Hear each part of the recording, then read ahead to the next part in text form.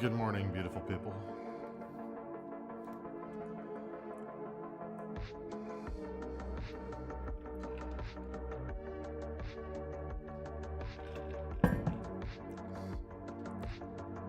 It's time for a long, boring rendering day. Ugh.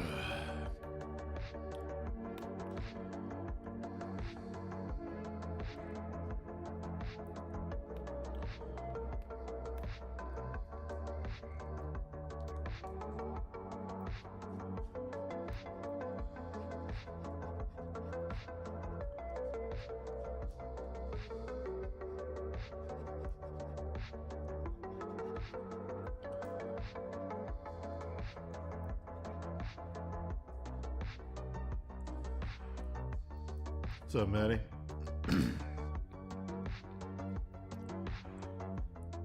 I hope everyone enjoyed my giant sausage charcuterie board on Instagram last night. That thing took took a lot of effort to throw together.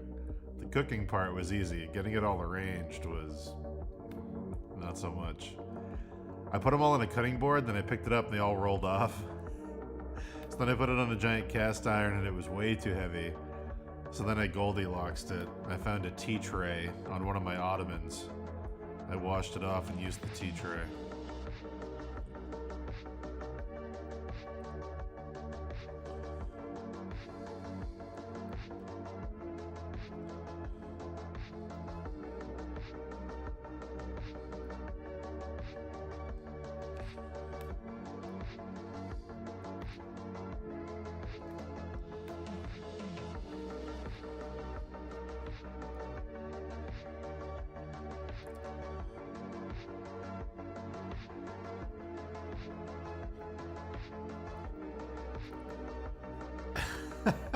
Thanks, buddy.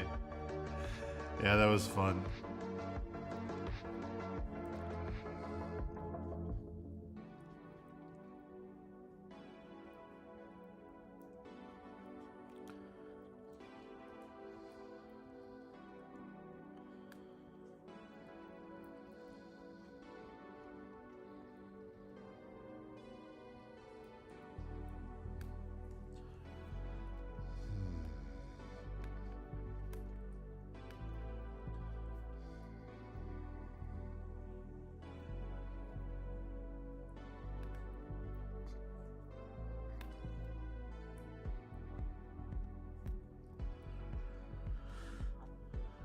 Oh boy.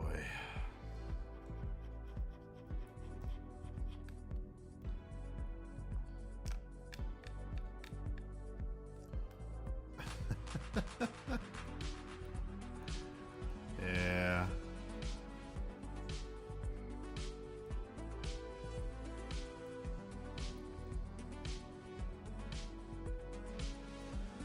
I like to cook, chat.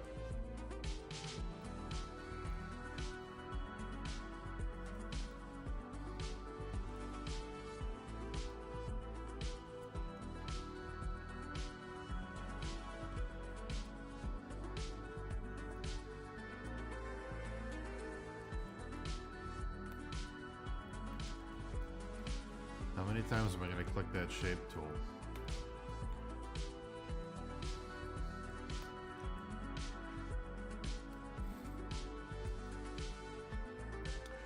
Again. Fucking A.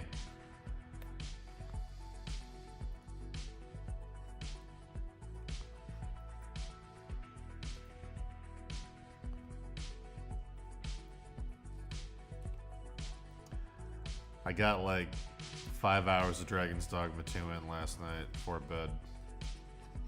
That's why this stream is starting at noon and not 10. Oh, it was good. Oh, it was good. The game is great.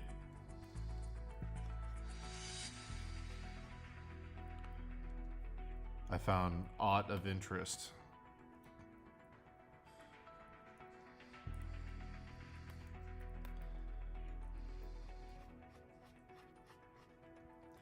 I will say they turned the party chatter up to 11 on this one.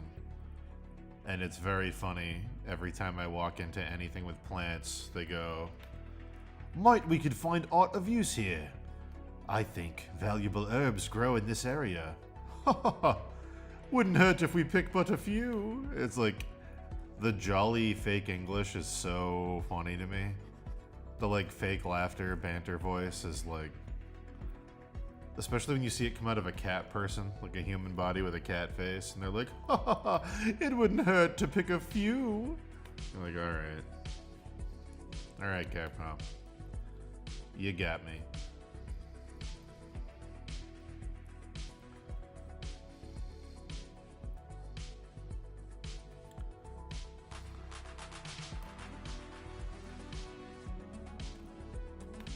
I also think it's very funny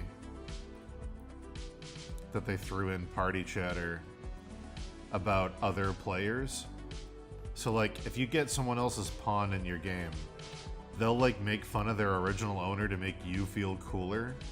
So they'll say stuff like, "Wow, I don't think my master in the other world ever would have found that item." Like, stuff like that. "Impressive. I don't think my other master ever could have survived such a feat." Like, oh, it feels so lame. It's like Capcom, like, patting you on the head and saying, "Good boy." It's just very, very cringy.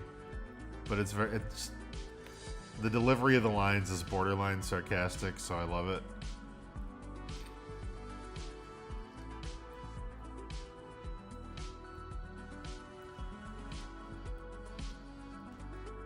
Mostly negative stuff on Steam? What's mostly negative? I thought the game was reviewing like 9s and 10s. What happened?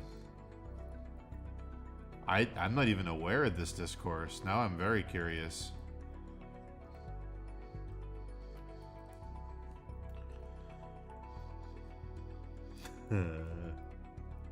Oh my god, Brendan, that's great. My favorite is in the beginning intro when the pawn falls in the water and the tentacles drag him down to drown, and he goes, "Don't come after me! Save yourself! I won't die, and when I come back, I'll be with you again." And it's like, oh my god, dude. This is fucking dark.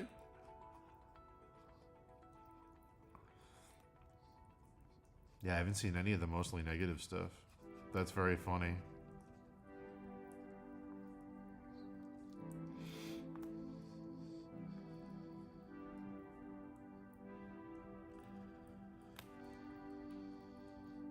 Yeah, some of them are they sound very sarcastic. They sound like you're paying them to be with you. They're like, "Wow, so impressive," or is it's got this weird tinge of like, maybe they hate you.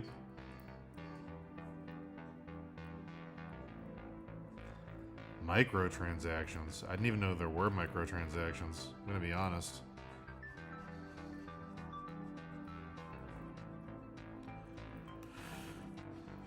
I haven't run into any microtransactions yet.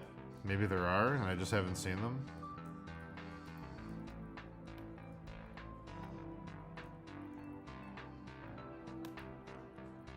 Yeah, it was very funny.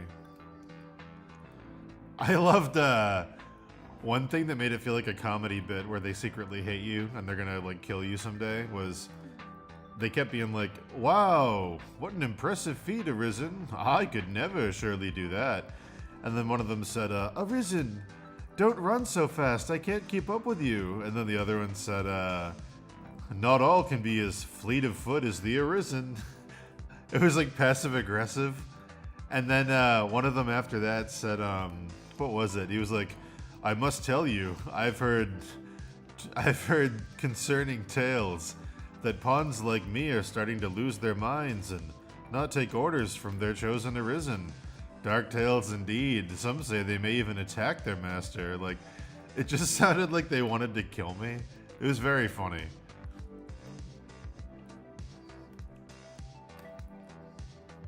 the delivery is just like, wow.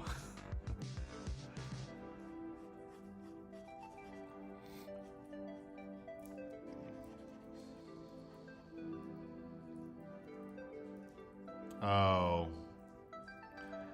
If you have to pay for fast travel, that's gross. Because that was the one complaint in the first game. Everybody hated how slow traveling was. Then they made it faster for free in the DLC. If you have to pay for that, that's gross. Yeah, it is very Westworld. That's a good way to put it.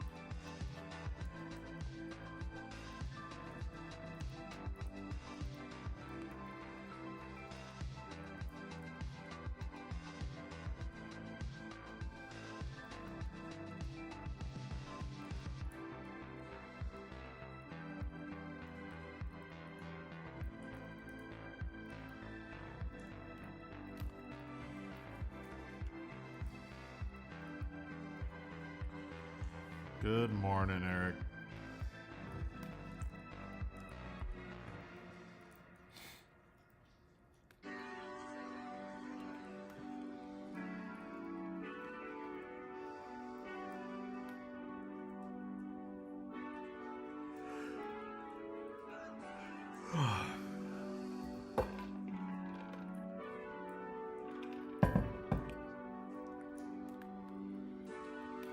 Having a hard time waking up today. It's all rainy and dark and gloomy here.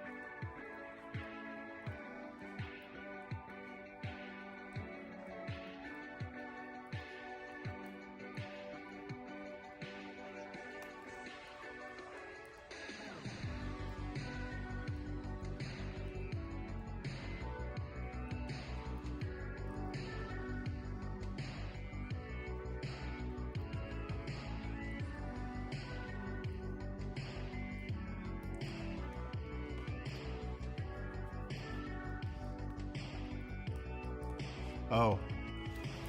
I didn't share that I was live on Instagram. I'll be right back.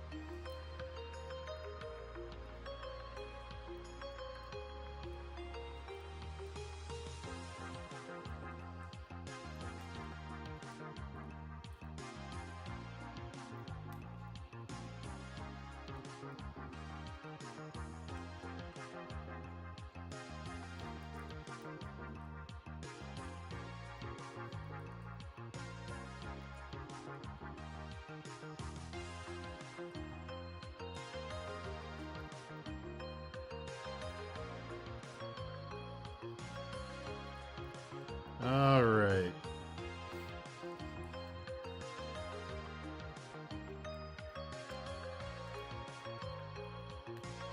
Cool. That's up.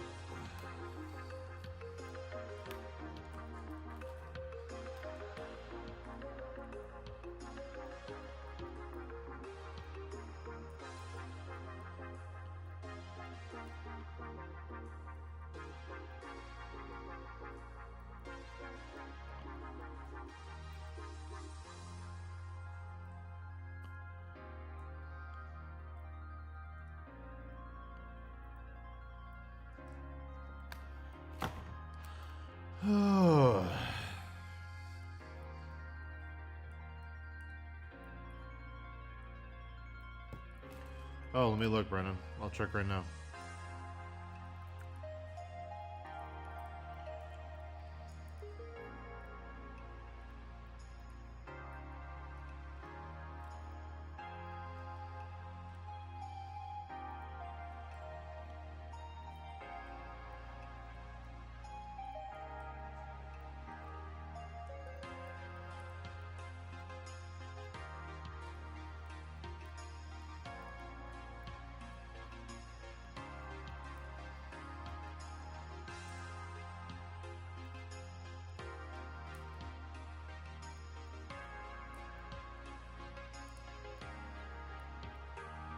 I did get it. I will save it. Thank you.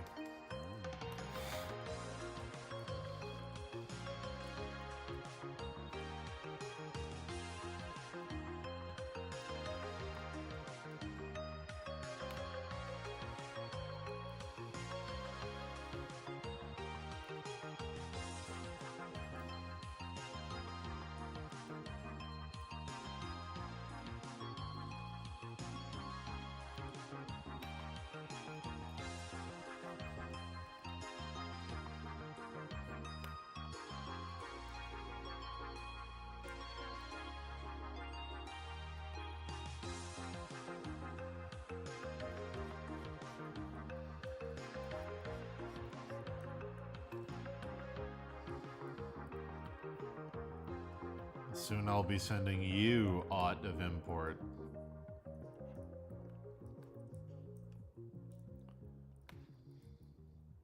Don't even get me started on aught of interest.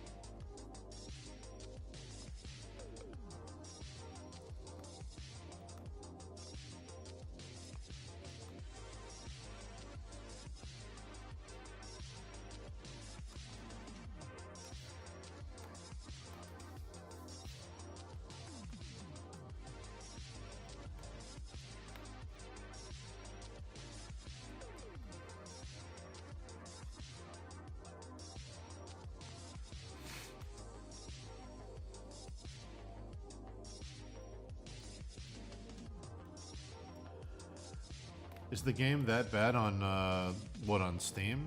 I have it on PS5 and I haven't run into any bugs yet.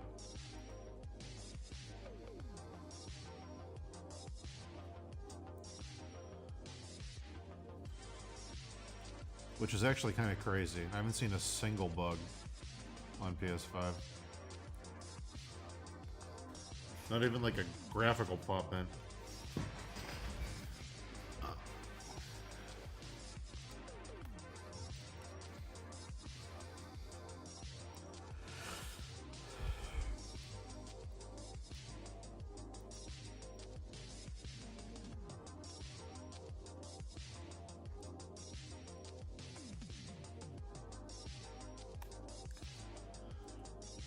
If you're listening in chat and you're near a keyboard, sound off on what you're doing today / what you're working on, whichever one you want to share. If you're not working on anything, that's cool. Just curious what everybody's up to.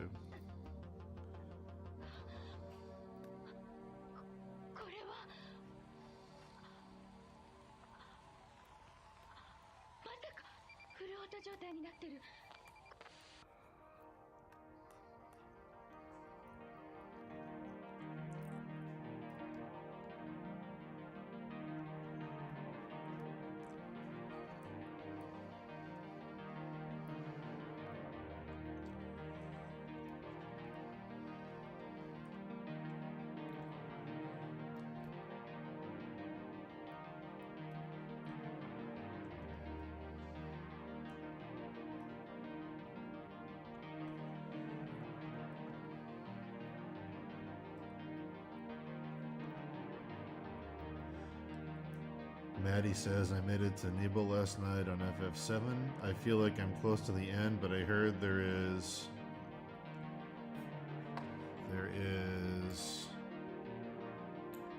Hold on. I'm on Photoshop. Let me read chat. Heard there's a date at some point, and I'm panicking. Alright, here's the tip for the dates. It's whoever you have the highest affinity with. So if you want it to be a certain character, go do all of their quests and unlock all of their synergy abilities. That's how to increase your chances. So if you want it to be Barrett, for example, unlock all of Barrett's synergy abilities with Cloud, and then go to every region, and every character has a quest in each region. You'll know it's their quest because their face is next to it in the HUD. Do all of the quests, and it'll boost your relationship with them. The only other thing you can do is every time you get to a set piece in the game, everybody will ask you a question, and your answer will increase that score. But you can't go back and replay those. So the easiest thing to do is reset your abilities, only get synergies with the person you like, and make sure you do all their quests. So there you go. And if you don't get who you want, Godspeed. I like that you're a Tifa stan, though. That's good. It's very good.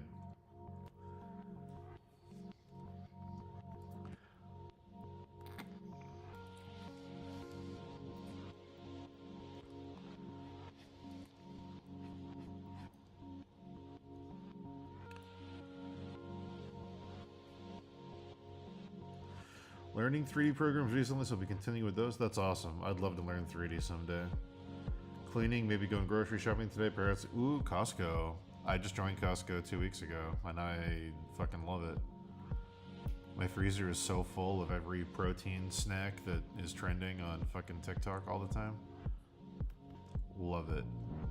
That's where I got a bunch of those sausages that you might have seen on Instagram. Oh, let's see. Grinding on character 16 to 30. Dude, good job. Halfway there. Fully done, or are you doing them in stages? That's really great either way. Painting of a giant spaceship being worked on in a hangar. Nice. My favorite parts of the old Gundam OVAs were always the wide shots of the Gundam like docked to a ship with people in spacesuits like in zero gravity, like welding it and stuff. Like those were, I fucking love that whole aesthetic. Let's see. We're gonna be finishing up an illustration for a TTRPG publisher. Shoulders and triceps at the gym. Nice. Babysitting post-surgery. I hope your cat's okay. That's awesome. Oh, man. Well, Capcom's usually pretty good about maintenance, so hopefully they patch it up. Capcom's usually pretty good about customer service stuff. Sorry you had that experience, though.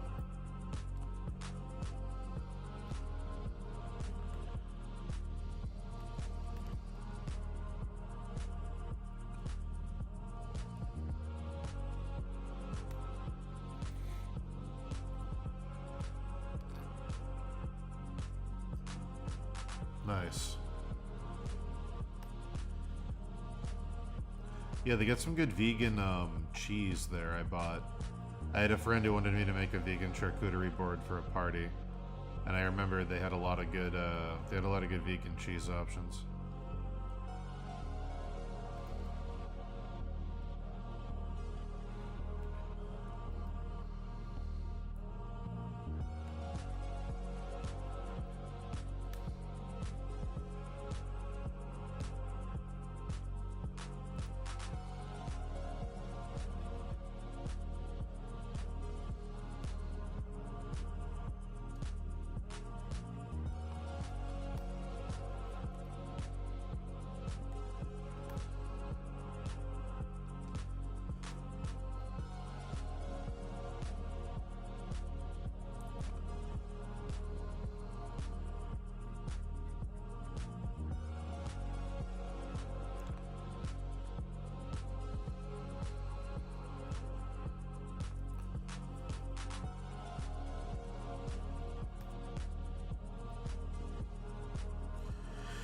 %, rendered, then each character a second day.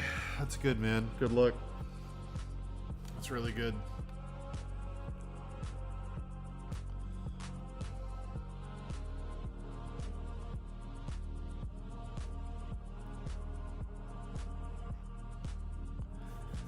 I do miss and I don't miss the days when I would get massive orders for characters like that. For fucking miniature Kickstarters. It was weirdly satisfying to grind on something and get it done when it's like ridiculously unrealistic. Just to be like, oh, I did that. But at the same time, probably took a couple years off my life, but I felt alive while I was doing it, chat. That's what matters.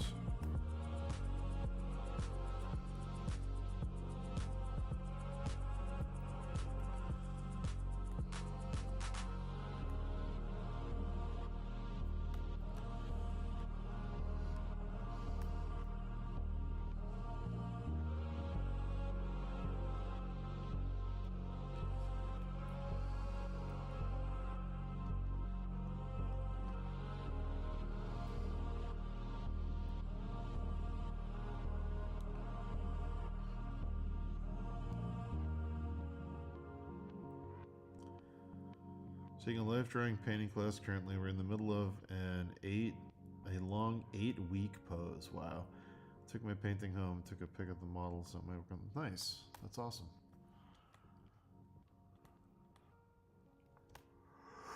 An 8-week pose. Guys, I'm gonna be yawning a lot today. I'm sorry. It's so dark and rainy here today. Like, not enough. There's no sunlight, and the coffee is not doing the trick.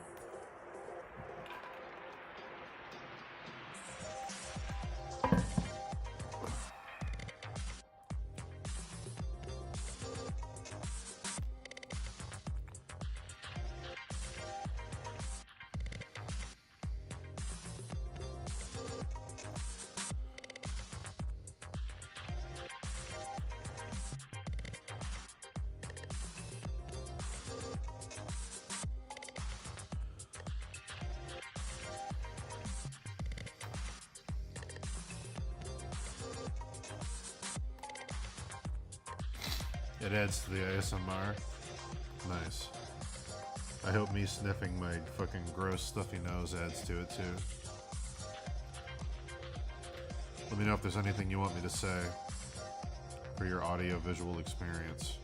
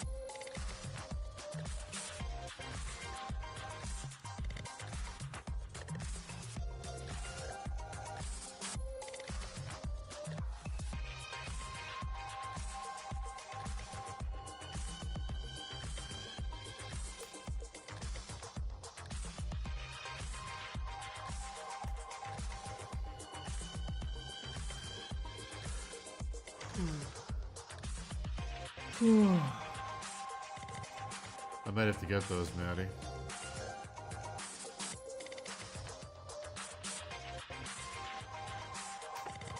You still curious about which female character was promoted to a main cast member? Well, I'll tell you that she's in the background of one of the issues. Specifically the issue where Morgan has a gang rally to get all the monsters to go to war for Dracula. She's in the background of that. She shows up for 1 second. And she's a character that we had written a bunch of material for that wouldn't fit into book 2. So we were like, oh, we'll put her in book 3. Book 2 was already over 400 pages. So she's in there as a little cameo. And she's a full character in book 3. And she was a huge part of the TV show. She had 3 episodes of the season dedicated to her. She was a main cast member. And yeah.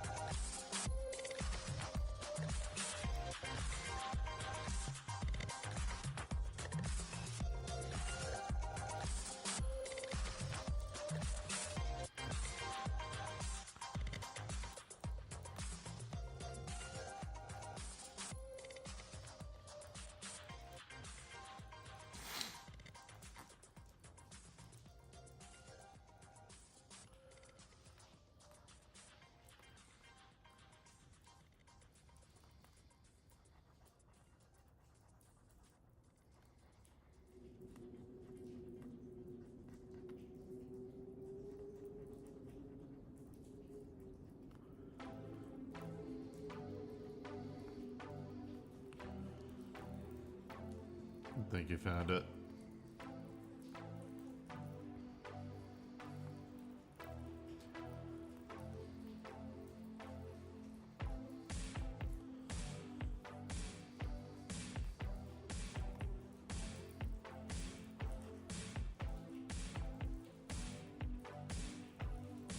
Trying to think of monsters that would be funny to write from a female perspective. And the trope that I always come back to that is so funny to me is the Spider Queen, where it's like a sexy woman from the waist up, and then below the waist it's a gross spider. The idea being that some adventurer sees a sexy spider lady and only sees the lady part and is like, oh my god, ooh. Like, oh, I'm gonna get some action, and then they go and it's, you're a spider. Like, that trope is so fucking funny to me. And it has so many parallels with modern dating, with topical political issues, with fucking just social dynamics in general. What spiders do to their partners scientifically is very funny. So yeah. Spider Queen.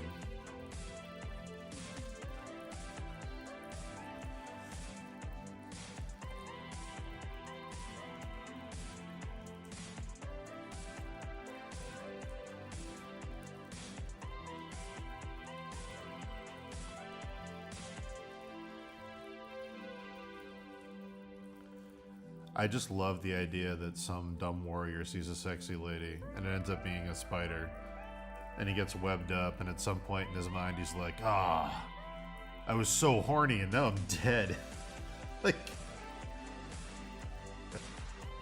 ah, man, all these muscles and all this armor couldn't protect me from my own horniness. Oh well, guess I'm fucking dead now. It's such a good trope.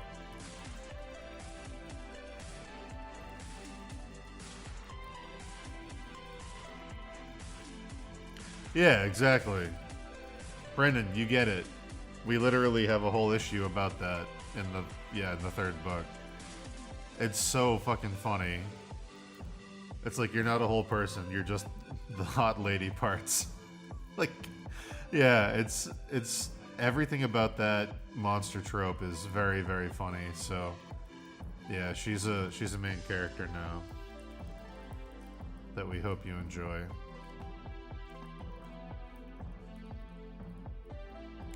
Oh my god, I know. And they were like, what if Shelob was a hot lady? What if Shelob had girl boss energy? Hey, you know that giant tarantula demon spider from Lord of the Rings? What if she was a girl boss and also a witch? What if she was a hot goth chick with issues? That sounds like the spirit of J.R.R. Tolkien for sure. That's definitely what he would have wanted. Yeah, that was what you call a corporate decision. Yeah, we get some fucking sex appeal in these Middle-earth games. You can turn that spider into a hot bitch. Put some tits on that spider. We gotta sell some copies.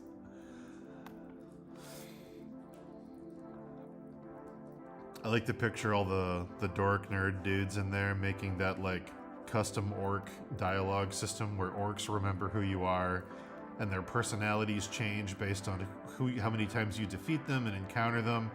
I like imagining everyone in there being super proud of their like dynamic orc evolution coding, and some jock CEO guy comes in and he's like, "What you spent all this time making orcs remember who I am? Fucking put a hot chick in there, dude. It's fucking lame." Like, that's very funny.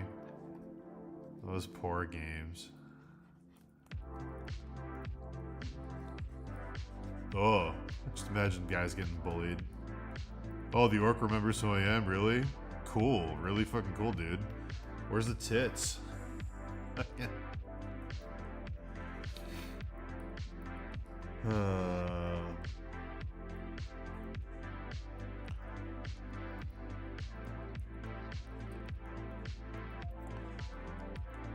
I'm thinking Mothman, but Mothman with a Latina booty that knows how to throw it back. Can we get some of that in there? Can we get some of that energy, please? Guys, hear me out. It's Mothman, but it's a she, and she fucks. Like, just hear me out. Moth woman, and she's hot.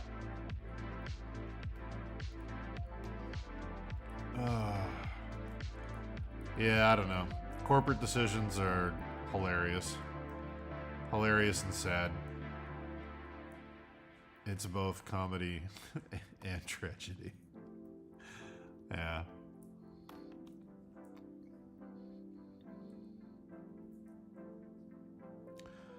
Yeah, it's very like Sweet D from Always Sunny or Elaine from Seinfeld, where it's like, we just need one, guys. I don't know.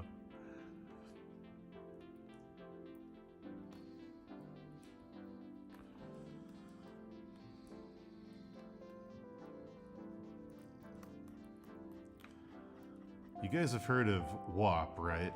Wet ass pussy. What about wet ass thorax? What about Watt? It's a hot spider, guys. Get on board. Get in or get out. We're doing a hot spider.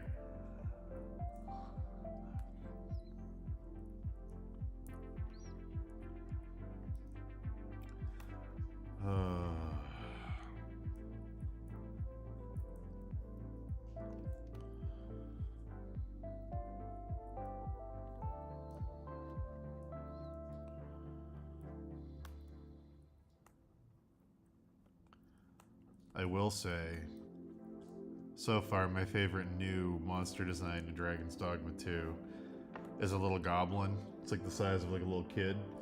And he has a human-sized shield, so it's too big for him, so he holds it like a plate in front of him. He holds it like this with both hands and walks around. I thought that was very cute.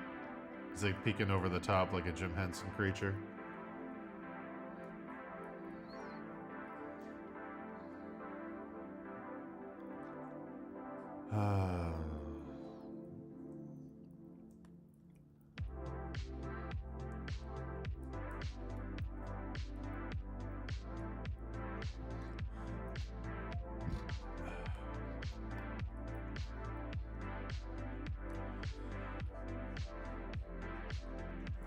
Dude, what is with D&D and sphinxes? There's so many weird sphinx things in the monster manuals. If I had to get... I might answer my own question here. If I had to guess, classic like 70s Gary Gygax D&D was less about the combat and more about the fucking lame thinking stuff. So maybe it's because of the riddles of the sphinxes. I know what this dungeon needs. Needs a hot riddle. Ah, I'm gonna perplex all my players. Fuck. I'm gonna stretch all their minds. Yeah. This riddle's gonna destroy them. Yeah, there's a lot more of that.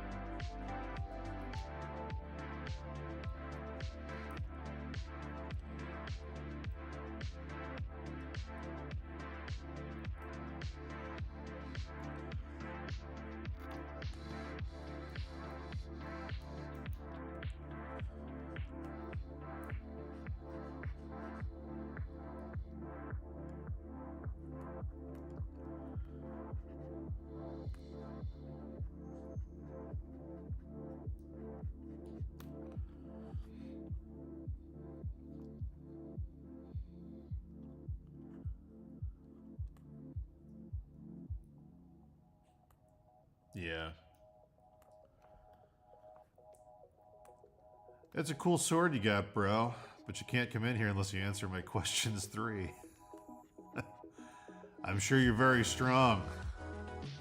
Unfortunately for you. If you guys don't know about this, me and Dave have talked about this before.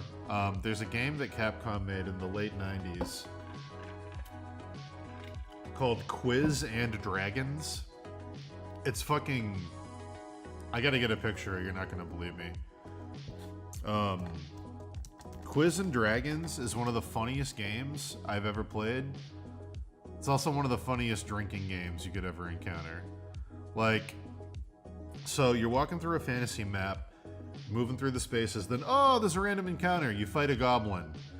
The goblin jumps up and it's like, ha ha ha, you've trespassed in my forest, human. Now you will die, unless you answer my riddle. And the riddle is shit like this. It's, which film star made an early movie appearance with Francis the Talking Mule in the film Francis in the Navy? Then you have to answer, was it Clint Eastwood? Was it Charles Bronson? Was it Bruce Lee? When you answer the question, the warrior swings the sword and the monster's like, oh, your knowledge is so good. Move along, warrior. Dude, this game is fucking wild. All the questions are about modern pop culture, but it's in a D&D dungeon. It's... holy shit. And the best part is some of the answers are wrong. One of them was like, which member of the Beatles was assassinated? And it said Paul McCartney. And me and Dave like threw up, we were laughing so hard. Dude, that game, Quiz and Dragons, holy shit. What a perfect encapsulation. Oh my god. Because the first time we played it, we didn't know what to expect. We like ran into a dragon and it was like, foolish of you to come here, mortal. Now I will eat you alive unless you can answer my riddle. What is the capital of Alabama? Like, what the fuck, dude?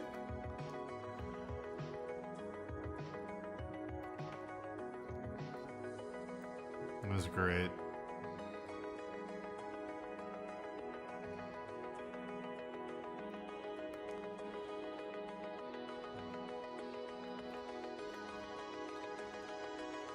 Maybe we'll play it on stream sometime. That would actually be a really awesome stream.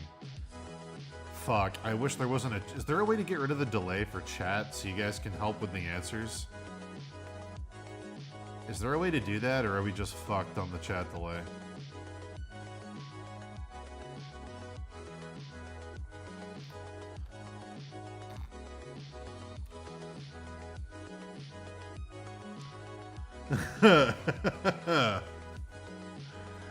Yeah, that game is fucking amazing. And it's all from like TV shows that aren't relevant anymore, so like I've never even heard of some of them.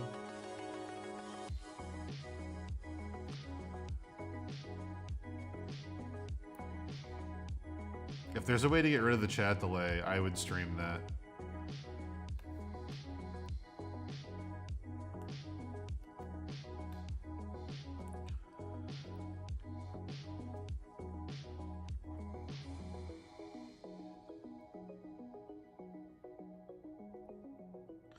Is it a setting? I don't think it is, because I wouldn't, unless it's a default thing I didn't notice. I can check. I don't think it's a setting. Maybe it is.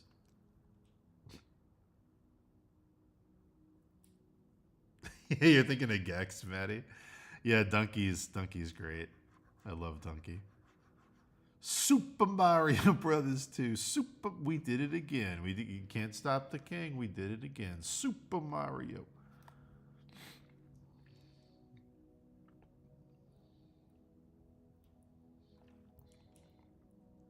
Yeah, Gex is like all pop culture references that nobody cares about anymore.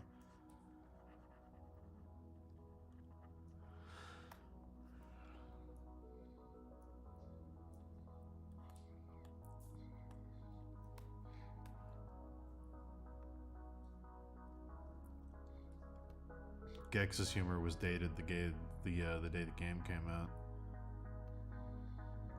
I remember as a kid not even understanding Gex.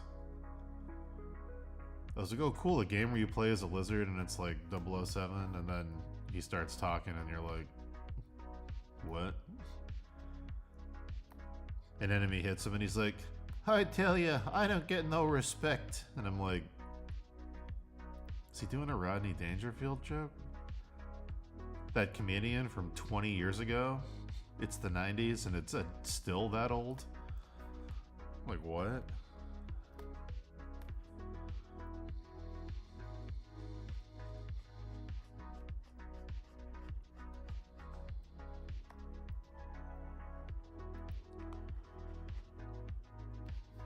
I mean, really, when you think about it, Gex was kind of the Deadpool of geckos. You know what I mean? Breaking that wall. Looking at the audience and going, who's playing who here? Am I right?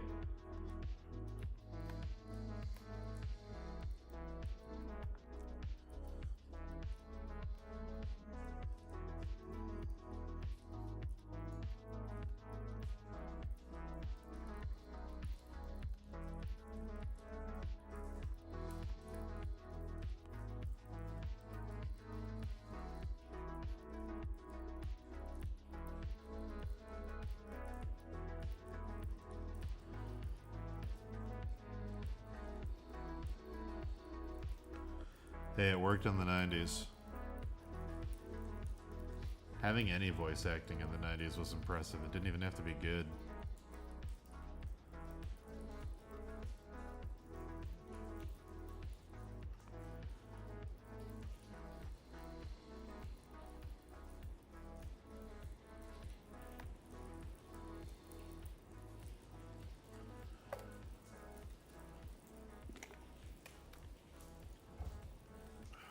%, Eric. Another common Capcom W.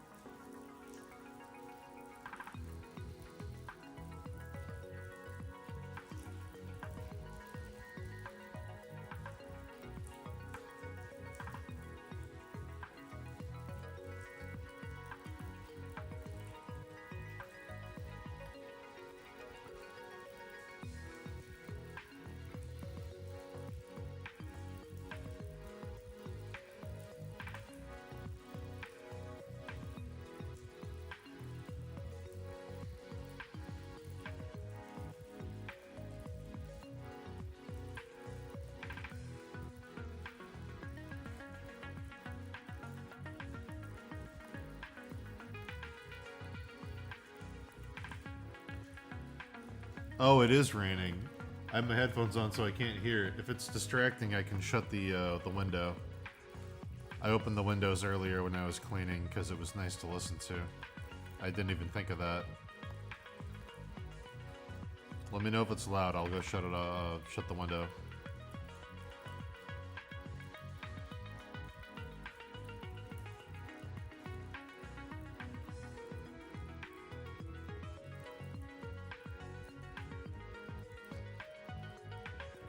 Unless you guys think it's peaceful.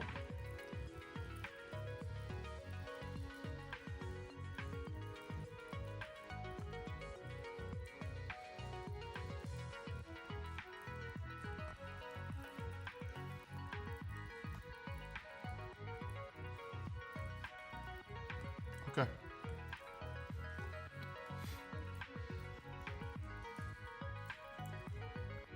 I can turn the music off, and we can just listen to the rain.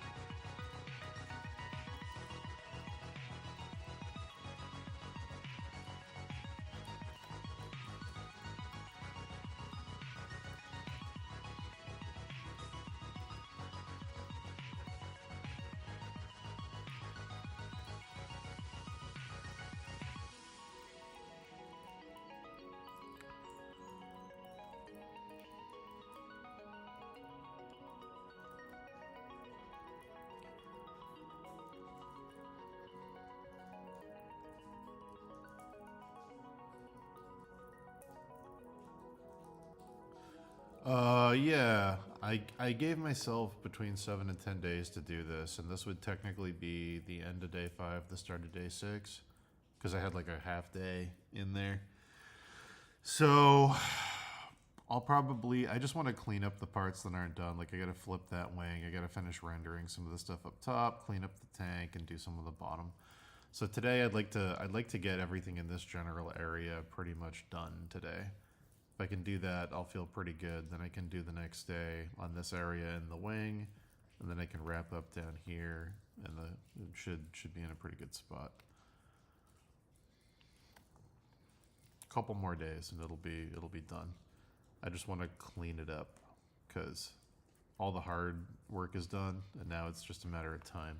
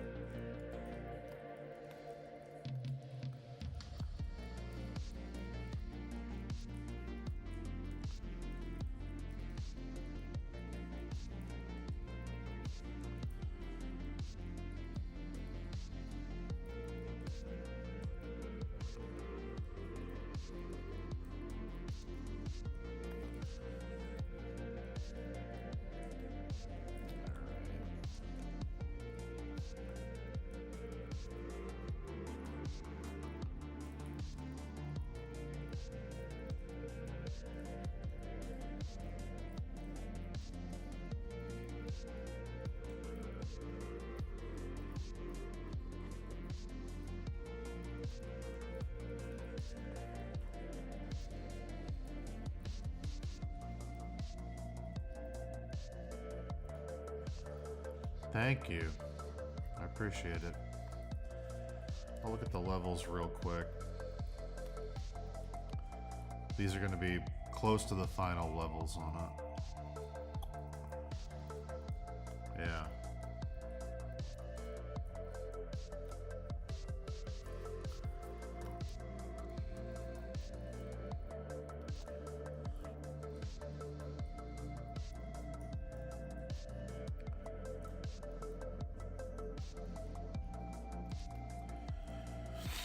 Should I do one of those cringy painting reveal vids where I turn my canvas slowly for Instagram but always do well on reels? My husband says no. Jessica says I should embrace the cringe. Always embrace the cringe. What do you mean? You're asking a guy who did a combined 32 hours of audiobooks where I do all the monster voices if you should embrace cringe? What do you, like, always embrace the cringe. 100%. If you don't embrace the cringe will embrace you. So do it on your terms, okay? Control it. Wield it. Because if you don't, the cringe will find you on its terms. And who knows how bad that's going to be. It's true.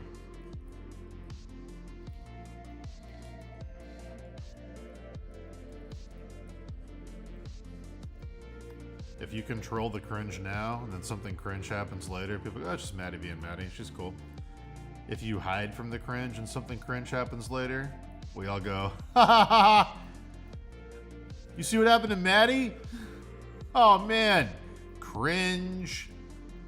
So embrace the cringe now. Well, it's just Maddie being Maddie. It's cool.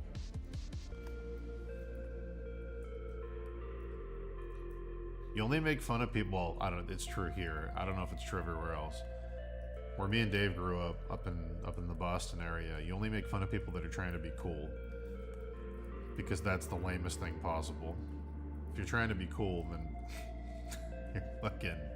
It's the lamest shit you could do.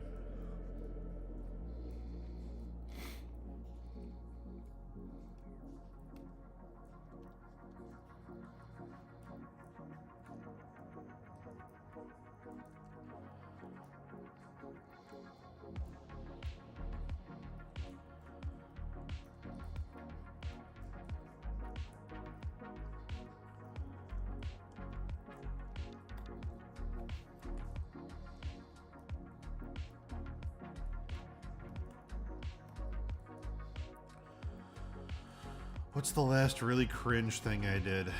Let me think. Oh, last night when I posted a photo of that thing I cooked on Instagram, the cringy thing I did was I used an exclamation point in the description. So cringe. It's the difference between a sentence that says, so easy and I recommend trying it. Put an exclamation mark on the end of that. So easy and I recommend trying it. Like, cringe.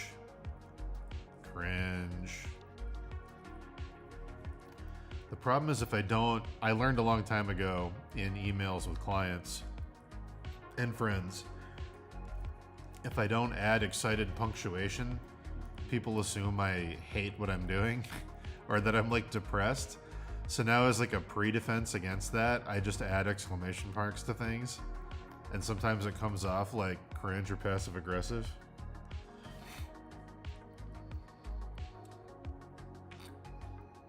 Cool kids is a kid walked in wearing like a backwards hat, trying with like a baggy whatever, and he was like doing that like kind of strut walk, and one of me and Dave's friends walked up to him and just batted the hat right off his head. Everybody started laughing at him. Kid never recovered from that, but it's his fault because he came in trying to look cool.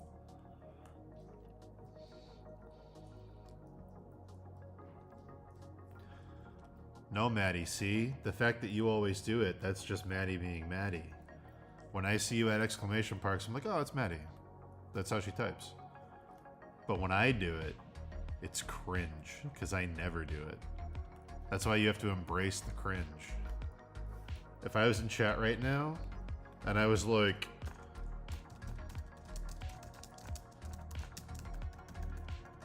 if I did that, cringe, because I never type like that. But if I did, it would just be me being me.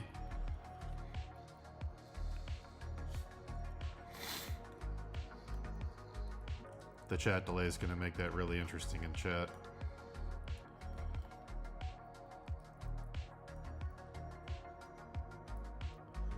Oh, Eric, you're talking about my good friend Jon Lossel, and I will not have his name besmirched. I love you, Jon. I love you. You're a kind man. Your work is hanging in my home, and I will not allow Eric's insults to stand. I won't allow it.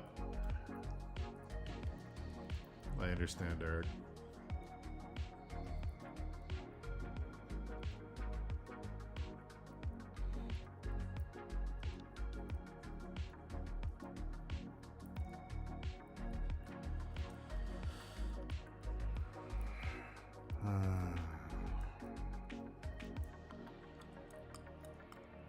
I understand, Eric. I do. Okay. Jon wouldn't have survived it growing up in Boston, okay? But he's from France. He's allowed to do that shit. It's different over there.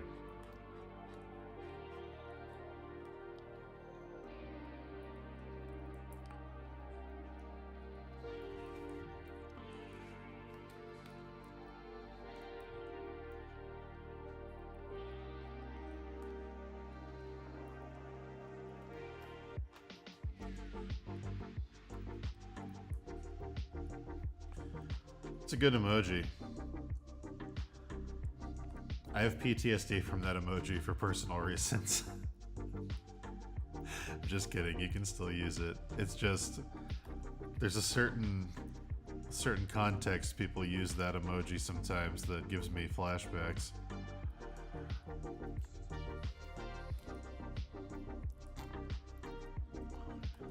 Let's just say you see that emoji on Tinder a lot.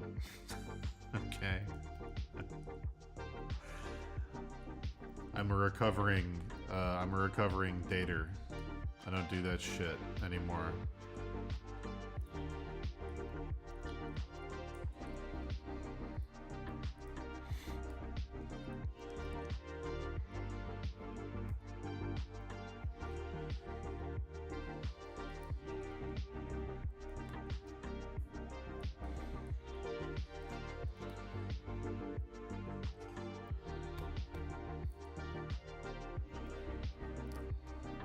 That's true.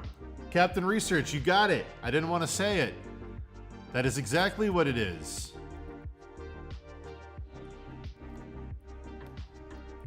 I'm so glad we're on the same wavelength, Captain Research. We're understanding each other today.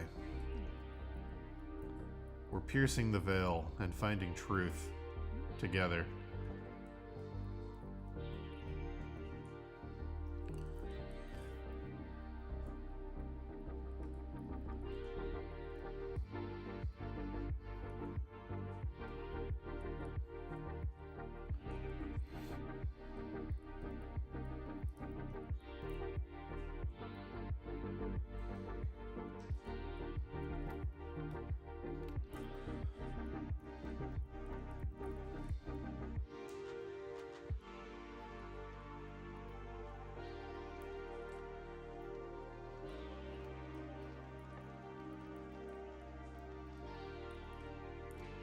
You mean it's rough out there, Maddie?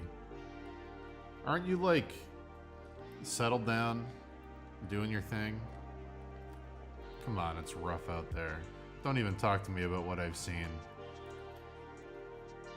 It's like a draft dodger talking to a Vietnam vet. I'm in these trenches. Don't...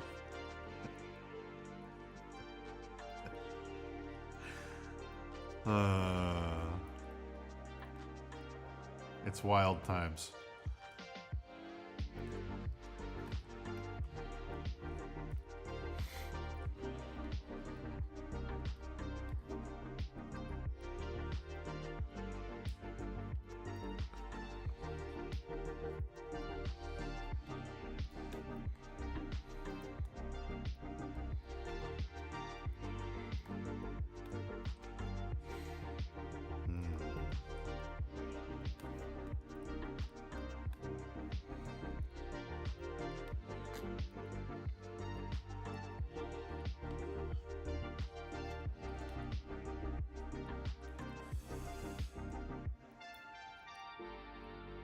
This 3D model I'm pulling all this bio stuff from is so random. There's so many weird little textures on it. I don't know which ones to steal.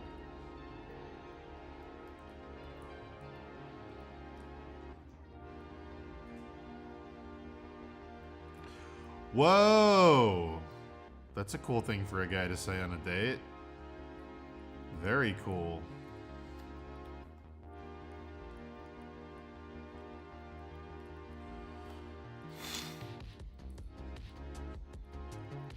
It means the guy thought Maddie was catfishing her. He thought that Maddie's pictures were hotter than Maddie, which is insane. Because Maddie isn't a catfish. So, yeah, I don't know. It might have just been a guy negging. A lot of guys do that where they, you know, look for insecure girls that won't say no to things by insulting them and seeing which ones let them do it. A lot of guys do that. It could have just been that.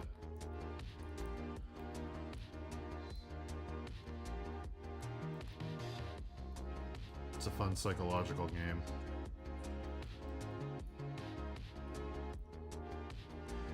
Maddie, honestly, he was probably negging you because you're not a catfish. He was probably trying to see if he could manipulate you into apologizing for deceiving him. Your bottom half is a spider. Yes, exactly.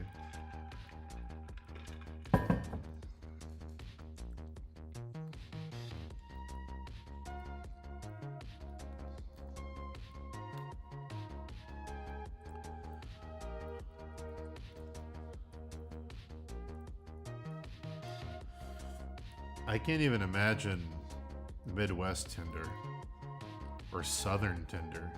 I'm on Northeast Tinder, or not anymore. I haven't been on Tinder in over a year, but Jesus, I was on fucking Northeast Tinder. I can't even imagine, like, what's Alabama Tinder? What's Kansas Tinder? Like what? Oh boy.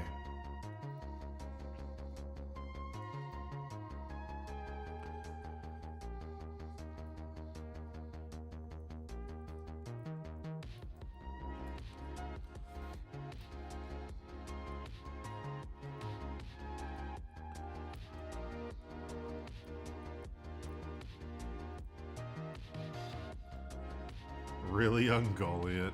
There you go.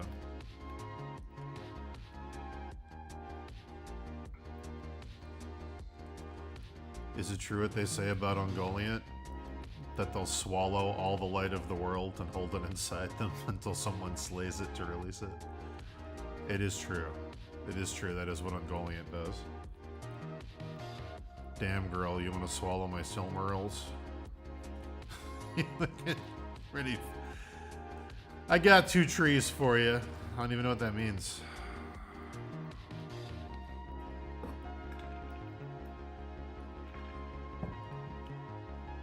Ugh.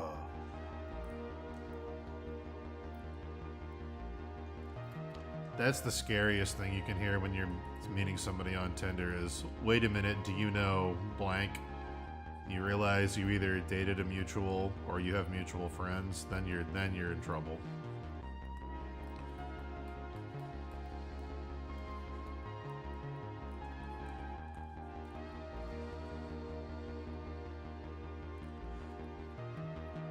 It's true.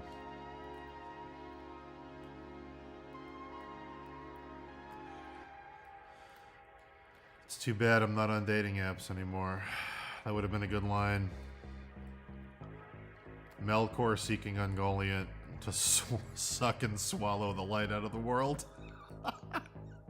That would have been good. That would have been a good filter. Anyone who understood that reference would have made the cut.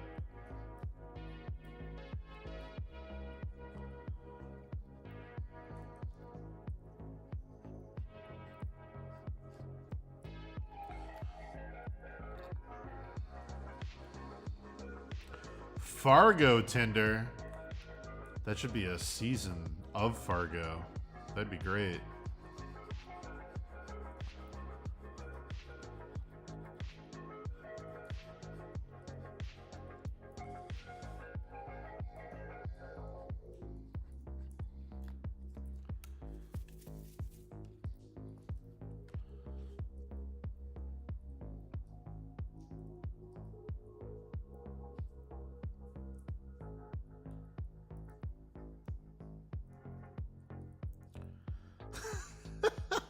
Looking for 9 nasty Nazguls to get down for good time. Absolutely. Looking for 9 nasty Nazguls to chase a halfling. Looking for 9 nasty Nazguls to track down my short king.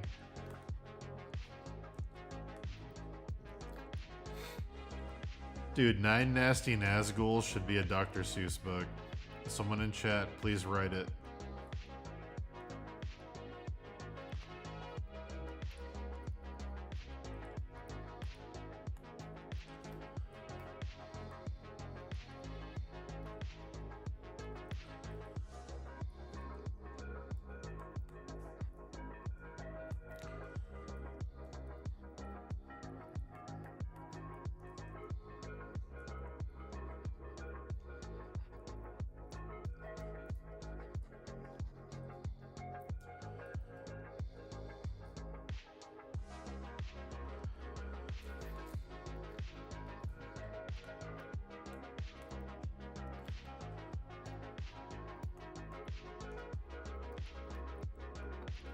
Short stack goblin.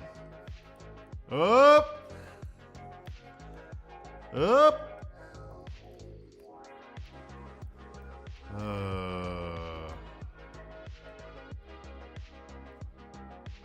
Never in my life have I heard the term short stack used for anything other than pancakes until that moment. And now it will only mean that. It will never mean pancakes again. Ever.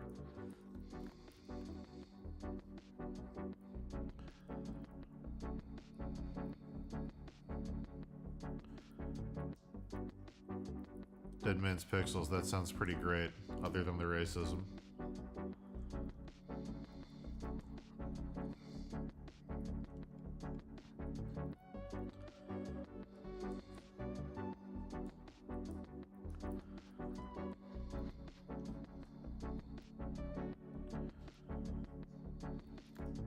Wow.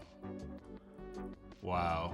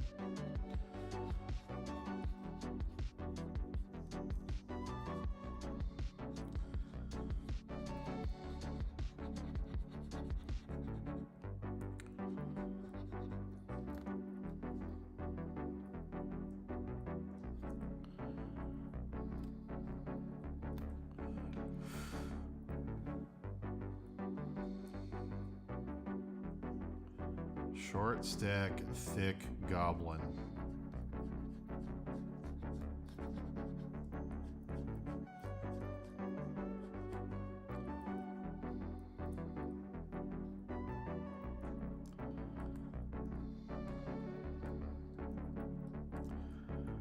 Now that's a Tinder profile we should make, chat. Short stack, thick goblin.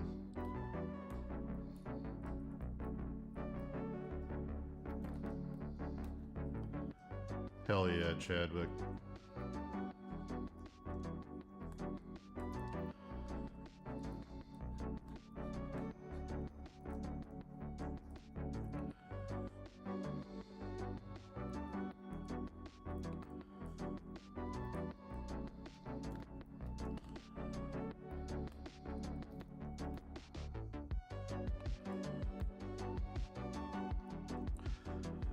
I got invited. This is a true story. This is gonna sound made up. Last night at this party I went to, I got invited to something called the Secret Squirrel Society. So apparently,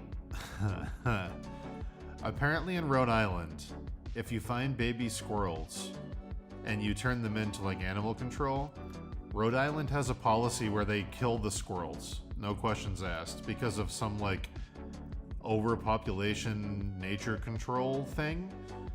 So as a result of this, these aren't my words. This is what the person who invited me to it described it as. I thought it was fucking hilarious. I just want to make it clear, this is not my description. They said it's an underground railroad type organization to sneak squirrels out of Rhode Island and bring them to friendly states. And I was like, I don't know if you can use Underground Railroad for squirrels, but like I get what you're saying, but like maybe don't do that. And so obviously I said I would join it. I was like, if you got baby squirrels and you want to bring them to me, I'll take them. Like, holy shit. Was that funny? Do you want to join the Secret Squirrel Society?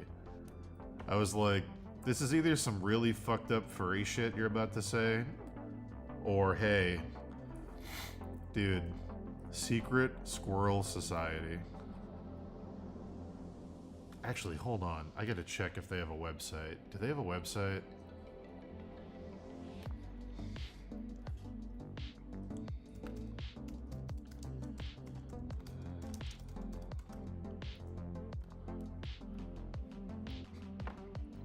Holy shit, they do. Oh my god, it's a group on Facebook. And it's an Instagram group. Oh my god, it's real. That is so fucking funny. I'll let you know if I get any secret squirrels chat.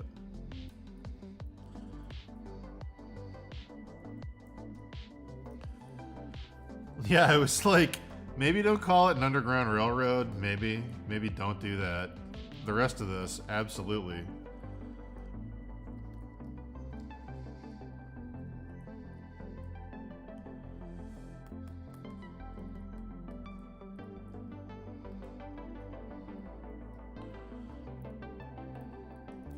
I've raised probably 10 baby squirrels across my life, but I've never been part of a secret society.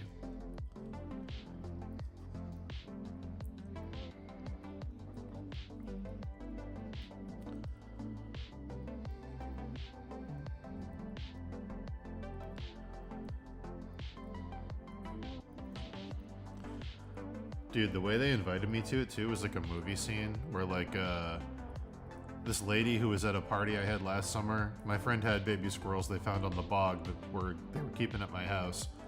And at the time I had no idea that I was hanging out with a freedom fighter. But so I was helping clean the kitchen, and the lady who had been at my party did this kind of thing, like to her daughter, like nodding her daughter over towards me, looking at her daughter going like this towards me.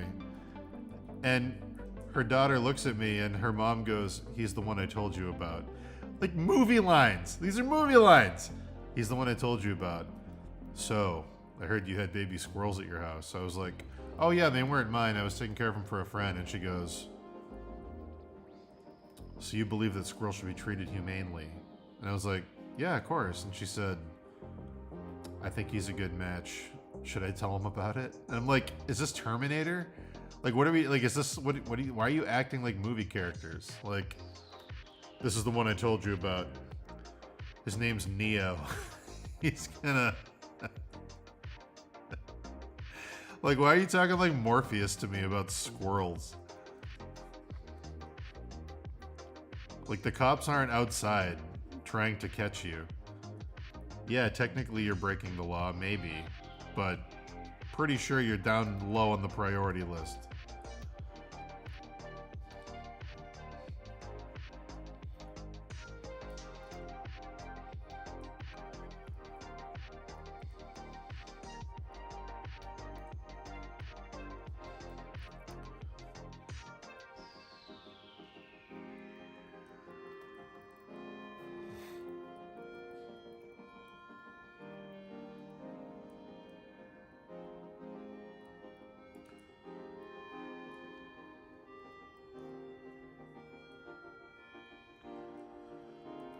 Okay, so a coworker mentioned that he was buying his first fursuit in a meeting at work once. Does that seem strange to do at work? I mean, you're in California, so the Overton window for strange is very, very far to one side.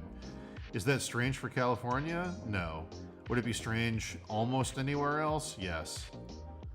Unless the meeting was literally about something to do with furries.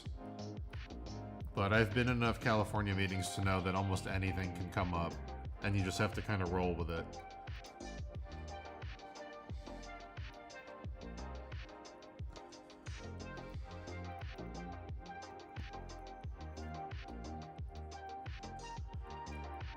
I was in a meeting with some California people once, and one of the people went off script and started, so, I wanted to let you guys know that my partner and I are opening up our relationship this week. We're very excited. I was like, what are you...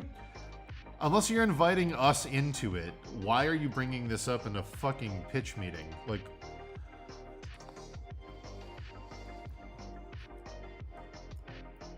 Yeah, California's an interesting place.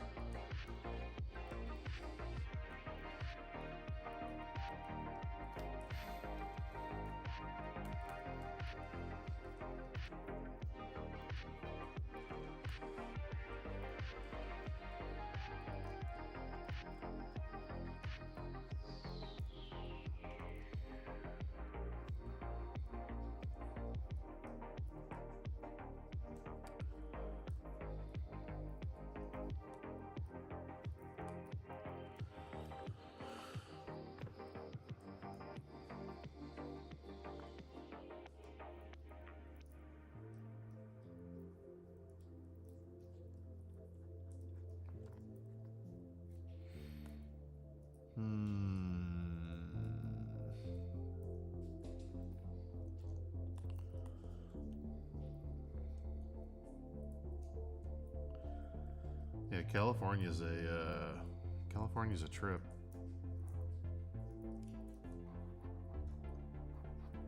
The lack of like social boundaries with conversation stuff is fucking crazy. As somebody who grew up where I grew up.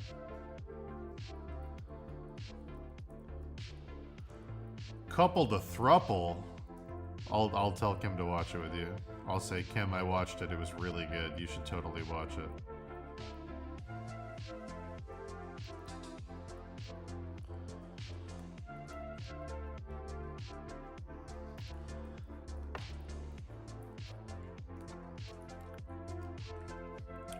I mean, I'm not gonna judge. I have friends who are swingers, and they seem happy, but I don't know.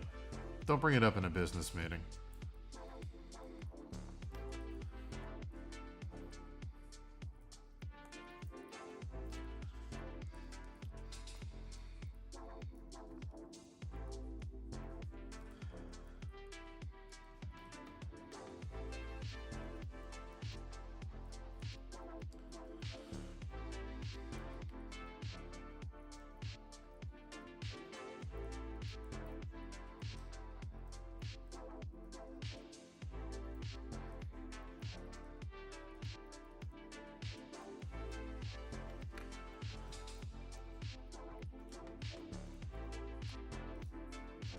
Man, speaking of Tinder, it was a shocking amount of the stuff I got on Tinder was women who would tell me after talking for a few days that they were married and their husband wanted a large lumberjack-looking bearded man to to do things in front of them. And I was like, why do they always wait a few days? It's like reeling you in. It's just bait. You're just always waiting for the other shoe to drop.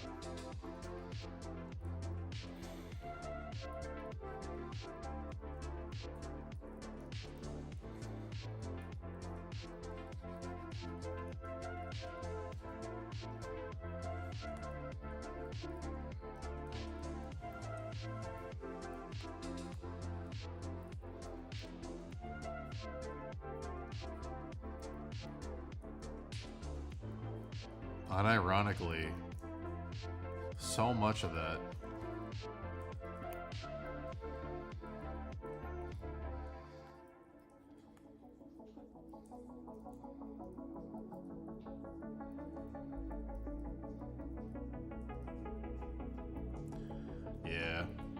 There's a lot of that. There's a lot of people looking for unicorns nowadays.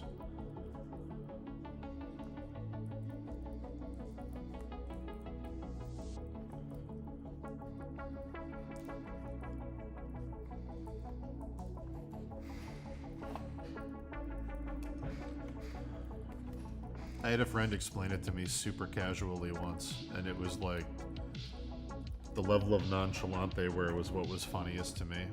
He was like, yeah, you know, my girlfriend's bi, and obviously I'm not a woman, so like, you know, if she has that urge, you know, I totally sympathize, because it's like, I think about like, what if I needed to fuck, and I couldn't fuck? And like, you know, I can because I like women and I have her. But like, and you know, if she wants to fuck a guy, she's got me. But like, if she wants to fuck a woman, then she's like, you know, what am I gonna do? Tell her, honey, you gotta ignore that urge? I could never ignore the urge if I wanted to, like, you know, fuck a woman and I wasn't allowed to go out and find a partner. Like, that would drive me fucking crazy. So I'd be a hypocrite if I didn't let her have that. And, you know, I don't get jealous. I just tell her, like, you know, if you're gonna do it, just record it and fucking, you know, let me watch it. I'll fucking jerk off. Everyone's happy. I was like, whoa! It's like, that's so wholesome, but also, geez, dude, I didn't need to know all that. But also, it sounds like a good dynamic you've got going on, and you seem very understanding, but also, yikes. But also, you seem like a pretty good boyfriend for her, but also, geez.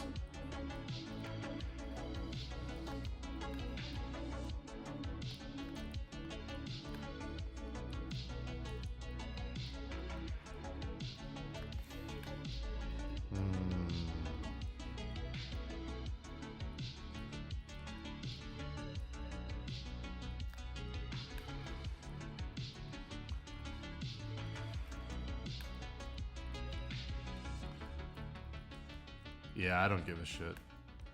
If it's consensual, no one's getting hurt. The problem is, I always assume someone's lying about being hurt. I always assume they're like, no, I'm fine with it. And deep down, they're like dying inside.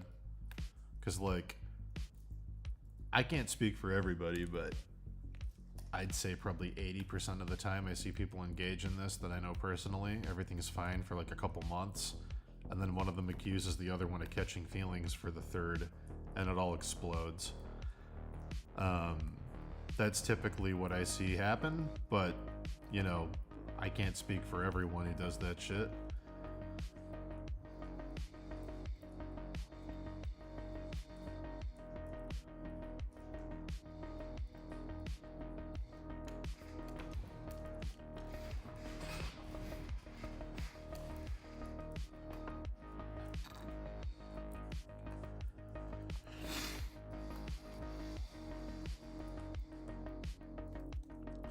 To me, it's all cope.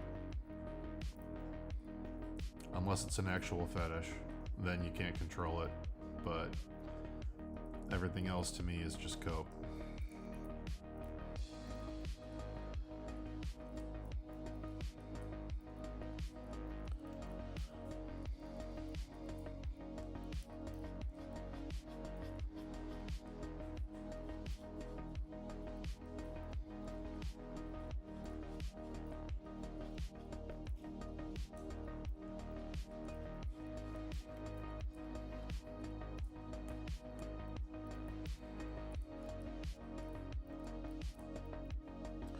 Yeah, I've heard that, Miguel.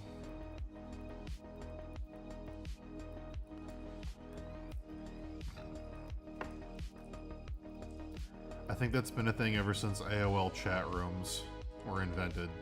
The roleplay, multi-partner cheating fantasies.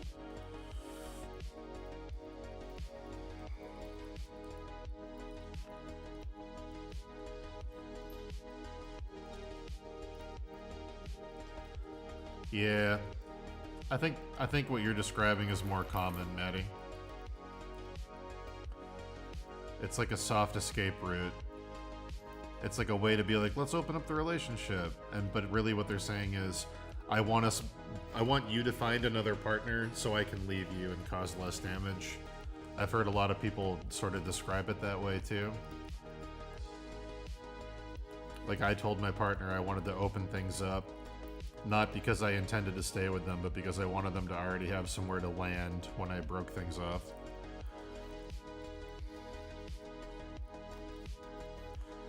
And like, I guess in a weird way that might be compassionate, but I don't know.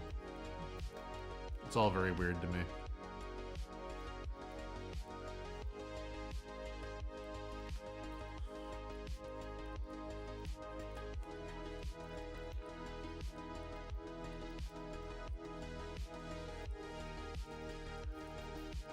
Yeah, it's very weird. It's like you're thinking about your partner and not wanting them to be alone and wanting to minimize their pain, so it's compassionate in a weird way. But also, you've already given up on the relationship and you're lying to them about that. So it's also kind of just brutal and fucked up. So it's weird. It's both. But I mean, you can know that someone's not healthy for you and want to leave them and still care about their well-being. Like, both of those things can be true. So, yeah.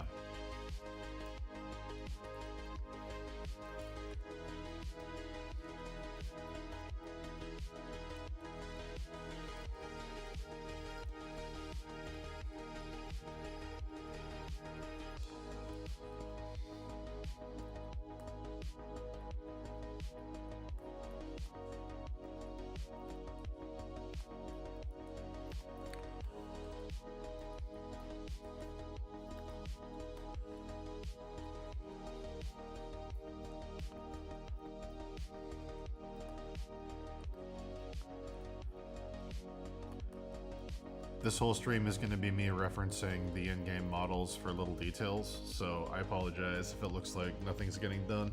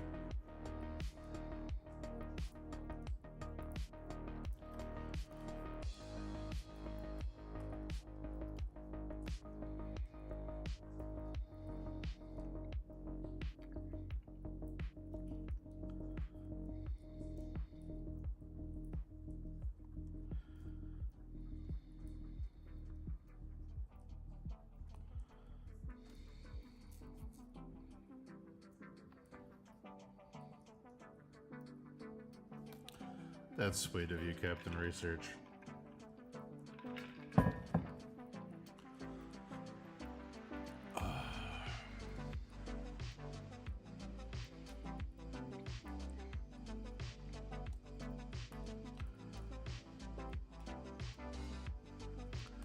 The way they render these weird, like, pus sacks is so specific. I'm just trying to get it to look kind of correct.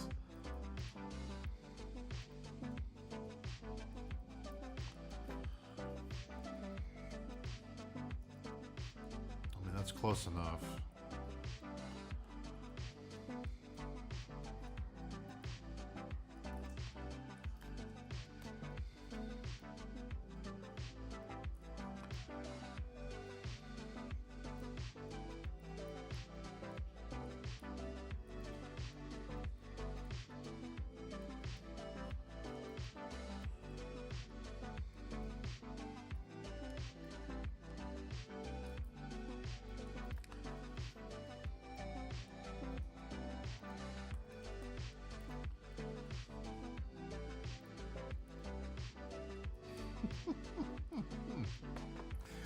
That's a pretty high bar, Shays. I don't know.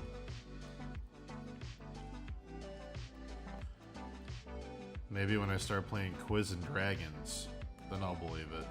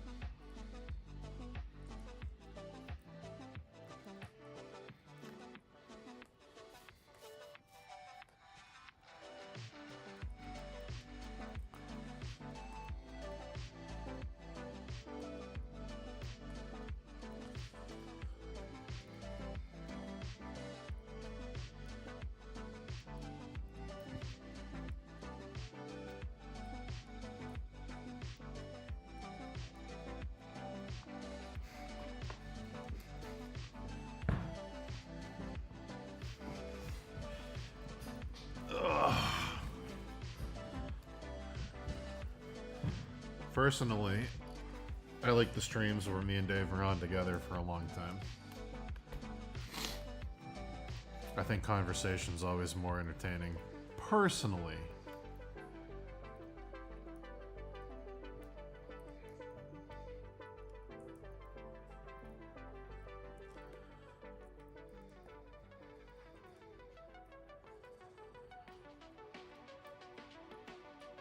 When I'm here without someone to talk to, I can go into the render zone and not talk for like 30 minutes at a time without realizing it, which I'm sure can be pretty boring.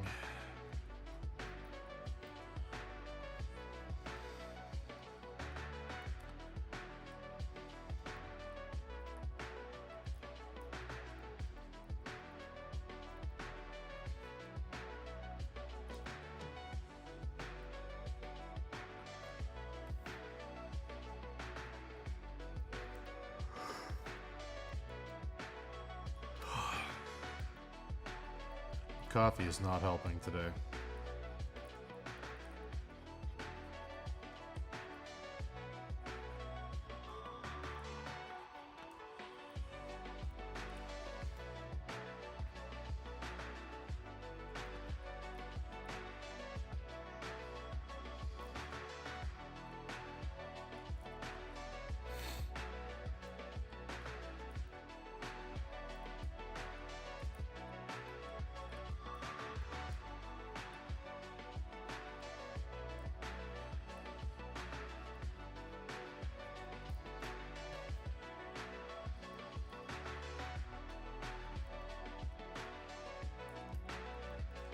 Oh, Mousetrap.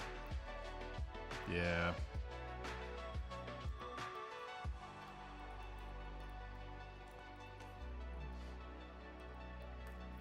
Yeah, Mousetrap's a special kind of hell. I love Mousetrap.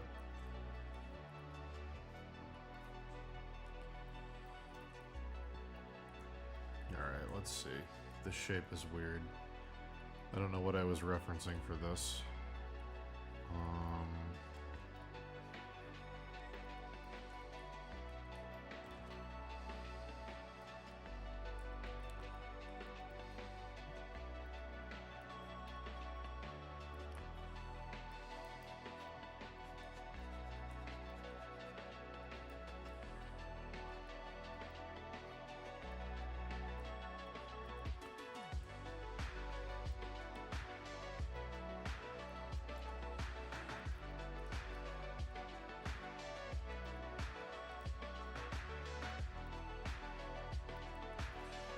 Well, Maddie, I got good news for you. I'm going to be streaming basically every day for the foreseeable future. And starting, I think next week, I'm going to start having guests on to talk to. Starting with my good buddy, Adrian Bauer, who is a video game designer at D-Pad Studio, one of the creators of Owlboy. And also, I believe Robbie Trevino, who's an illustrator, old friend of mine, is going to come on. And also Dan DeSalt, who's another illustrator who works with me on stuff for Capcom and Square Enix, is going to come on. And I was going to reach out to Keikai Kitaki, because we used to stream a lot together back in the day. I wanted to see what he's up to, and see if he'd be down to come on, so... It'd be nice if a couple days a week I could have someone here to chill with during work sessions. But, yeah. I think Fezbra is gonna come on and talk sometime too. I did his podcast like a month ago, 2 months ago. My sense of time's all fucked up.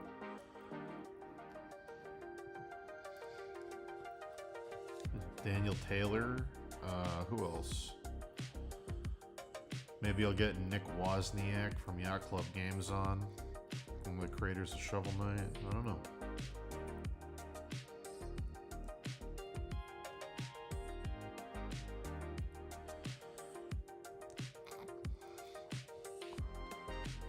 Obviously, at some point, Dave will be on. He's recovering from a massive series of deadlines right now, so I'm just letting him do his thing.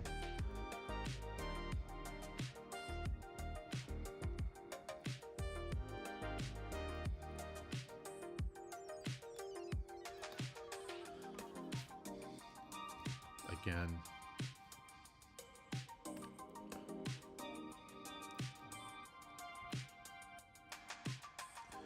Yeah, Fezbra. I did Fezbra's podcast not too long ago. We had a really nice conversation.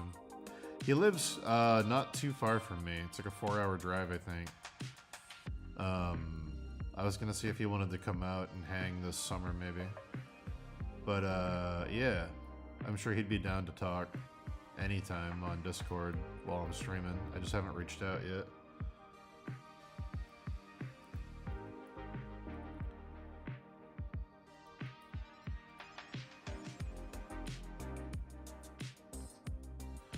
Can I make money off them? I could like, how do you do partners to do super chats and donations and shit? Do you have to hit a certain number of subscribers? Most people who stream make money off super chats. Most people who upload videos make money off of ads.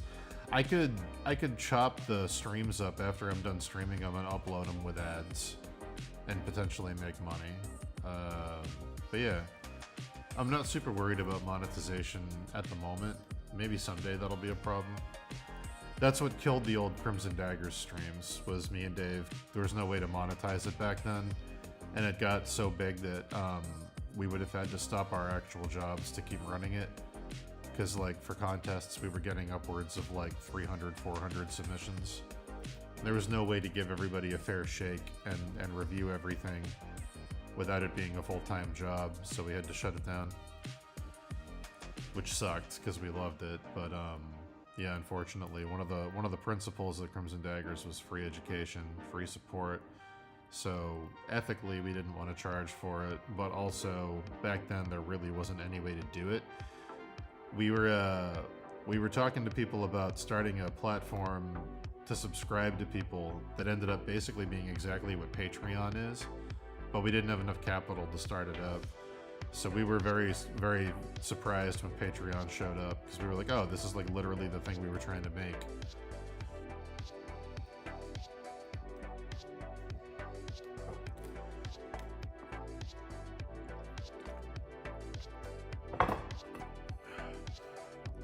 Eric.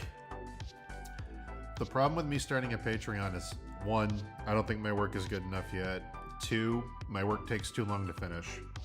Until I'm faster, I don't think I could deliver something consistently enough to merit people's money being spent on it.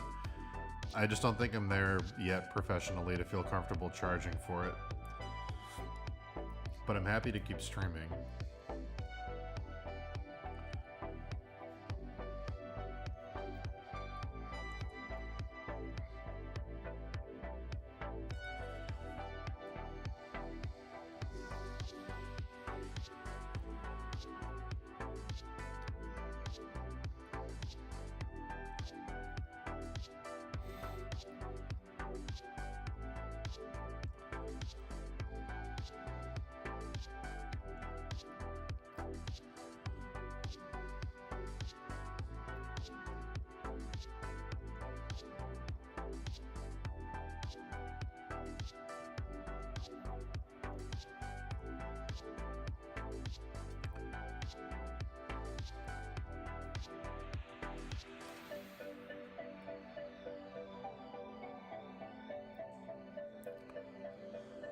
Oh my god, rendering tumorous bulbs.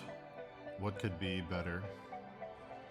What could be more peaceful on a rainy day than rendering tumorous bulbs?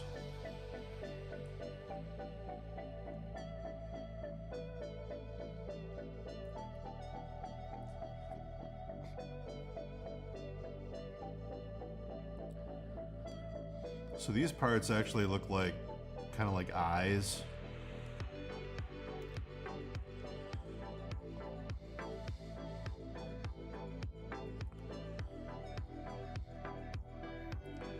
I think I'm streaming every day this week, guys, but my nephew does have to go back in to get surgery on his other eye. He got the one eye last week, and he's getting the other eye this week, so if my brother needs me to help with the recovery or anything, I might have to dip, but I don't think that's happening. If it does, I'll let you guys know.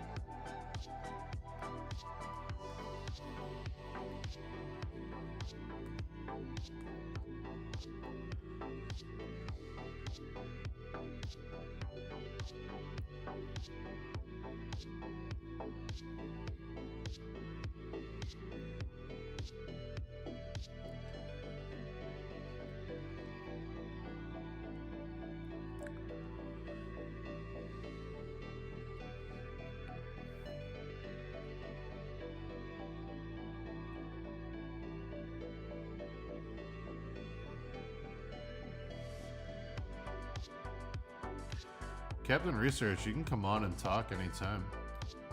I'm down to just open a Discord and have people be able to call in and talk.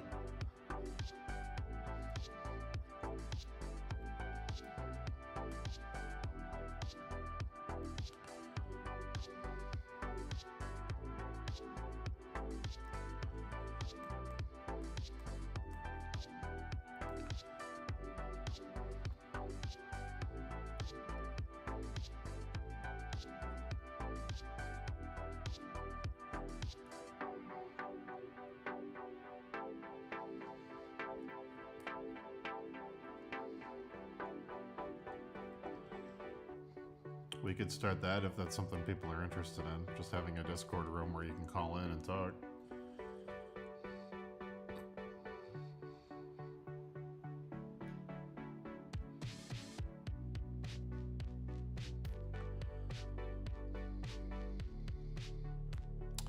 Question, chat. People might not know, but question. Are the original foreign Girl with the Dragon Tattoo movies good? Because I rewatched the one with Daniel Craig, and I'm so mad we never got sequels to that, because the movie was great. And I never read the books. Are the foreign ones worth watching? Are they good? Because I'd love to see how that series resolves.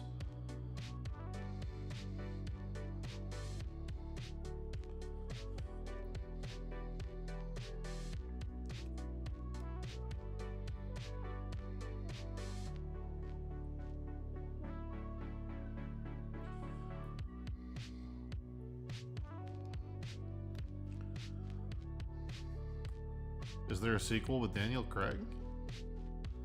Like that movie, that David Fincher movie, got a sequel? Or is it the foreign sequel?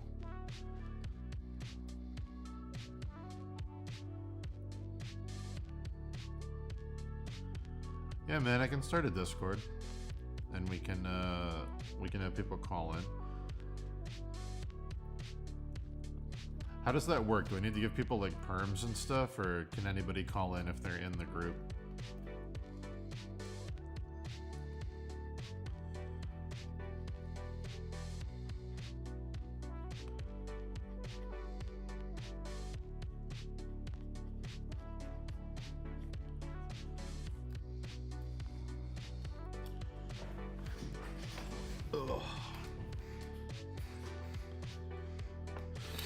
Straight to video. Oh, that's too bad.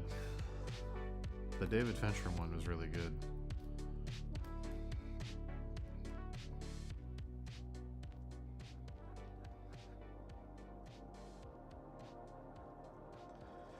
Dude, the biggest disappointment in media stuff in the past like few years for me was season 2 of Mindhunter, and then Mindhunter getting canceled.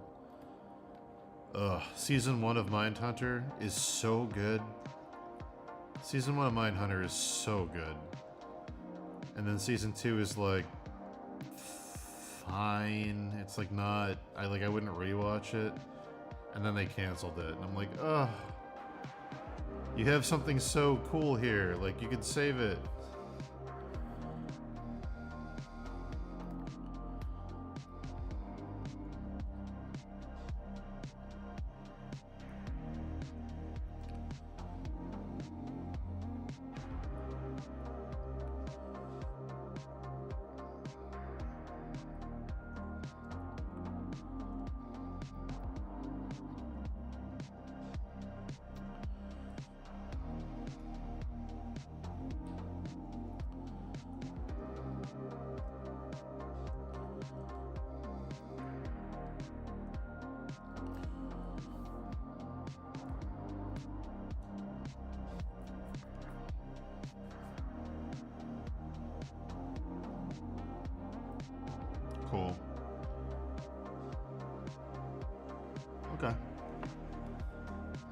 Set up a server with permissions. Okay. Oh yeah, I didn't watch that because it got canceled. Is that first season worth watching? The boat show. It's like 18 or 1918 or whatever the fuck. It looked kind of supernatural and cool. Is it worth watching?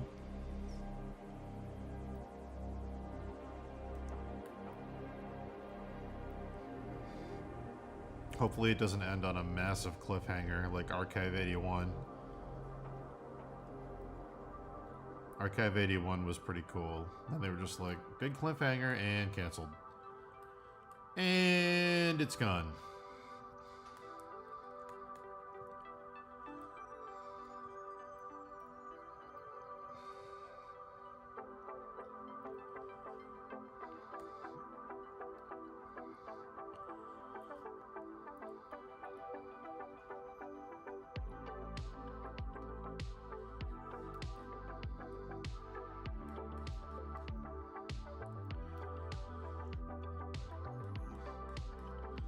I'll tell you what I'd love to do.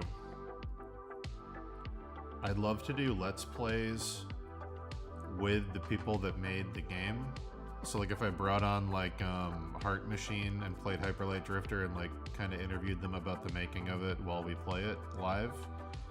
Or if I brought on like Nick Wozniak and talked about making of Shovel Knight while we played some Shovel Knight.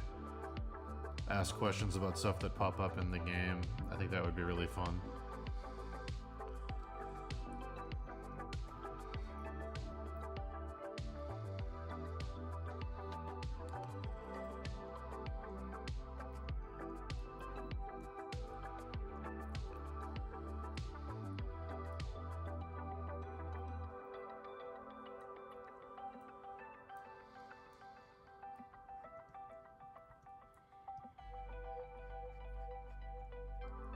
Oh my god, get the guys from Team Meat back on. Those were some fun streams. If you ever saw those streams me and Dave did with them, those were some of the best conversations we ever had.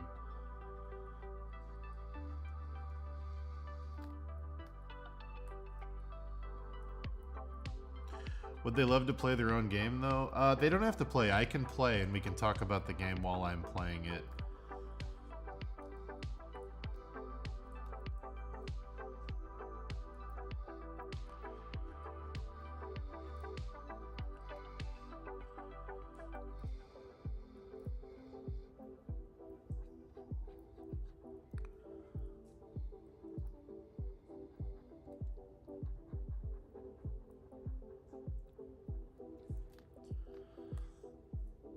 Oh my god. I got some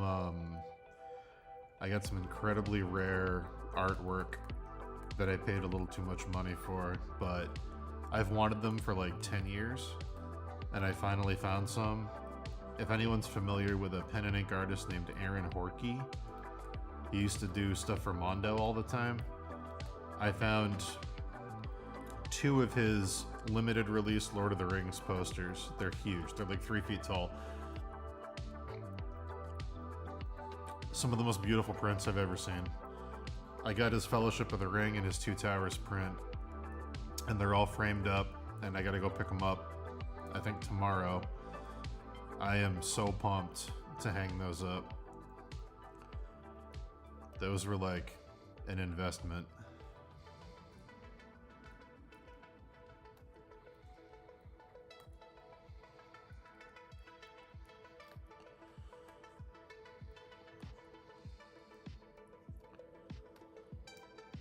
I've wanted his Lord of the Rings posters for so long.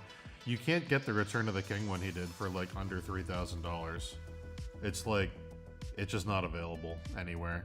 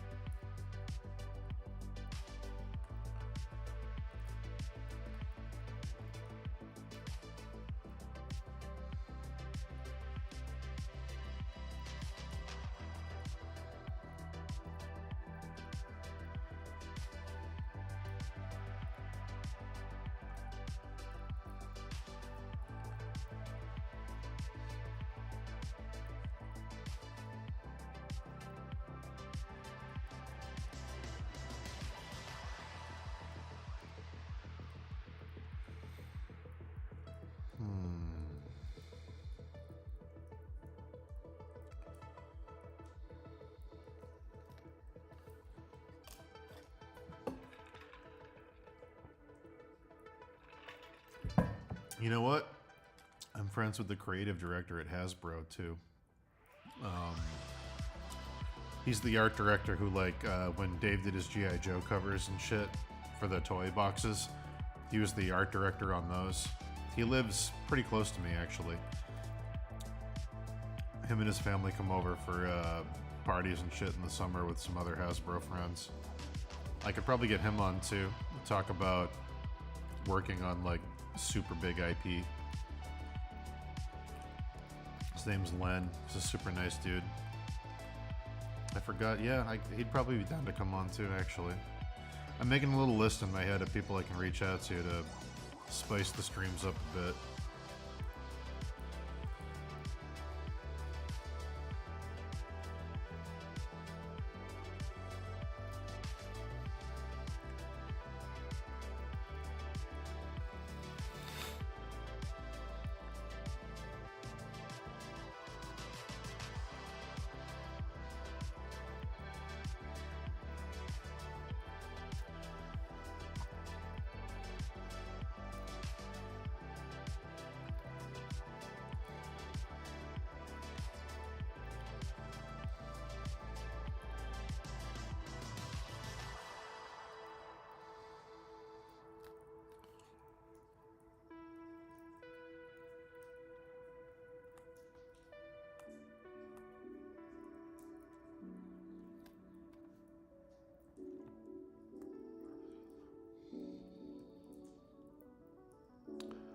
Rick Berry would come on, I think. Yeah, I know Rick Berry through a friend of a friend.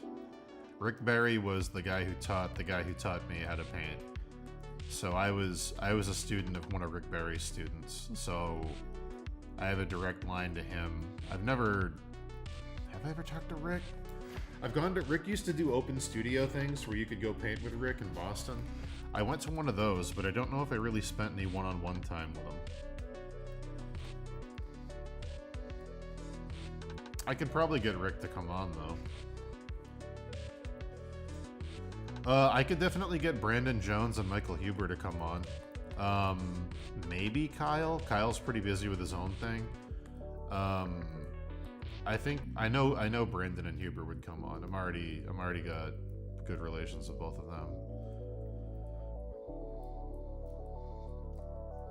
Brandon just wrote a book, actually. I could talk to Brandon about his book.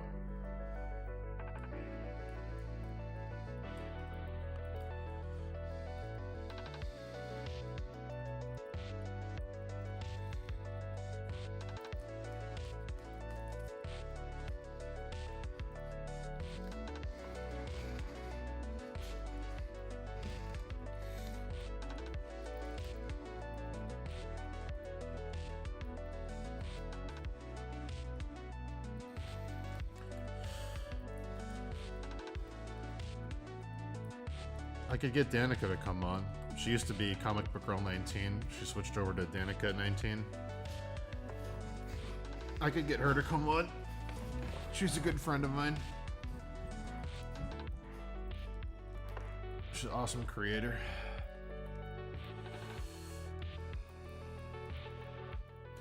Yeah, I could get Miles on. I'm sure Miles would come on.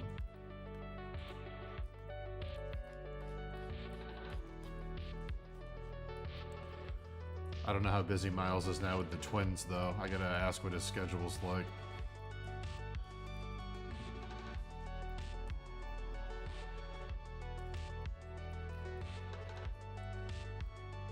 I'll tell Miles if he doesn't come on, I'll do an interview with his handsome older brother, Callum. Get that sibling rivalry going.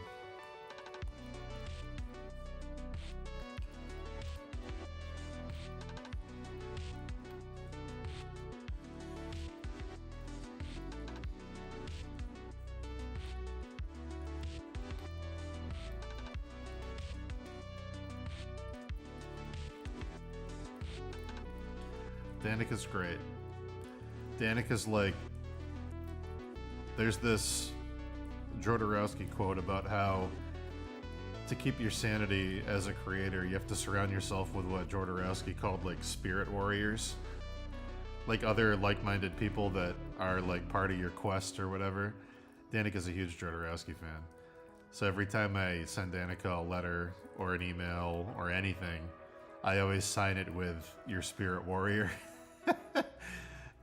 Because, you know, we were there for each other through some tough shit. And, yeah, Danica's great.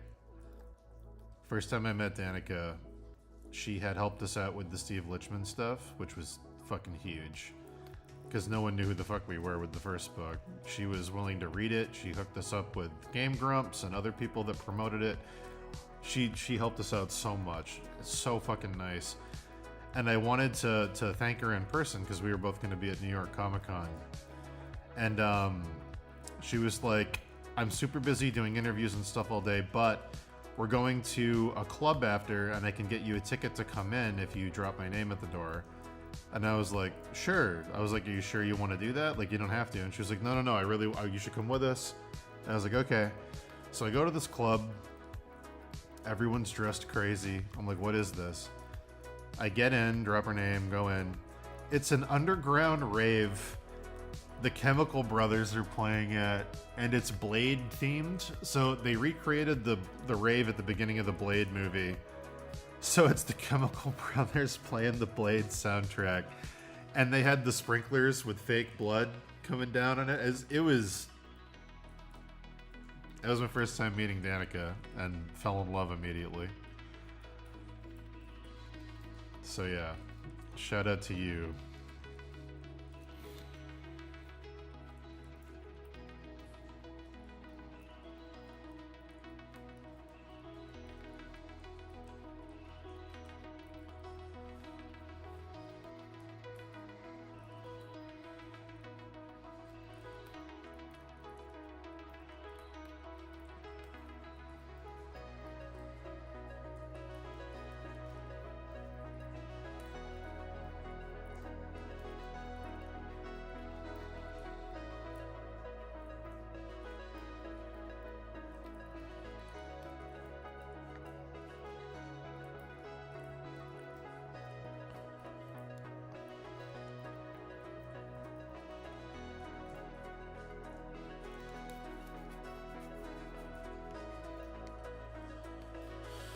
I gotta get her thoughts on Dune 2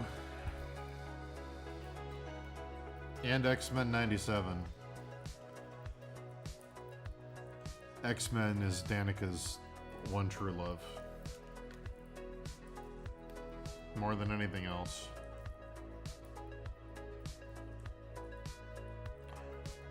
I'm sure, yeah, I could probably get Dan Avidan to come back on. What print did you get from Miles? Which one?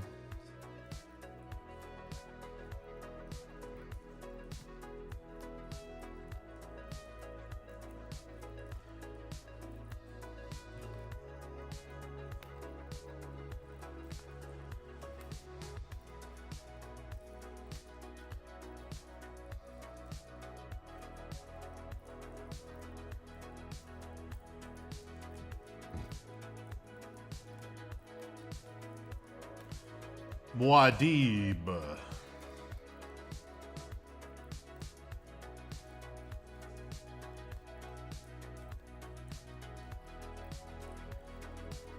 Does anyone know, is this it for the Timothée Chalamet Dune stuff?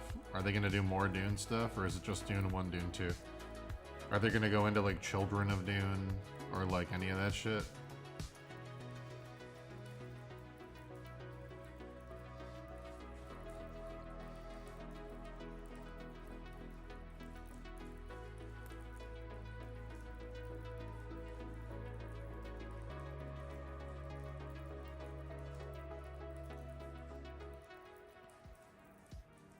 Oh, cool.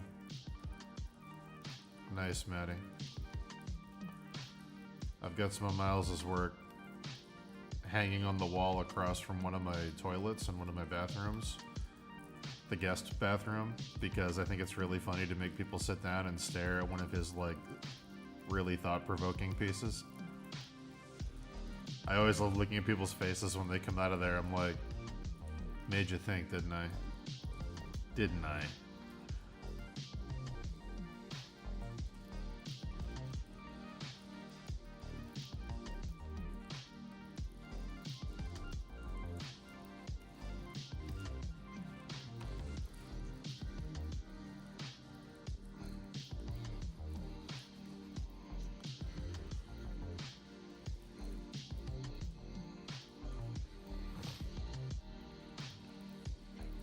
The Bene Gesserit.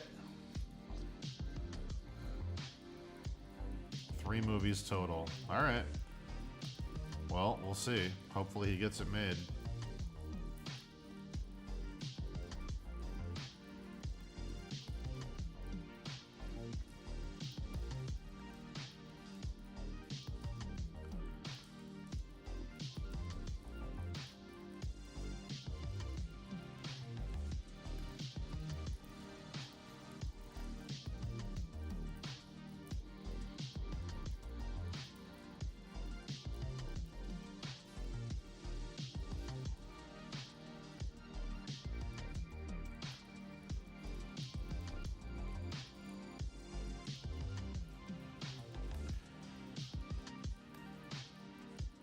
If you have 4 mini prints from him that are framed, find a staircase in your house and put them up the side of it and have them go progressively normal to weirder.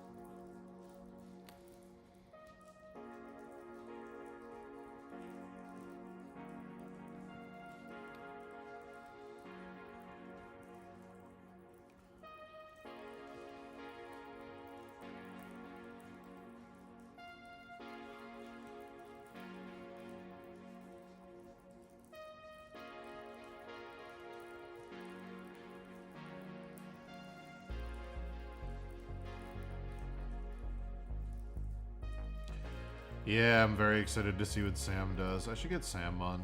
Me and Sam have had so many good conversations in the past.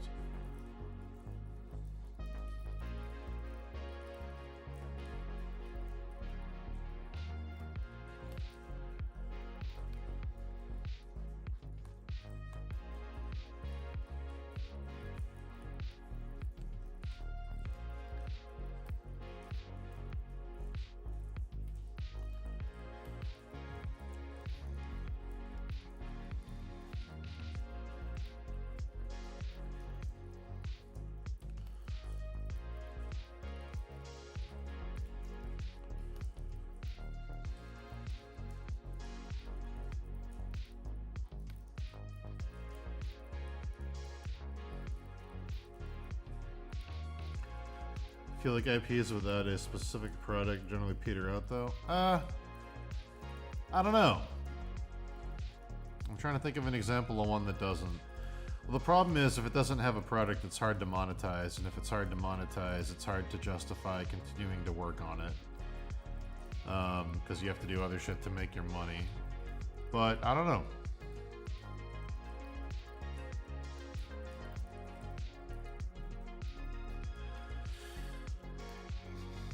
He might think of something to do with it later.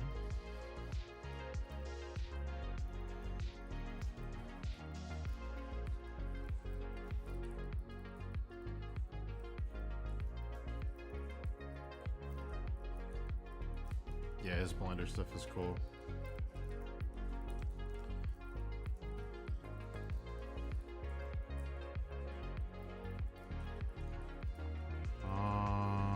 What am I doing?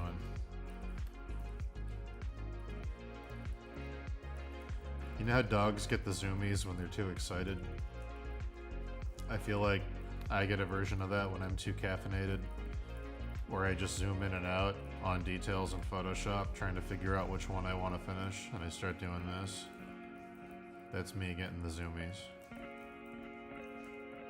Too much caffeination. Can't focus on a single thing.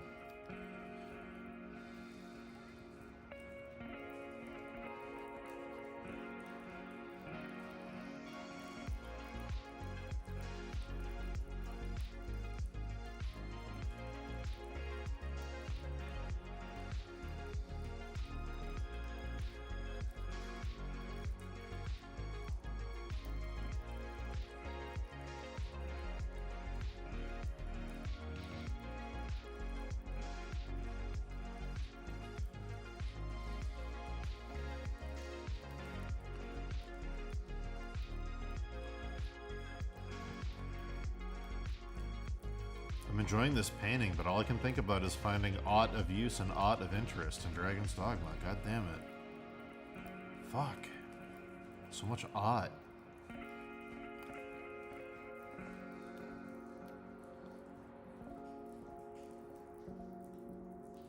That's true.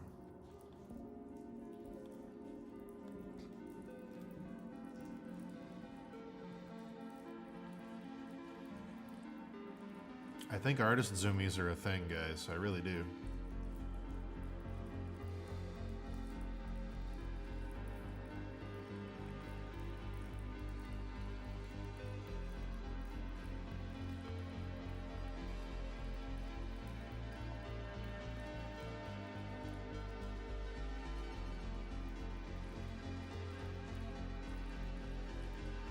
I think Sam's Eternal Ruins thing would be awesome as a game like Tunic. If anyone played that, the little low poly game about the fox, like a Zelda clone. I think it would be super cool as something like that. That aesthetic is just perfect for that kind of thing.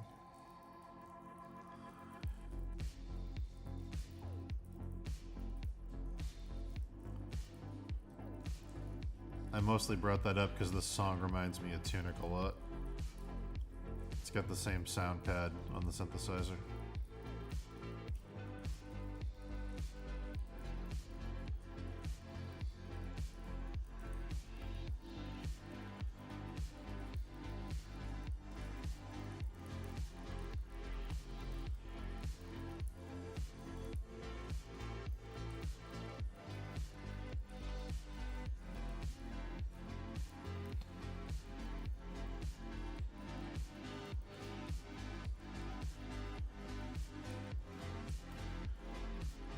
I mean, part of his inspiration, I think, is like The Last Guardian, Ico, Shadow of the Colossus kind of vibe. I feel like if he leaned into that, made like a RPG, Zelda dungeon crawling thing. But the problem with that is the same problem with most things, is you need someone else to do it. You would need a programmer, or he would need to learn how to program.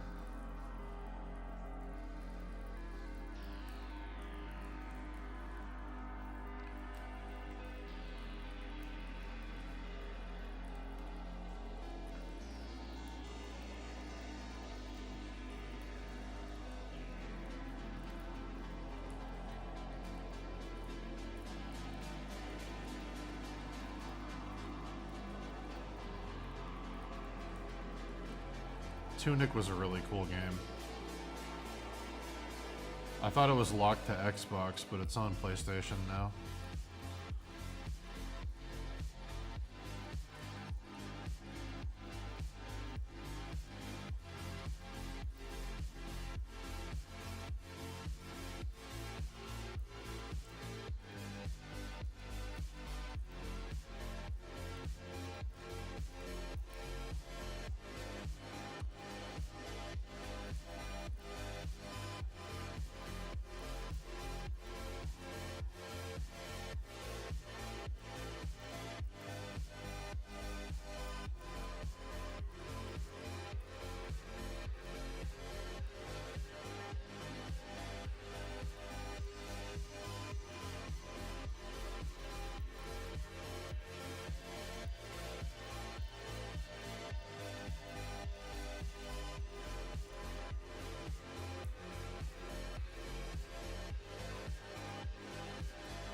I can feel myself slipping into the render zone.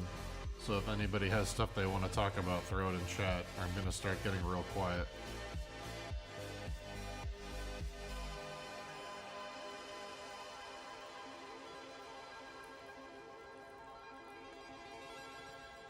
The flow state is approaching. I've drank enough caffeine and listened to enough lo-fi hip-hop beats that the flow state is occurring.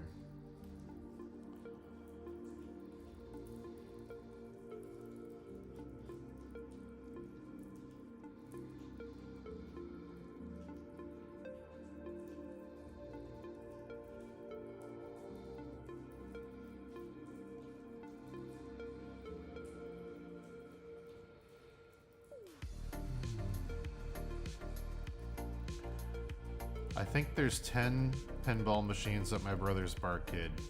I couldn't tell you what they are off the top of my head, though. I asked him to find the Addams Family one, or the Beetlejuice one, but I don't know if he did. Most of the stuff comes from a third-party licensor that rents them out to you and collects the money each week. So it's whatever that person has available. The problem with buying a pinball machine and managing it yourself is that when it breaks down, who the fuck knows how to fix a pinball machine? Like, you have to be a surgeon. So, yeah.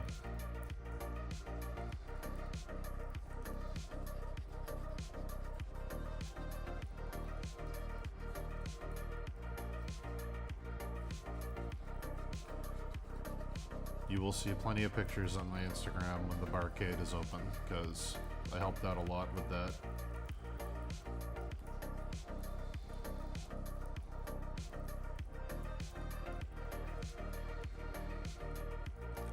Do I have any trips planned this year? I have decided that I'm not going to travel until I lose over 100 pounds. I've lost 60 so far. I know the next trip I go on is going to be Ireland. And the one after that's going to be Japan, and the one after that's going to be going back to Bali to see the rest of Bali that I didn't get to see the first time. So those are the next 3 I'm going to go on. But when I go on them depends on my success with weight loss. Because traveling when you're fat sucks. I don't like it. People look at you badly on planes. They treat you like shit. Walking around can hurt sometimes. Depending what country you're in, people treat fat people very weird. I had that experience in Bali the first time I went. Yeah, it's just not something I want to do until I'm done losing weight. I want to be able to enjoy where I am to the fullest, and right now I don't feel that I'm able to do that, so prioritizing some changes personally, and then I will travel as a reward.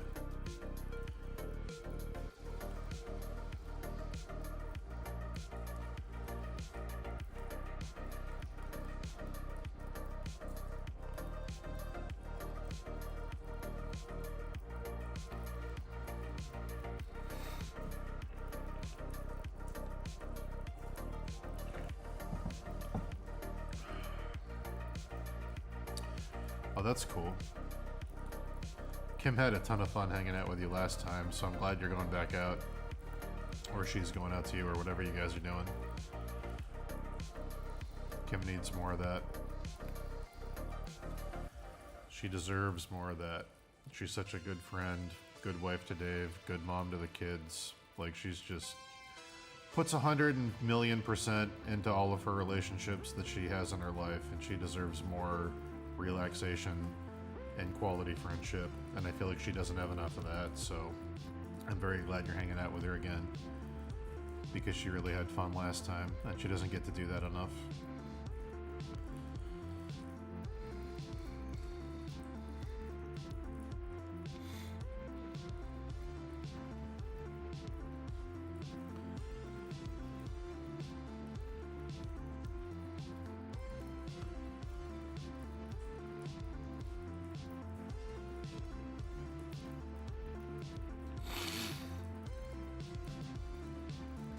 If you don't mind an advice column, I'd ask if you had any thoughts on how to break out of doing interior RPG illustrations and get bigger gigs.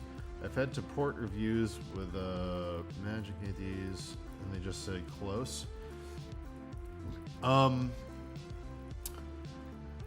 Number one is you have to not get trapped by the work you do being the only thing in your portfolio. So if you spend all your time doing interior RPG designs, and you don't spend any time doing personal work because you're just min-maxing to make money, your portfolio is going to be full of the work you don't want to do, and you're only going to be appealing to the jobs you don't want to get.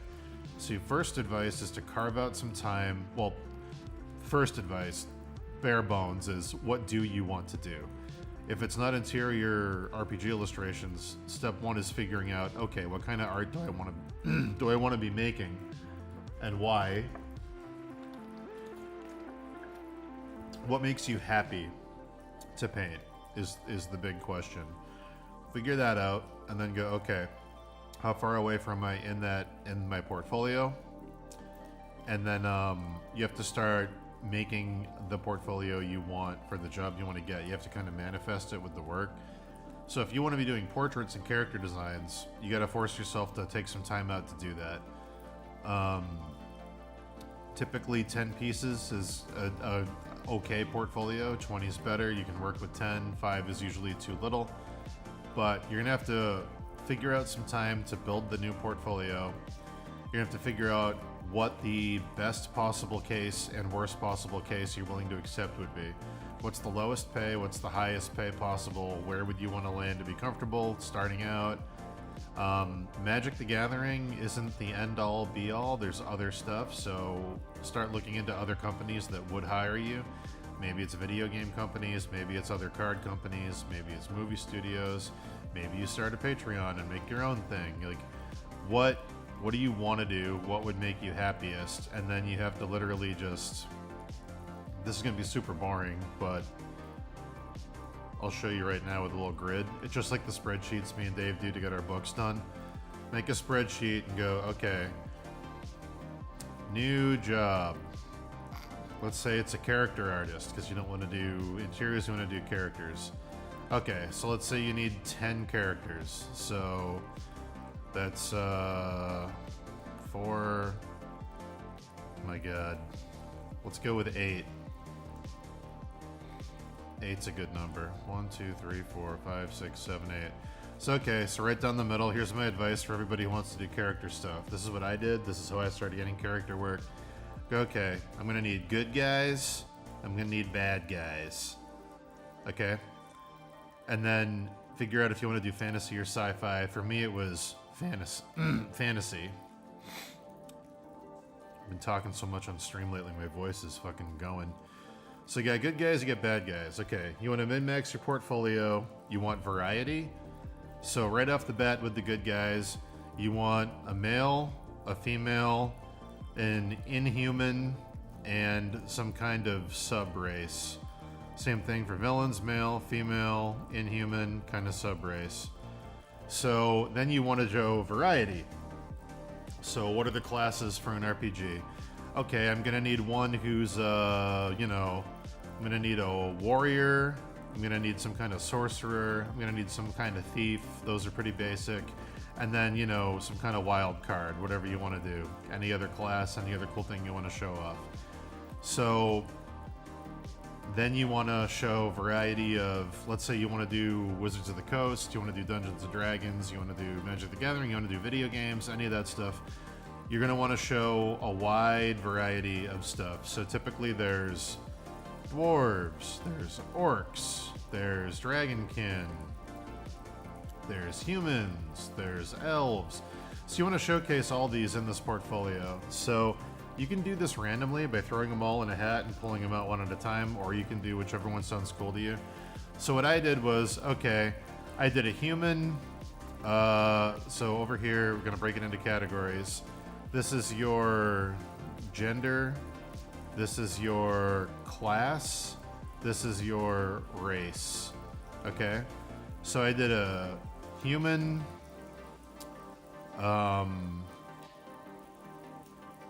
human, knight. Okay, so I have a human knight. And then over here I did origin / style. Okay?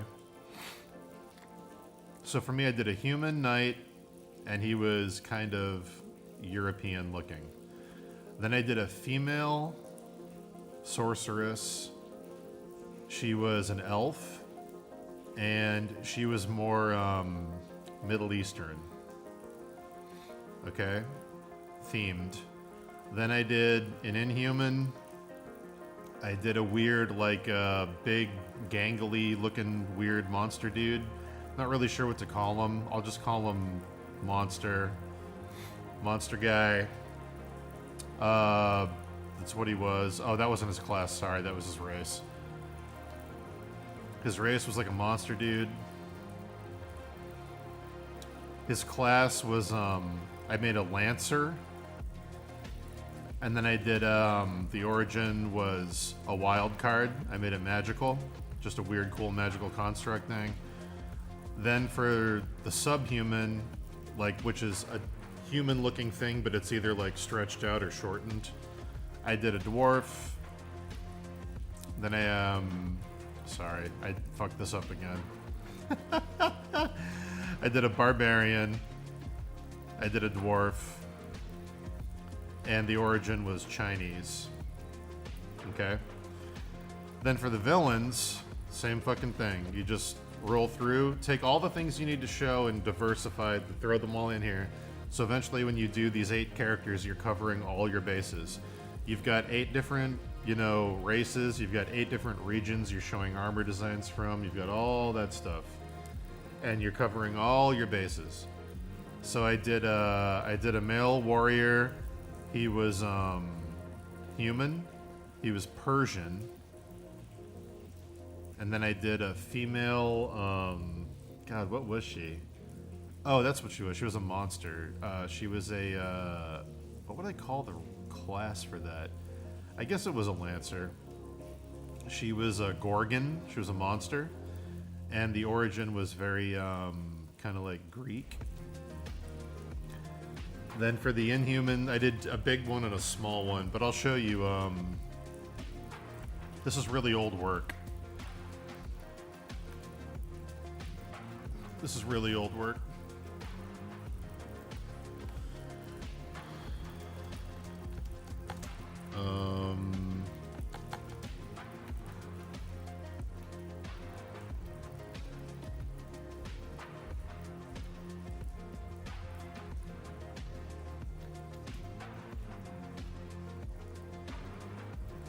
There we go.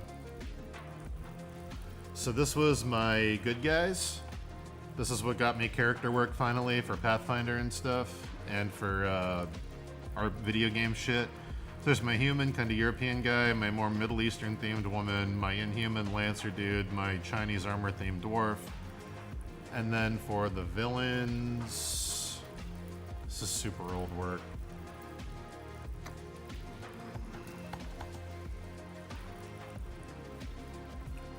Yeah, for the villains, there was, oh, that's super low res.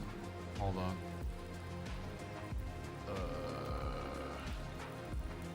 Yeah. For the villains was these. God, these are old pieces. But yeah, so it was a range of different classes, races, types, but it was just about variety. And those 2 pieces a long time ago got me character work for games and RPGs. So figure out the shortest possible path to cover as many styles and things as possible. But yeah. Anyway, long description.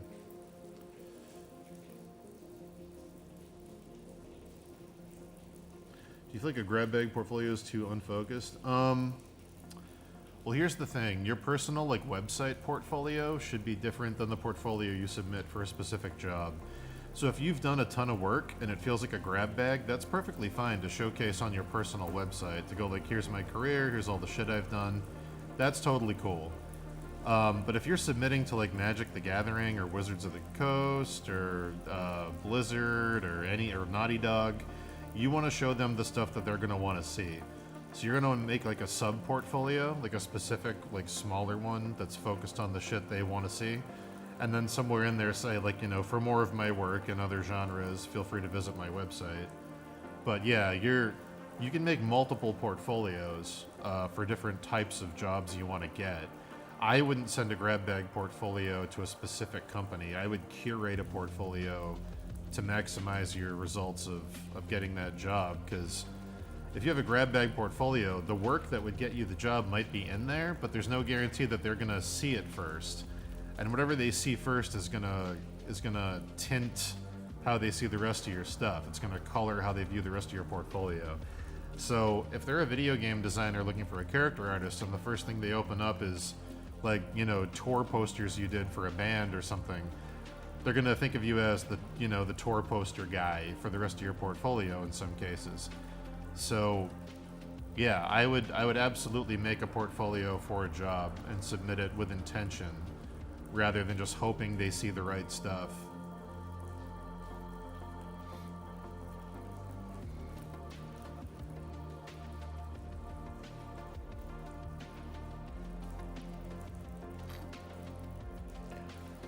Do you have any advice for someone who has a wealth of ideas but gets frozen in making a decision on what to make first or where to start? Yeah, that's what your sketchbook should be. There's this weird thing that happened after James Jean came on the scene and started publishing his sketchbooks around 2008, where everybody started thinking that their sketchbook had to be like a fine art display. Like, if your sketchbook isn't something you can present at a gallery with like finished beautiful pencil work, then you're doing sketchbooks wrong. And people started not using sketchbooks as they should be used as a result. They started treating every page like a perfect piece. What you should do, like my sketchbook, again, I'll do a layer and just delete it. My sketchbook is full of stuff like this. Like, if I had this idea for this Genova piece I'm doing right now, I'd have a little moleskin, and if I thought of this idea, ooh, that sounds like a cool thing, I'd sketch it in like this. I'd do her hair, and I'd do the stuff coming up, and I'd show the tank, and I'd have it behind her, I'd have the shoulders, I'd do this kind of thing, and then I'd, have her head there, and maybe, oh, it'd be cool if a tentacle was coming out here, this was coming down there, like, this was over here, oh, she has that cool wing thing, throw it up there, like, I would do rough sketches like this, and then I would go in with like a technical pencil and clean it up and do a second pass and make it a little more detailed. But my sketchbook is full of just ideas. Like, you don't want to lose the idea. Quickly sketch the idea, make some notes like monochrome, like detail on face, like whatever cool ideas you have you don't want to lose. Put them there and have them there for you to do later. And then you can come back and tighten up that sketch and do the piece. But keep a record of all your cool ideas you might want to use at a later date. If you have so many ideas, then yeah, that's great, because then when you're feeling down or you're feeling uninspired, you can open up your sketchbook and see that and go, oh, that was a cool thing, I want to finish that, and then you can hop back onto it. But yeah, don't be afraid to do like messy, quick bullshit sketches, because that's what it's there for. Like, it's a visual form of taking notes. It's not a visual form of writing essays. You know what I mean? If that makes sense. Like, the same way your notebook shouldn't be for writing a perfect novel, your sketchbook shouldn't be there for doing perfect drawings. Like, it's there to get your thoughts out and then come back to it later to work on a bigger piece. But yeah, I would do that.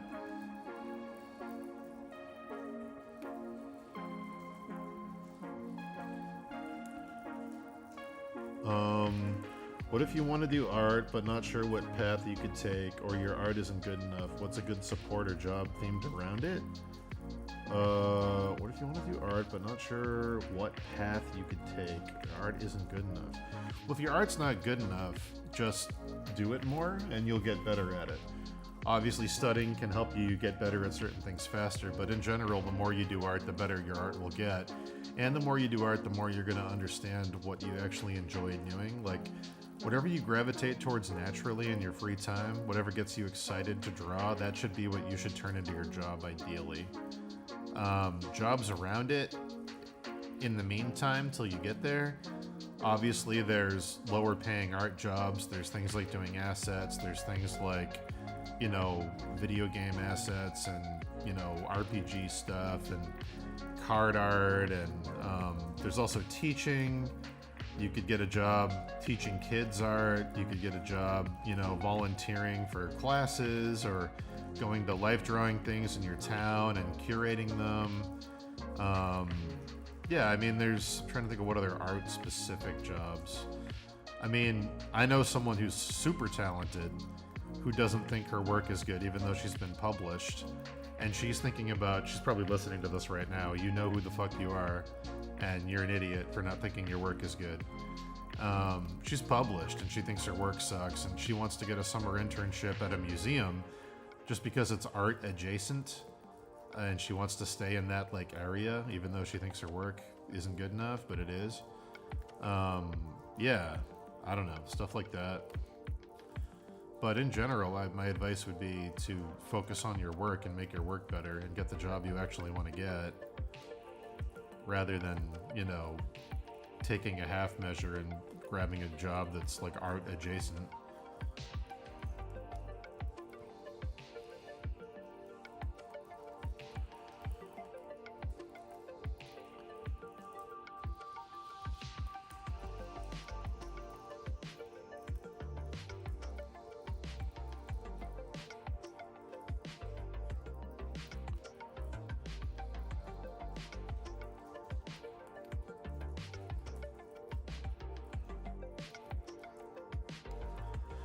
How do you feel about the notion the artists that created iconic work that defined the direction of their studio couldn't get that same job if they were a newbie applying today, like Amano?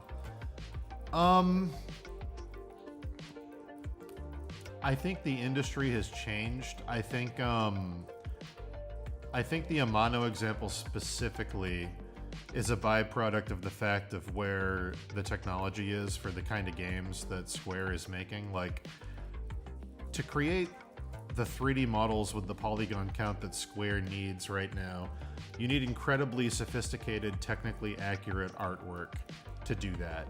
You need something that a 3D modeler can take and not have any questions and just go, okay, that's what that character looks like, I can do that. You need something that looks borderline photographic. It's a fidelity issue. Amano is like a visionary, beautiful painter, and at the time he was hired to create a general aesthetic for an 8-bit world with 8-bit monster designs that would try to capture the essence of his art in 2D. And the whole reason Amano was hired was because at the time he was a graphic novel artist, and Dragon Quest had hired Toriyama. And they were like, well, they hired a comics guy, we'll hire a comics guy. We'll get Amano, they had Toriyama. And, you know, it ended up working out. But at the time, they could have really hired anybody because the translation to 8-bit takes the work and simplifies it to such a degree that, you know, it works. Like, you can do that with almost anything. Amano's work is 3D models. When the reason they switched from Amano as the lead designer to Nomura was because when they were making Final Fantasy VII, they had Amano do a bunch of test artwork, and they said, we don't think we can make convincing 3D polygons of this work that look good. They don't translate what Amano's trying to show because the 3D modeling wasn't sophisticated enough. So then they said, okay, we've got basically Amano's apprentice who'd been working under him on Final Fantasy for a decade. We've got Nomura. We're going to let him do a more anime style because anime has big, simple shapes that can translate easily into low poly 3D. And Amano's still going to be there for the logo design and for promotional imagery and stuff. And they kept him on, but in an advisory role to Nomura. But now that 3D models are getting to a point where there's enough polygons to capture the complicated designs of Amano's stuff, now they're leaning back on him and they're going, oh, okay, we can take all his old artwork in something like Final Fantasy XIV and we can finally make it look real. But there was a weird moment in the beginning where Amano's stuff could be shown as little flat graphics. Like, you could take his paintings and turn them into a little bitmap representation of those and it would translate. But in polygonal 3D with low poly, it didn't work because his stuff was too creative. It was too interesting looking. There was too much going on. But now with high poly, you can get back to it. So I think somebody like Amano could get hired today. I don't think someone like Amano could have got hired 20 years ago. But ironically, he could have got hired and did get hired 40 years ago. So it's very weird. It's very, very weird. It's a good question. And I think the spirit of what you're asking is true. I think there are some definitive artists who would not get hired today. Like, I think my favorite example of that would be all the people that, you know, did Blizzard, like Samwise and stuff. All the formative people at Blizzard that made that Blizzard style back in the day with their, like, notebook drawings of cool dudes. None of them would get hired today. None of them. But at the time, there wasn't an industry to compete in, you know? They got their foot in the door and they had a visual style that was unique and didn't look like other video games, and at the time that was enough, you know? But I think it more comes down to a fidelity issue because assets cost so much to generate.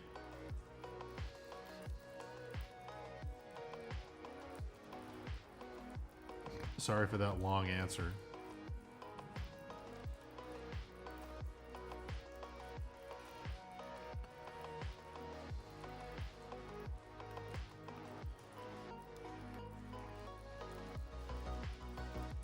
Like it's moving. It always looks like you captured a photo of something while it was transitioning through space. Whereas other artists at the time, you know, their art, like Toriyama's art's great, but the characters are standing there doing poses and things. Like Amano's people look like they're kind of weightless and like a void or like floating through water, and there's lots of drippy, flowy abstractness and strange shapes, and like very, very, very hard to capture that. Very, very, very hard to capture that in 3D unless you have something that's animated. In 2D it works, because you're just taking what he already did in 2D, but in 3D you need a lot of fidelity to showcase all the little moving bits, and it just doesn't work great. Even the, here's a good example. I'll pull this up.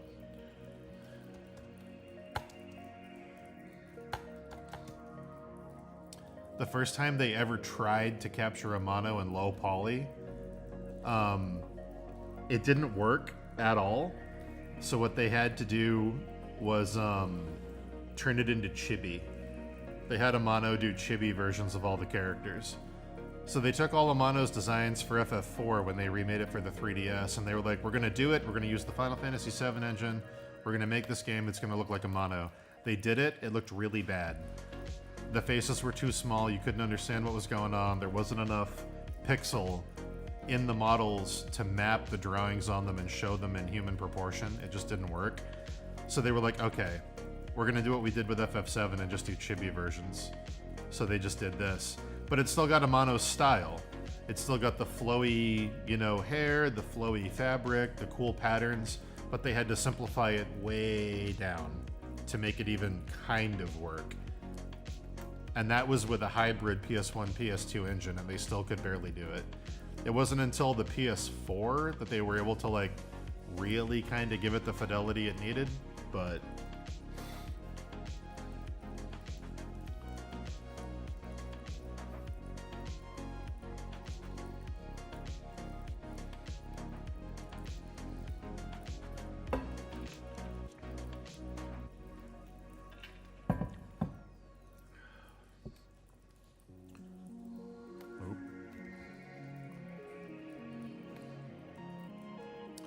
Another art-related job you could get is collecting and selling stuff. Like, I collect prints as a tax write-off, and I sell prints when I need to. Like, because there's, like, major collectors. Like, I get all James Jean stuff, and there's a huge... And books, obviously. I collect and trade books. There's a huge market for collectors for that kind of thing. You could get art books and sell them, or you could become a print trader, or... Yeah, I don't know. Transition out of art into an art enjoyer, for lack of a better term. I don't know.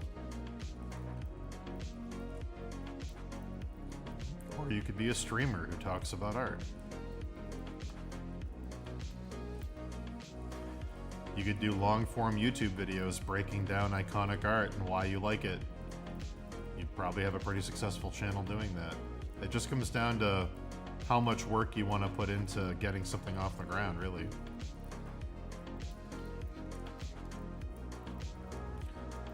Like, a good example, like I was talking about Danica earlier, Comic Book Girl 19. Danica would have loved to work in comics or TV, but neither of them were, she tried both and neither of them were really for her, but she loved the medium a ton. So she decided to start a YouTube channel where she just talked about the stuff she loves, and it blew up and gave her a whole career. And that's, you know, that's perfectly valid. It's like she loved art, she loved comics, she loved entertainment. She tried to work in it through the proper channels of, like, you know, publishing and dealing with TV networks and stuff. And she absolutely hated it. But instead of giving up on that, she was like, fuck it, I'll be my own channel. I'll be my own network. I'll talk about the stuff I want to talk about, and I won't need permission because it'll fall under commentary fair use. And if I want to do 6 episodes on Dune, Or if I want to do 20 episodes on all the best X-Men art and why it's there, I'll just do that. And like, she made a whole thing out of that. Like, you can do something like that. She's like a professional art enjoyer. It's kind of a really awesome thing. She's just able to publicly love the stuff she loves and tell people why, and make money off that.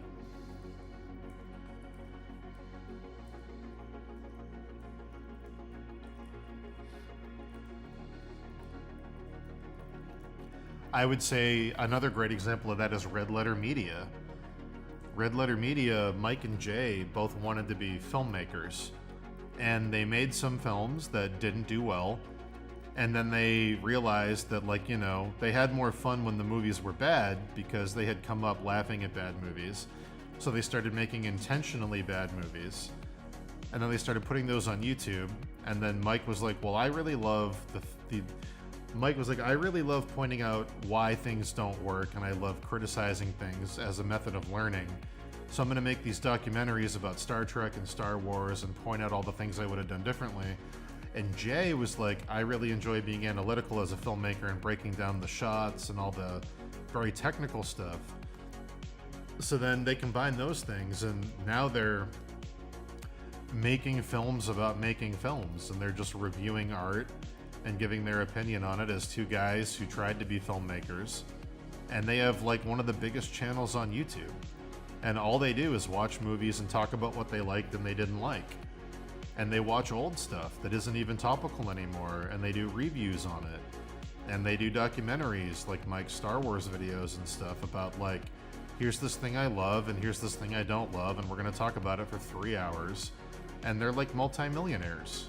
And like, they were artists who didn't make it in the industry they tried to be in, but they were able to take the knowledge they had from trying to do it and turn it into something else that's now more popular than any of the movies they ever made. Like, they're bigger than some directors. Like, directors who do major motion pictures have come and gone, and Mike and Jay are still there, you know, having a perfectly great living. But yeah, I'd say start thinking about it in terms of that. There's a lot of shit you can do professionally around art that isn't necessarily the art, you know?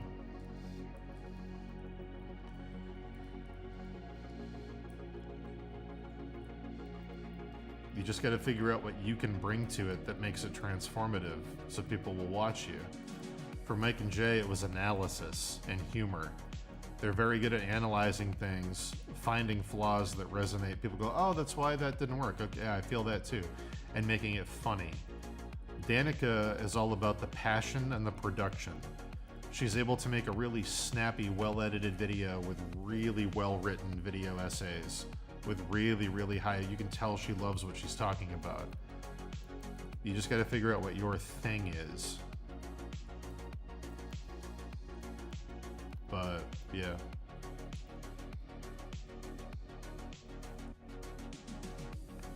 Another great example, Kevin Smith.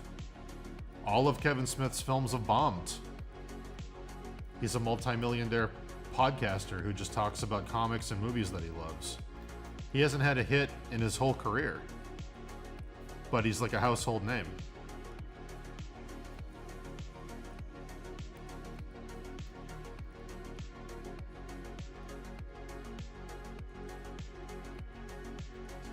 You don't know about Red Letter Media? You never watched the old Mr. Plinkett Star Wars reviews? Oh man, you're in for a fucking treat. I don't think I've ever been this envious of anyone in my whole life. You get to watch those videos for the first time. Oh.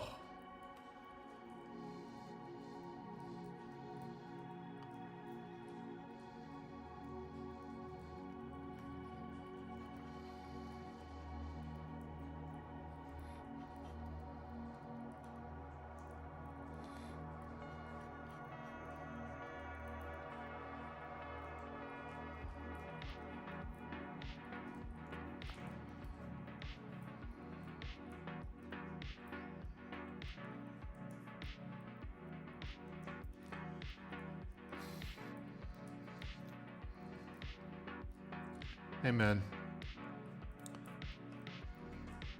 Just because things don't work inside of a bubble doesn't mean you can't step outside the bubble and still interact with it. Like, you don't have to necessarily do the art to make a living around the thing you love, you know? Just come at it from a different angle, and who knows?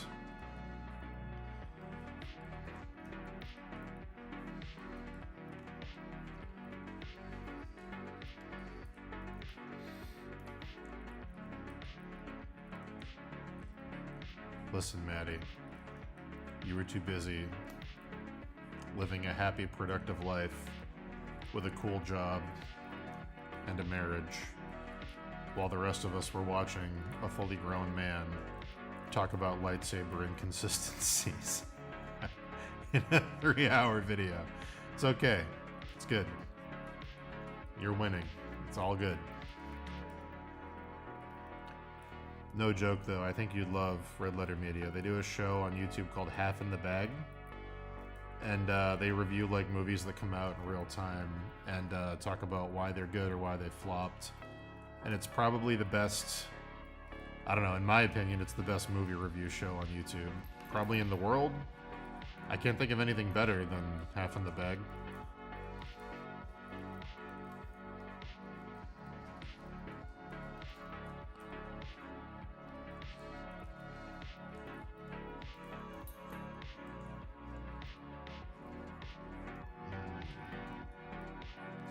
If you've been chronically online, I don't know how the fuck you have not seen Red Letter Media. There are memes of Red Letter Media everywhere. I don't like... Maybe you'll watch it and be like, oh, it's these guys, I know who they are. Like, that's what I'm assuming is gonna happen. You're gonna be like, oh, it's that dude. Oh, it's where this meme comes from.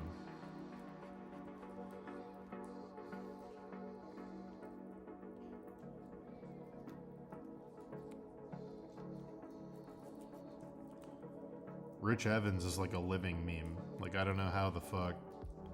I don't know how someone hasn't seen Richard Evans in the year of our Lord, 2024.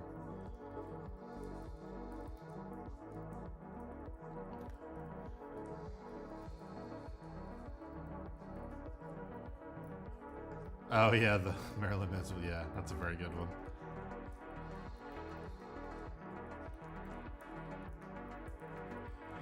So they do a bunch of shows. So there's Half in the Bag.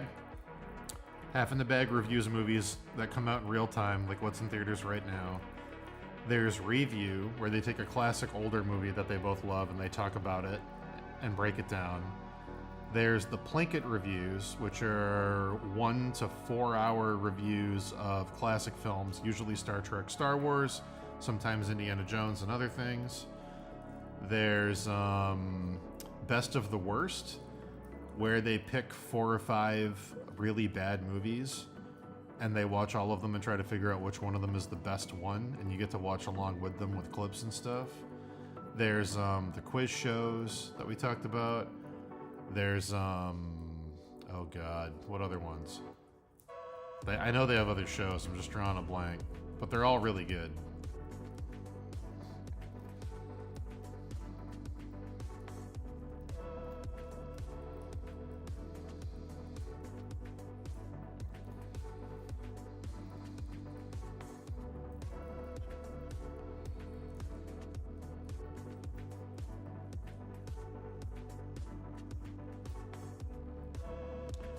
Oh, Folding Ideas is good too, yeah.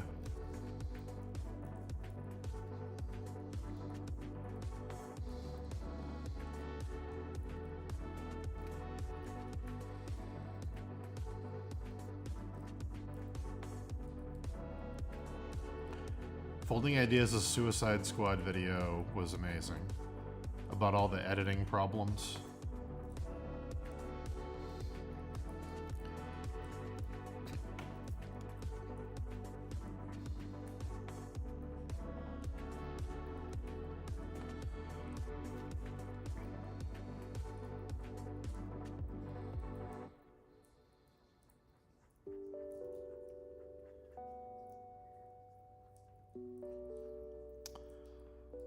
Fuck you, it's January.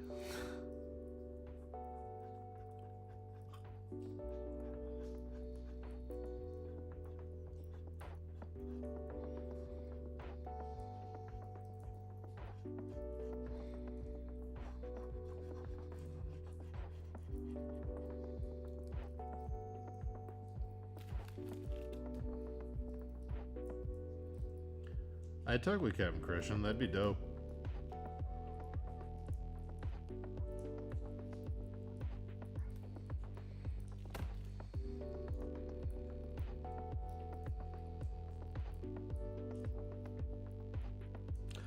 I have not seen Madam Web, but I did see a bunch of reviews of it.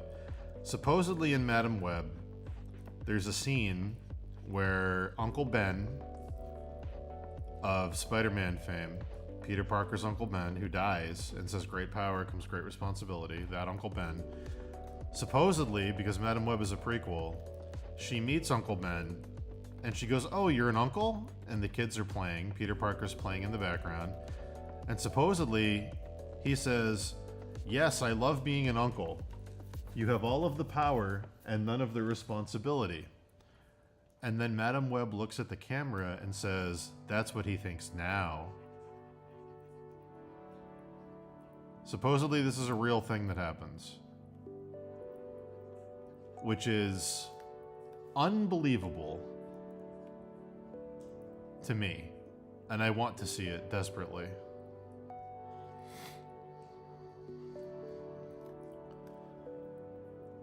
Because it's like, is that like a fun joke about you looking in the future and seeing this guy get brutally shot to death by a criminal?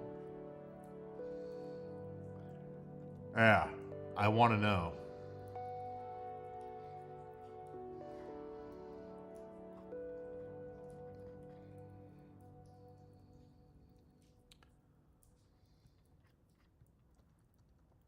I mean, I can just look it up.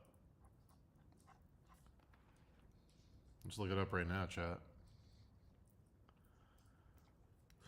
Madam Web, great power. This Madam Web line shows the movie doesn't understand Spider-Man at all. From Den of Geek. Oh no. Oh no. Yeah, it's real. Oh boy. Very good. Very good, Madam Web directors. Really good. We love it. We love it. We do.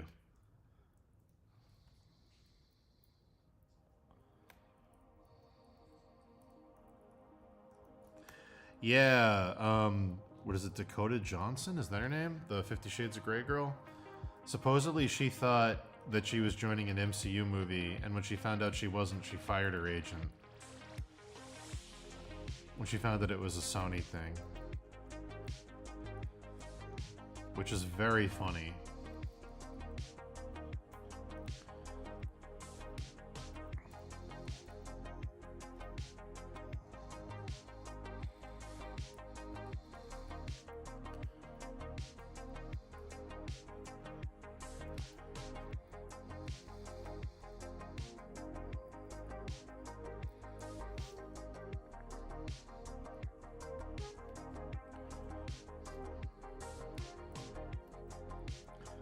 Yeah, she thought she was joining a Marvel movie and fired her agent. You can Google that. That was a public thing.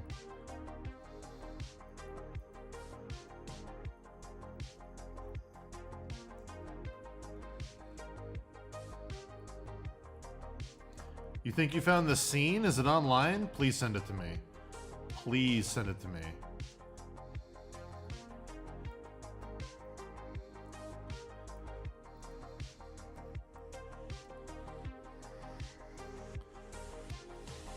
Send it to me on Instagram. Right now.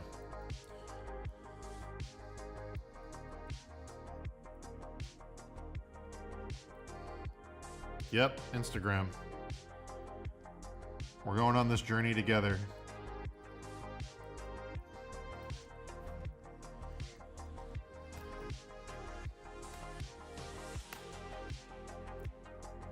If anyone at YouTube is listening, this is commentary. This is fair use. This is commentary. This is fair use commentary on Sony Marvel Pictures Madam Web. Okay. Oh my God. Let's go. When you take on the responsibility, great power will Oh, so apparently there's two. Apparently they change Uncle Ben's line, and apparently she also talks to Uncle Ben. So you sent me the second one, or the first one. So they change it to when you take on responsibility, you'll get great power. So that was what you just sent me, which is insane that they would change the line. The scene I'm thinking of is a scene where she's talking to him, and she looks at the camera. That's not that one, but that's okay. That was also really funny.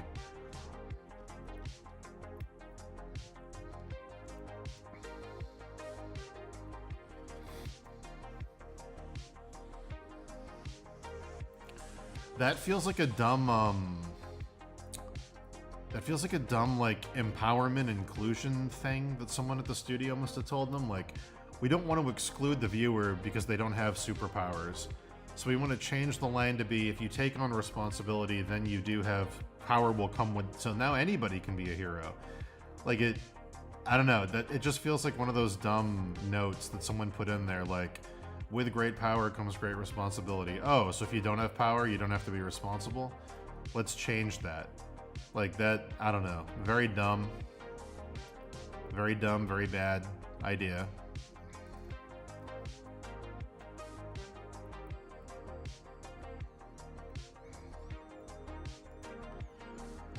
I don't know how the fuck Sony can put out Into the Spider-Verse 1 and 2 and have them be the two best Spider-Man properties ever created, and then also put that out the same, like, year.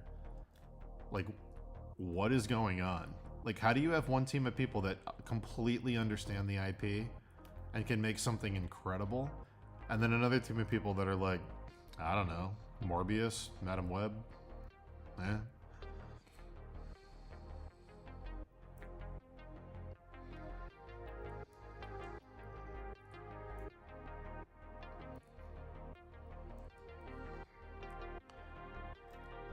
Here's what I think.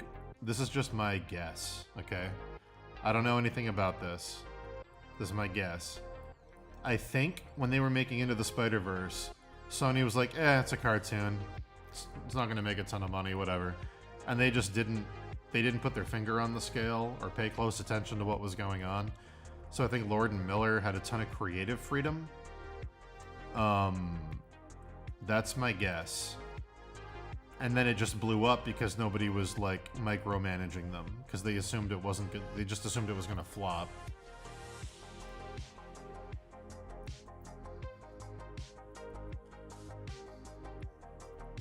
Whereas with stuff like Morbius and Madam Web, I feel like this is a big AAA investment. Hundreds of millions of dollars. Every producer has to sign off on it. And then, you know, the more producers you have on a thing, the more you end up with the too many cooks problem. Because every producer gets a vote.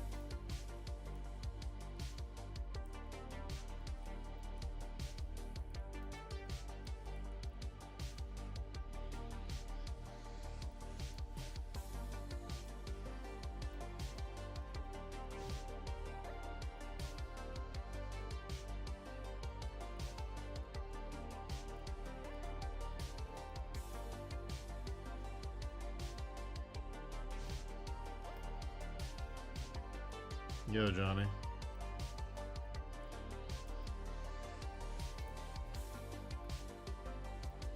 I'm holding out hope that the X-Men movies are going to be good. I'm assuming Kevin Feige's had a plan for what to do with them from the very beginning, and they're not going to fuck it up. It's my hope.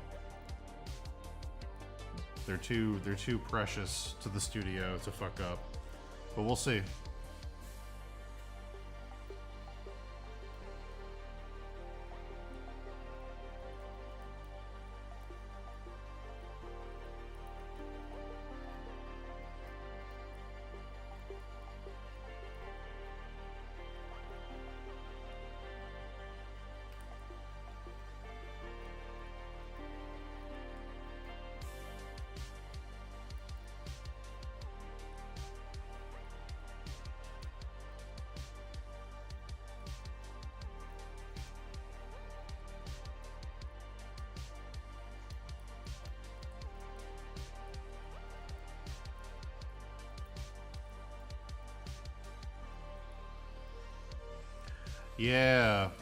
Yeah, that's great. I should get Zedek on to talk. I haven't talked to him in a while.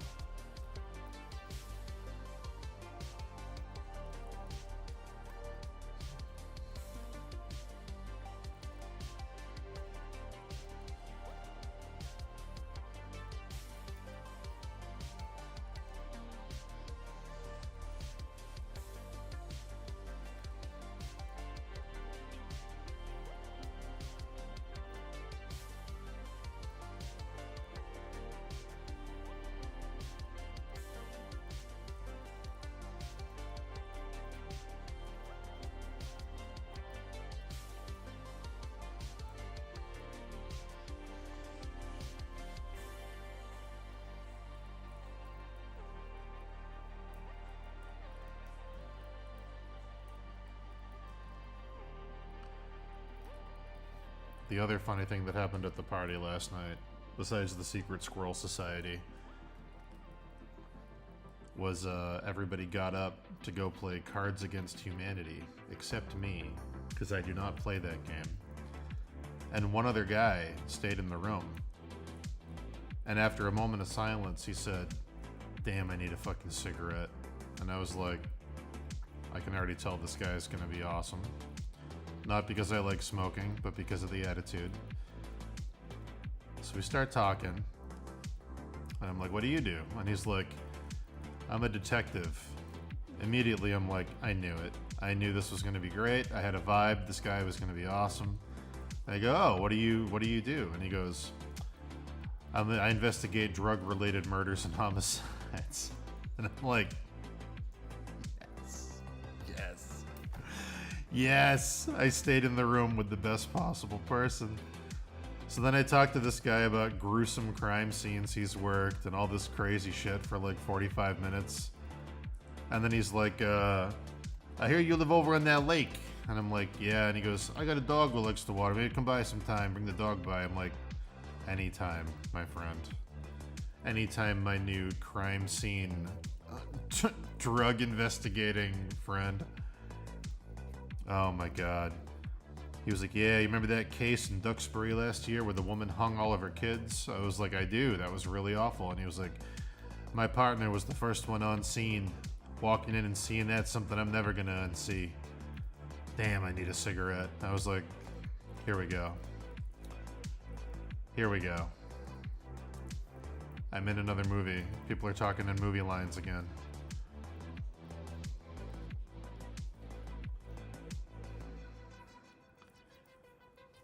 Him doing the 1,000-mile stare, looking out the window, thinking about having a cigarette, going, "That fucking bitch is gonna get off on insanity. She deserves a shallow grave." I'm like, I found the guy. I found the guy that I want to be with at the party. The universe put him here just for me.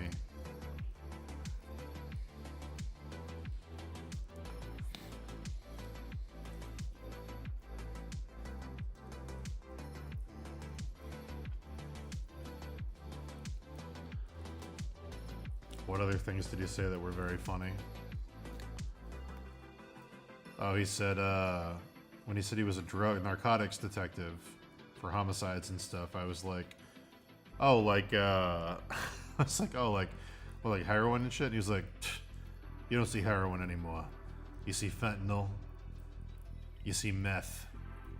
You see a lot of crack. Crack's making a big comeback. I was like, crack's making a big comeback. Okay, tell me about this.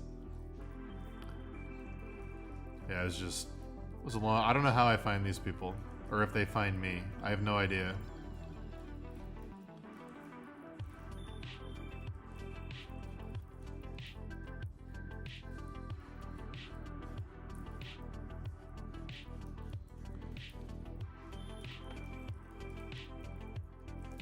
His fucking, his girlfriend was there, or his wife? I don't know. And she was like, we're going to Versailles in the summer, and I can't wait. I get to see, you know, Louis XIV's palace, and like I've wanted to go my whole life, and you know, he's acting all bummed about it, but I know secretly he's excited to go. He just can't admit it because he's so manly. And he's like, ha ha ha. And then she leaves the room, and he watches her leave, and he looks at me, and he goes, I love her too much to say no. So I gotta take her on these trips. He goes, but there's nothing in it for me. Because when you see the things I've seen, there's no taking a vacation. And I was like, you're saying movie lines. You're a movie character. Like, what?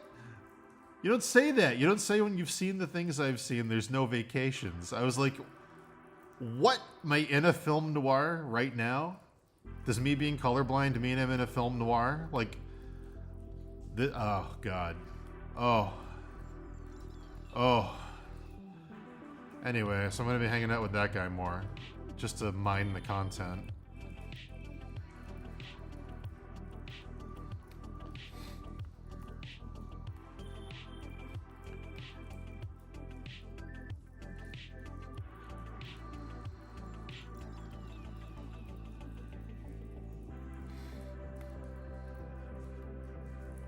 When you've seen the things I've seen, there's no vacations. He looked like the main character in that Hannibal show. Not Hannibal, the detective guy with like the scruffy hair and the beard. He looked just like that guy, the This Is My Design guy. I don't know if he was doing it on purpose, but he looked just like that dude.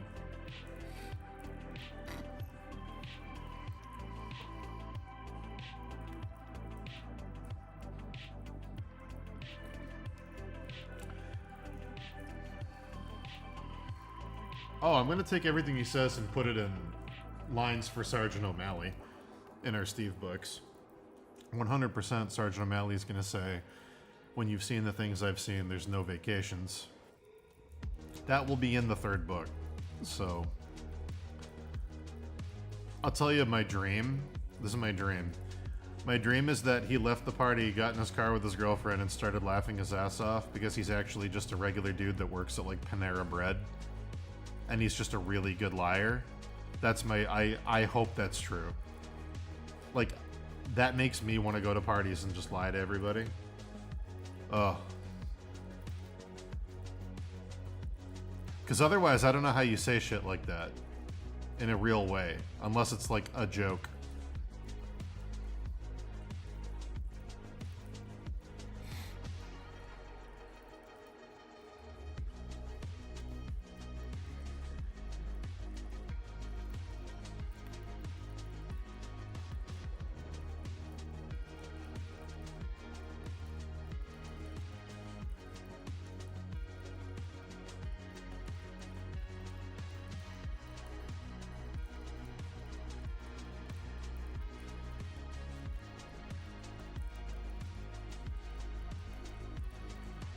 I'm considering moving up to my old grandparents' farmhouse outside of a town around 1,000 people.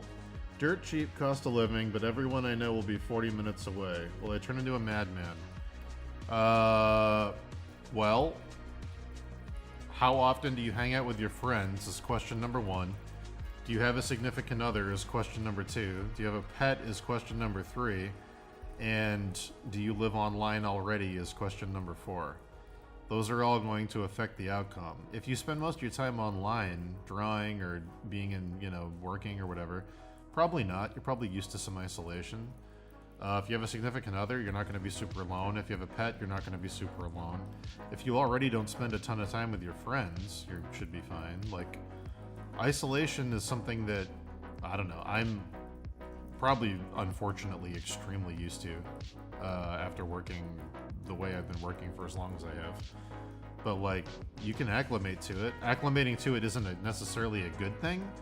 I wouldn't necessarily recommend it if you can avoid it, but it's not like the end of the world either. You can make new friends. But yeah. Usually what I would do is say, it's cheaper to live in this place that's further away. I'll take the money I save and I'll travel and see friends more, and that's usually what I did. I would go places, or I would throw it into gas and go do long weekends with friends up in the mountains and stuff.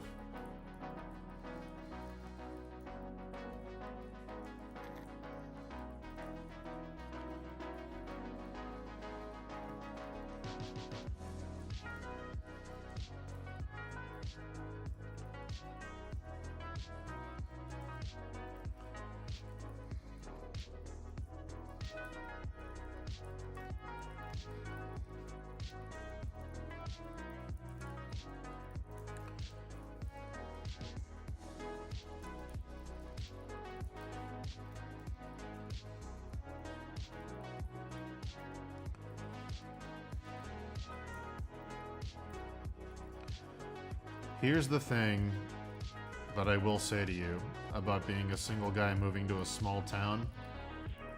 If there's any local bars or anything, you're going to be the most interesting dude there to any single woman because you're going to be the new guy.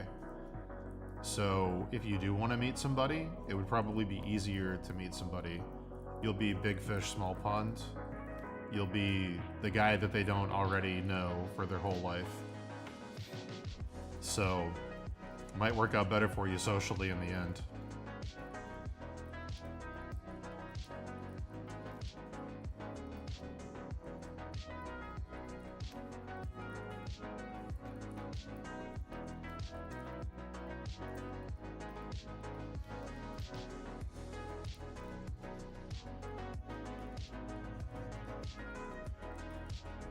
Like, I have a house up in the mountains in New Hampshire in a very small town. Population under 1,000 easy. Population a couple hundred probably. And when I used to go there, I would sometimes get invited to random parties and things by people that were just out and about because they'd be like, "Who are you?" And I'd be like, "Oh, I have a house up in the mountain." They'd be like, "You're not from here?" I'd be like, "No." And they'd be like, "Dude, where are you from?" And I'd be like, "Oh, I live in Boston," or whatever. And they'd be like, "Oh, what's that like? Man, I fucking hate it here." And they'd be like super interested. And they'd like really want to get to know you because it's like a weird escape from living in that place forever. So like, yeah, I don't know. It made it easier to meet people is all I'm saying.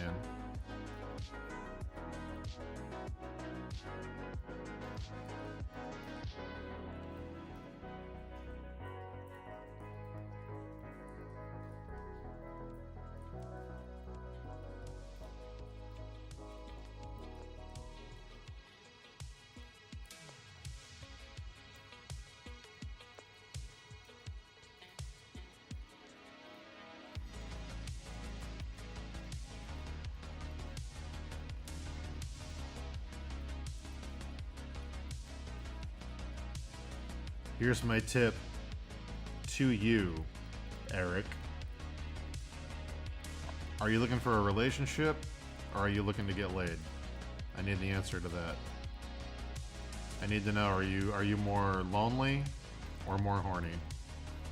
My advice will change depending on that.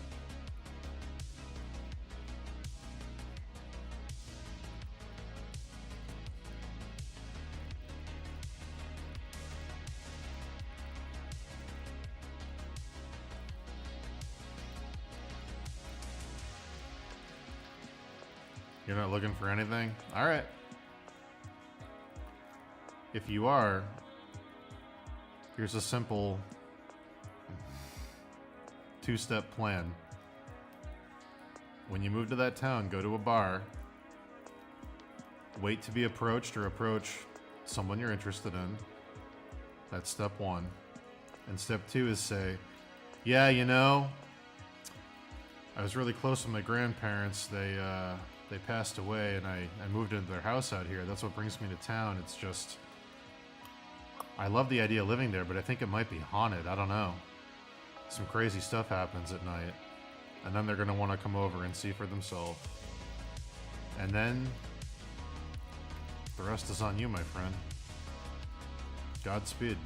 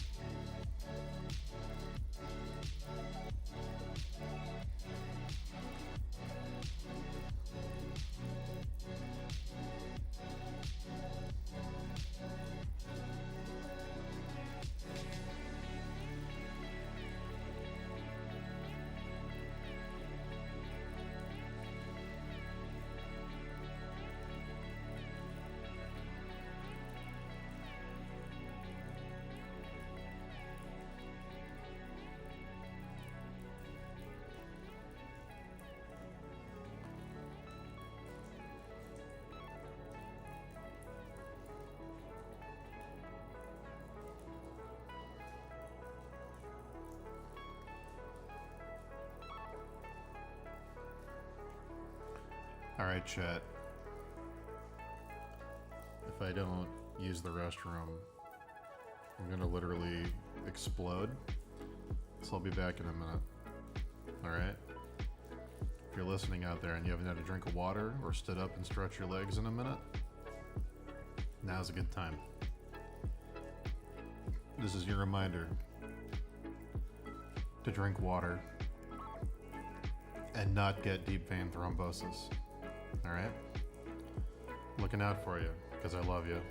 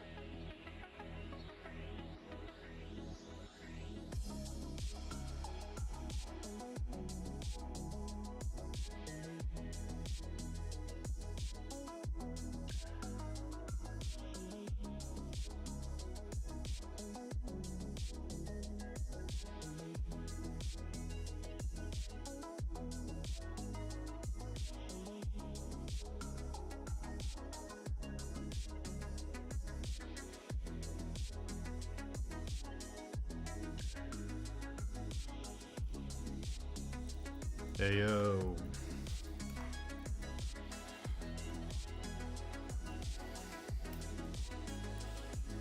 I'm back.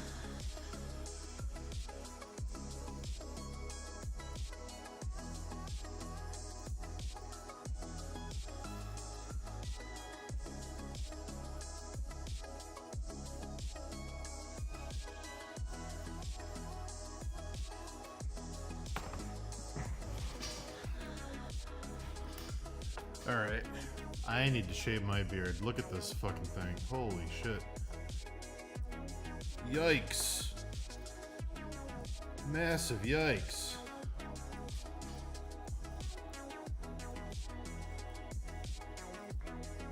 That 75-day challenge I was part of ended a few days ago. I can shave it now. I just haven't done it yet.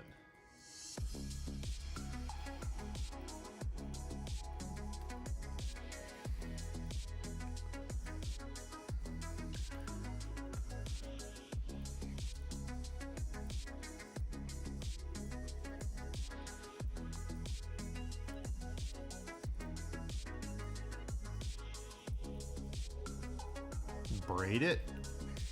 Alright. Ready? Take this. I don't know how to braid things. Is this how you braid things? Is this what you do? Did I do it right? There you go. I did it. Wonderful braid. I did it.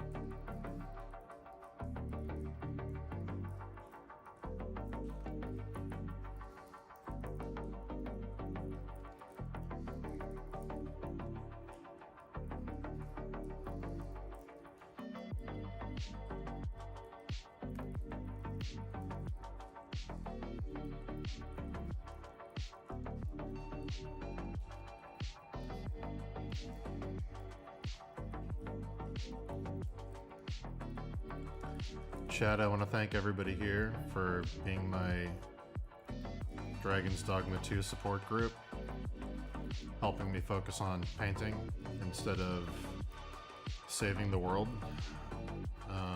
So yeah.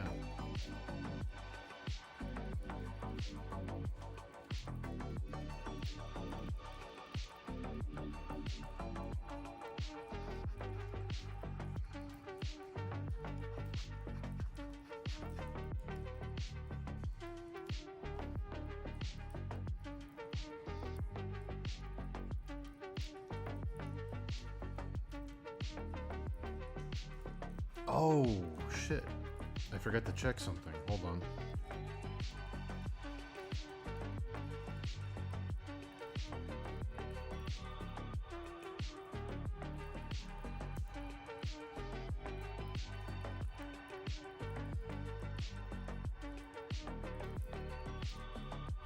Okay.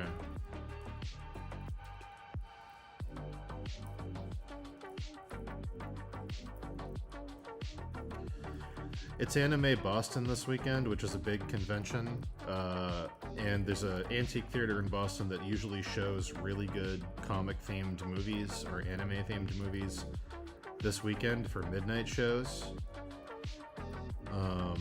I usually go to it, but it looks like tonight they're showing a double feature of Sucker Punch and Scott Pilgrim vs. the World, so I'm probably not gonna go. I like Scott Pilgrim enough, but I'm not enough to go up and see that. Next week is Silent Hill and Return of the Living Dead, though. That's pretty good.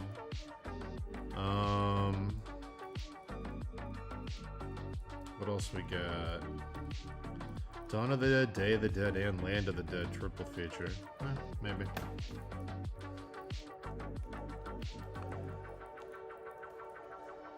Did you see a scene with Adam Scott? Did you see that? Is there a scene with Adam Scott in the film? Before I apologize. Adam Scott plays Uncle Ben. So if you saw a scene with her talking to Adam Scott, that's probably the scene. I will not apologize until I know. Many, but no, there's no way you watched all. Hold on. There's no way you watched that whole movie. Before I apologize, let me look into this.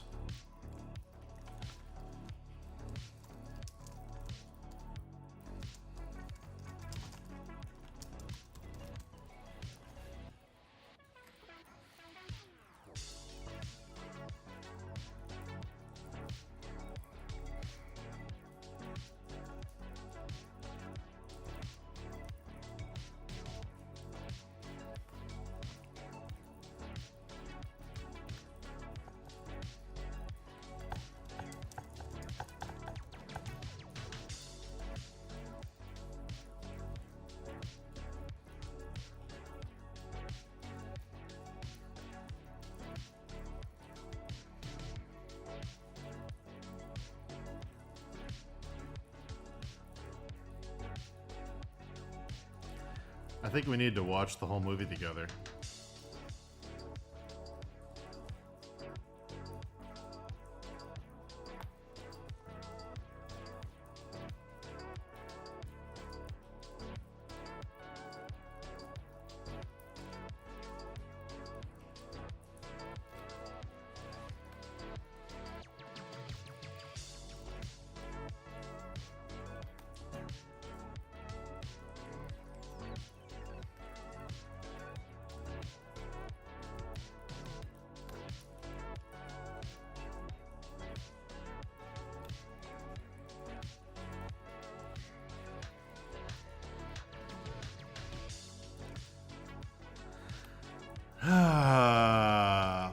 Mary Parker's baby is born, never named for legal reasons because they can't say Peter.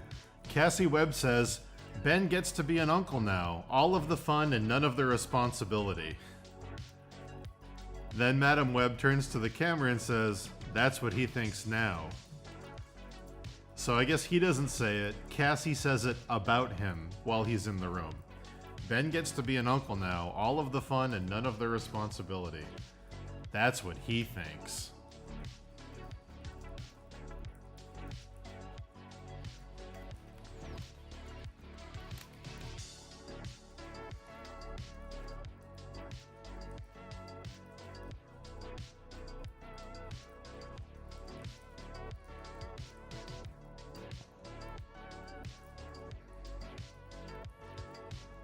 That's what I'm reading online. I haven't watched it, though.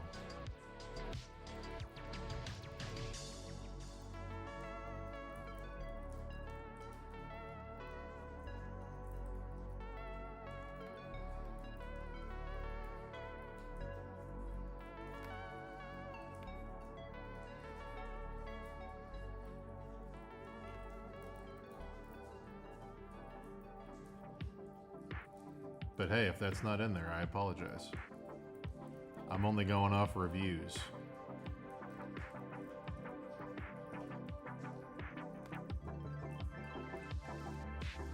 Should Keanu Reeves or Norman Reedus play Ghost Rider? Norman Reedus.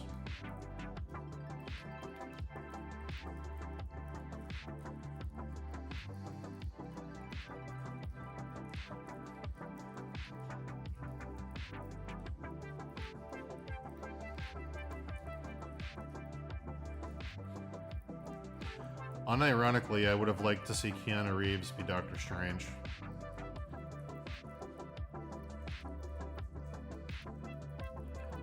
Dormammu, I've come to bargain. Would have been so much better. I mean, Benedict Cumberbatch does fine, but I think Norman Reedus would be a better Ghost Rider. I think Keanu Reeves is too, like, I don't know. Unless he went full Cyberpunk 2077, maybe then I could see him being Ghost Rider. He feels more like, Keanu Reeves feels more like mystical and otherworldly though. He doesn't feel like angry and like upset. He usually feels very like meditative and very like above it. Even when he's angry in movie, he feels very put together and composed. I don't think that really works for Ghost Rider. I think he could have been an awesome Doctor Strange though.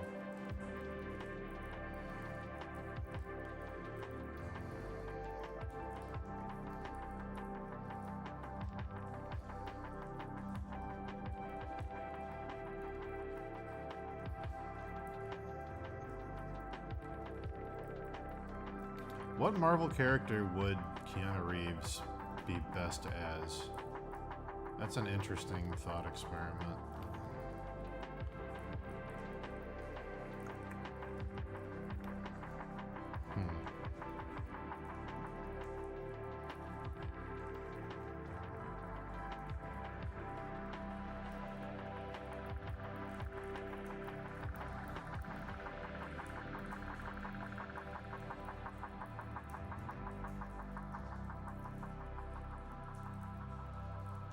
Yeah, I'm trying to think of villains too.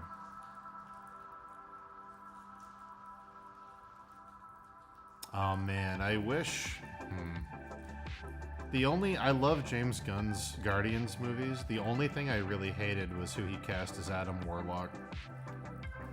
I really hated that casting of Adam Warlock as like a half-cooked man baby. I don't know. I would have loved to see like a super serious guy in a cape flying around in outer space. Just because it's such a dumb, perfect Marvel thing. Cyclops? I could see him as Cyclops if they did older X-Men, for sure. I mean, if they, I don't think they're gonna do this because it would open a whole massive cascading can of worms, but if they made the X-Men 97 reboot canon and they had the X-Men, like, aged up, Keanu Reeves is about the right age that he could have been Cyclops in his 20s in the 90s. Because he was already doing, like, you know, Speed and movies and things like that in the 90s. He could easily be, like, a grown-up Cyclops if they made the cartoon canon.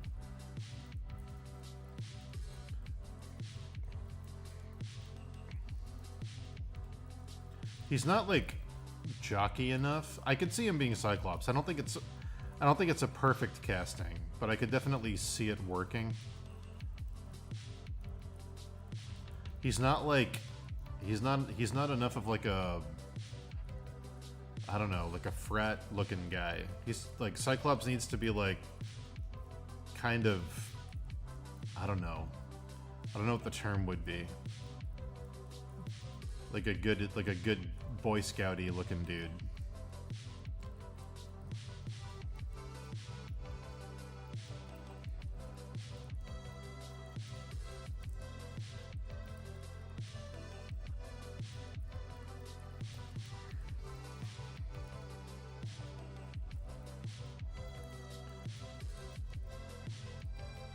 Keanu Reeves as Mr. Sinister. Who else?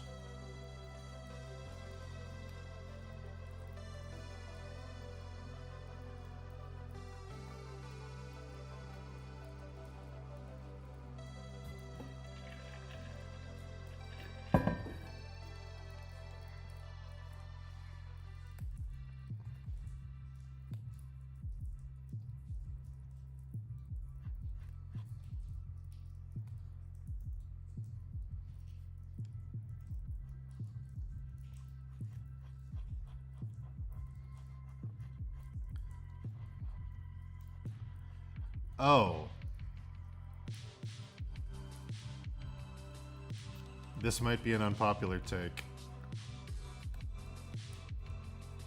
I think Keanu Reeves would be an awesome Mephisto. I think his presence and his like calm voice, I think he could be an awesome Mephisto. If he was the villain in Ghost Rider against Norman Reedus and he was like, we made a deal, like very calm, like that could be really cool.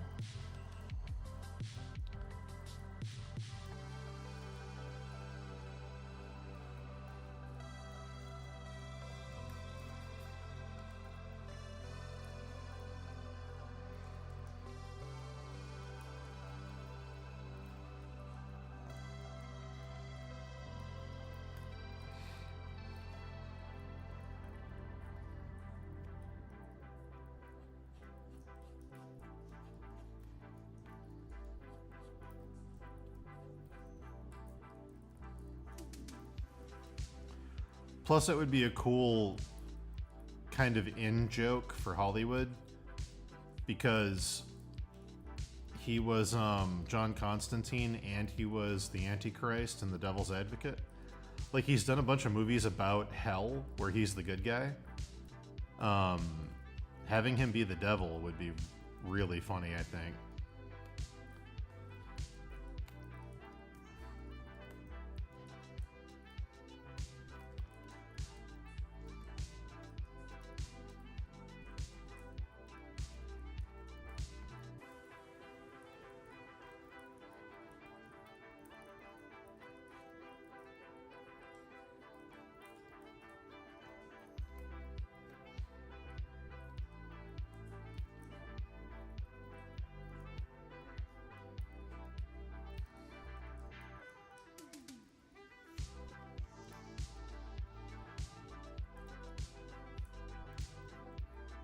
I thought Constantine was great.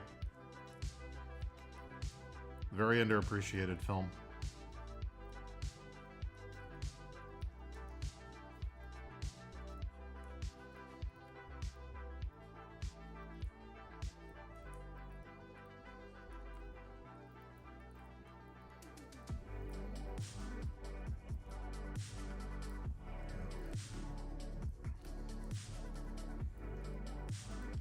Like, imagine the end of the next Doctor Strange property. We get a post-credits scene. And it's the ruins of the black magic place they go at the end of Multiverse of Madness. And there's a man walking around and you can't quite see who it is. And he's going through all the ruins where Scarlet Witch died. And then he lifts his hand and a strange red energy comes out of it. And all the boulders and the rocks start floating up. And the weird monsters that were there come back to life as strange zombie versions. And they kneel. And we reveal Wanda's body coming back to life through some kind of necromancy. Or maybe she's in some kind of stasis where her red magic protected her from the falling rocks. She never died. She's in like a magic cocoon. And then she opens her eyes and turns up and gasps. And then it cuts to the reveal. And it's Keanu Reeves looking down at her, and his eyes have a red tint, and he smiles, and he says, "Hello, Wanda." And that's the end of the post-credits. Oh, he's Mephisto! I'd love it. I'd unironically love it. I would unironically, do it. Just do it. Make it happen.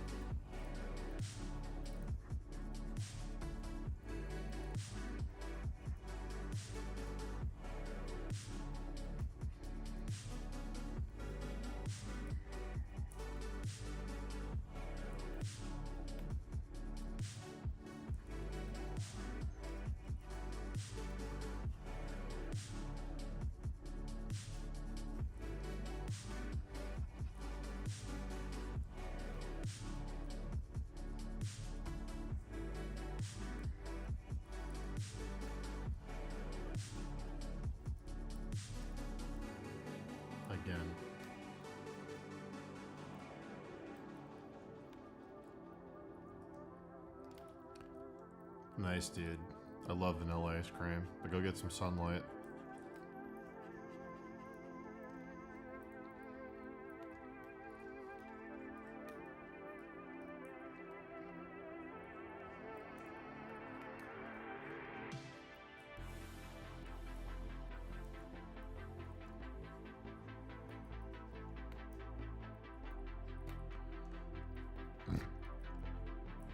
See, the problem with Doctor Doom is the perfect actor for Doctor Doom is already in the MCU as Caecilius in the first Doctor Strange movie. Casting Mads Mikkelsen as that nothing fucking F-tier villain was such a fucking waste. Like, originally he was going to be Red Skull and he passed on it, or something happened and he couldn't be Red Skull, so they gave it to Hugo Weaving. Mads Mikkelsen should have been Doctor Doom. He's got the perfect presence, the perfect frame, the perfect voice. He looks like a fucking nightmare with or without a mask. Like, it should have been Mads Mikkelsen. It's such a bummer that he's already in the MCU.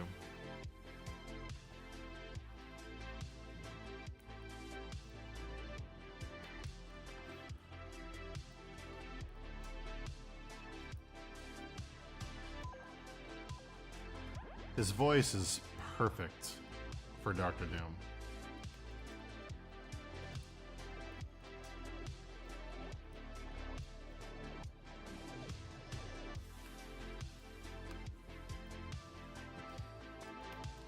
Did we talk about the potluck? Not really. I mentioned it in the beginning.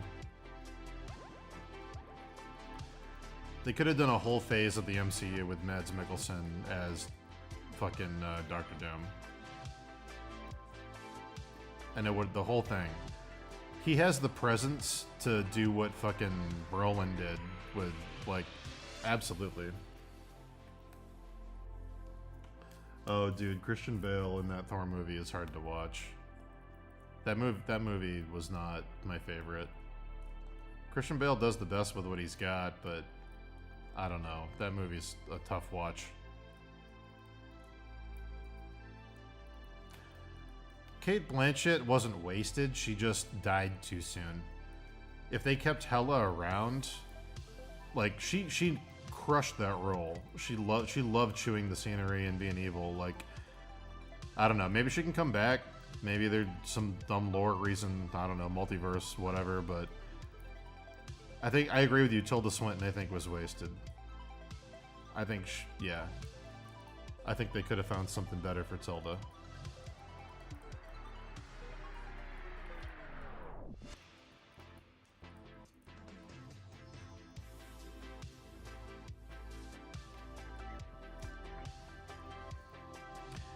Yeah, I think my ideal would be Mads Mikkelsen as Doctor Doom and Keanu Reeves as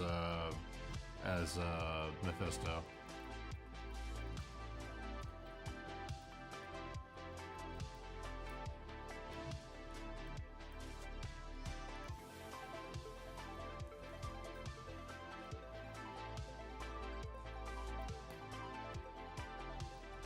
My God, again.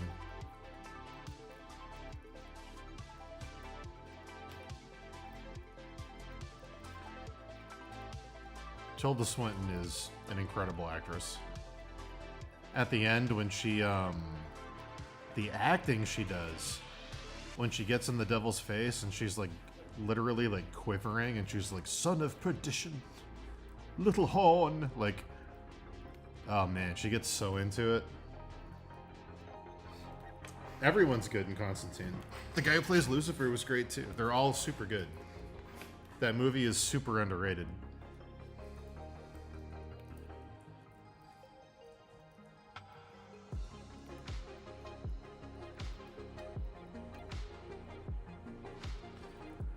I fan cast a Bloodborne thing forever ago.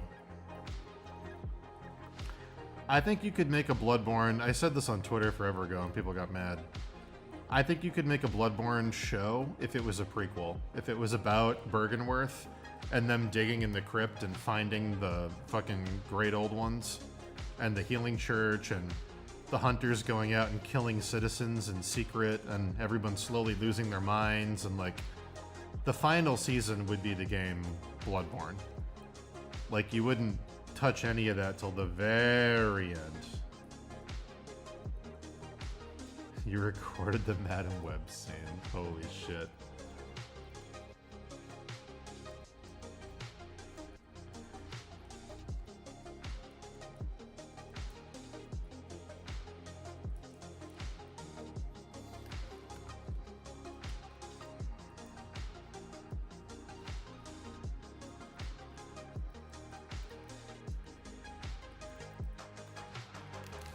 This is fair use.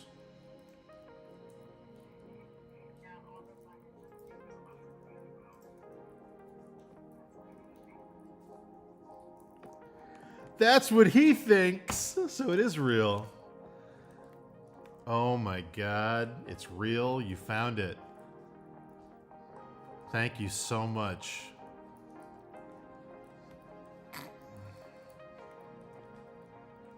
Wow. Alright, so it's not as explicit with him actually saying it as that one reviewer made it sound like. But it is there. And it is cringe as fuck.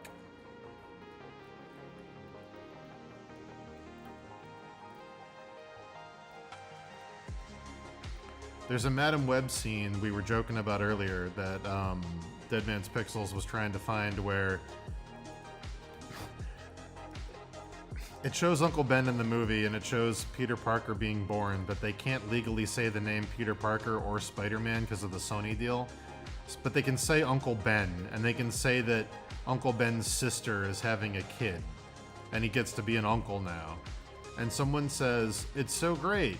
Ben gets to be an uncle now. All the power, none of the responsibility. And then Madam Web says, that's what he thinks. Like, alluding to the fact that he's gonna get shot by a criminal in Spider-Man. It's just super cringy, super unnecessary, just a very bad decision. But yeah, we were trying to figure out if it was actually in the movie, because it sounded too bad to be true.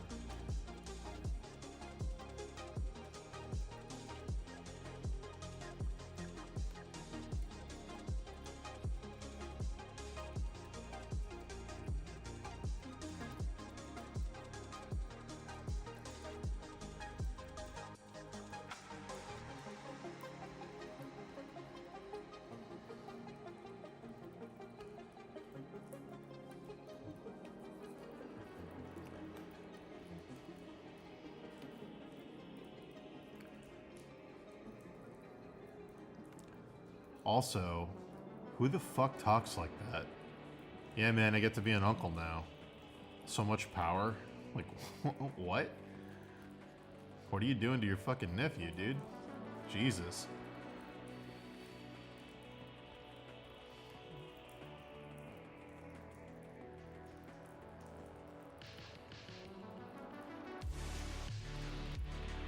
Back to what's important. Rendering tentacles and fan casting the MCU. I'm actually pretty happy with the depiction of Colossus in Deadpool. I hope they just keep that. Make the CG a little better. Keep that.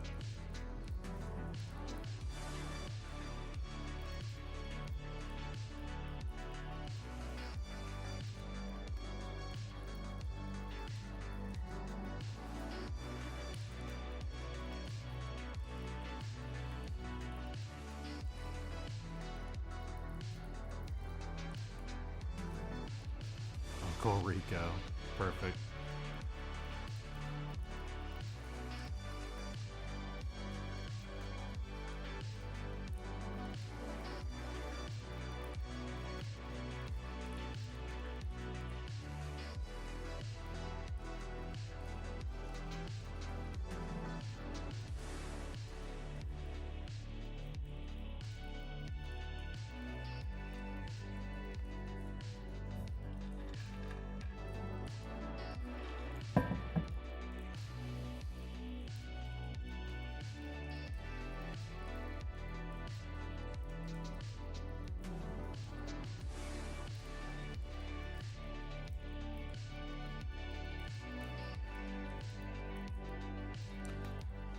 I mean, I can believe they cast Cate Blanchett. She's a great actress.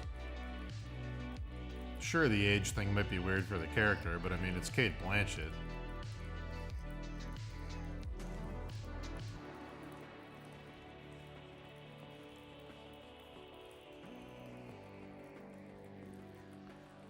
I never played Borderlands, so I'm not familiar with the characters. I'm assuming they're all supposed to be mid-20s, like most video game characters.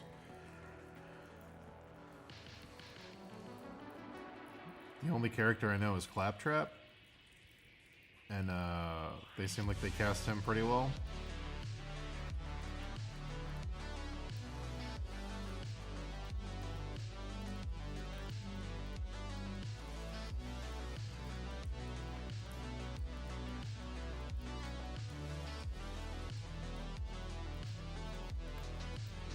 I feel like you should have taken a chance with new kids. What's that mean?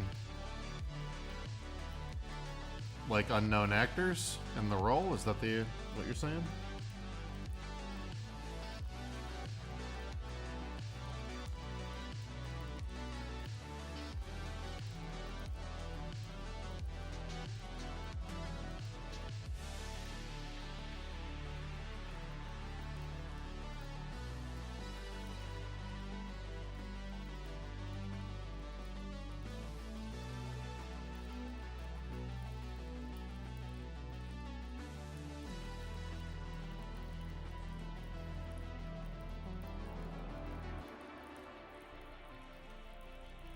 It's looking pretty close to done on that tentacle.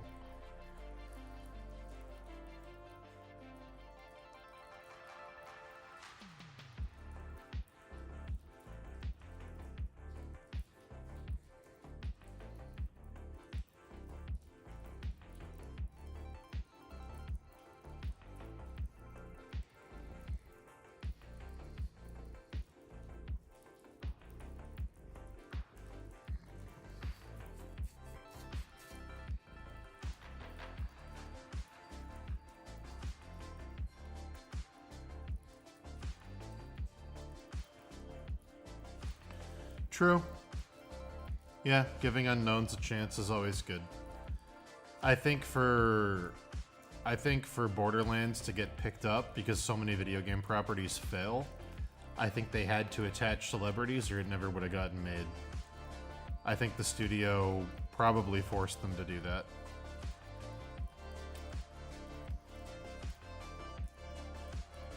Video game properties are still super risky. So that's my guess.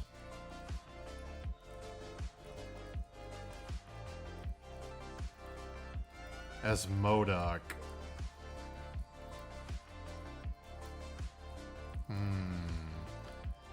Between the two of them, or just in general? Between the two of them, I think... Well, I don't know. If you're going for a serious MODOK, probably Danny DeVito. If you're going for a funny Joss Whedon MODOK, who cocks his eyebrow all the time, I would go Jack Black.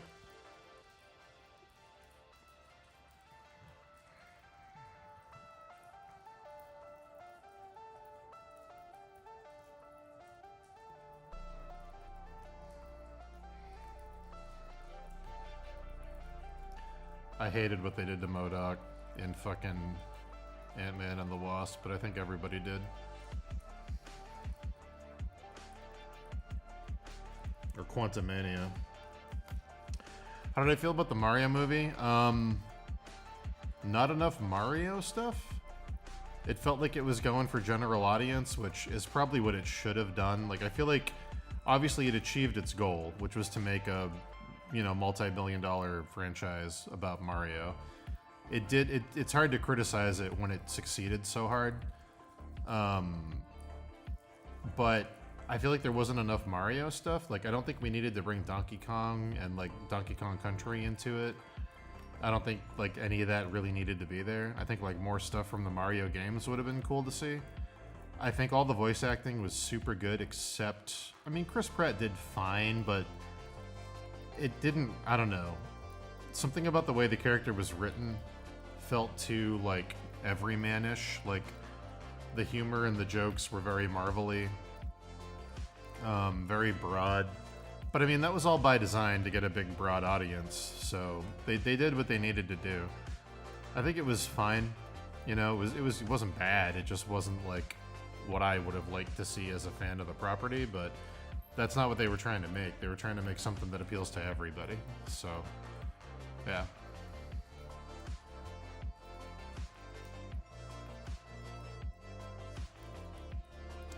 I think everything with Bowser was great. I think they nailed that.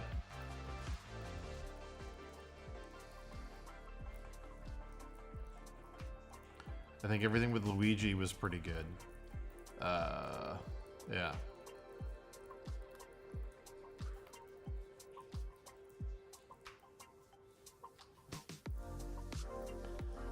Yeah. Yeah, I agree. The Andy route might have been better. Nintendo might have had notes about Mario seeming too dumb, though. They probably didn't want him to seem like an idiot. I also thought it was really weird. I mean, again, I understand why they did it from a corporate level, for marketing and branding and getting a big audience, but I also thought it was weird that the movie started in New York City and ended in New York City. I thought they would try to shy away from the 90s Mario movie as much as possible. And the first chunk of the movie is essentially just the 90s Mario movie. We're real plumbers in real New York City, and we get a weird job that takes us to a pipe under the city that acts as a warp zone to go to this crazy world. Like, I didn't think they were going to do that at all, but I guess they have to explain why Mario's a human. I guess that's the idea, is like, people won't understand. Like, that weird logic trap that movies fall into sometimes where we have to explain everything because we're playing to the lowest common denominator. Yeah, I was very surprised to see that. Mario having like father issues, like his dad not believing in him, I thought was unnecessary. I didn't think we needed all that family stuff. There were some fun Easter eggs in there, but that all felt like padding. Like, does Mario really need like a hero's journey thing where he proves himself to his family? Can't he just like, you know, go save his brother or the princess or whatever the fuck? Isn't that like, I don't know. All that stuff felt weird to me. It felt very forced, but you know, they did exactly what they needed to do and it worked out. So it's hard to criticize it.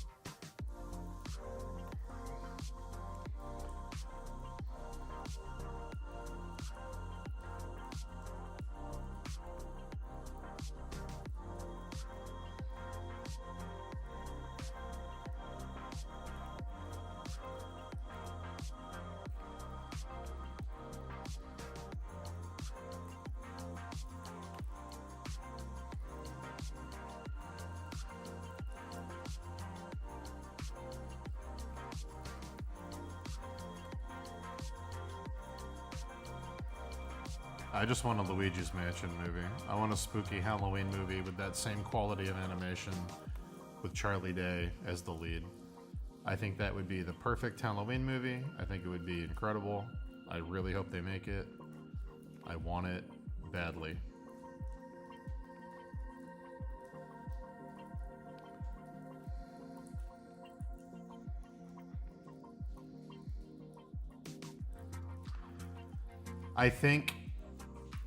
I'm assuming Danny DeVito is going to be Wario in the sequel. I'm assuming it's going to be Danny DeVito because I think Charlie Day is going to convince him to come do it because of the Always Sunny connection. Plus, it's Danny DeVito and him going, wah! Like, it's like perfect. It's like, yeah. I think it's pretty flawless. So I'm hoping it's Danny DeVito. I'm hoping he's Wario.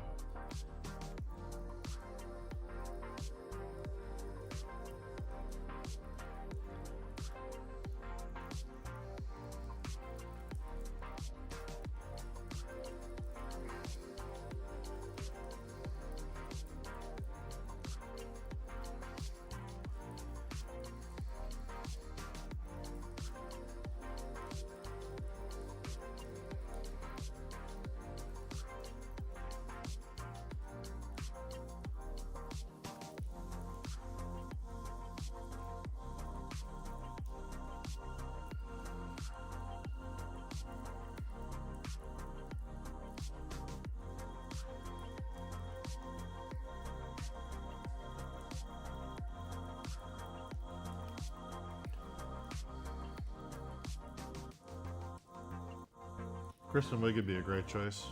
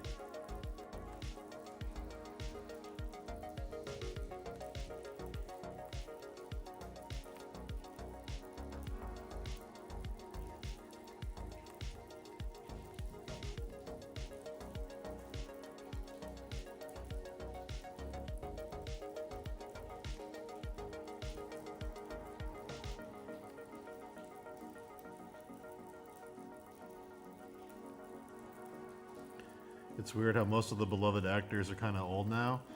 I mean, that's just time, dude. They said that 20 years ago about actors that were huge in the 70s.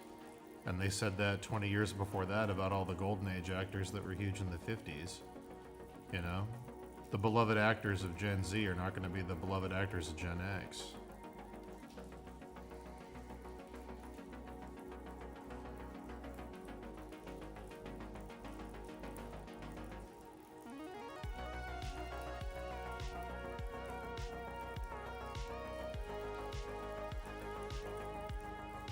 Everything you could say about Jack Nicholson, they were saying about Gregory Peck 20 years before The Shining, you know?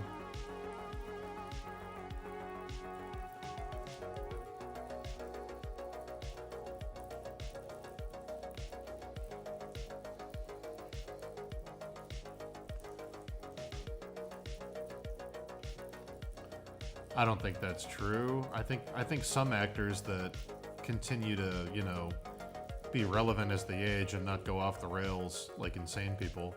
I think most of them are, yeah, I think that's true, fair to say about them, but there's plenty of new actors that are beloved that are not from 20 years ago. And there's plenty of beloved actors from 20 years ago that went completely off the rails and aren't beloved anymore, you know?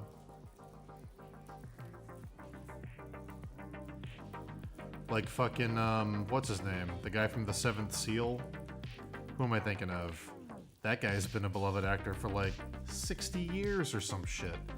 He was in the fucking, you know, the new Star Wars movies at the beginning where he's like, Kylo Ren, I see what you've become. Like, very solemn. Like, he's been an actor in tons of shit for like, so once in a while you'll get a dude like that who's just in it, you know? Randy Quaid. That is not the name.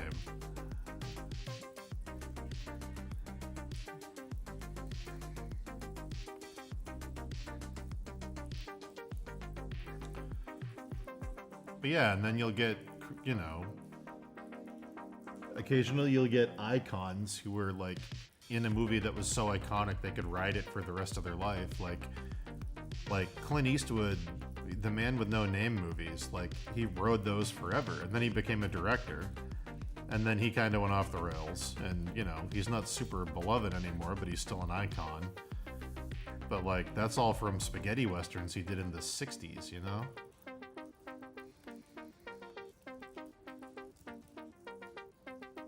He essentially, you know, plays the same character in almost every movie, but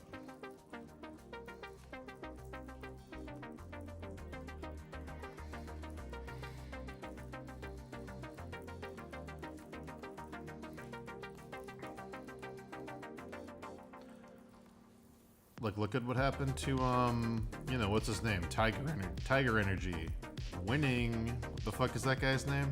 Charlie Sheen. Charlie Sheen was like super beloved actor in the 80s and 90s. He was huge, and now everybody fucking hates him. He's like a living meme.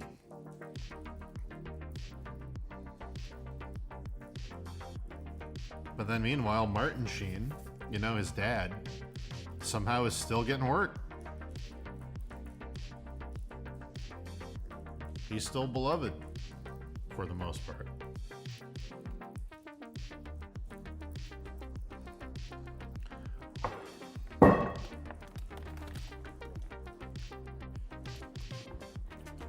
Drop the cup. Yeah, but before he got AIDS, he was still on the decline publicly. It was the drugs and the, you know, insane drug behavior and the prostitution and the fucking, you know. Look at Robert Downey Jr. He was an icon, and then everybody hated him, and now everybody loves him again. Like, there's just weird examples. Weird examples all across the board.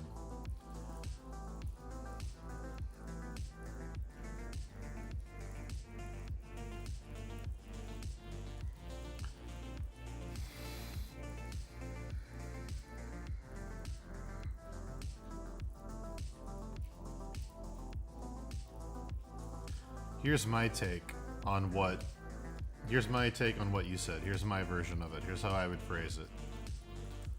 I think in the 70s and early 80s, cinema hit its peak. I think peak cinema was 70s and the first half of the 80s. I think there were classic movies before the 70s that people regard, but they weren't super rewatchable. They were formative, but they weren't like pop cinema, the way we think of like blockbusters, the way that technology advanced in the 70s to make super iconic shit in the 80s. Like, I think pop culture cinema, the way we think of pop culture, started in the 70s and ended in the mid 80s. And I think most of the actors that were in those movies became iconic, and I think most of them are still alive and a lot of them are still working. So I think that they, by default of being in movies like that were so culturally resonant and so huge, I think they just kind of got grandfathered into this class of their own as, like, you know, cultural milestone people. But yeah. Did I see your question about grammar? No. Where is it?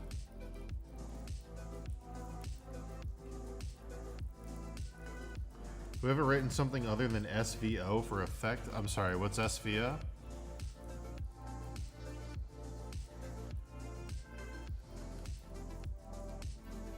I might know it as something else.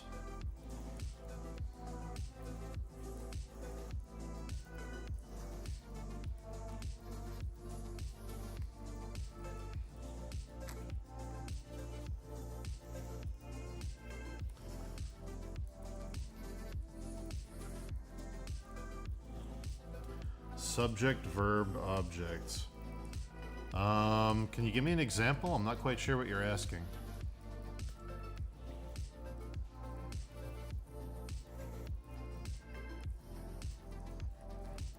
The answer is probably yes, I do, but I'm not exactly sure what you're asking me, so I want to make sure.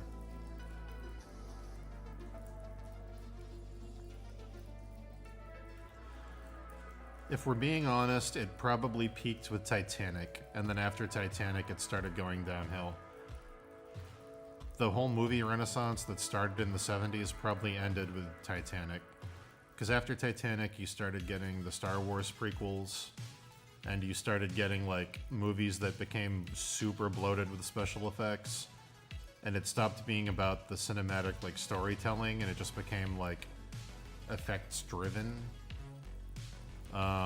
There were good movies after that, but I think Titanic was kind of the watershed peak of, like, here's all the stuff we learned in the past 25 years in one movie.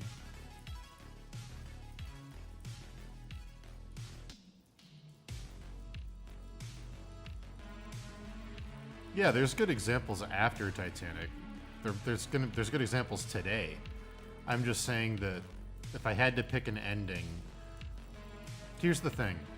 Fight Club and The Matrix were really good in 99, but a lot of shit came out too. Like, I'm trying to think of when the ratio of quality to trash shifted. Like, in the 70s, most of the movies that came out were pretty good, and not that many movies were coming out. In the 80s, more movies started coming out, and most of them were either very iconic or derivative of something iconic. Then in the 90s, we started getting a lot of, like, straight to VHS. It was a product of technology, because originally movies were just in the theater. Then when VHS became the default, you could put movies on home cinema cheap. So people started making a ton more movies that were never in movie theaters. And you started getting a ton of crap. And, like, I'm trying to think of when that scale shifted, because late 90s, there was just tons of forgettable stuff just being shoved out. And that went into the 2000s. Yeah, I don't know. You could say it ended in 99. I mean, there was good movies then too. But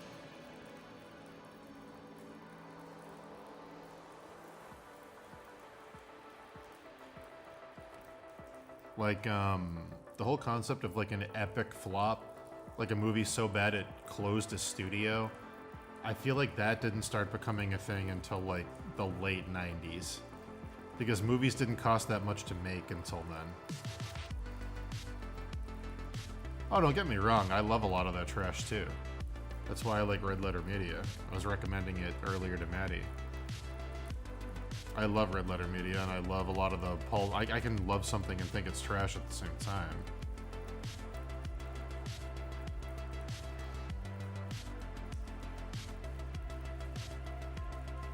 Yeah, Cyborg and Nemesis were garbage, but I love them.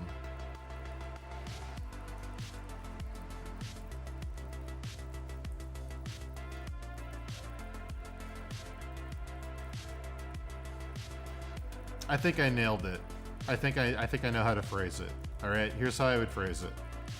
There was a weird switch that happened after Titanic where movies started becoming about franchises. So somewhere in the mid-90s, I'm going to use Titanic as an arbitrary date. Filmmaking up to that point was, I want to tell a story and make a movie. And if it's good, it might get a sequel. But they weren't thinking about the sequel when they made the movie. They just wanted to make a good movie. And if the movie was good, it became a sequel. I want to say when the Star Wars prequels and Lord of the Rings were being made side by side, the success of those two franchises being a massive three-part thing made studios go, oh, let's start planning out a whole series of movies that we're going to develop regardless of if it bombs. So you started getting the Narnia movies, and you started getting... The Matrix didn't start that way, but it turned into it. And you started getting, like, Underworld. And, like, I even like some of these, but a weird shift happened where people stopped trying to make a good movie, and they started making franchises. And whenever that shift happened, that was the end of the 70s Renaissance. Whatever date that was when that ended.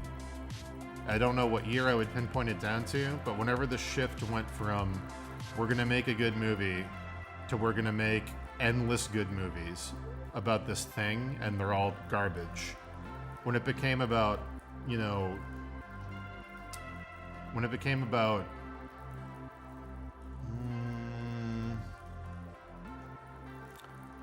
the amount of content versus the quality, I think that's when it died.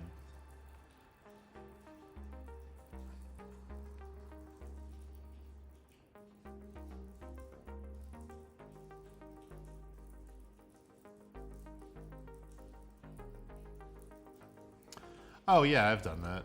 It's mostly for character writing though, Johnny. Like, I don't write normal people talking like that because you have to call it out or it's too weird. People won't identify what you're trying to do. But for character writing, yeah, absolutely.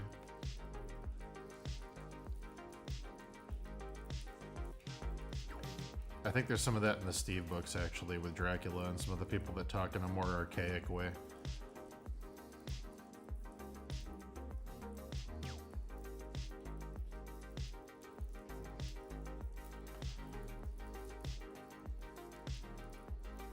Yeah, that's the other thing you mentioned in chat. When people were making one good movie, they could afford to take risks because it was one movie. But when it became about franchises, the studios didn't want to take risks anymore because it costs so much to build a franchise out. So then you end up with that scenario I mentioned earlier where one bad movie could tank a whole studio because they were planning on making 10 movies out of it. So they started focus testing and all this shit to, how do we get the maximum return and please as many people as possible with this franchise? You started getting all these bland things pumped out and became more about the volume than the quality. So whenever that mindset changed, somewhere in the mid-90s, mid to late 90s, that's when shit really went off the rails. But yeah, something strange happened. I think it was Lord of the Rings, the Star Wars prequels, and the Harry Potter movies specifically. Because then there was a huge rush of what other young adult books do we have? We're going to make a 10-movie universe. Whenever that happened, the quality of most stuff went straight to trash.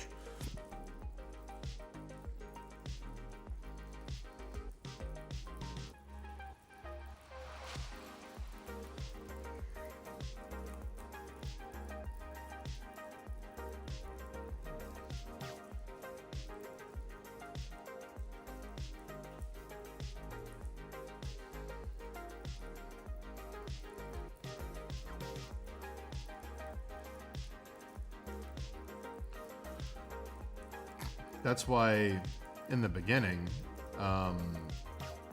Netflix was such a huge, popular thing. It's because directors could go there with a little cool, risky movie they wanted to make that no studio wanted to touch because there wasn't enough return guaranteed for the risk. And Netflix was like, yeah, we'll make all your weird stuff. That's why Netflix was so beloved when they started making original content. Is because they were letting people do what the studios used to let people do.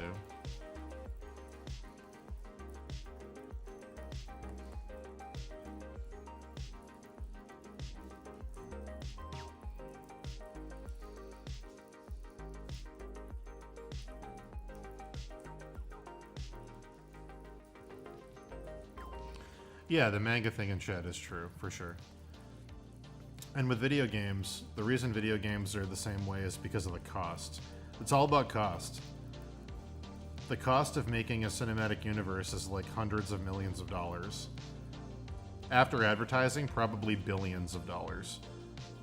And the cost of making video games is for the graphic fidelity that something needs to be competitive on the PlayStation, wild, super high.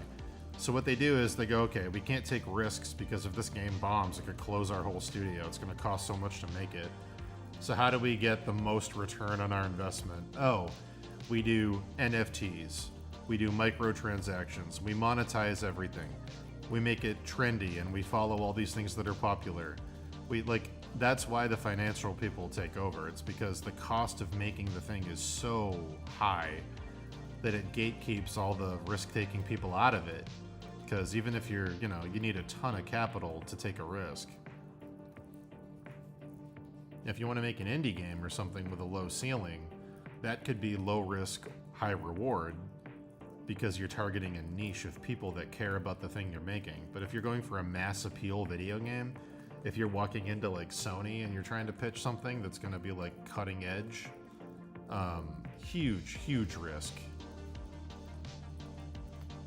They're not gonna take any chances with that. They're gonna focus test the shit out of it.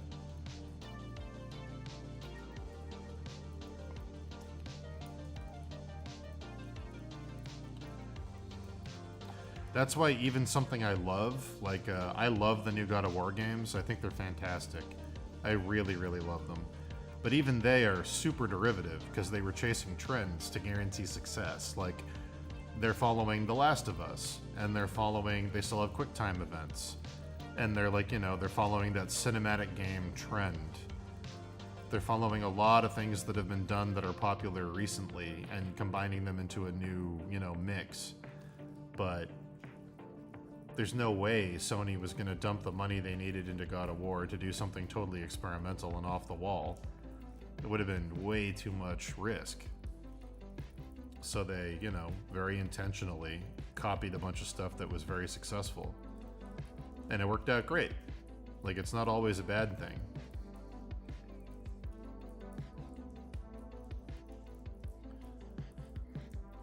Yeah, exactly. Fallout slowly losing its identity is really sad because it had such a strong one. And I feel like with every new game Bethesda puts out, it's slowly losing bits and pieces of its charm.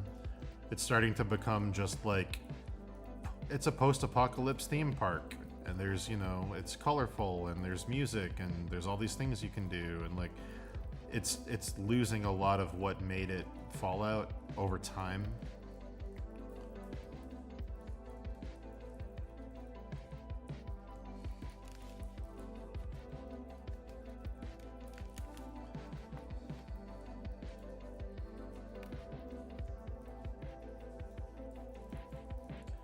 In general, this is just a me thing. In general, I don't like games that feel like theme parks. I don't like games like, even the new Zelda games have a little too much content in them for me. Like, I still like them, but they're not my favorite Zelda games because there's too much. And like, when there's so much, a lot of it's not good because there's not enough time in the world to make a game that big 100% good all the way through. So like the dungeons become kind of bland, the fights become kind of repetitive, the shrines aren't super unique because there has to be 400 of them. Like, it feels like a big theme park where you can go do a bunch of stuff, but all of it's just kind of compromised, as opposed to a more focused experience. But the current meta for games is to make a game that you can play for 300 hours. You know, they don't want to spend the cost of development on something that people are going to replace in a year. They want a game that people are going to play for the life cycle of the whole system. So it's, you know, it inflates everything when you do that.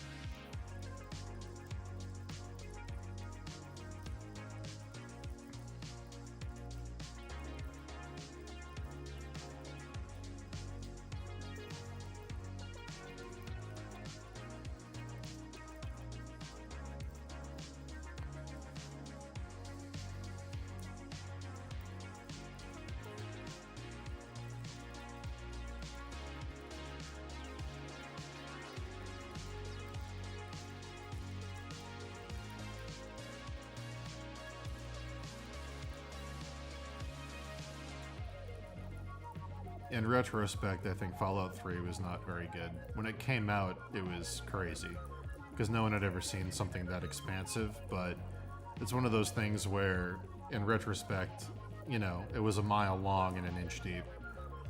Like, yeah, it was very impressively huge on a console, and there was a lot of stuff, but there was no depth to any of it. Very cookie cutter, very broken. But when it came out, oh boy, was that a huge, you know, watershed thing.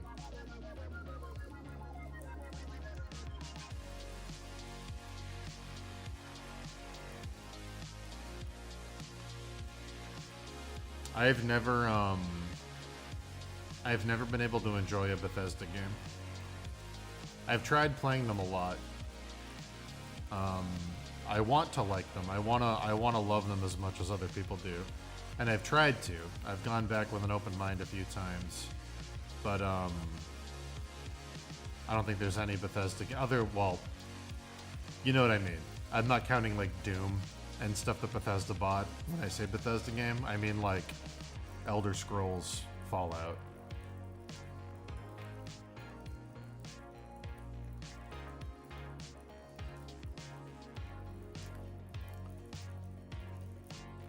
I just remember when Fallout 3 came out, it had a much bigger impact than Oblivion. Fallout 3 was like super, like people were freaking out at Fallout 3. Oblivion was like, people cared, like it was cool. And it was a big deal, but Fallout 3 was like fucking everywhere. I think because just in general, gun video games are more popular than sword video games.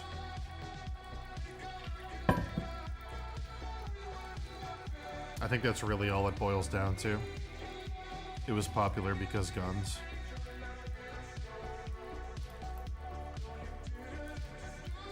People in fraternities could play it without feeling like losers. I never gave Stranger of Paradise a chance. I don't think I can. Unless I played it ironically on stream, I don't think I could do it. That's like, look what they've done to my boy. That's like the most dad I've ever felt about an IP ever. I don't know if you remember what the rumors about that game were going to be before it got a trailer.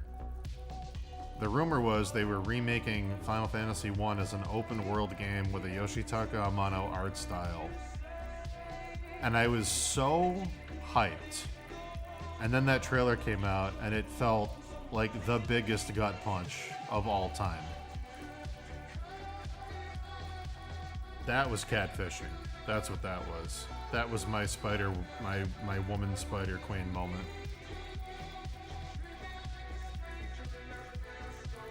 I was like, you lied to me.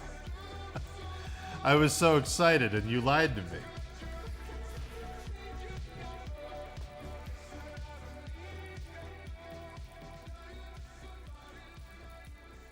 I'm not arguing about what's a better game.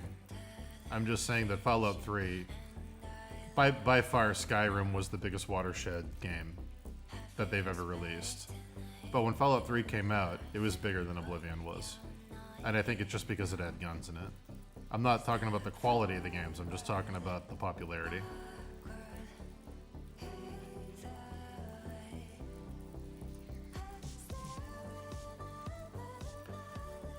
Why are there vocals in this song?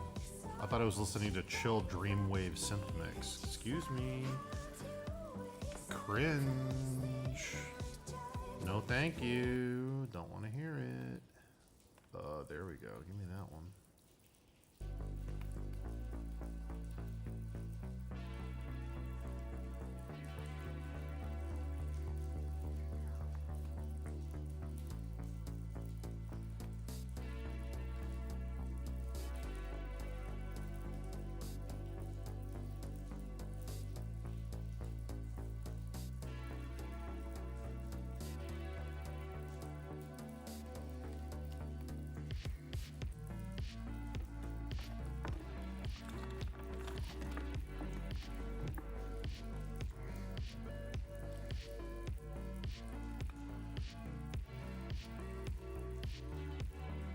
Let's do this tentacle.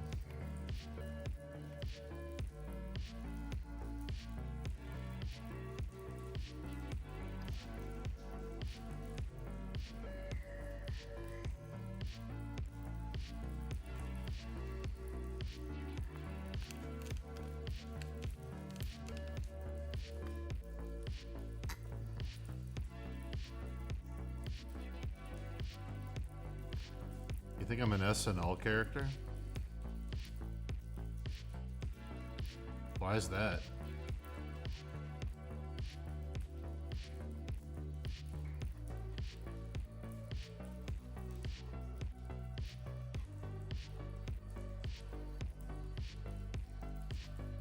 That could either mean I'm very funny or I'm not funny at all, depending who you ask.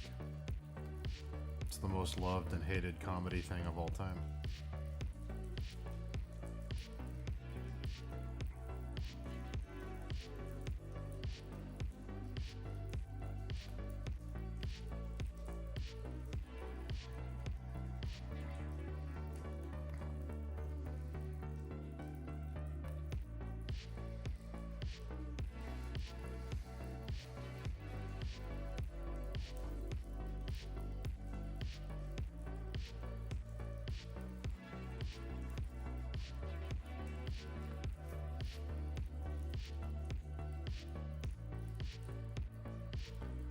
Oh, the American accent. Sure.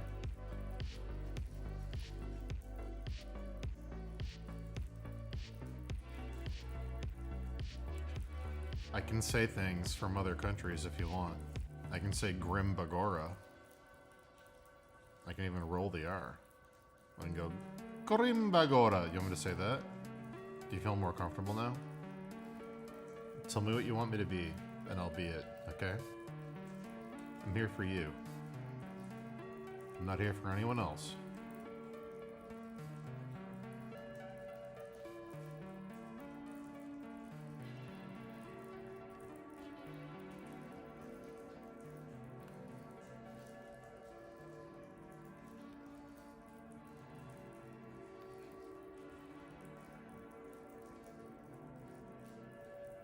Just say something in Espanol, senor.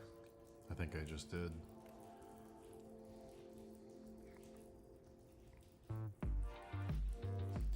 Dan is no one but himself. Not true.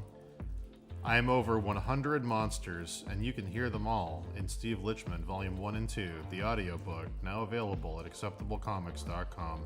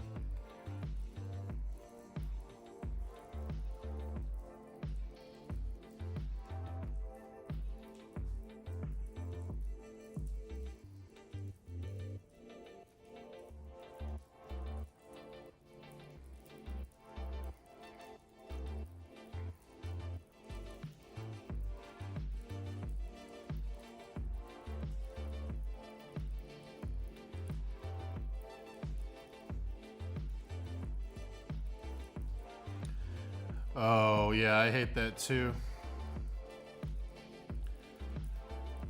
The example me and Dave always go to is when someone speaks in regular, just English accent, and then they say a word in another language and they throw an accent on that word. So it's like, today I learned all about the stuff that's happening in Puerto Rico. And you're like, oh no. Just say, today I learned everything that's happening in Puerto Rico. It's so much more offensive when you only put an accent on the word that isn't English. It sounds like you're making fun of it. Like,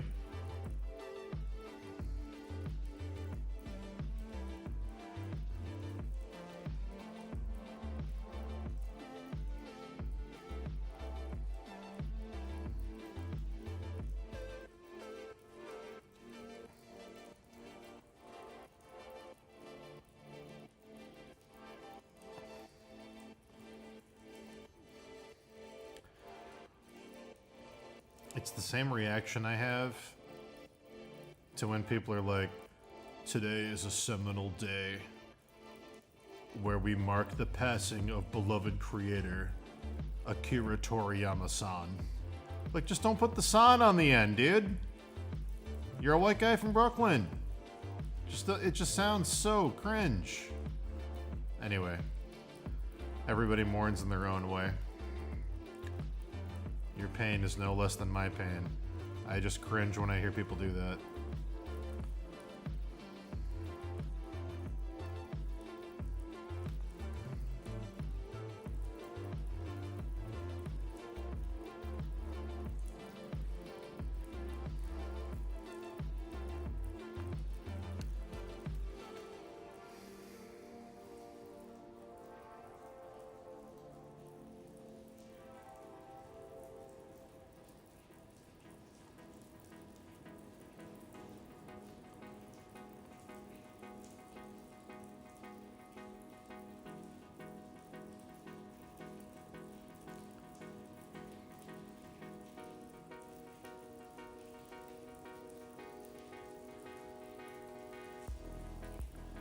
Listen, I know you're trying to get me to speak in a fake accent.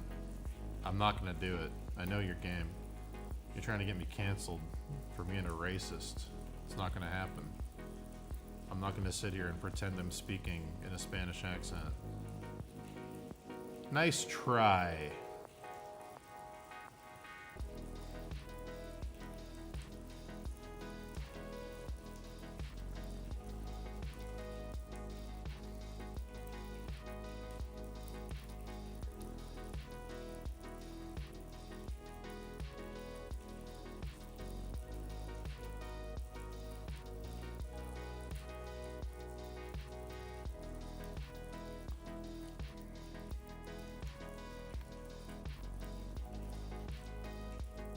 The only one I'll do, because I can't get canceled for it, is every fantasy game taking place in medieval England.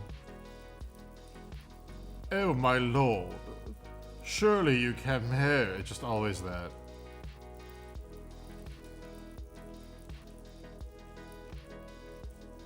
Also, in foreign films, like even like the Napoleon movie, which is very obviously French because it's fucking Napoleon.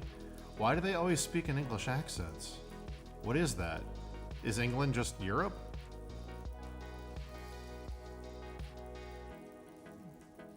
That one drives me crazy. Like some dude who's French fighting for Napoleon riding up and going, "Sir, our troops are..." Like, oh, what do you... Like, what?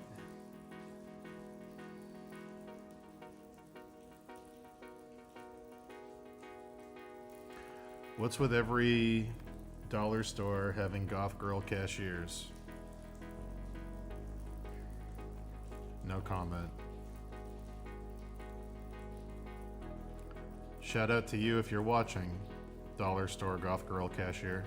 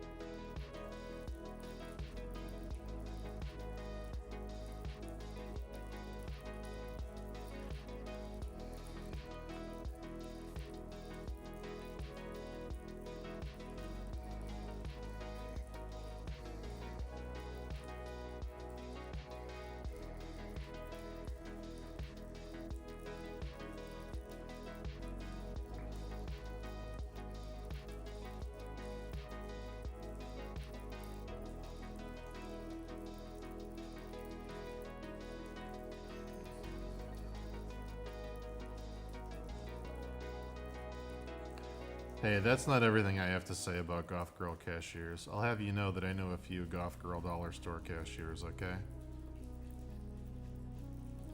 And I don't hate them. I do hate the girl we're making fun of in book 1, though. She was just a goth girl, not a dollar store cashier. And now she's a famous goth model. Famous. And by famous, I mean gets work.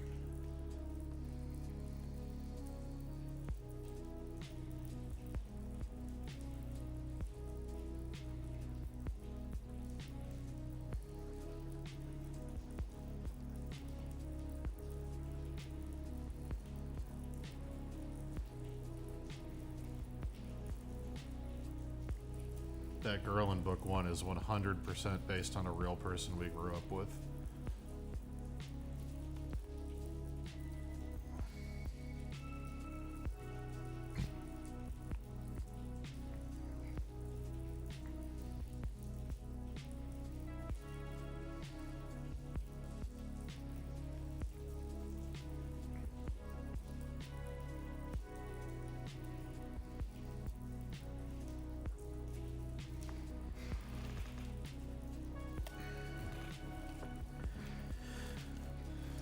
I dated a dollar store goth girl cashier during the pandemic. I'm very familiar with the goth girl dollar store cashier ways, okay?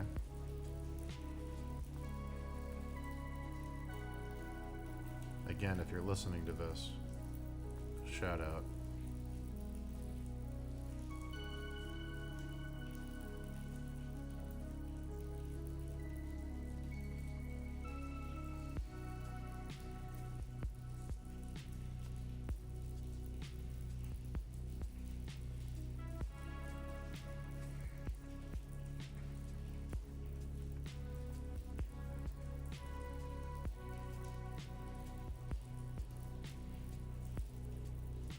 I don't know why it's a thing, but it is a thing. You are correct. It is a thing. I don't know the why, though.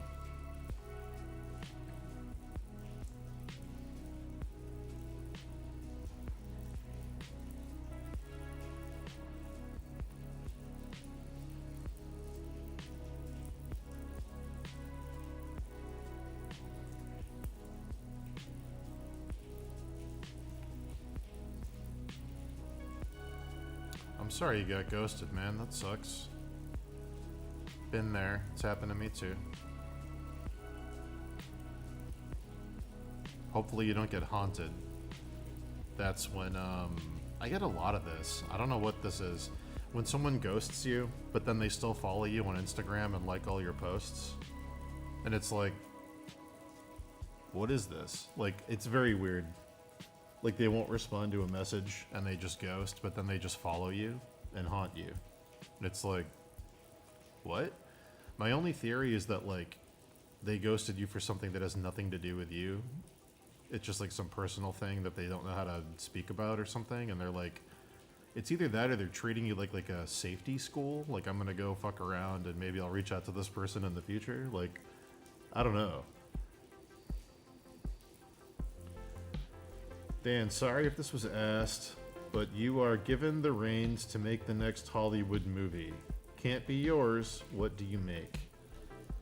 Like, does it have to be a franchise? Like, what are you asking me? Are you asking me, like, a pre-existing thing that's already popular? Which one do I want to take over? Or are you any movie? The can't be yours is what's throwing me. Are you saying, like, which IP do I want to take over?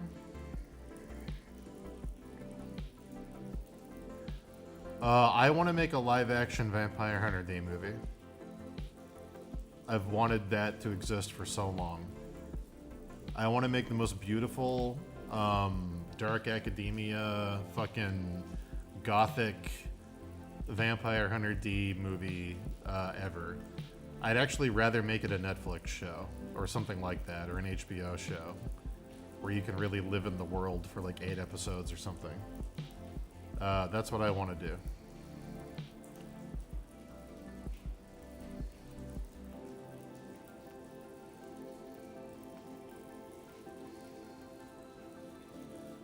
That's the one IP that I want control over more than anything.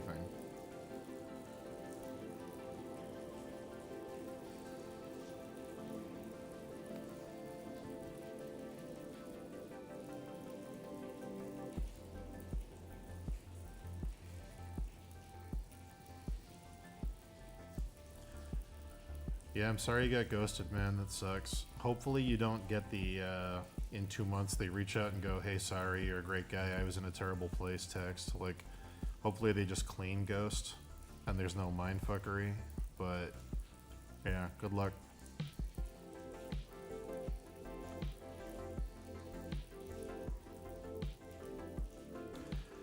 I will say, from experience, I'm gonna say 8 times out of 10, people ghost for reasons that have nothing to do with you. So, try not to take it personally. Most of the time, they're just very bad at communication, or there's something crazy going on in their life, or they're just depressed. Yeah.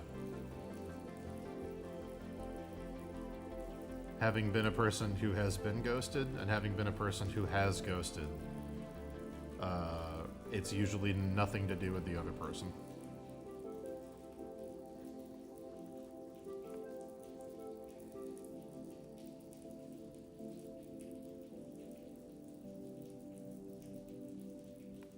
I mean, yeah, them not liking you enough is probably baked into it on some level, but it's usually not just that.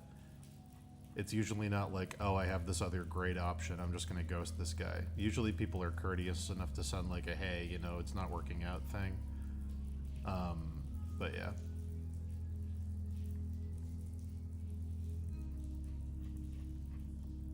Honestly, most of the people I know personally who are still dating are just depressed as fuck. And when they withdraw, they ghost like everybody. It's not just their matches; it's also like friends and shit. There's just a lot of really sad, miserable people right now.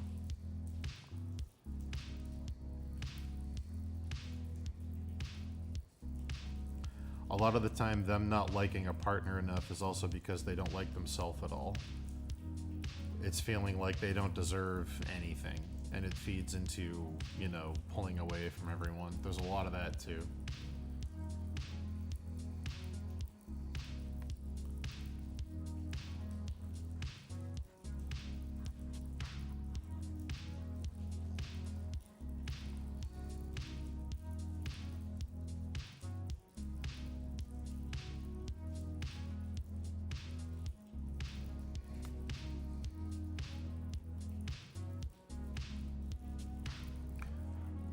I'd say the majority of the people I know who've been through that, like I've had friends who, I can't tell you how many times I have a female friend who asks for advice on a dating situation, and I'm like, what's going on? This has happened probably like 20 something times, I think I've had this conversation, where they're like, I really like this guy, he's great, you know, we have so much fun together and stuff, but like, I'm so overwhelmed. I think he wants a relationship, and I'm like, I don't know.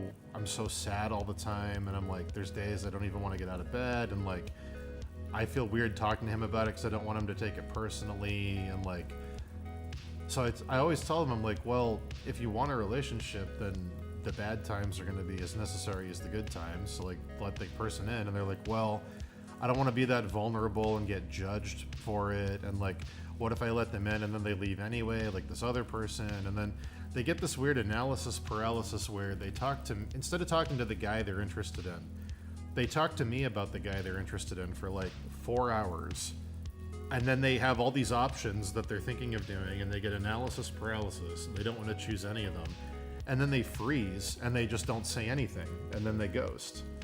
It's this weird like fight, flight, freeze thing where it's not that they aren't interested in the dude, it's that their headspace is so fucked that they just don't want to take any risks. They don't want to risk getting hurt, so they just close off completely. It's really, really weird.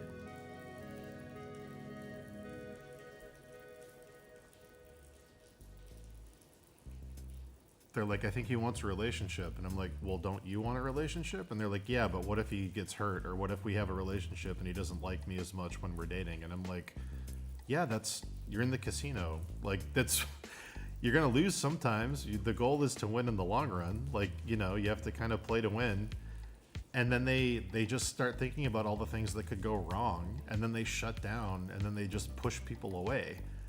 And it's like, you're being really dumb. And it's, yeah, I don't know. To be fair, I've done it too. I mean, like, I've been in that headspace and pushed people away for the same reasons. It doesn't make any sense, but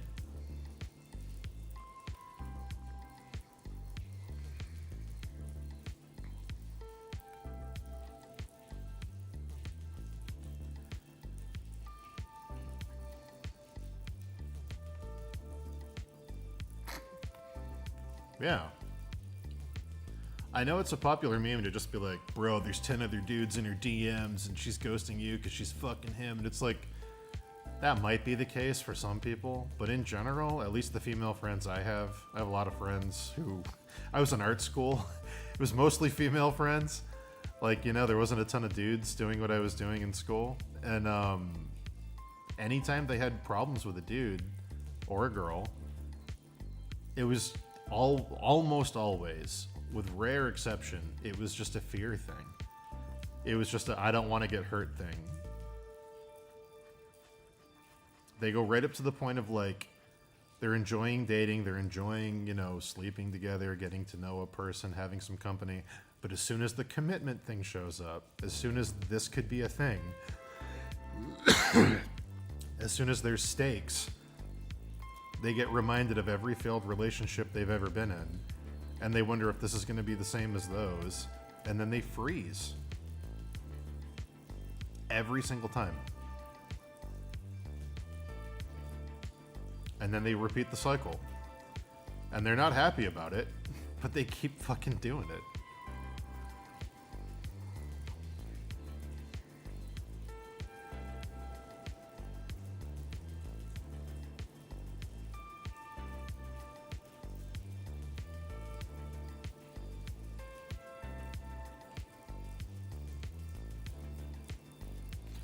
I'm sorry, Eric. That's rough.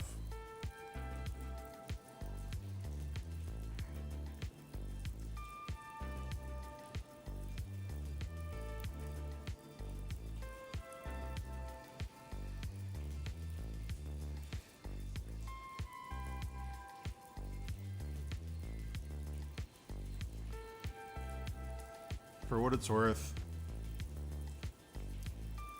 I think most people are just terrified of getting hurt.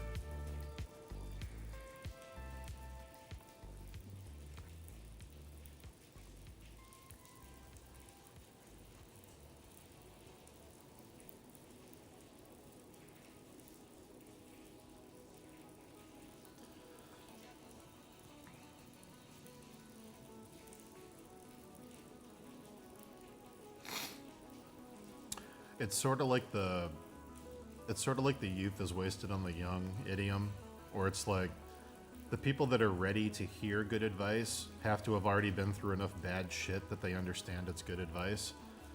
If someone hasn't had really terrible shit happen and you give them good advice, they might just ignore it because they don't have the experience to realize what you're saying is sound. They haven't, they don't have a perspective on it where they can appreciate it. So it's like a weird catch-22 type thing where, it kind of already has to be too late for you to realize the advice was good.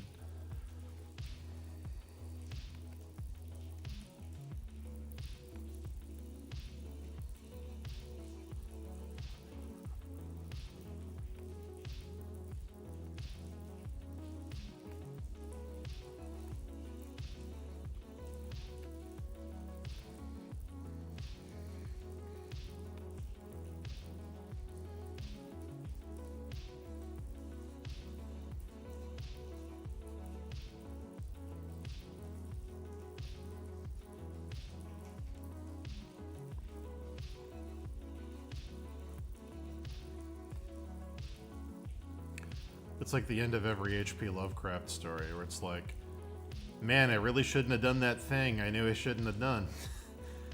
It's just very like, yeah, once you're turning into a fish man, it's pretty obvious that you should have listened to the guy that said, don't go into the fish town. Damn.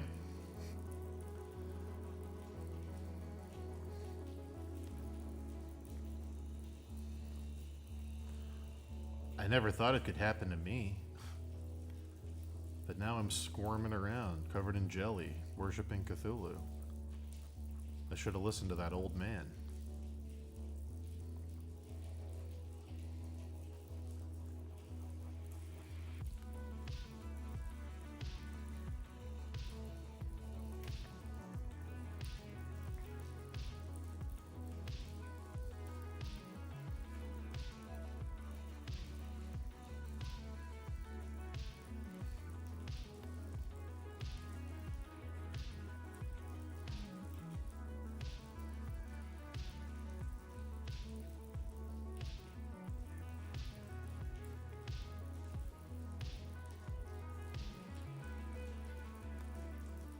I do what anyway? Squirm around covered in jelly?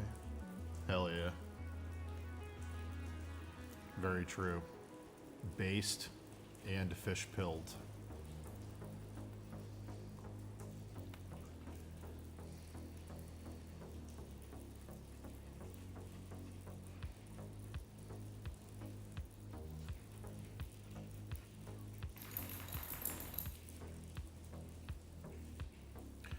But again, chat,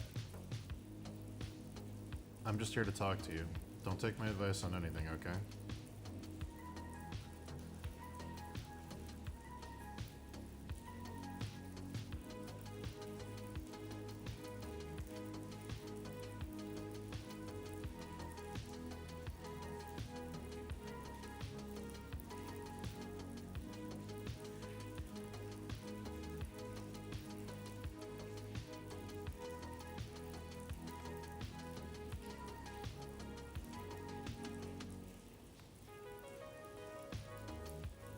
I guarantee my situation is not your situation. Yours is not mine. If something sounds relative, cool. But never make a decision based on what I'm telling you.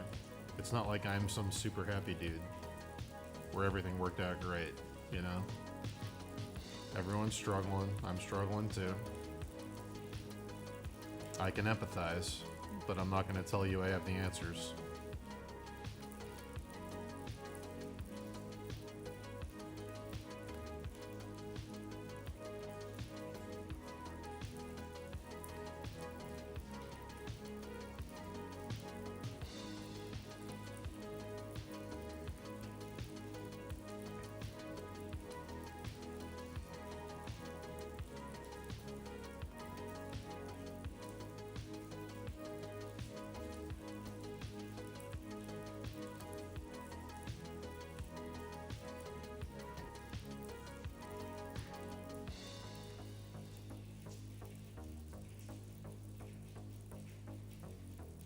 I'm sorry, sleep. That sucks.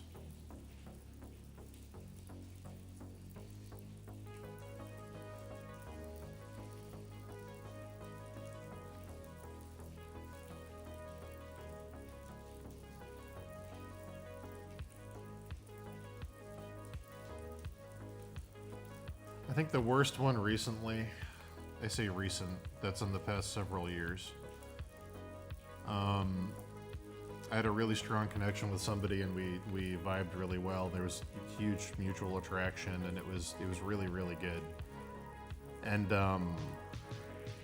she kind of let me fall for her without telling me that she had a chronic condition that meant that it would have, I'm not going to divulge anything personal, but had a chronic condition that would have drastically affected both of our lives in a pretty huge way, and didn't tell me that until pretty far into it.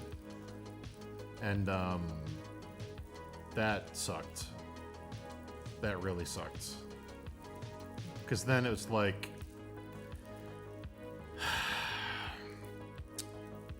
you feel like a bad person for making a decision to protect yourself.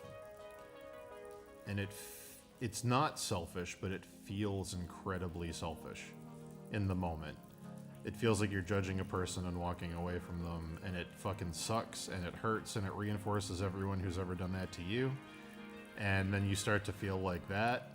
You feel like those people. And it's just, yeah, I don't know. You realize you've been building a foundation on something without having all the information. And it's like, oh, okay. Like, whatever this reality I was constructing for myself is not the actual reality. This thing I thought I was moving towards, the goal isn't actually, it was like an illusion. I thought something was there, but it's not the thing I thought it was. And it's,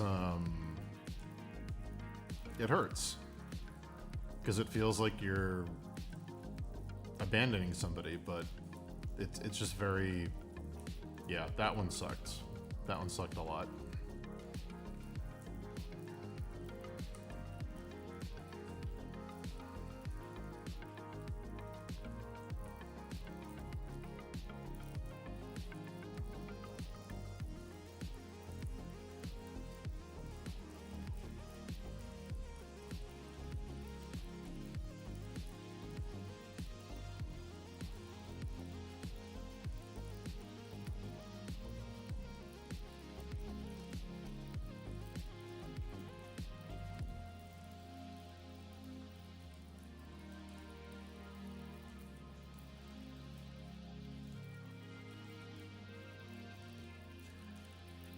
It's weird because I don't know. If I didn't give somebody relevant information about what I was going through and what being with me would mean for them in the long term, and I let them catch feelings and I reinforced those feelings and I got them attached, and then I kind of pulled the rug after, and I was like, by the way, you've now signed up for this. And if you love me, you're going to deal with it. And if you don't deal with it, it means you never love me. And you're the bad guy. Because you lied to me about loving me. Even though I didn't tell you this was a thing that you were signing up for. If you don't agree to it now that I've told you, you're the bad guy, not me. And it's like, I can see both sides of it. That's the thing that sucks, is like, you do feel like a bad person if you step away. But at the same time, you didn't know what you were signing up for. So you're fucked either way.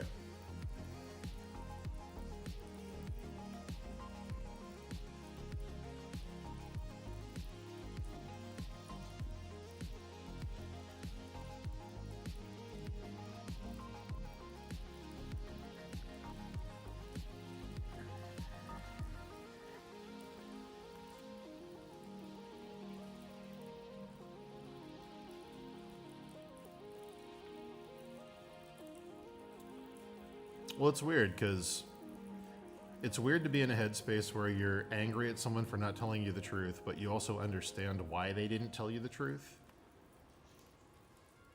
It's like, oh, I get why you lied, and I empathize with why you did that, because in your situation, I totally understand why you would do it. It's weird to have both of those feelings at the same time, where you're like, I know why you did this, but how could you do this? Like, yeah, that's a mind fuck that I don't wish on anybody.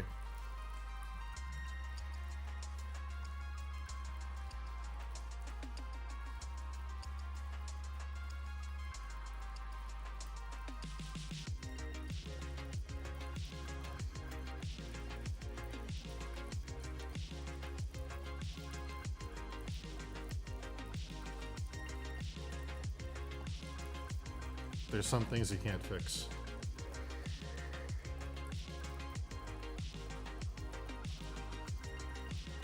And especially if you're a person like me, realizing that there's some things you can't fix, you have to realize that sooner than later. Or you throw your whole life away thinking you're like some, I don't know, thinking you're being the person you wish was there for you. But the whole thing is not based on any kind of reality. It's all like some fantasy coping mechanism.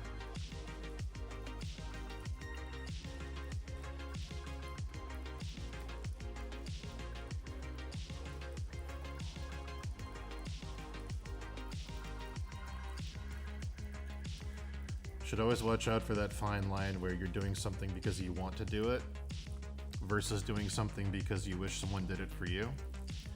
There's okay times to do that, and there's not okay times to do that. Like helping someone out or mentoring somebody because no one was there to help you out or mentor you. Good things.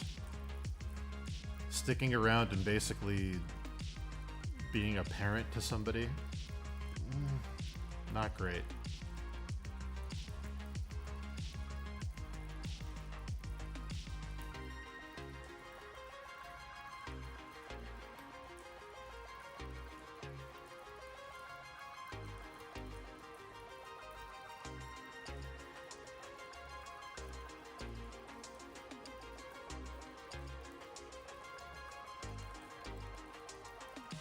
It's a weird coping thing, I think. It's just a theory where it's like, I didn't have this, therefore it was lacking in the world. So if I put it out into the world, there's like a weird karmic balance happening. Like I can feel better about what I didn't have because I'm putting it out there and to balance the scales. But it doesn't actually help you. It just makes you like cope with what happened in a different way. It's like a weird way to ignore the work you actually have to do.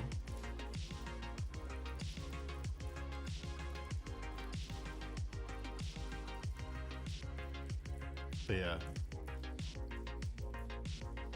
I'm sure a therapist could put this into better words than me. I'm just working through it in real time as I paint a tentacle.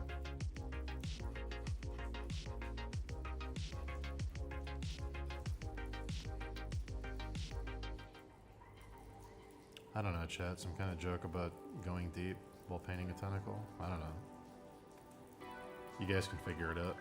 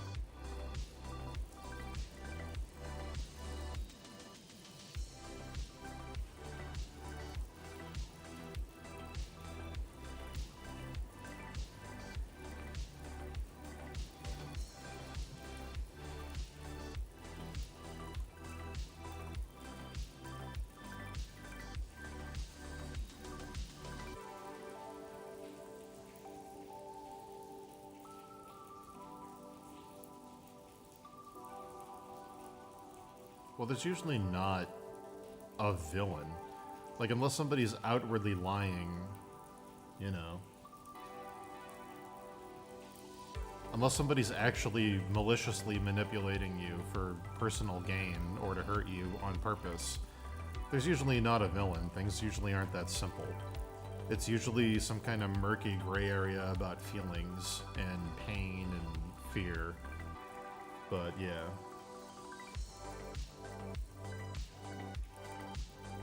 Most people, even though there's memes about this, most people don't go on dating apps going, I'm gonna ruin somebody's life.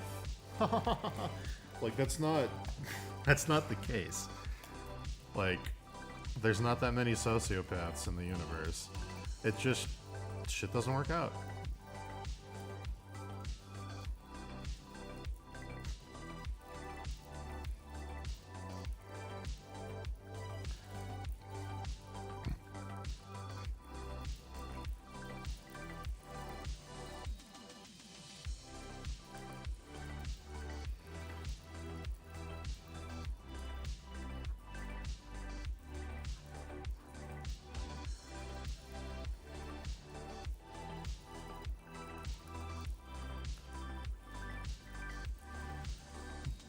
If there's any...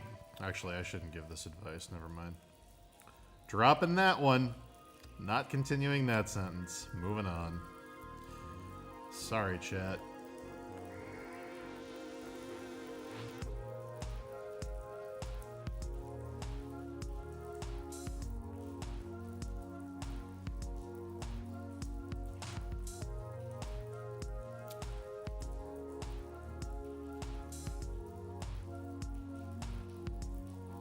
Nope. I'm not gonna say it.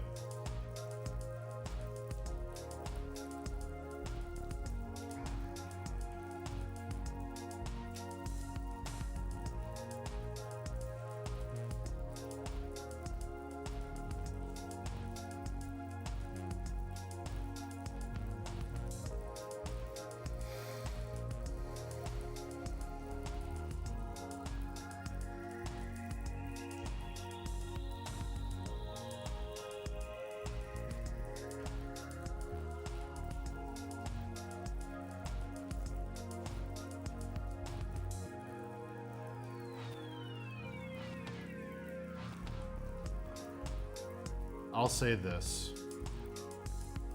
Maybe chat will have an answer.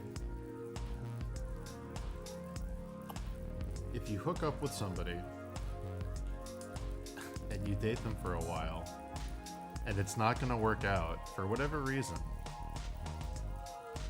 just why say let's try to be friends and talk on a regular basis? Why? Why do that? Why would anyone do that? I have so many friends who are like, yeah, I still talk to my ex. We like went shopping today. And I'm like, why? What's going on? They're like, my boyfriend's mad that I still hang out with my ex. And I'm like, yeah, no shit. Or I have guy friends that are like, oh my God, it's just, my girlfriend's mad I still hang out with my ex. I'm like, dude, of course she is. Of course she is. What do you mean?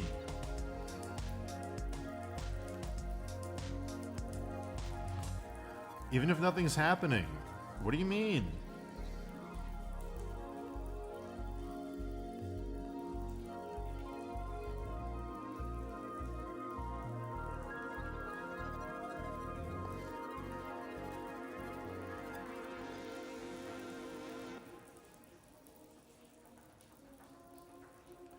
Like, if you want to do that, fine. But at least understand why they're mad. Don't pretend you don't understand. Don't pretend. Like, what are we doing here? You're not dumb. Like, I know you're not stupid. Just be like, oh yeah, you know. They're worried something's gonna happen, I get it, but whatever. We're friends. Like, at least take the hit.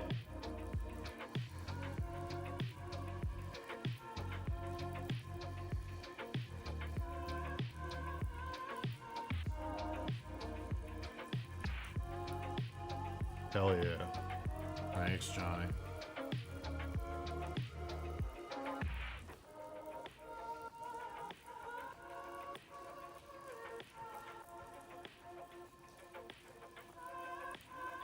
I legit had a male friend ask me for advice because he was still friends with his ex. And his girlfriend was pissed about it. And I was like, yeah. Yes. Like, what do you need advice on? This is like the most obvious thing in the world.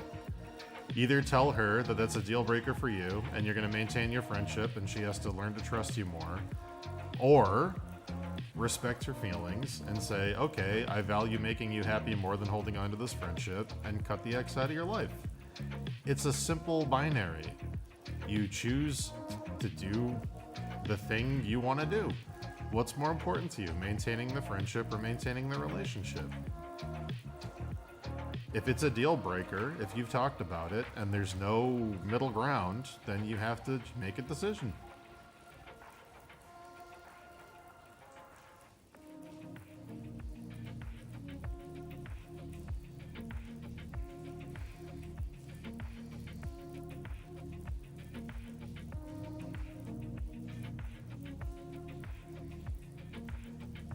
It's so weird to me that, like,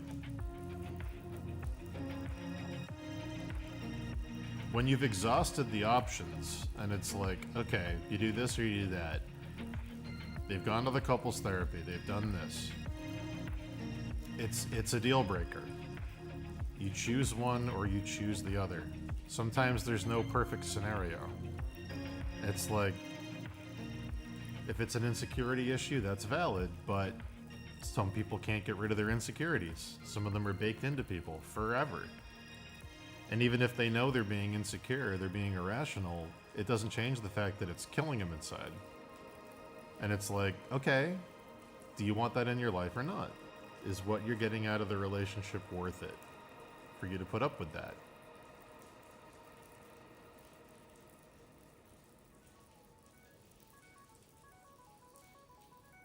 But yeah.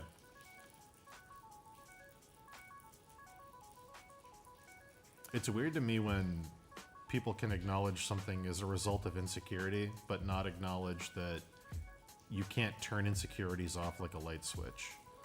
Like, I know tons of people that act stupid about stupid things because of an insecurity they have, but it's like they feel that.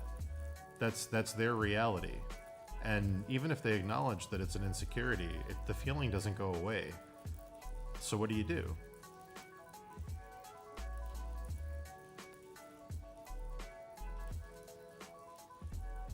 I don't have an answer. It's a rhetorical question. It's going to be different in every scenario, but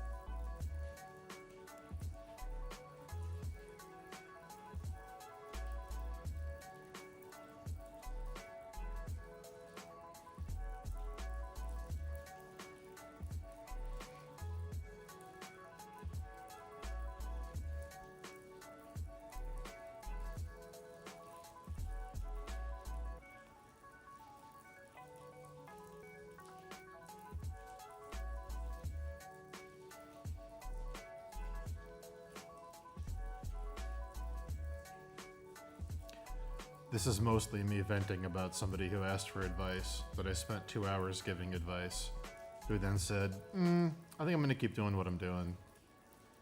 It's mostly what this is. If you're listening to this, you know who you are. Fuck you for wasting my 2 hours.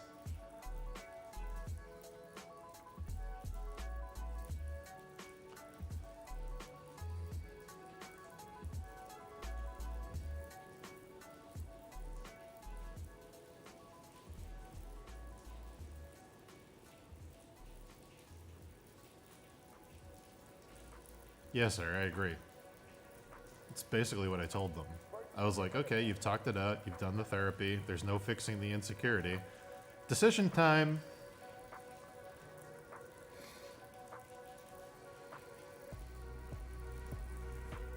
And they're like, nah, I'm just gonna keep doing what I'm doing.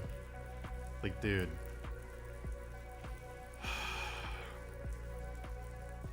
You're on the list of people I'm never giving advice to again.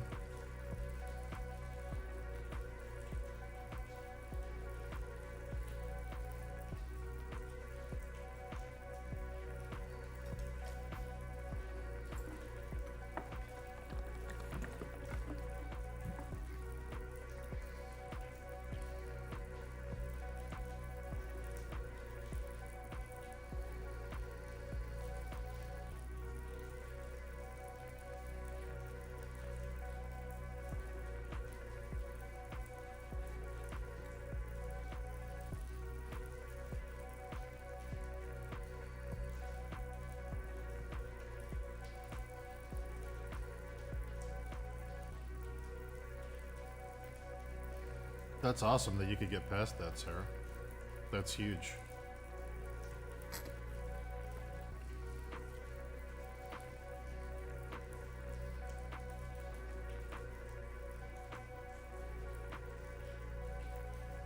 It would be nice if everybody could be that objective.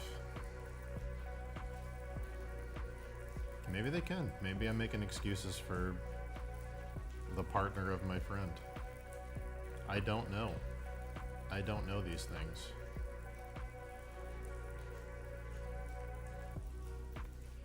Here's an added bit of context. If your husband was friends with an ex and you knew the ex never got over him, would you still let them hang out? They're not exes who ended things mutually. He doesn't have feelings, but she does. Are you still cool with that?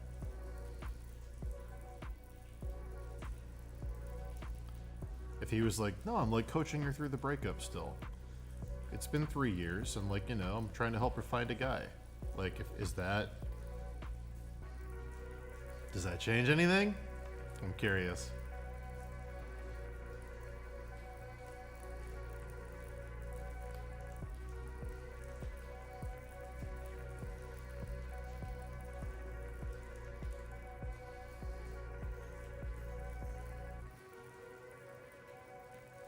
I'm not going to give away any more details.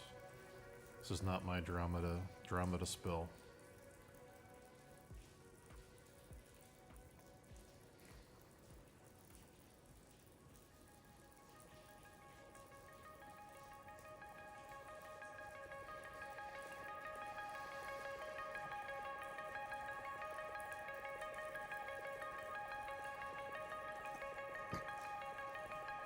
It's a very mature answer, Sarah. I respect it.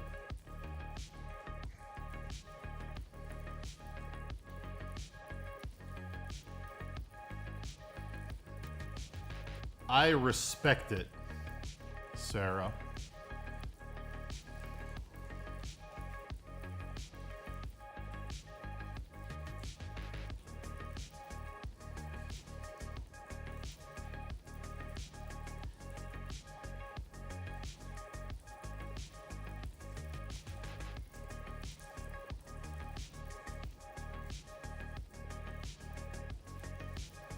Congratulations.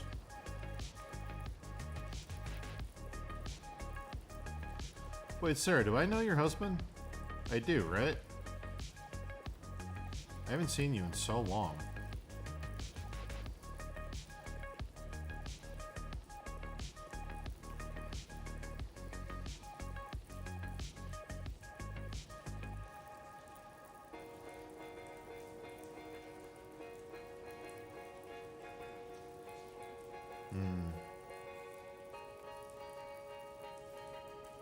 Well, either way, congratulations.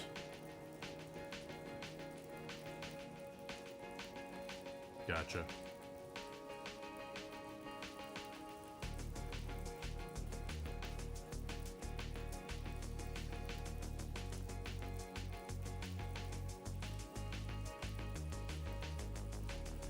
So is that at college or right after college?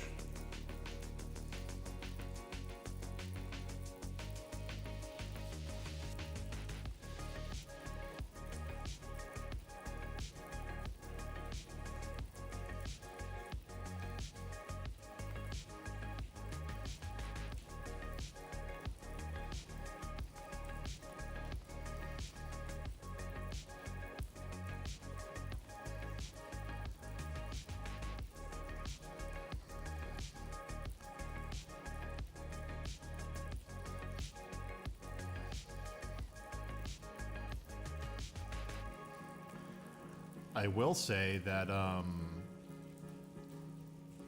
know a woman who's going through a divorce right now because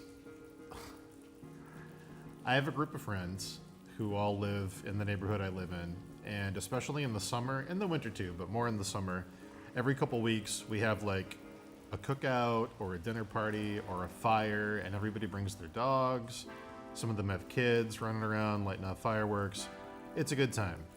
Sometimes we have watch parties or something. Like it's just a fun neighborhood thing. It's just a good time.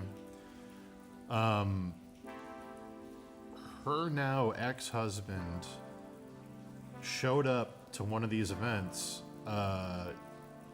screaming. Drove his car into the driveway like 90 miles an hour, almost crashed it, like freaking the fuck out, asking all kinds of ridiculous questions. And I found out later that he thought that my neighbors and possibly me were part of like a secret swingers club. And we were like, them specifically, but I got roped into it somehow. They thought that they were taking her to like sex parties and dungeons and shit. And like, somehow like I was part of some weird like wife swap polycule thing going on in the neighborhood. And holy shit.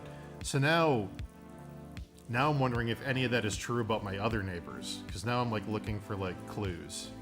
And if any of you are listening to this, you know who you are. I'm looking. I'm going through your garbage. I'm looking for hints. I want to know. I'm going to hire that detective who was at the party last night to look into all of you, because something's up.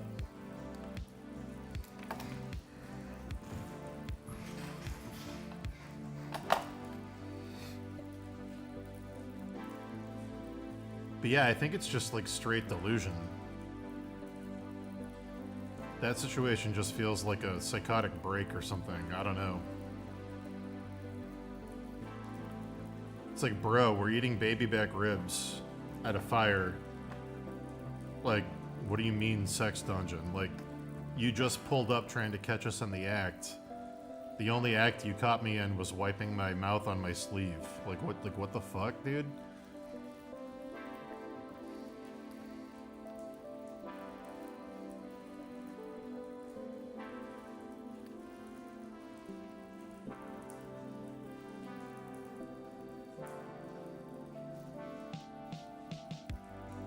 I don't have the pineapple on my house, no. I'm familiar with what that means.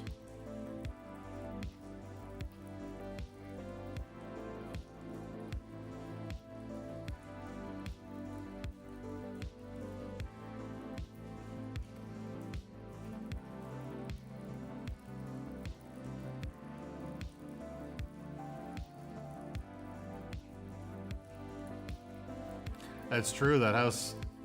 Another house in the neighborhood did burn down, you're right. 4 houses down from the one I'm talking about. That's pretty relative though, because when you live in the woods, 4 houses down is like a mile. Sometimes multiple miles.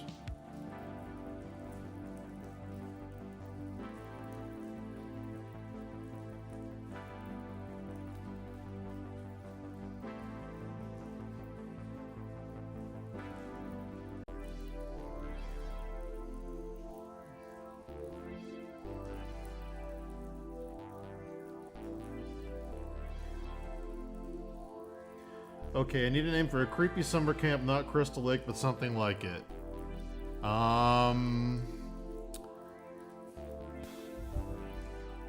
Does it have to be a lake?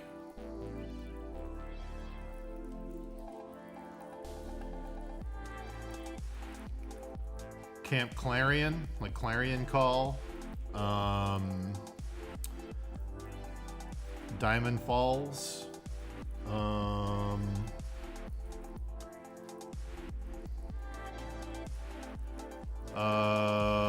Lookout Point, because it's like a point where you look out, like in a, but also look out, like, you know, do like a double entendre.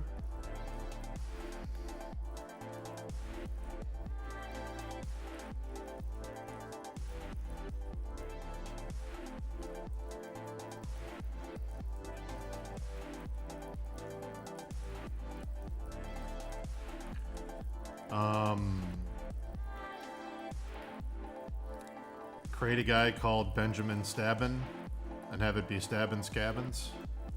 I don't know.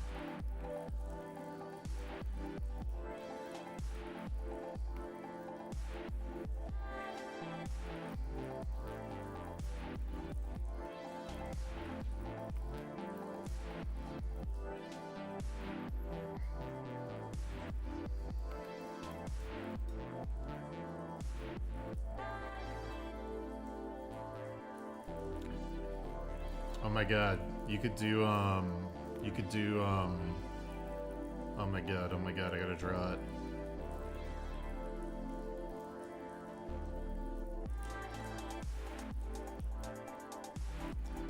Camp Kilimanjaro, and have it be like safari themed, like a fun kids thing.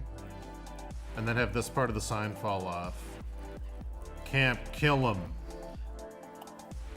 Wow.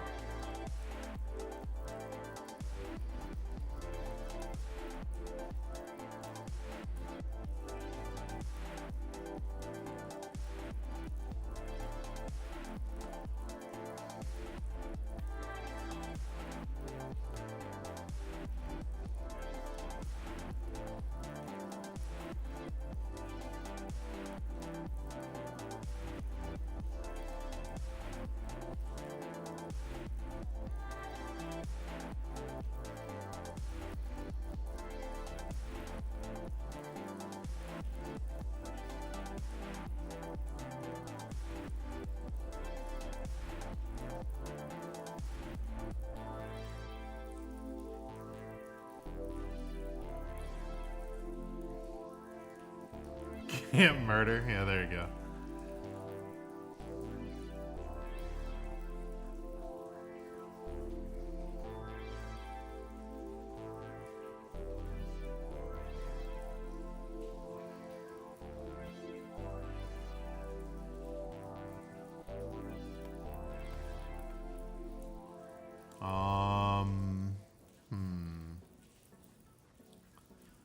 Lapis Lake, because lapis is a type of crystal. What else? Serenity Falls.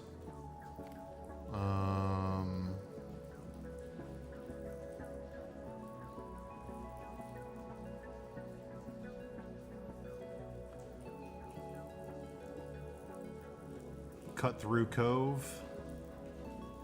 I'm trying to think of, like, if you combined it with the Goonies, like a fun pirate themed thing, like an oceanside camp. You could do like Cutthroat Cove or something. Have it be a fun pirate thing that goes wrong. Wolf Creek. Wolf Creek's pretty good.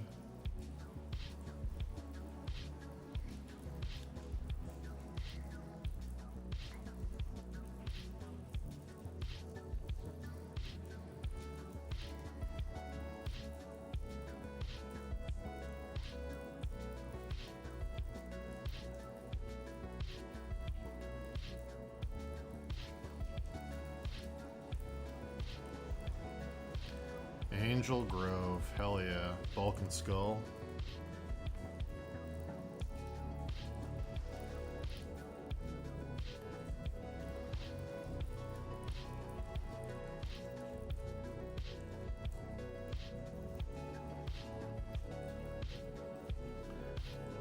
You gotta think about how it sounds with the word after it, though, in the news report. Like, Wolf Creek works because, you know, standing here at the site of the Wolf Creek Massacre. Like, you gotta think about that, the context.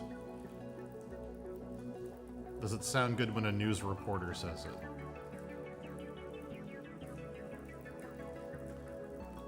Balkan Skull were me and Dave. A long time ago, except I had more facial hair.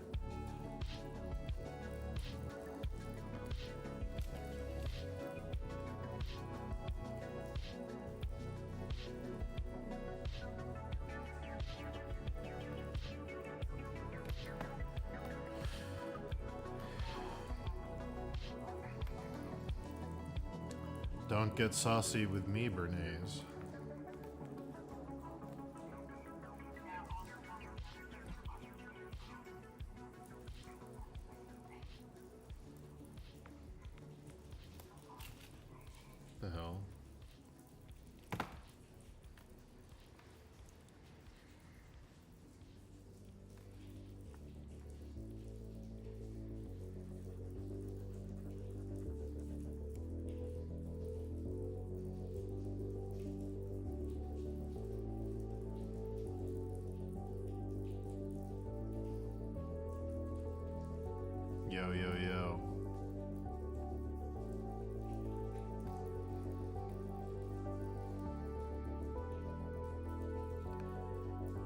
We're at the 6-hour mark of the stream. I got about 2 hours left in me, and then I'm gonna die.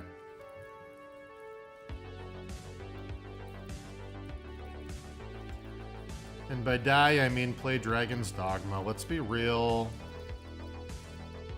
I'm not gonna gaslight you. I'm gonna go play Dragon's Dogma.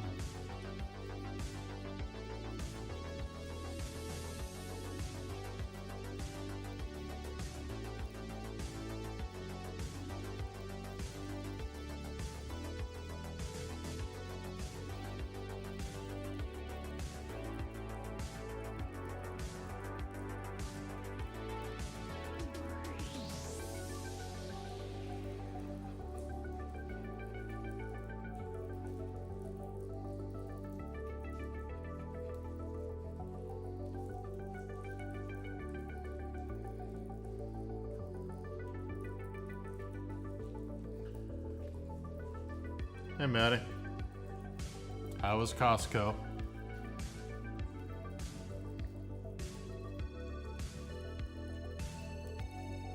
Did you get a 10-pound thing of cheese puffs?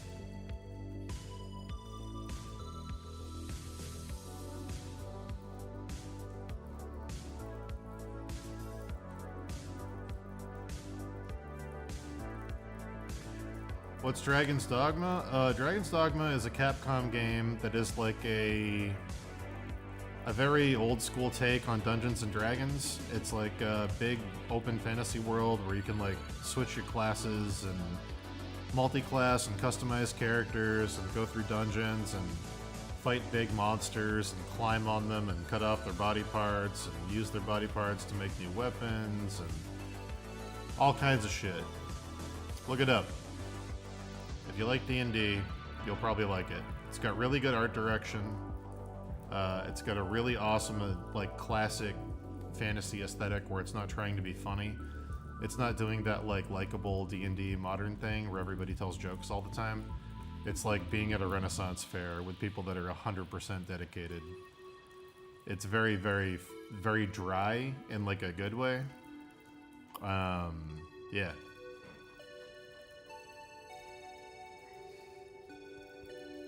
Walmart, I see. Hey Don, what's up?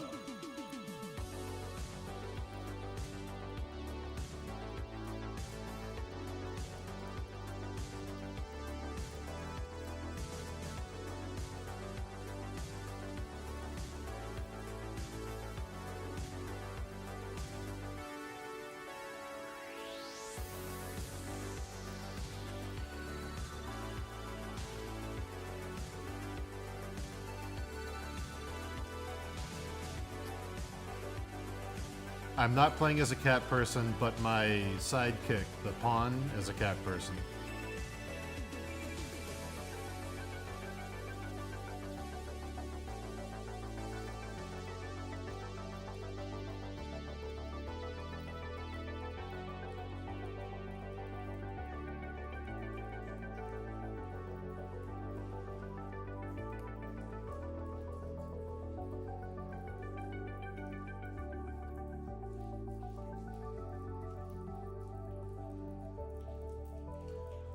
That's true, it does.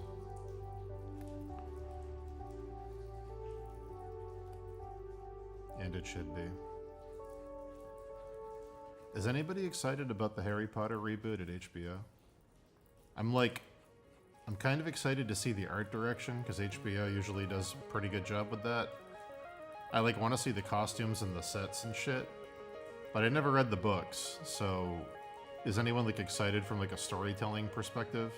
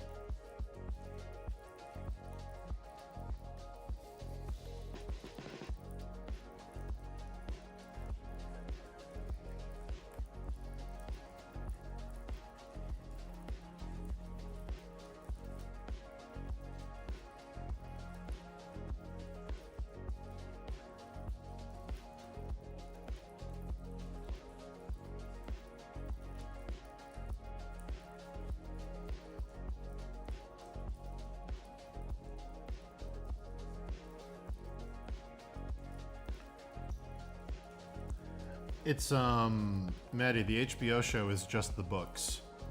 They're just doing the full books. Every book is going to be a season.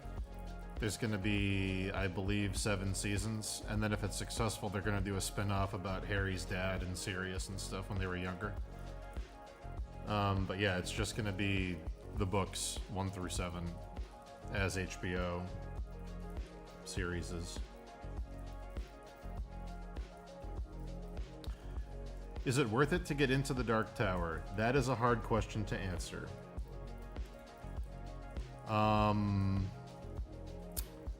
The first Dark Tower books, the first 4, are 4 of the best books I've ever read. Book 4 specifically, Wizard and Glass, is one of the best books I've ever read. Definitely my favorite Stephen King book. Books 5, 6, and 7, he wrote 20 years later, and are not very good. Specifically, I don't want to spoil anything for you if you do read them.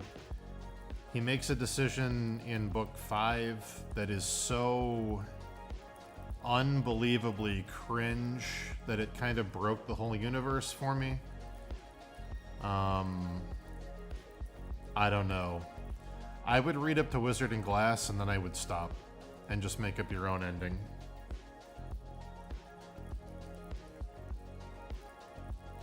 I would read up to Wizard and Glass and then I would stop.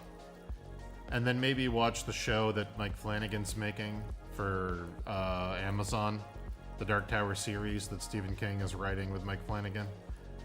Maybe watch that. Yeah, book 5 was Wolves of the Kala. That was... So, for anyone who doesn't know, book 1 through 4, he wrote when he was young, and he was on drugs, and he was the Stephen King who's Stephen King. And then, good on him, he got clean, he made his life better, but he also got in a really bad accident where he was hit by a van, and he lost some motor function, and his writing style changed after that. And he wrote the last 3 books like 20 years later, and the voice of the author is extremely different, and the decisions he makes about what he does with the world don't really line up with the first 4 books.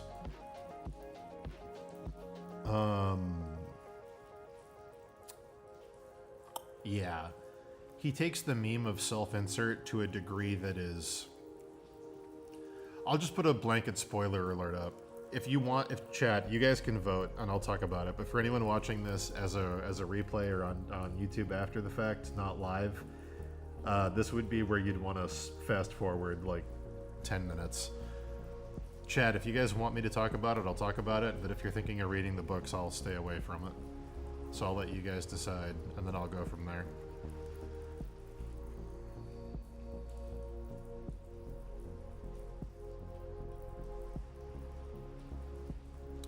Sarah, I have a theory about what's going to happen with the show.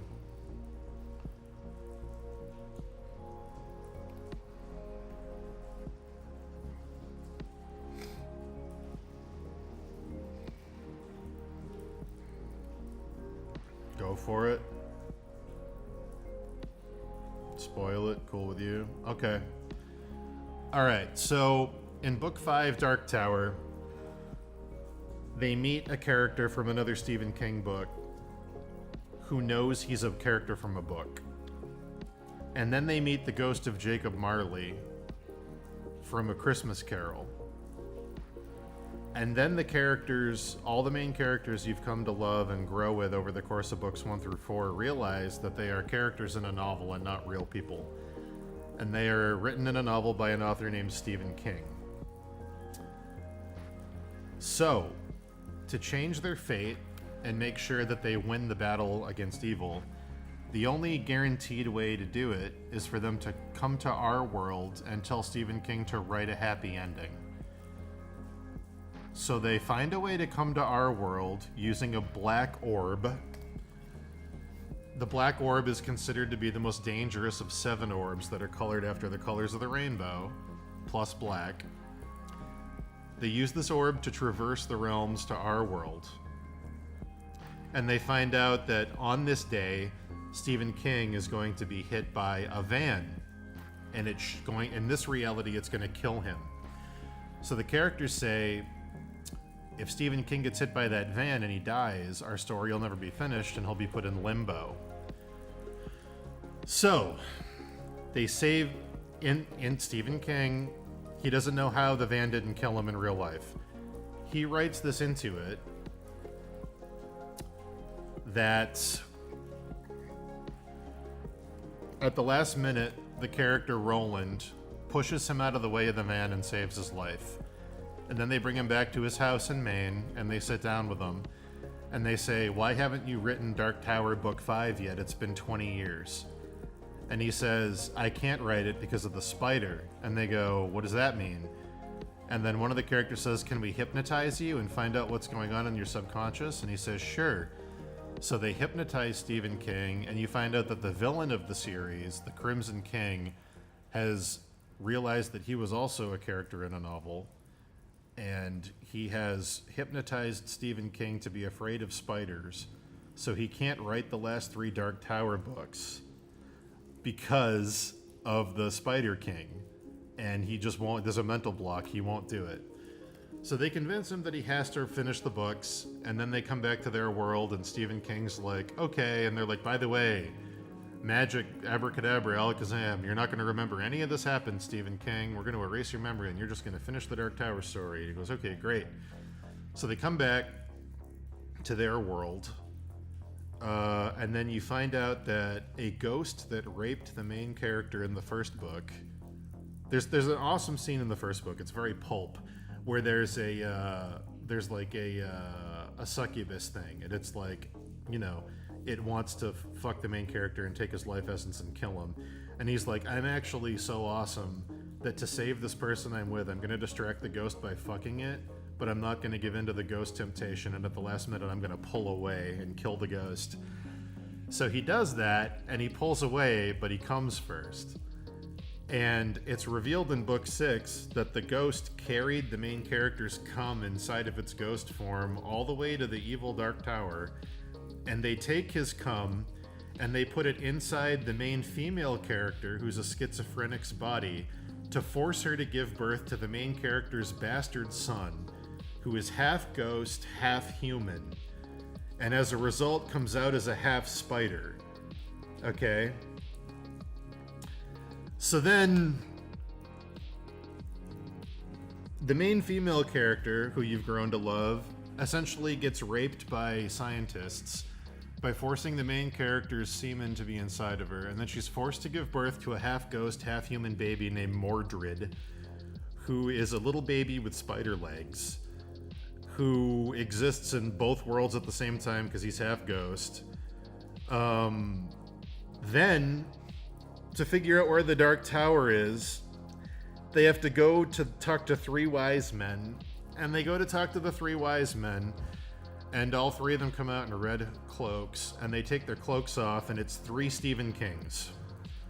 Literally, that's what it's 3 Stephen Kings, the author, and it's the 3 faces of the author, and they speak in riddles, and they have to 3 Stephen, okay.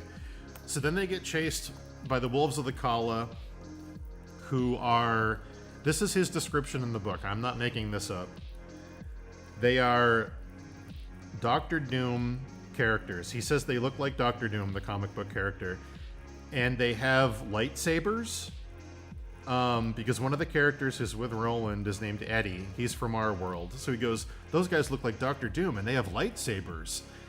And then they escape from them, but when they're escaping, they pull out little grenades and throw them, and the grenades have wings. And Eddie's like, those are the golden snitches from Harry Potter. Oh, the fantasy worlds are collapsing in on each other. They're amalgamations of Star Wars and Marvel Comics and J.K. Rowling. Oh, the Dark Tower. Fantasy is becoming a singularity. Oh, it's so fucking dumb. So then they get to the Dark Tower, and they fight the Crimson King, who's the big bad that's been built up the whole time. And he is described as being Santa Claus with an evil smile. That's literally the description.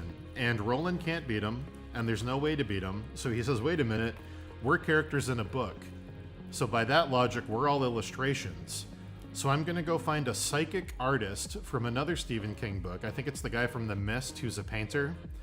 He pulls him into his reality and says, "Can you draw a picture of the Crimson King?"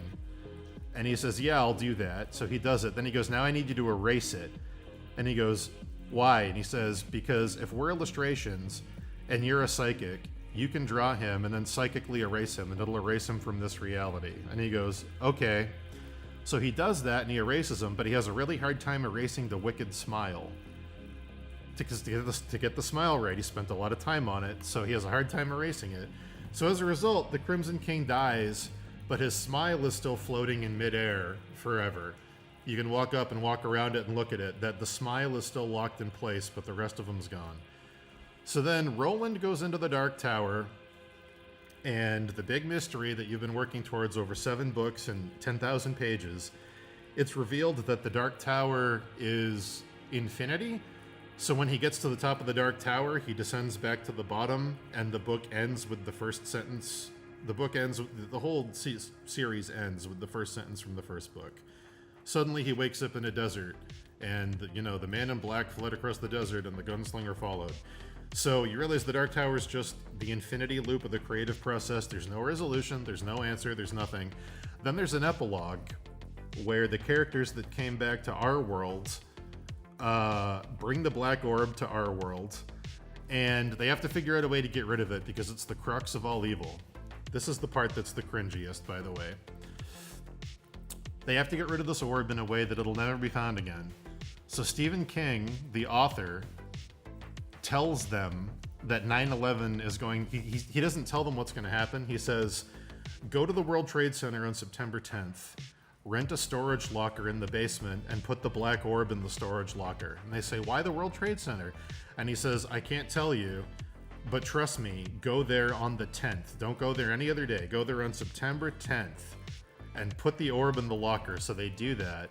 The implication being that when the terrorists hit the World Trade Center and the buildings collapsed, it sealed the Black Orb under rubble for eternity and saved the world. So joke's on you, Al-Qaeda. 9/11 was actually a good thing thanks to Stephen King because he retconned it. You actually did the multiverse a favor, Al-Qaeda, so way to go. It's fucking trash. It's absolute trash. The first 4 novels are so fucking good and creative and awesome and have so many cool ideas and things that you've never seen before or thought of before. So many awesome, like one of the coolest post-apocalypse things ever written. And then it doesn't jump the shark. It jumps 400 sharks in 400 universes and 400 literary works. It's fucking, dude. It's hard to think about. It's really. So my theory is, because Mike Flanagan said that the Dark Tower's books are his favorite books, and the reason he's doing all these Stephen King adaptations is because he wants to eventually do the Dark Tower. So he got Stephen King's blessing. Now, there's a teaser at the end of the Dark Tower when Roland goes up to the top. Beth, this is what I'm talking about with the adaptation, okay? There's a teaser because there's a prophecy. There's a prophecy that Roland is going to save the world. And the prophecy's written in such a way that the gunslinger has both of his guns and his horn that he blows at the base of the tower and his hat. But in the Dark Tower books, Roland lost his horn 100 years ago. It says it right in the first book. His horn is missing. So, okay. So he's not the Roland of the prophecy. At the end of the Dark Tower books, when he restarts the timeline, he has his horn on his hip. So it's implied that this time, when he goes through the adventure, this will be the one that saves the world. Because now he has his horn. He didn't have it through the 7 books, but now he has it.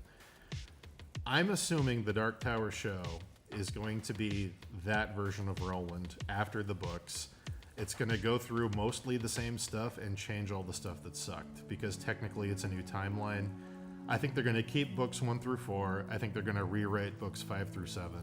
I hope to God that's what they do. Anyway.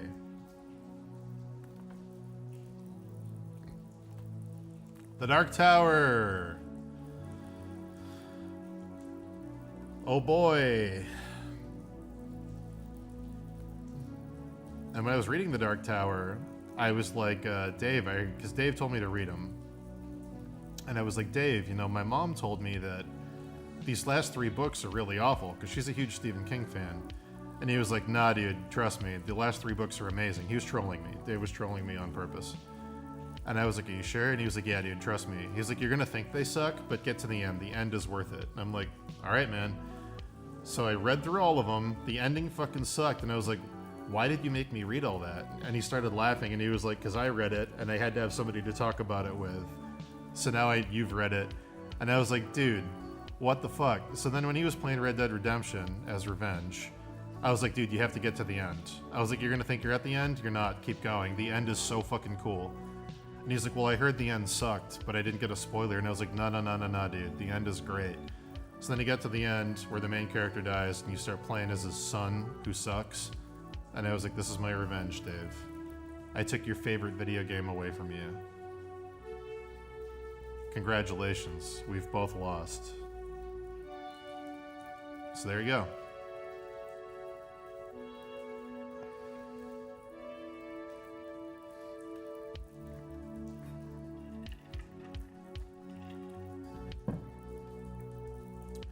I did not read The Wind Through the Keyhole. I don't want to ever go back to that universe. I'll go back to that universe for the show, but that's it.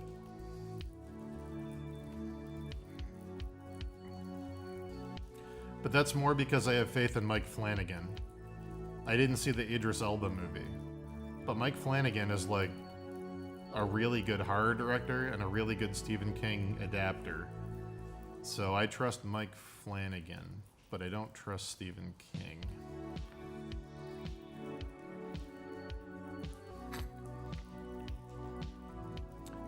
I mean, unless it rewrites the end of the books, it doesn't matter to me if it's good. Unless it retcons, you know, book 8. I don't know. Or book 7, sorry.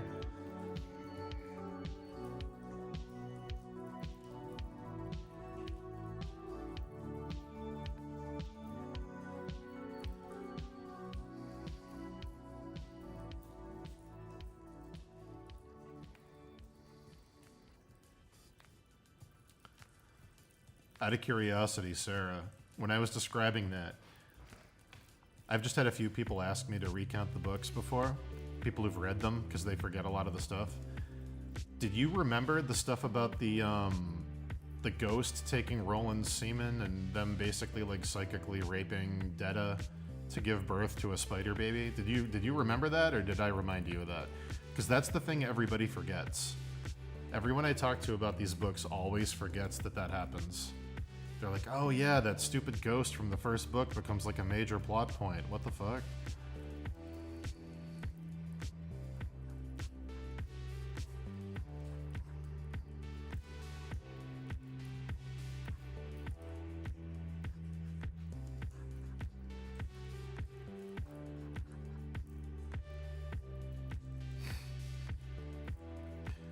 Yeah, the 3 Stephen Kings and cloaks breaks me.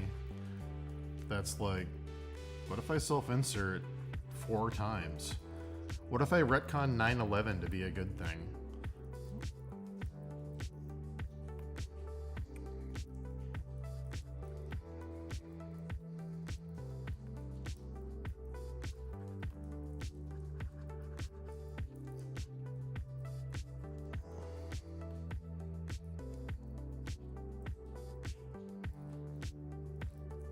I love the pun. Good job.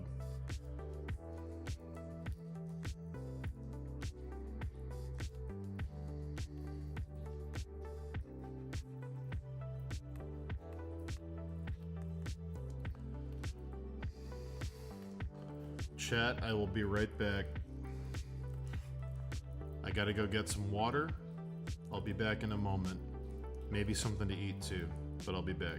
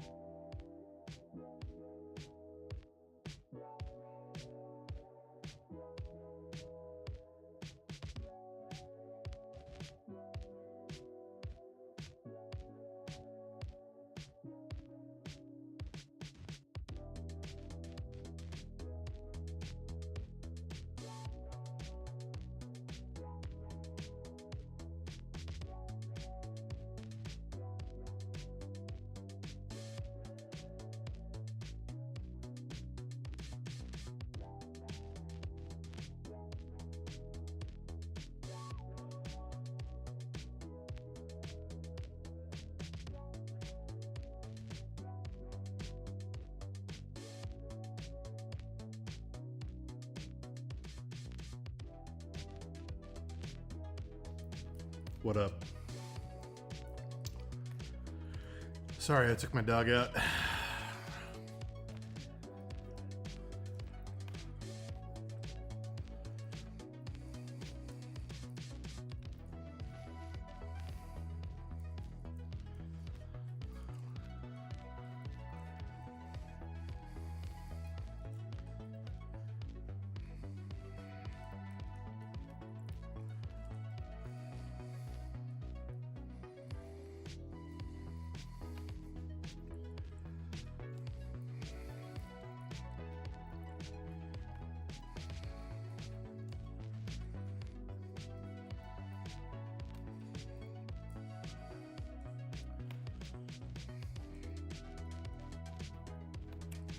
The Dark Tower.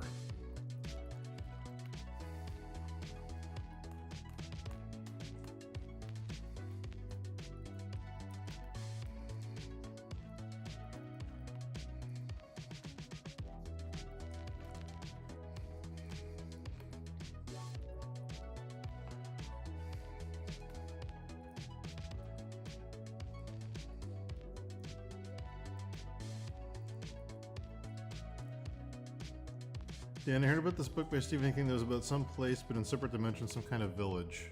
I don't know.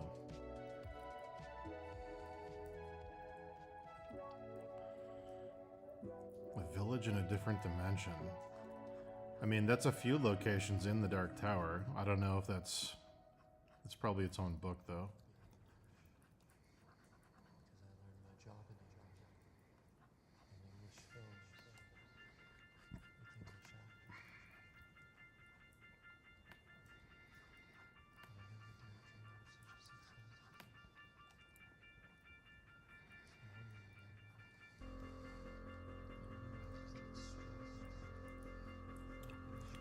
Could be the Talisman.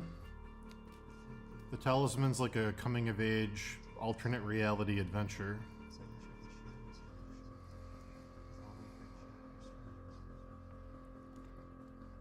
That was a collaboration between him and Peter Straub, which is also supposedly getting an adaptation, I think for Netflix.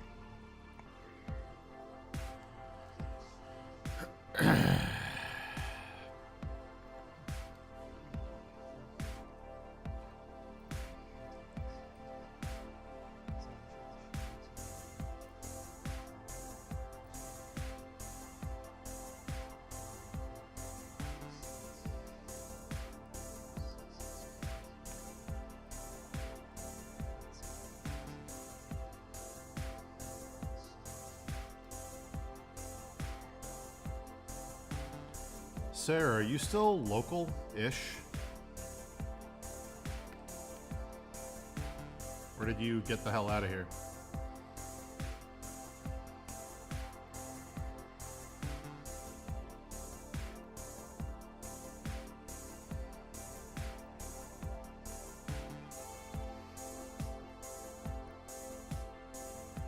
Western? Okay. I was gonna say this summer, if you're around, you should come for some parties or something, but it might be a bit of a hike.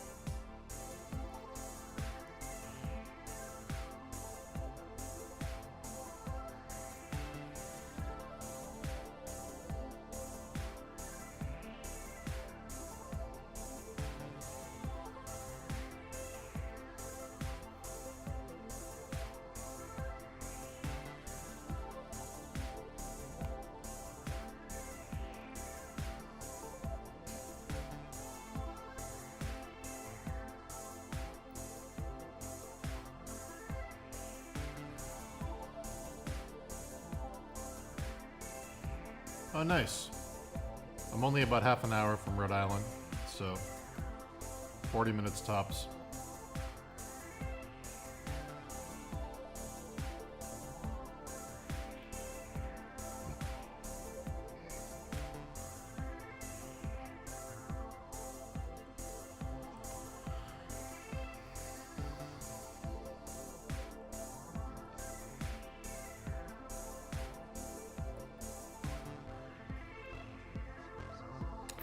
About 20 minutes from Dartmouth. I'm over by the Cape. I'm not on the Cape, but I'm by the Cape.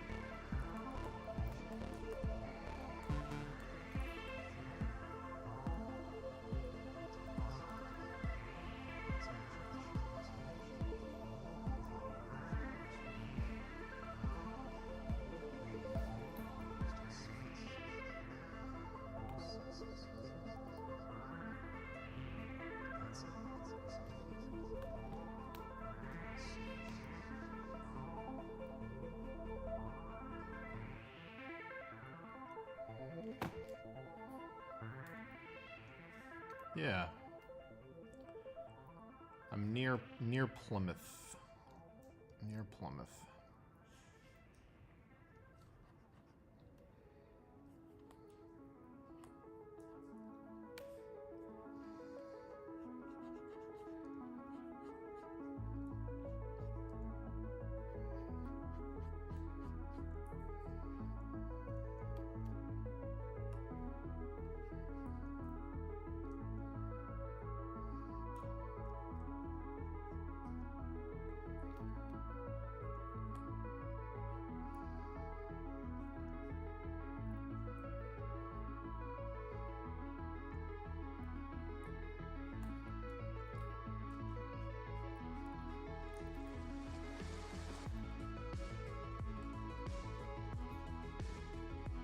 Oh, okay.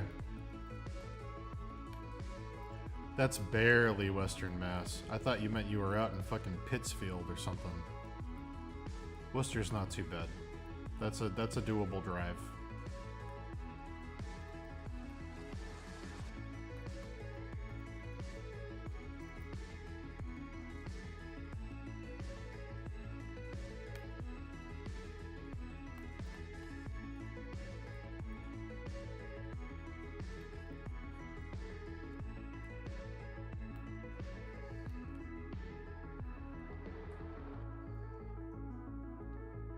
Nice.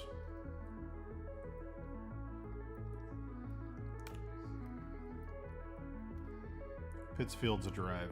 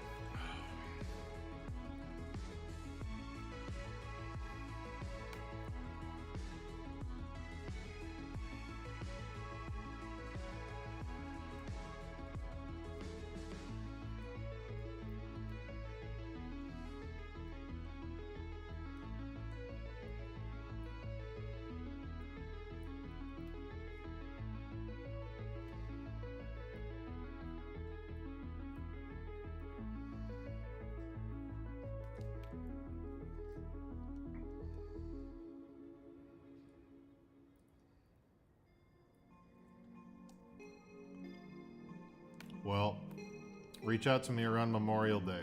I usually have a big party that weekend. But if you don't want to deal with the traffic, we'll be having more throughout the summer, so...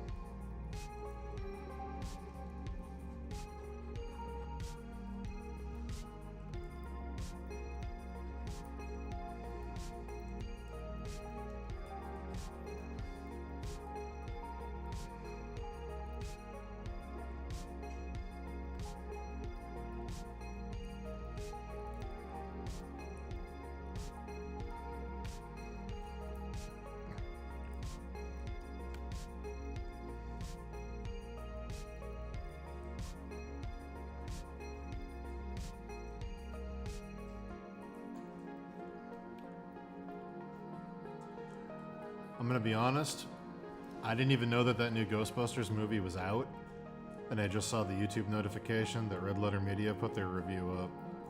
I thought that was coming out like next year. How is that out? Did it just bomb completely? With like no fanfare?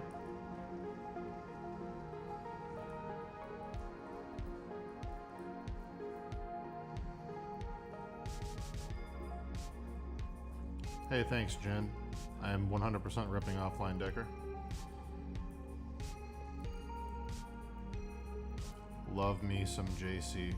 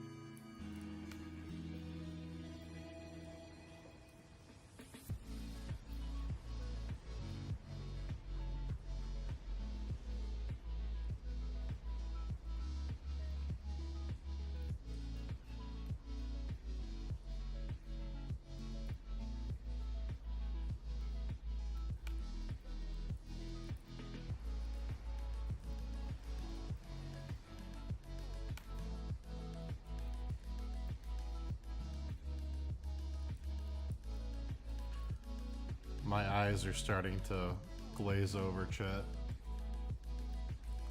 Been painting for 7 hours straight, talking to you guys, without taking any real breaks.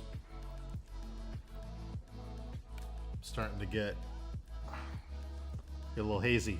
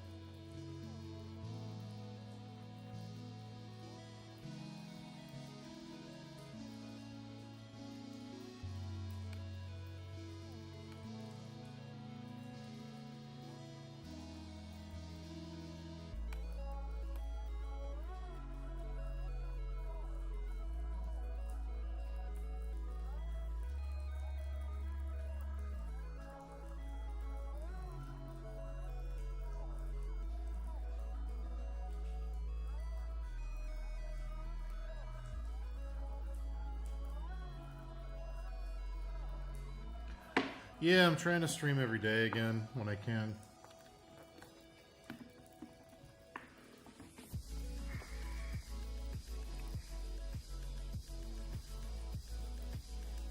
Unless real life shit gets in the way, I'm gonna try to be live every day for a while.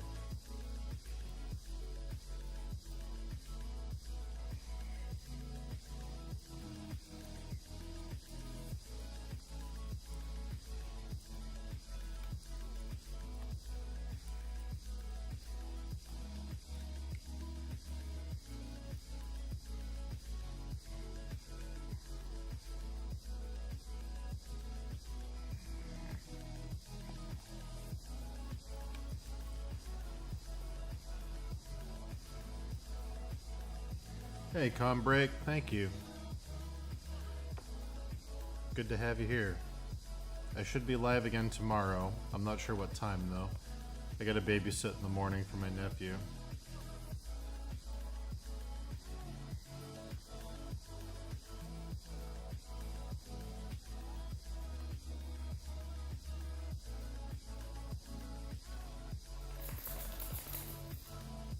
Puppy, what are you doing, pup?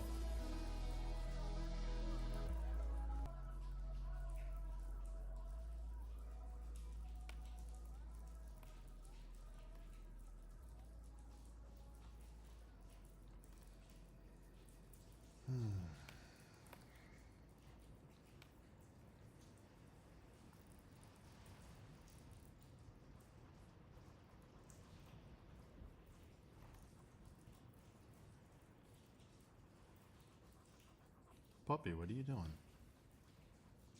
I hear you wrestling over there. What's happening?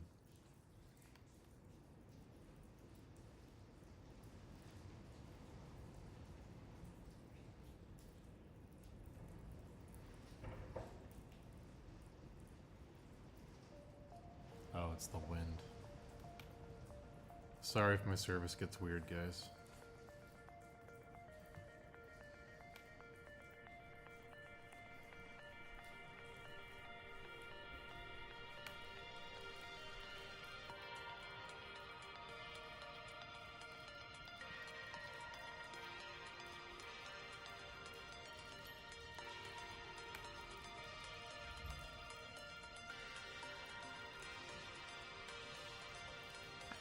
Yeah, Sarah. That's a good way to put it.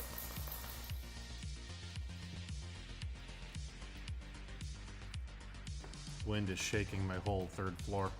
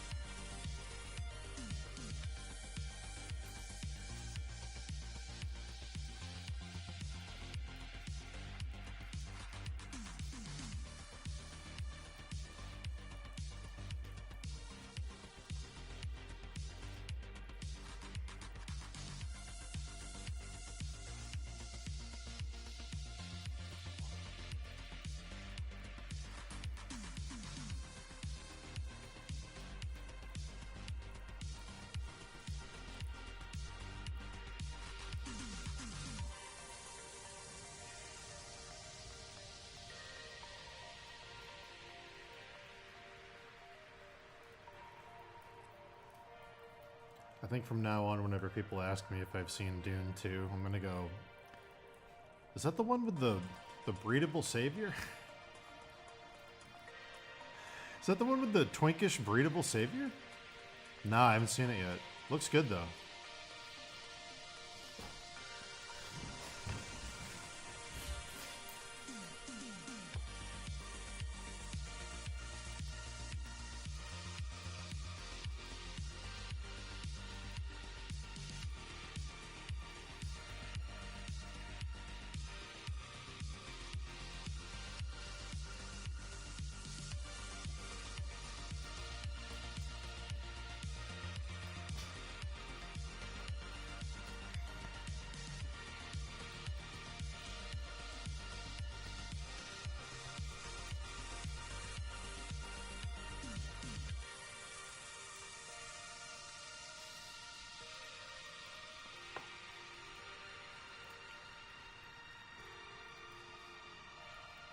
The twink is the spice.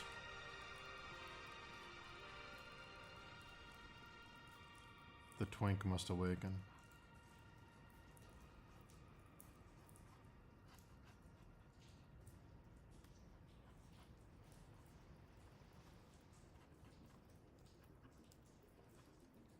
Is that the one with the cinnamon bun walking through the... Is that the one with the cinnamon bun walking through the desert? Nah, I haven't seen it. Looks good though.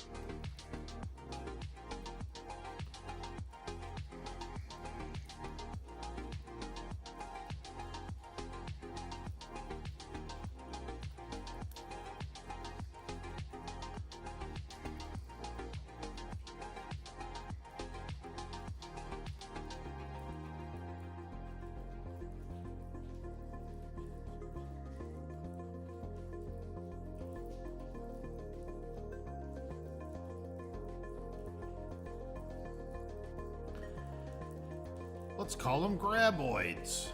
One of the greatest lines ever.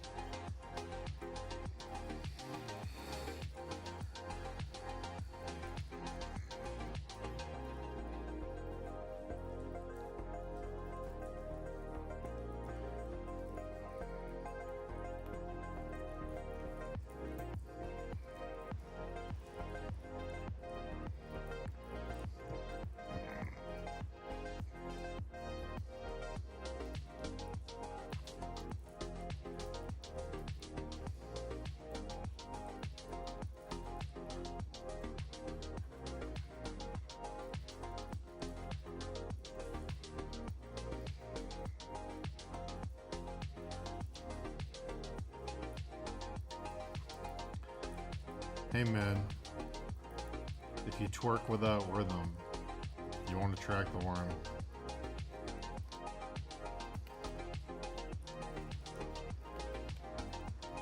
You want that worm, you gotta wiggle. Gotta give me some rhythm to get that worm, you know what I mean?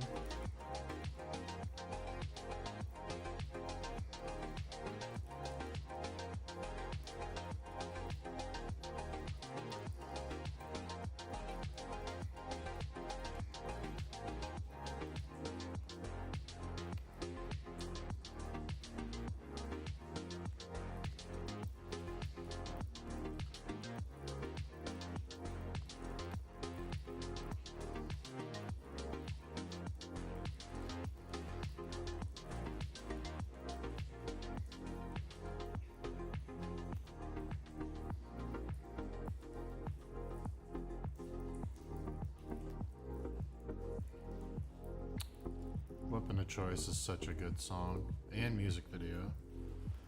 Oh my god! How did I not? Christopher Walken was in the Weapon of Choice music video where it quotes Dune, and now he's the Emperor of Space in Dune 2. Was that intentional? Or was that just like a cosmic coincidence?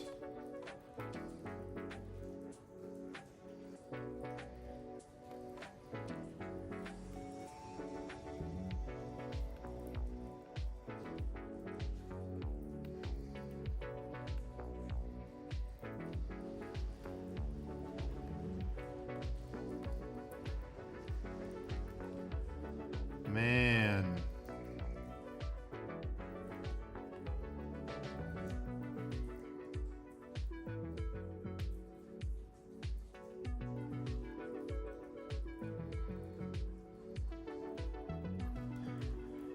If anyone in chat has seen Dune 2, can you tell me if Christopher Walken talks like a normal human or if he does his Christopher Walken voice?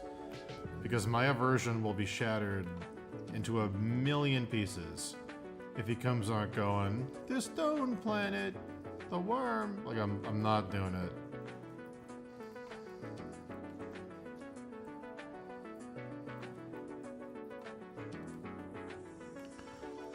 Beetlejuice also references Dune with worms on Saturn. And there's a new Beetlejuice.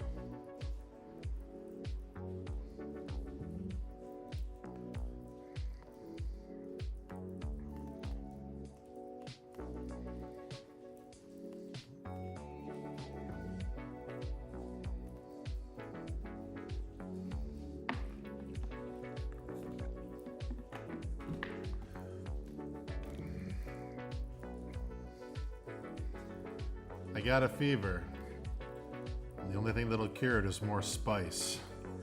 Spice from the planet Dune. Go to Arrakis.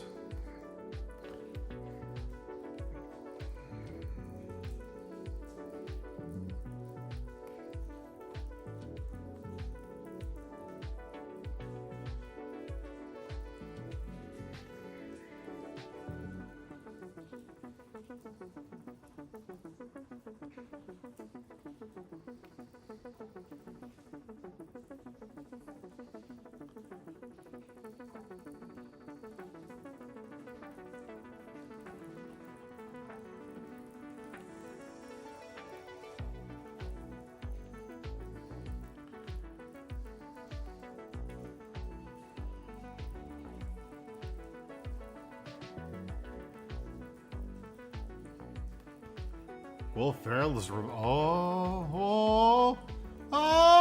it'd be amazing. I'd see that.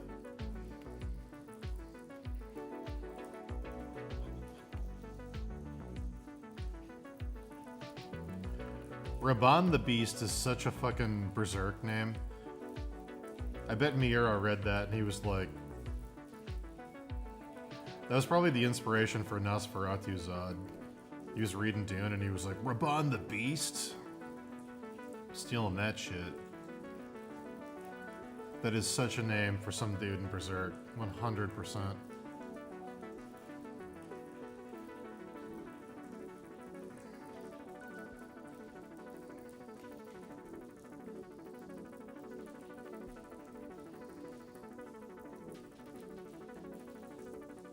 Dude, I can picture an episode that doesn't exist of the Berserk anime where they're like, who is that? It pans over. His name's Raban the Beast. They say he's killed 500 men. I wouldn't go up against him if I were you. Guts comes down. I challenge Raban the Beast. You're crazy! He'll kill you! Like, it's so a Berserk name.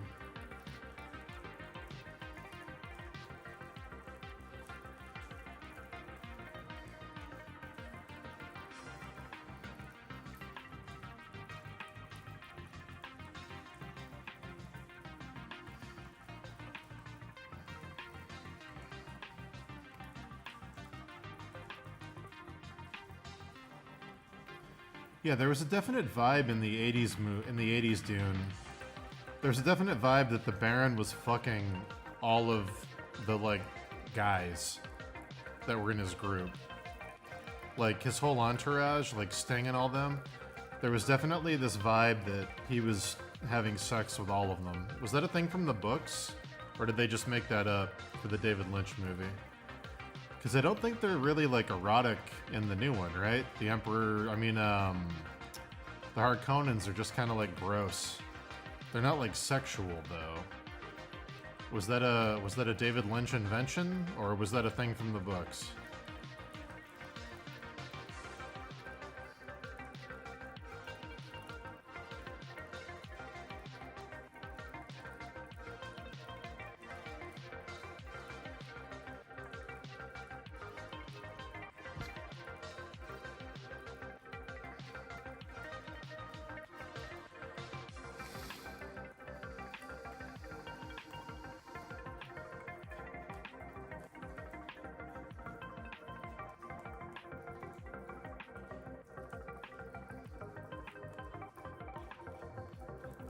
The vibe in the 80s one was very, like, they're debaucherous.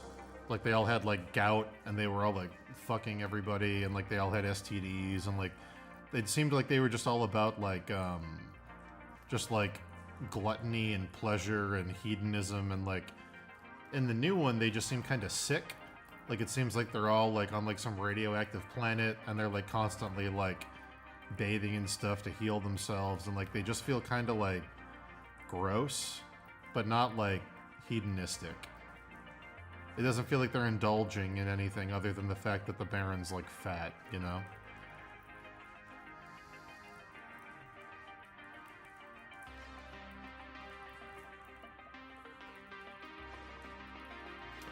Okay.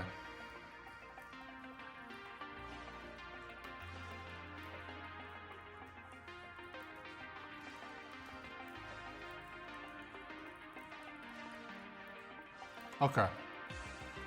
That doesn't surprise me.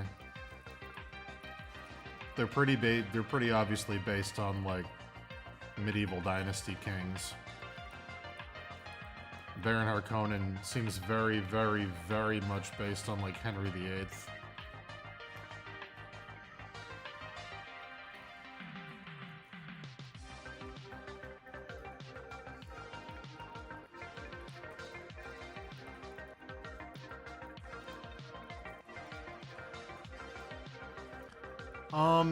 He probably didn't lean into it because it sounds like from what chat's saying, it's not a huge part of the book, it's mostly implied.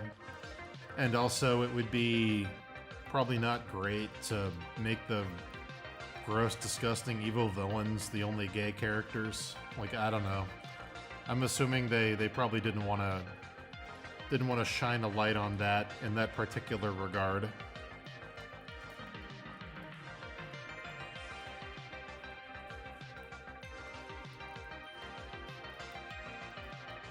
Okay, that's interesting.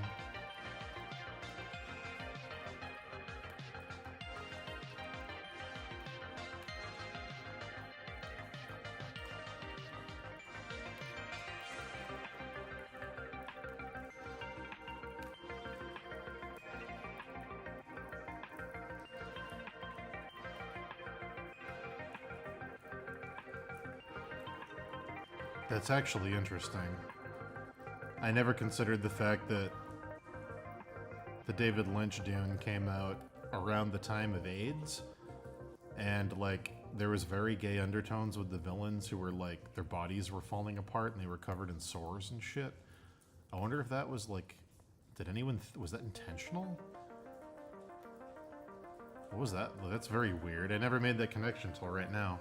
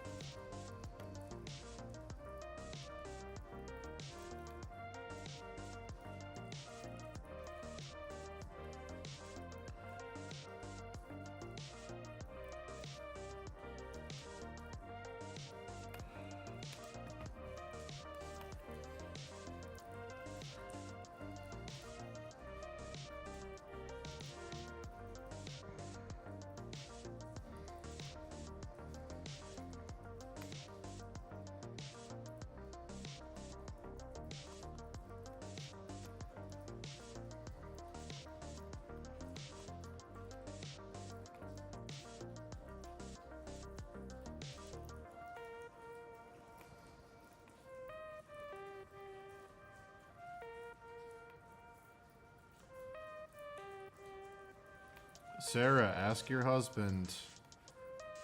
I haven't read the books. Spoiler alert. Spoilers. Does Paul become a worm?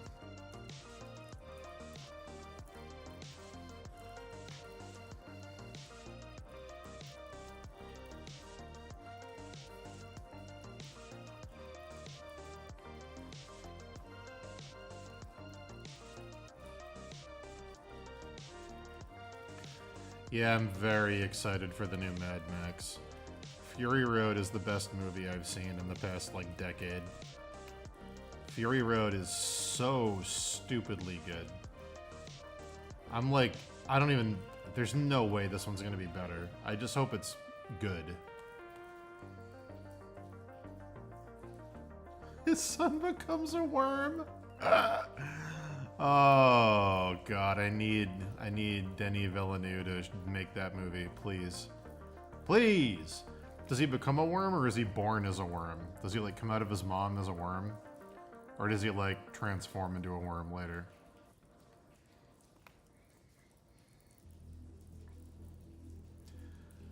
My favorite thing that was going around, I don't know if you guys remember that TikTok thing, like, a couple years ago?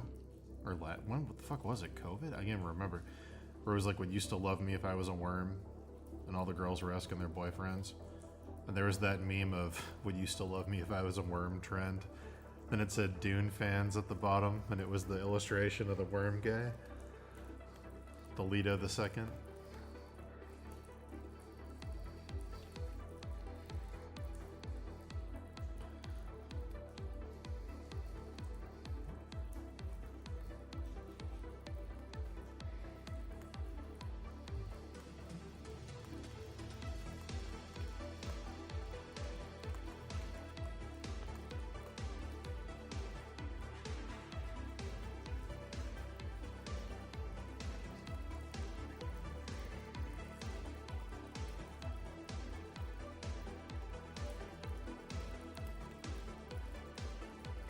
Wow. Maybe they'll get James McAvoy to come back.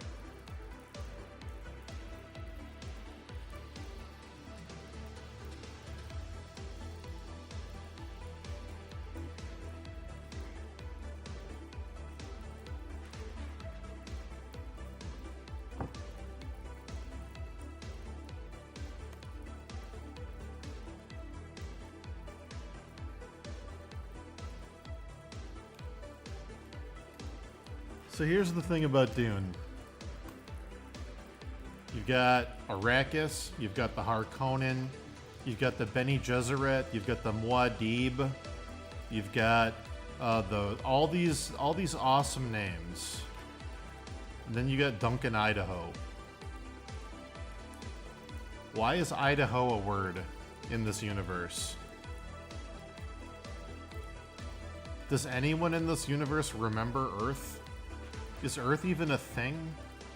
Why is the word Idaho in this universe?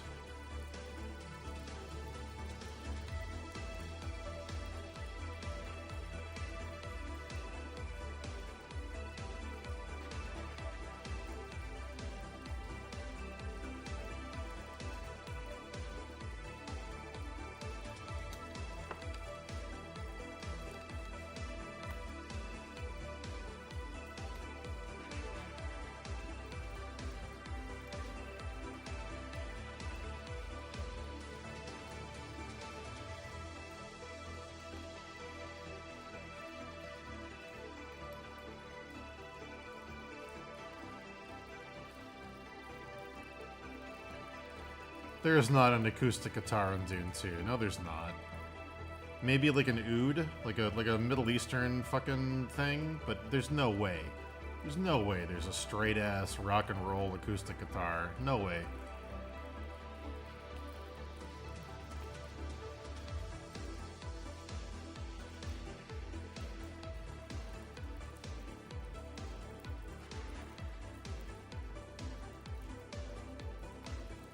You single-handedly made me not want to see the movie.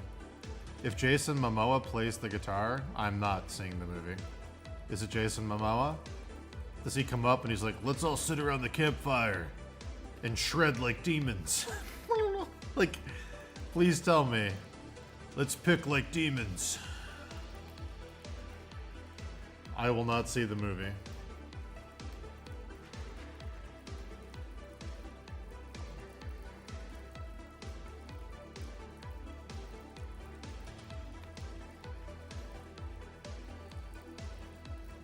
Alright.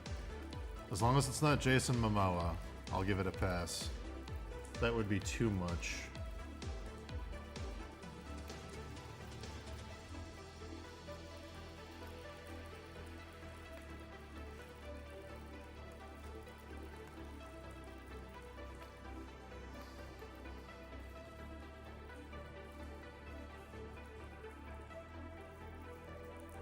Wait, is Dune 2 on HBO Max? If Dune 2's on HBO Max, I'm watching that shit tomorrow.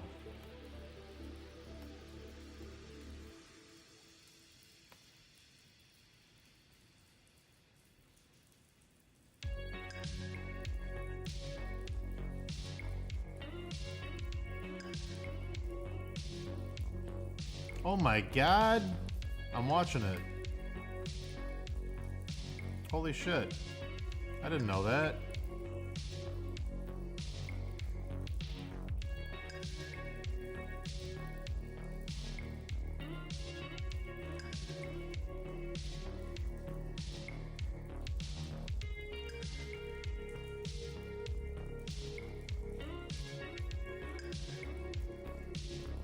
I mean, I want to see it in IMAX, but the closest IMAX is like an hour away.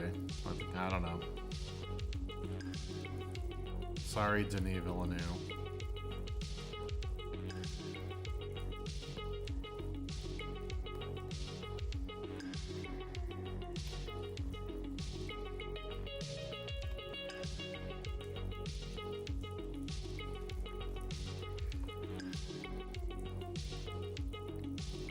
People sending me video proof while I stream today.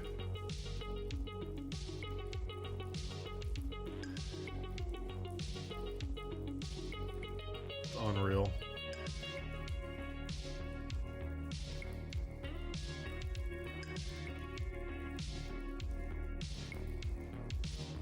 Unreal.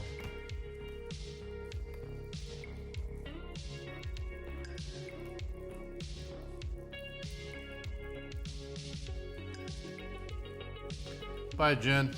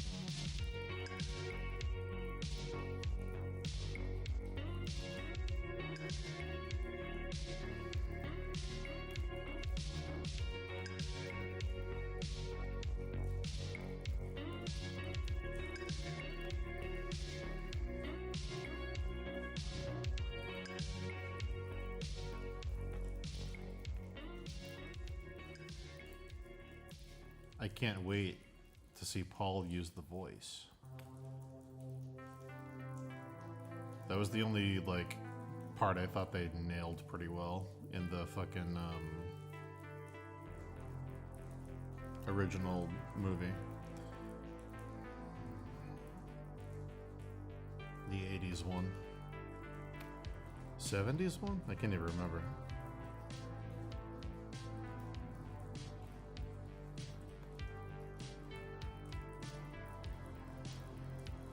Oh, it's not on HBO Max. Sarah! You got me so hyped.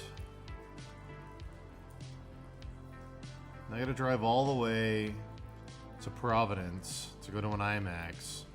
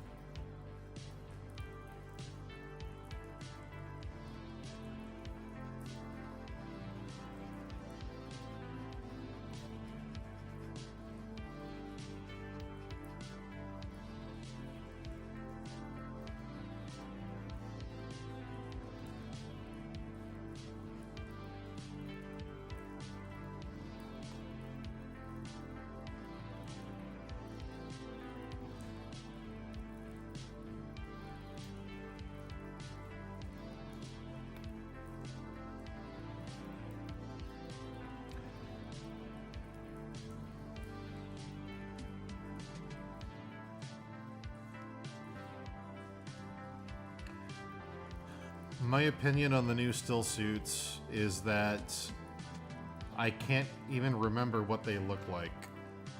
And I do remember the ones from the David Lynch movie. So by default, I think that means the David Lynch still suits are a better design. I'm trying really hard to remember what the new still suits look like, and I'm drawing a blank.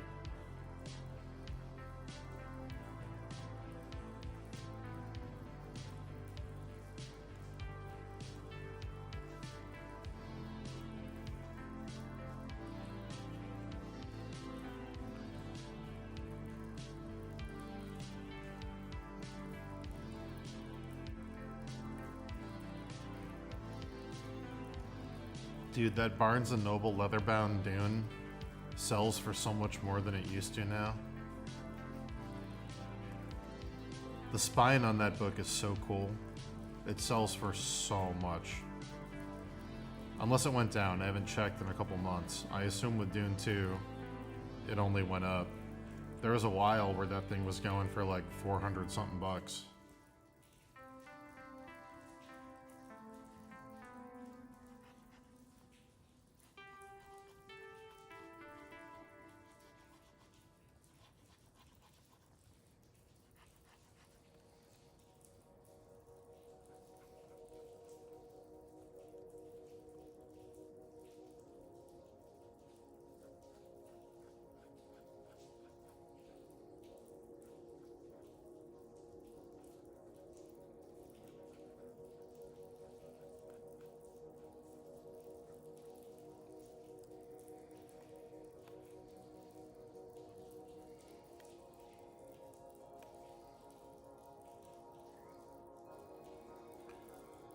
Let me get back over to this mess.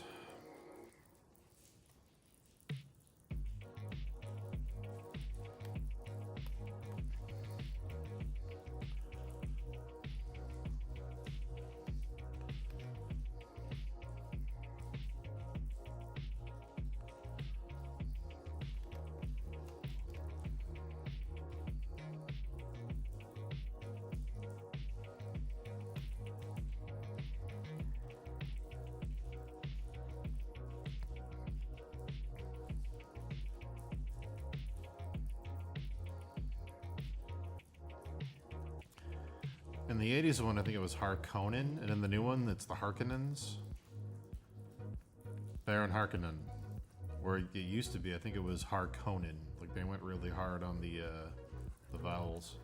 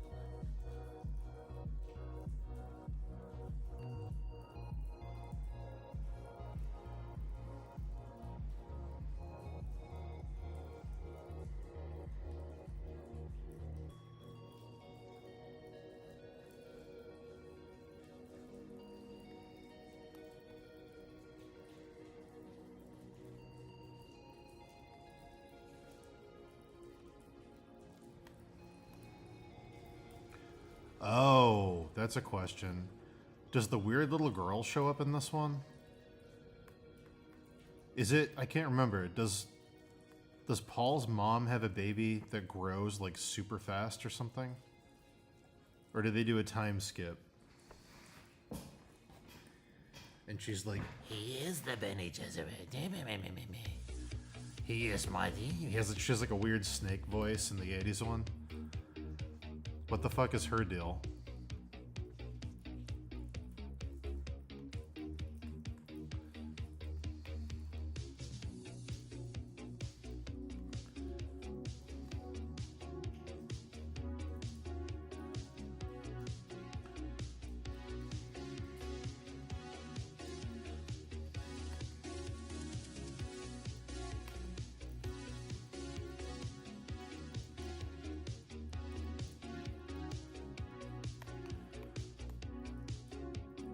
And I remember she like has a psychic clash with the Bene Gesserit Holy Mother Lady, and she's like, "Get out of my mind!" It's like one of the dumbest line deliveries ever. Get out of my mind. I remember that.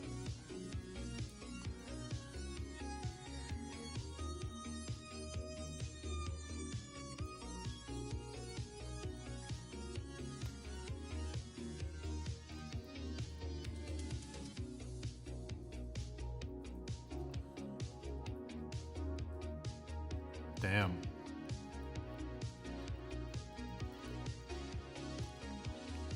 A little bit of forbidden knowledge, huh? Love it.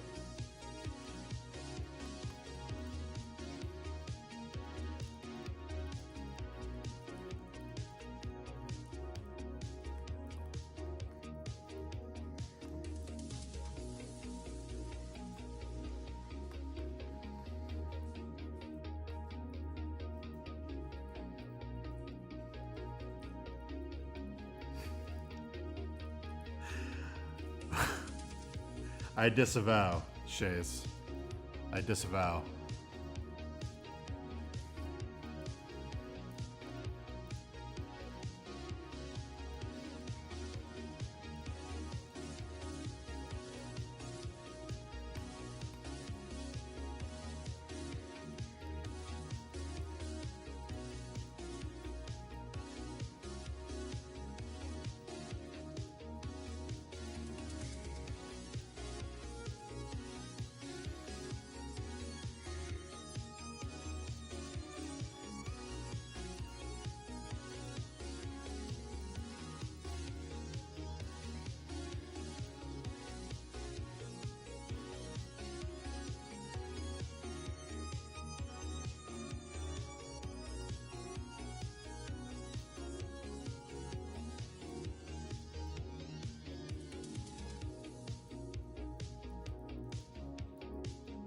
Oh, it's just played by Anna Taylor-Joy. Never mind. Okay. I thought you were talking about the little girl in the first movie. I was like,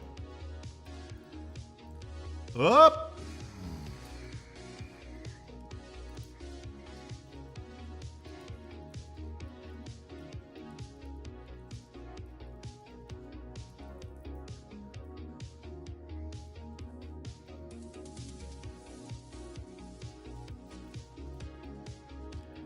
Thought you were having a certified Vosh moment.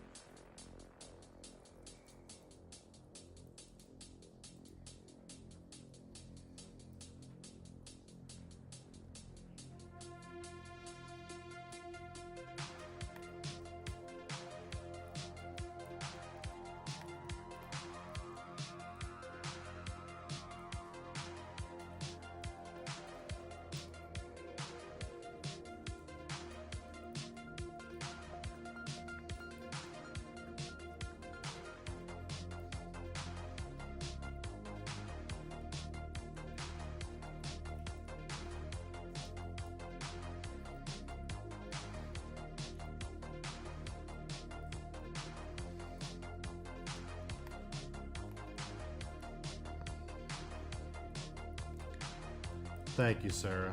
I appreciate it. Probably saves us both time.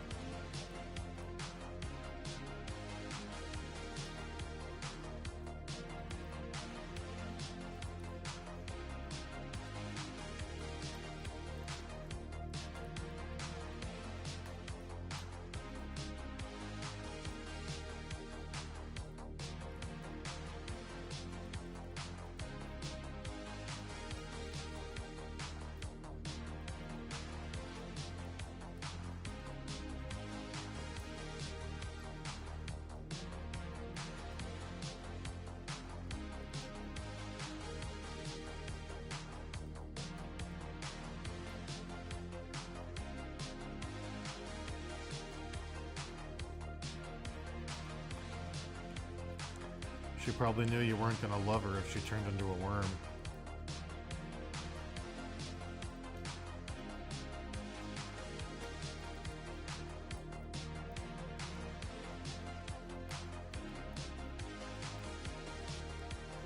No, I can't read Dune. I've tried like 4 times.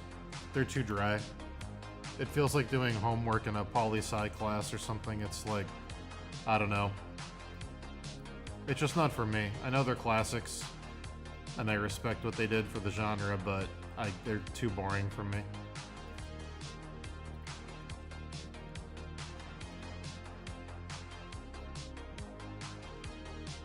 I'll stick to the Alt-Shift-X video.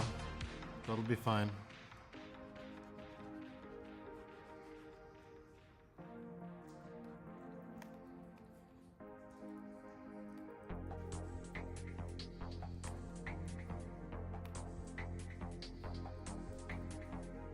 Well, if you are what you eat, then worms turn into us.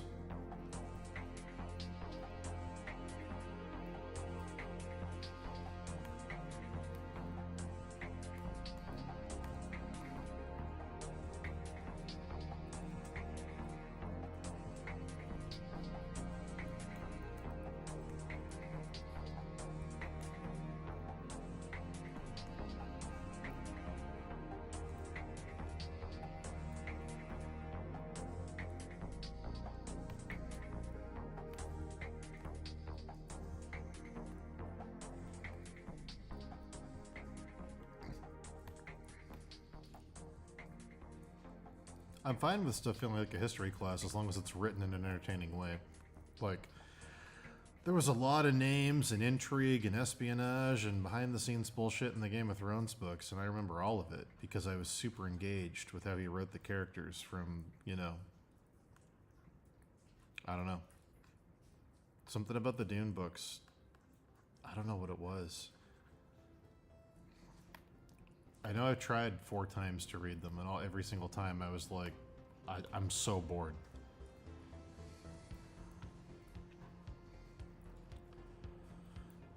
I couldn't get through 2 chapters of The Wheel of Time, but I haven't tried in over 10 years. Should I try again, or is it going to kill me? I was so bored. Here's what I remember about the first 2 chapters of Wheel of Time.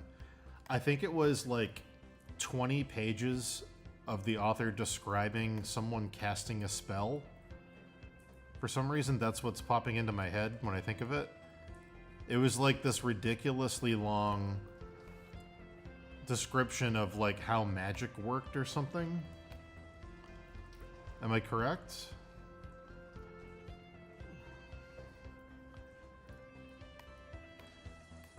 It was some bullshit like, he bent the room, and the room bent with him. As he bent, he could feel the energy collapsing down on himself. He had become this, and that had become him. All around him, he was aware that he was becoming, and in the becoming, so became. I was like, what?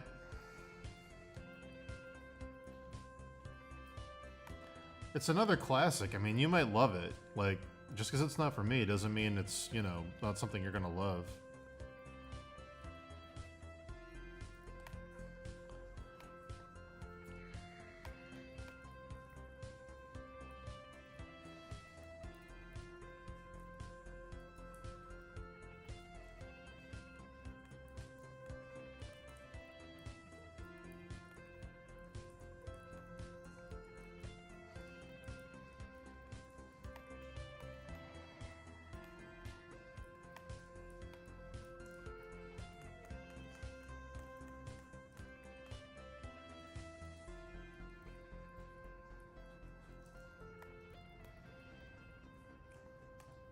I'll probably get flagged if I put on the Hans Zimmer Dune soundtrack while I work, right?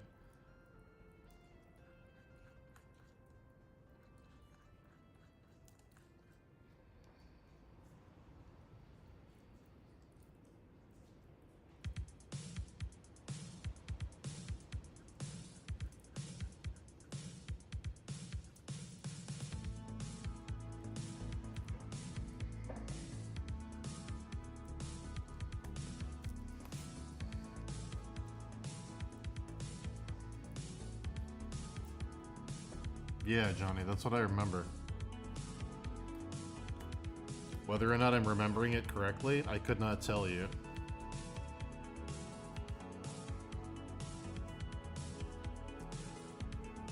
If I remember correctly, the novel cover had a cool design where there was like, let's see how accurately I can remember this. It's been over 10 years. It was nighttime, moonlight, people were riding. One of them was either a child or a halfling, dressed in white, some kind of like magician. And the other was a older guy with a beard, and he had a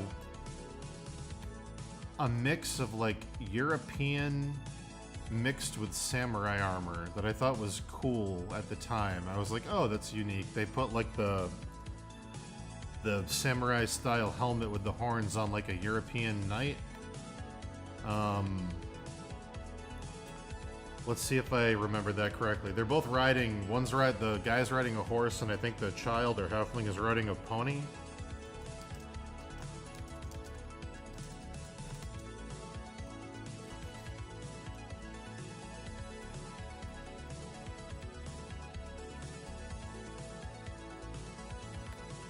There we go.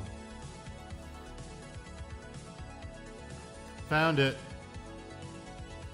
Wow, I nailed that. Wow, I nailed that. What a good piece of art. That really stuck in my mind. That's super smart. The silhouette on the moon and then the light skin against the dark shadow of the cloak. Light horse on dark horse on light sky. That's a good composition. That's a good cover.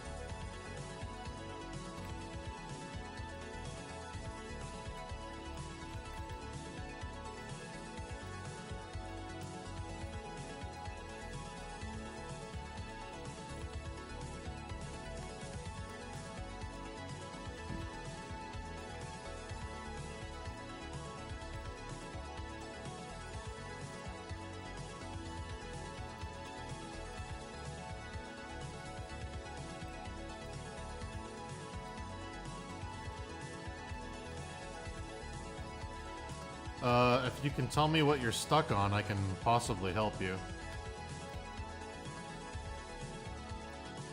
Someone in chat saying they're stuck on a story they're writing. What are you stuck on? Is it how to start it, how to end it, how to resolve a character arc? What's the problem?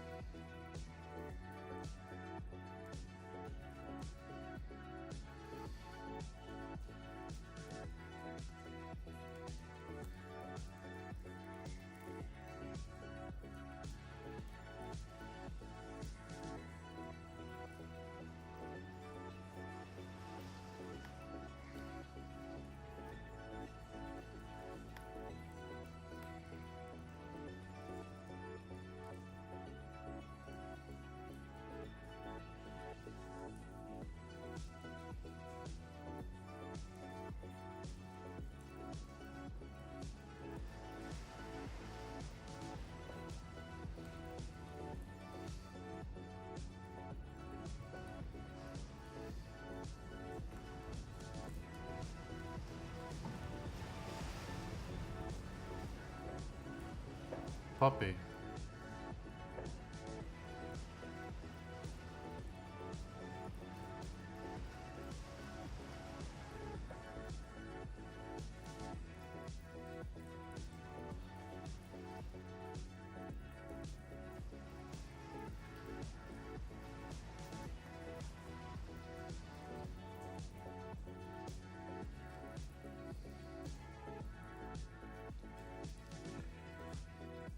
I keep wanting to go into detail about a dark bog he's in, but I'd rather have something interesting happen rather than just explain the area. It's like a dark elf village, a bog still being built. So you want to go into detail about a bog being built, but you want something interesting to happen. Okay, so what I would do if I were you is I would have the character... All right, answer me this. Is this their first time being in this kind of area, or do they have a familiarity? Is this like someone who's returning to a bog area, like they've been to one before, or is this their first time seeing one?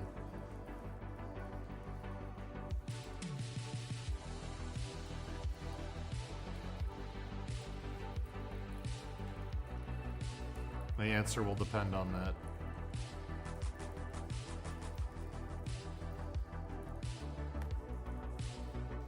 First time? Okay.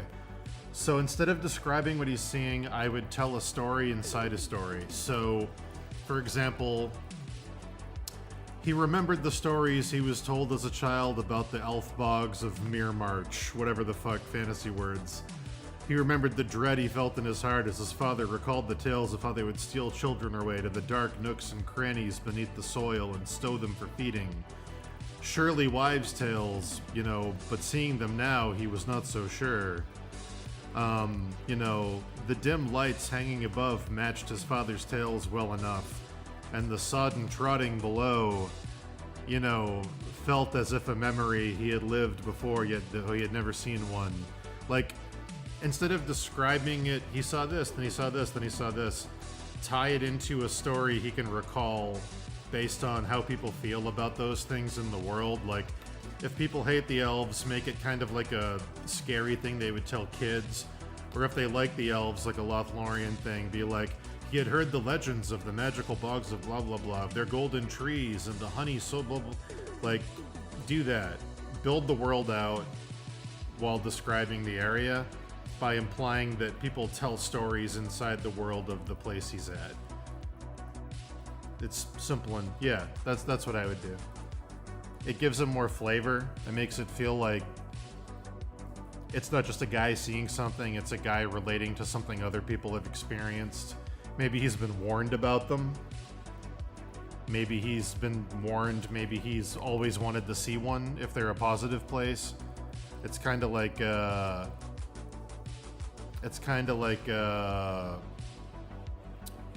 in the Lord of the Rings when Frodo gets poisoned. There's one of my favorite scenes in the movies is when Sam points and he goes, "Look, Mr. Frodo, it's your Uncle Bilbo's trolls." And then it zooms out and it shows the stone trolls from The Hobbit, because that's such a nice detail, because you're like, oh yeah, Bilbo would have told him those stories when he was a kid over and over and over again. He's probably always wanted to see this, and now he's here. Like, it adds such a nice layer of making it feel lived in. Like, anything like that would be super cool.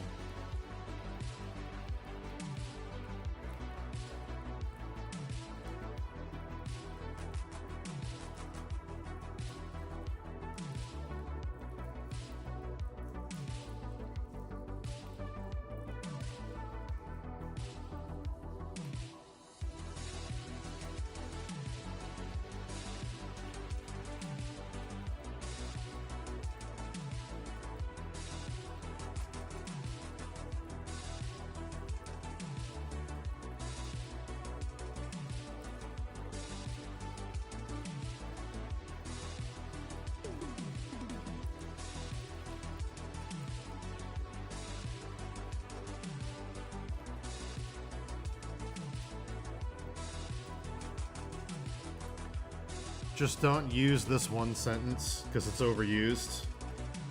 Don't do, "He had heard tales of the hospitality of the elves." Don't do any version of that. Don't do any, yeah. Whether it's sarcastic or not, don't do it. It's so overdone. The most overdone version of it is like somebody punching, like if he's taken there as a hostage and somebody punches him in the face and he wipes his up, he goes, I've heard tales of elvish hospitality. You know, I never thought to think it would be so true, or just don't do that.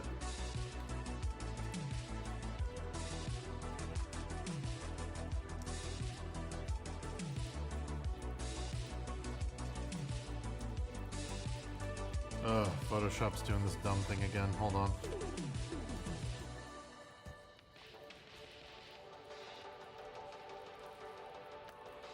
Alright, it's over. That stupid hospitality line is so overdone. So much for the famed hospitality of the fairies. Like, just don't. Stop.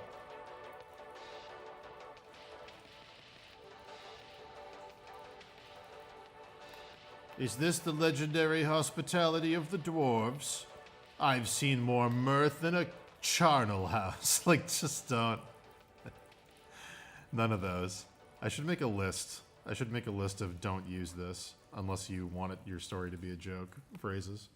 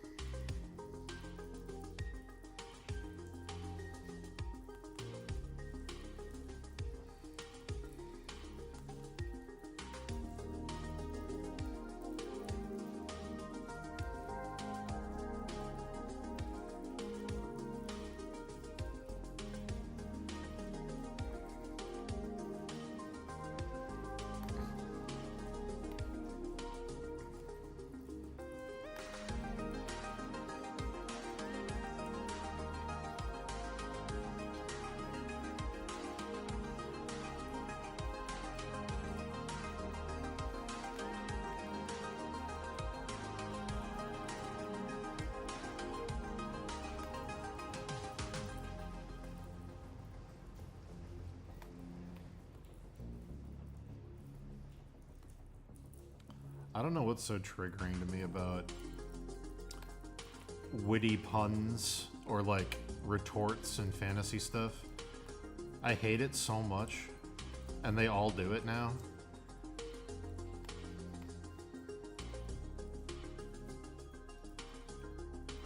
Yeah, I don't know. I hate it.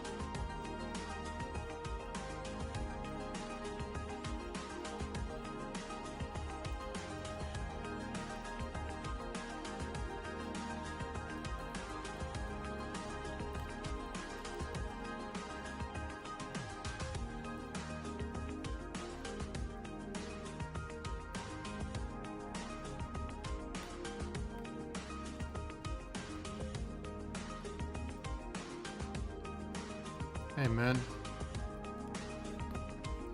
Yeah, it should be done in the next day or two. Probably. Getting there. I just gotta render my life away.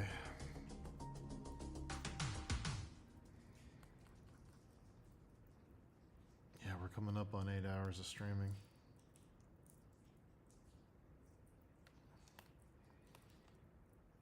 Oh, was that it for that mix? I guess so. What's next? Music.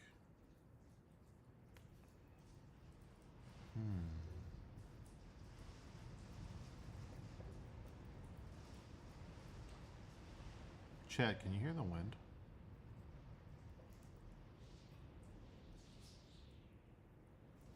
The wind's been crazy lately.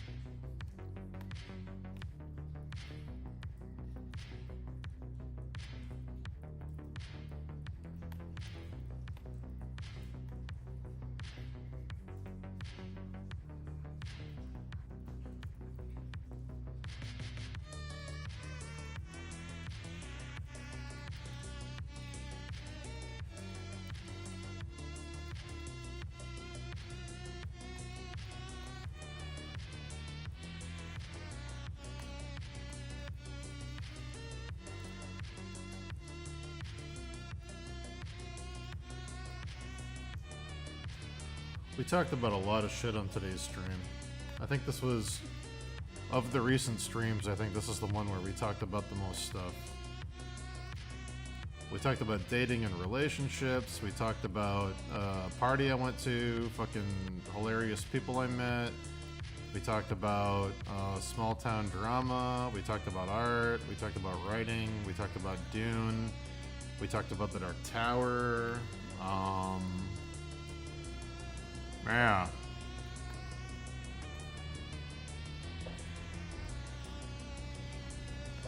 How do I feel about my workflow with painting at the moment? I'm too slow. I'm way too slow. And I'm too slow because I'm stuck in this work mode I'm trying to break out of where I'm using non-textured brushes and manually texturing everything. I need to focus more on big picture implied detail instead of manually detailing stuff out, which I'm doing on some other pieces in Clip, but not for this one.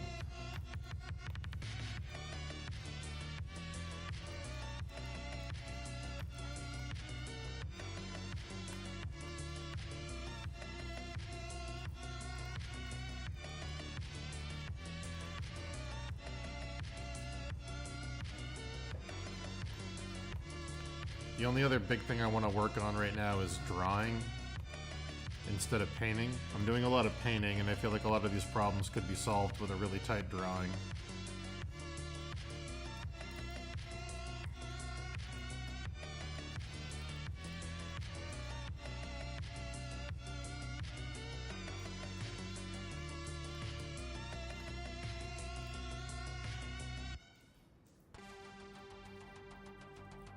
Yeah, I'll let you know, Chase. Yeah, it's incredibly inefficient to paint the way I'm painting. I'm fully aware of that. There's faster, better ways to work that I'm trying to learn when I'm not doing client stuff.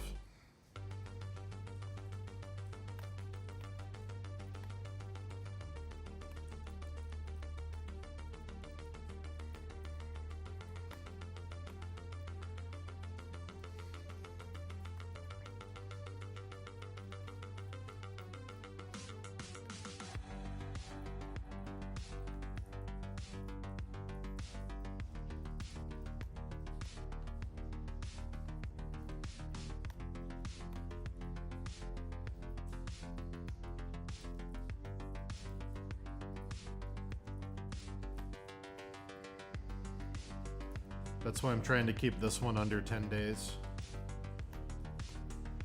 I think tomorrow is like a week. I think tomorrow's day 7 of this piece. I'm trying to keep it under 10. Just to see if I can.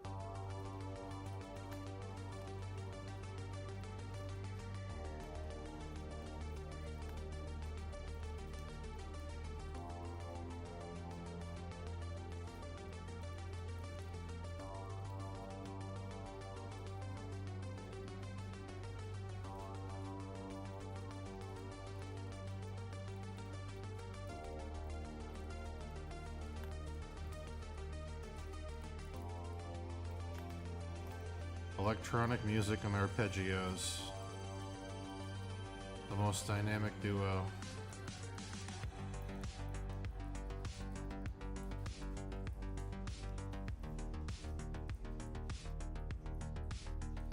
Hey, thanks.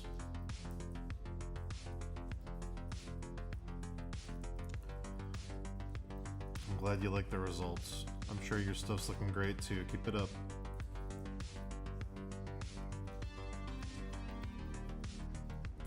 Do I have a comic thing planned for the future?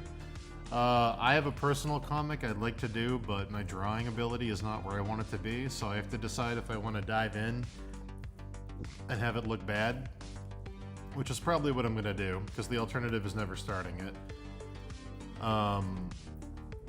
And then me and Dave have our third Steve Lichman book that we're working on right now. So, yeah. Those are the two comics I'm working on in the immediate.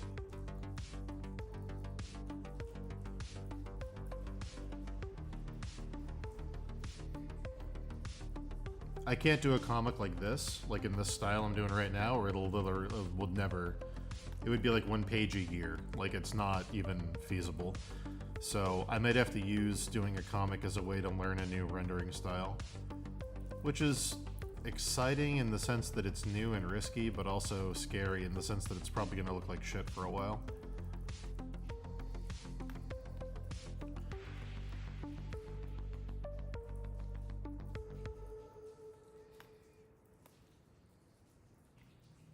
But I also have a bunch of client work that I'm prioritizing at the moment, so yeah, I don't know.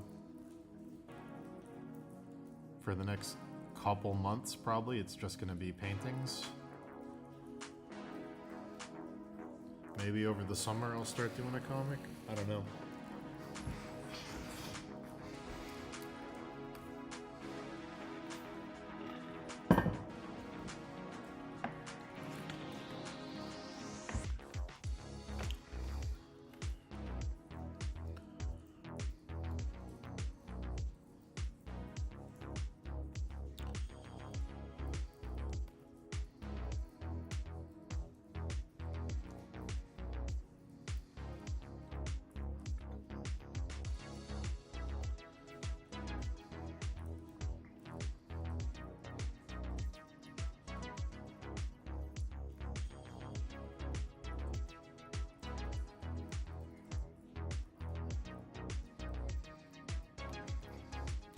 The problem is, well, I don't know. I'm just gonna have to embrace anime.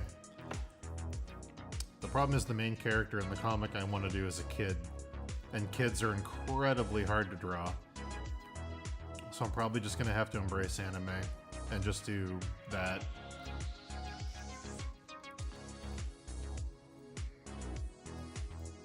Anime is like a cheat code for drawing kids.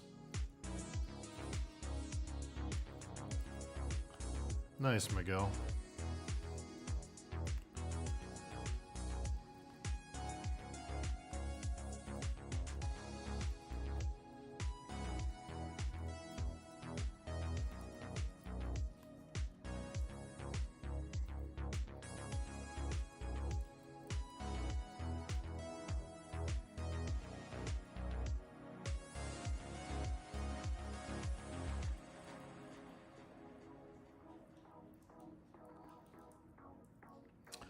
I wouldn't say that, Sarah.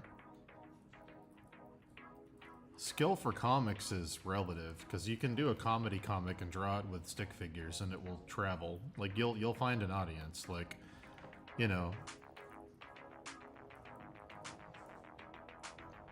you can literally do a comic. Like, our first Steve Lichman comics look like absolute shit, like on purpose.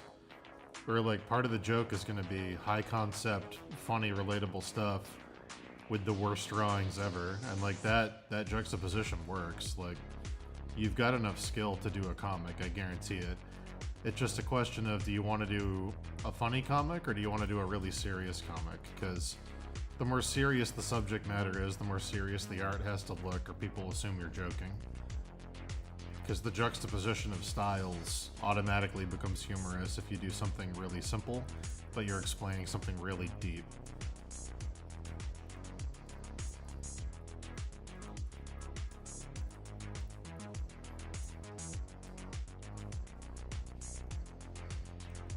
Serious comic? Well, you could lean on anime. Anime is a cheat code for comics.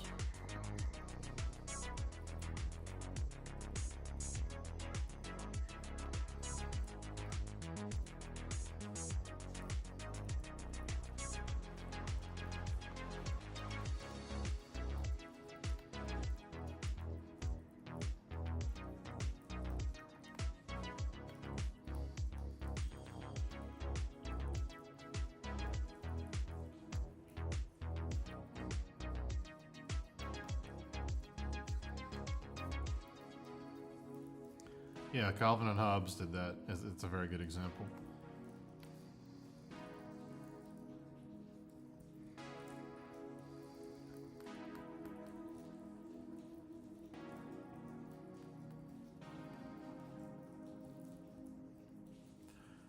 I'll never forget my grandmother's next door neighbor who gave me the Sunday paper with the cartoons every week. Fucking either did not know what the fuck she was talking about or was just gaslighting me because I was a kid. She was like, it's Calvin and hobbies, because every week it's a different thing he's doing with this stuffed animal. Those are his hobbies. And I was like, I'm 7 years old. It's Calvin and Hobbes. I know it is. I reject your authority. It's Calvin and hobbies. I'll kill you. You old bitch. Fucking lie to me.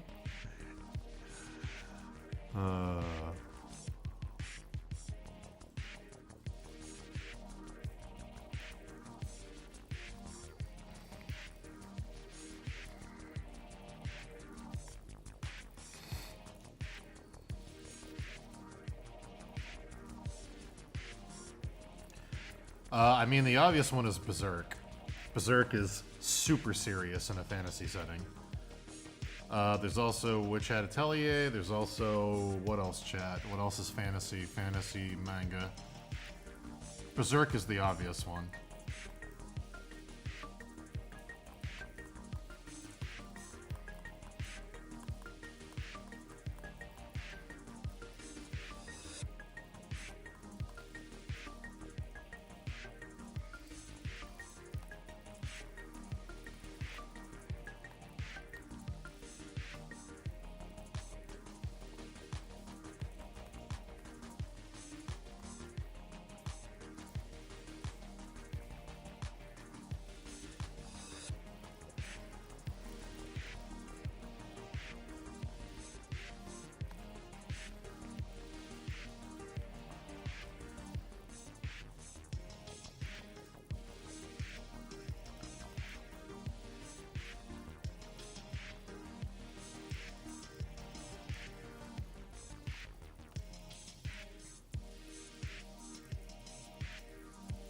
Yeah, Full Metal Alchemist, sure.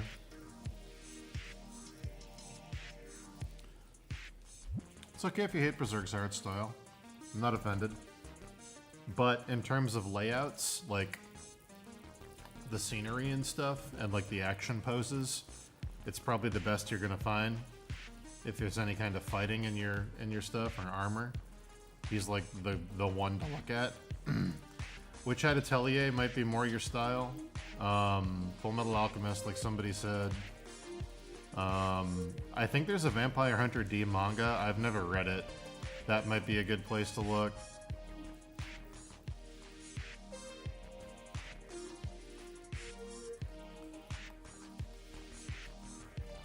There's also early Berserk and late Berserk. The later comics looked way better than the early ones.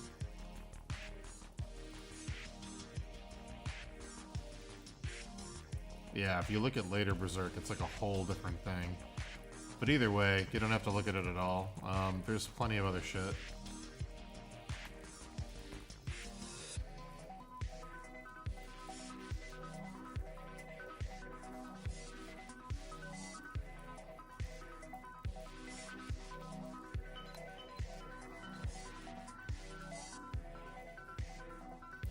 Goblin Slayer, yeah.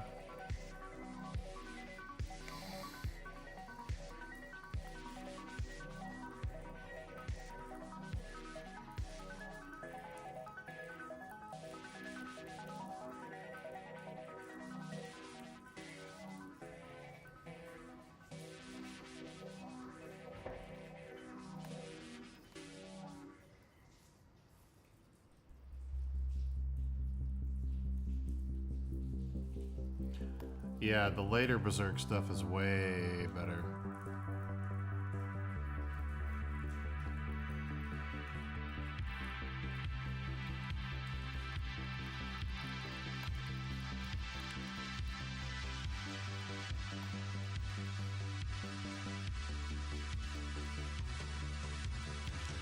Yeah, the Akira books are good. They're not fantasy, but they're good.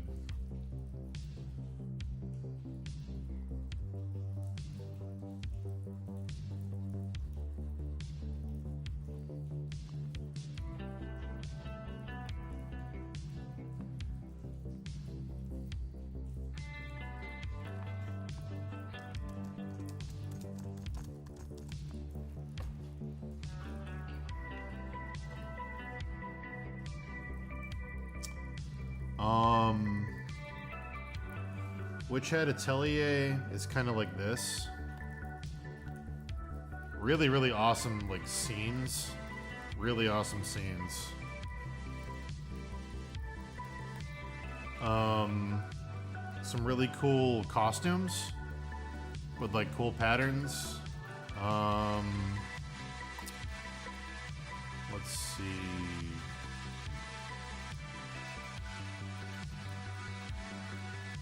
I like these a lot. These pages are super cool. These like vignette pages with like the framing. All this stuff is super cool. I love all the extra like filigree and shit around the edges. Having the panel like tear away like a piece of paper. Super cool. So I've been looking at a lot of that lately.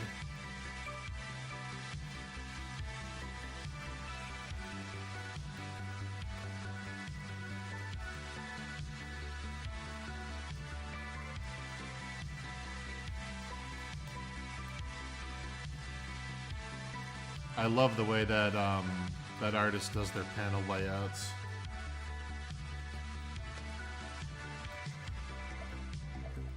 I have no idea who draws it. I haven't even looked it up yet.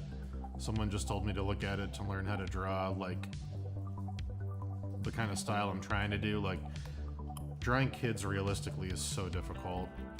And they were like, you should check this out because it's fantasy and like it's got lots of really cool vignette style things. Which if you can find a cool way to do cell transitions in a comic, that's like so appealing to me.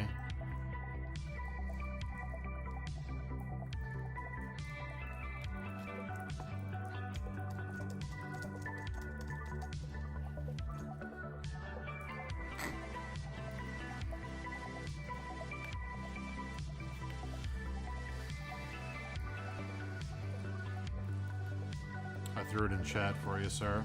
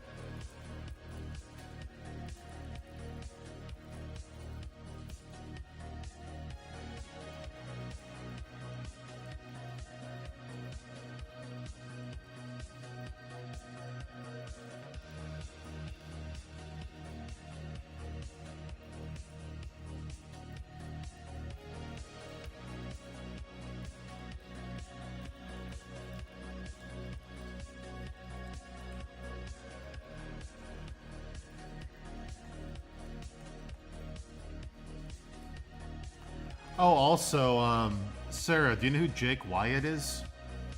Look up Necropolis. Why didn't I think of that?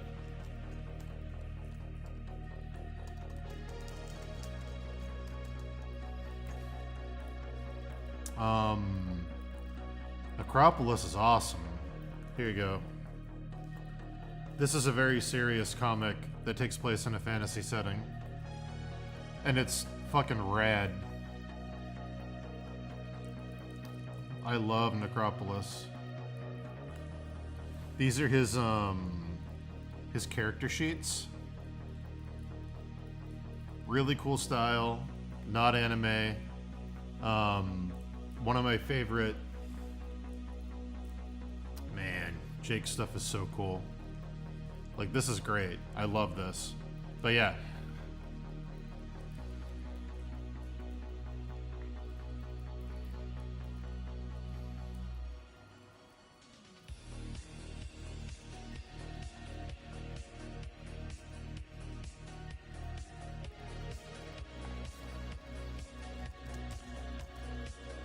Oh.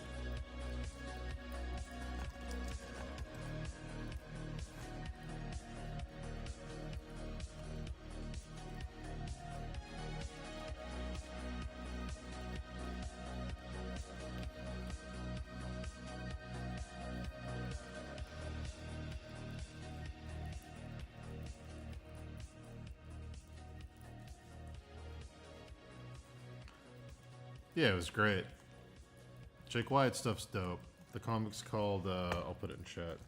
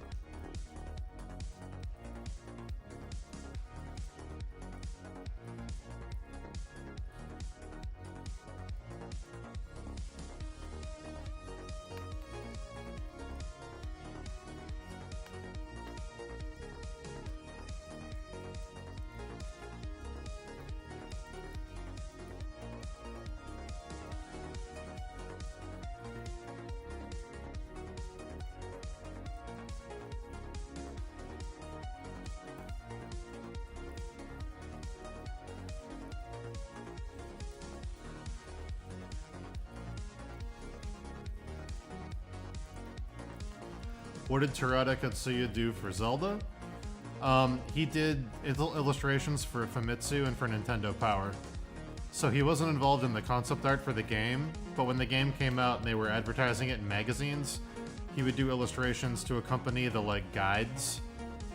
So they'd, like, show a layout of the level with a description of how to play the game, and his art would be in the columns next to it.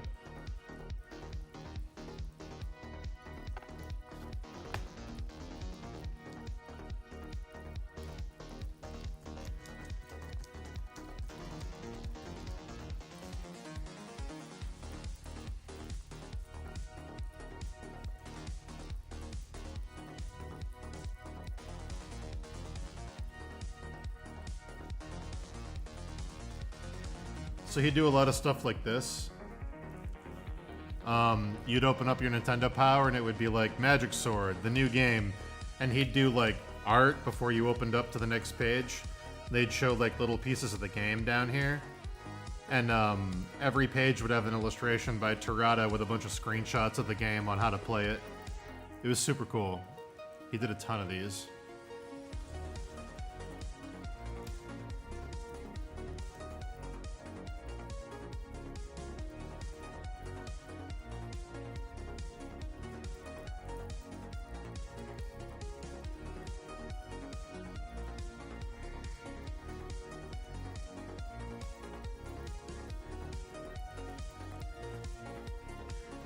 Yeah.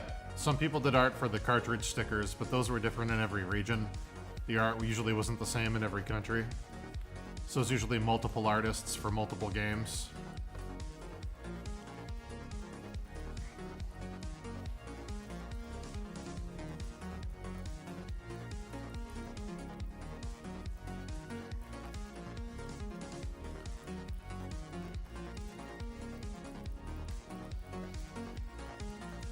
Terada did art recently for a game that's on the PlayStation Store. I saw it pop up. I want to say like 2 years ago.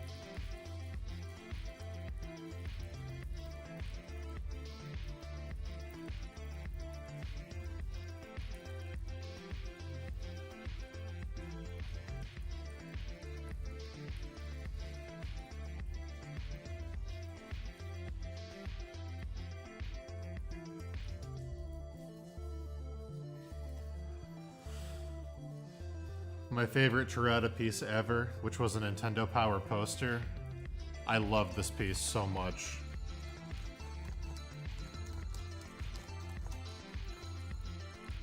Oh, it's so good. This Prince of Persia fold-out poster he did with the fucking gnarly wizard in the background. Oh my god, dude. The fucking skeleton down here coming out of the lava. Like, fuck. The after image because of the dodge. The cool multi-arm guy. Like, fuck. I love this image so much. I remember seeing this and being so hyped. Man, what a great composition.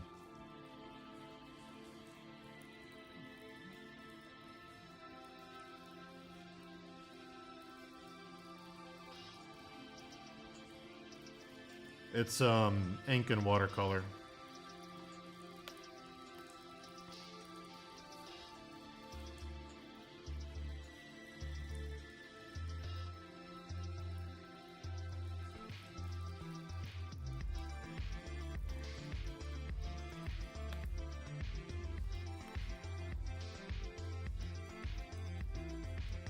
Yeah, his Monkey King stuff is super good.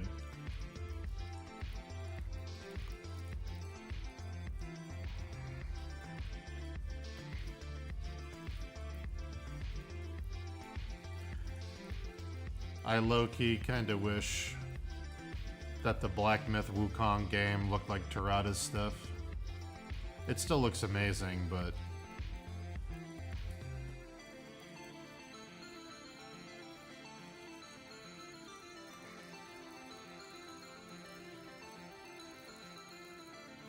yeah. Vesperia.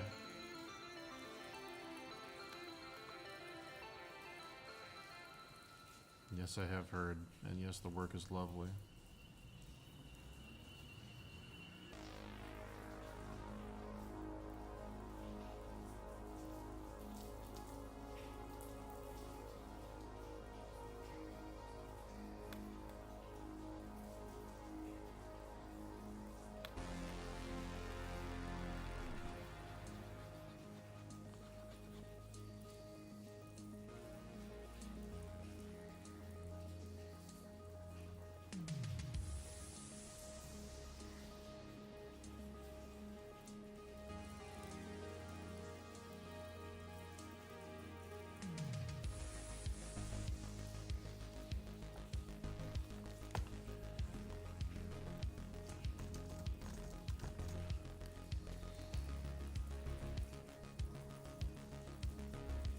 Oh, I've seen Lady Mechanica.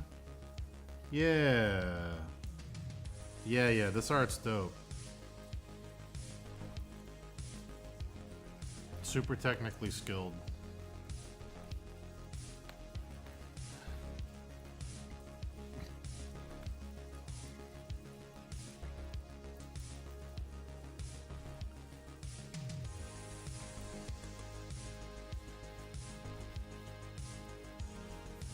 Nice.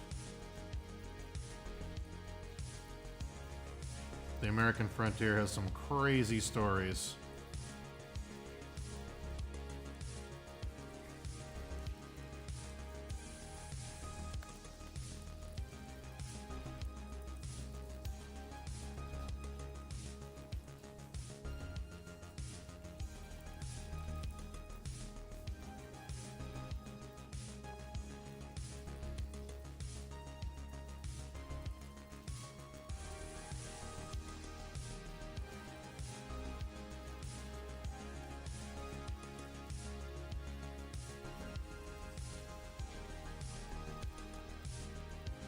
Hi, Vader.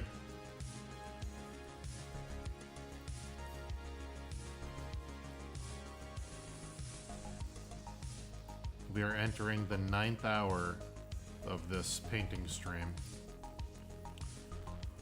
If you've been with me since the beginning today and you haven't stood up, please do so before you die.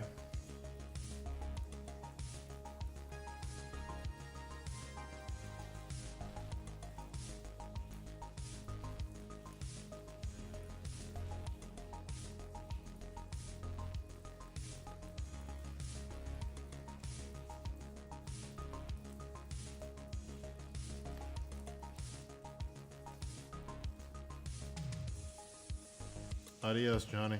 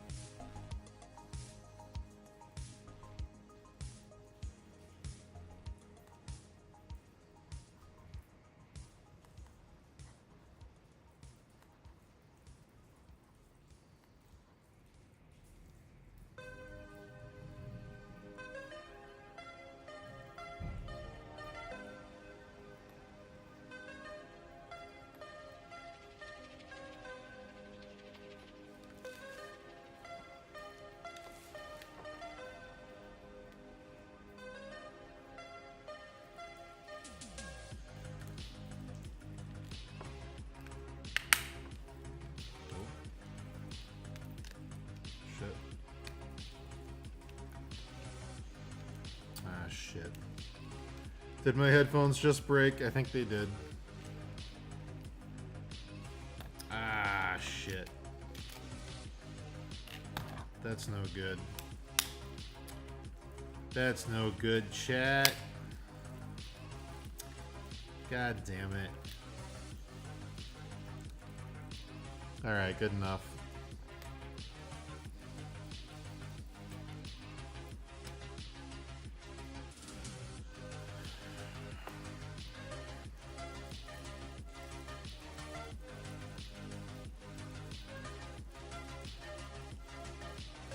No, the wind is throwing shit around on my deck.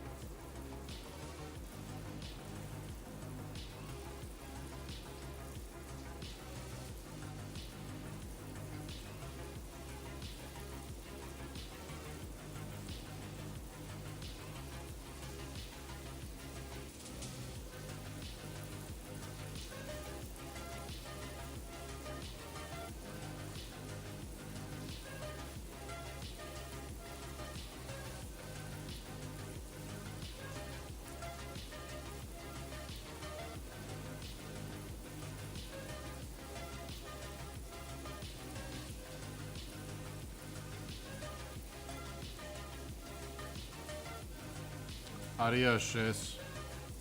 Have a lovely night. Or day, depending where you are.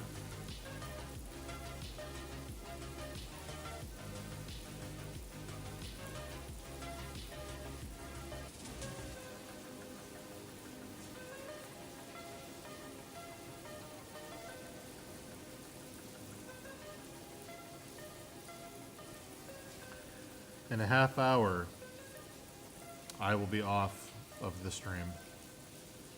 9:30 EST.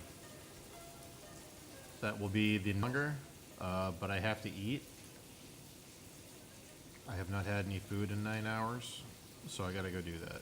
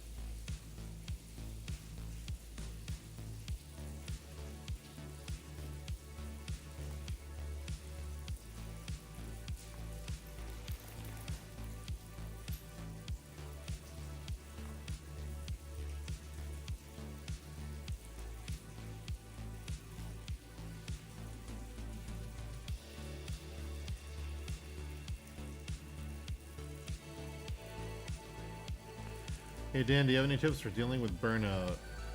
I try to be a graphic designer, but after 8 years of doing it professionally, I'm really tired. I'm even thinking of going to med school. Number one would be try to remember why you got into the field. What did you enjoy doing? And then ask yourself if you're still doing that, and if you're not. If you are doing the thing that you love and you just don't like doing it professionally, then you might want to seek another way to monetize it or seek another profession.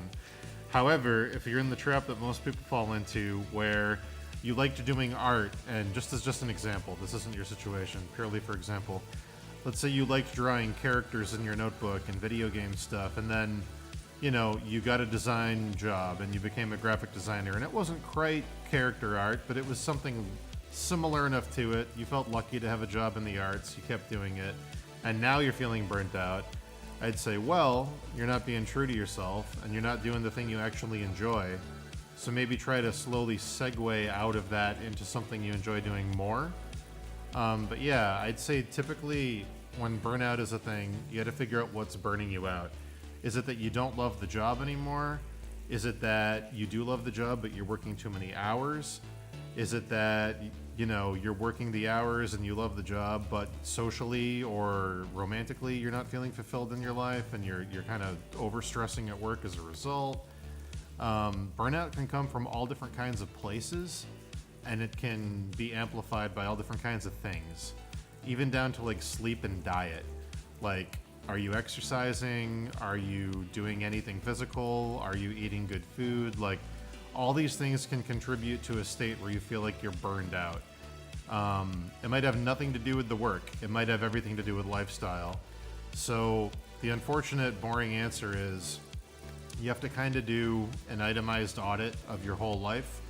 Go, okay, socially, am I happy socially?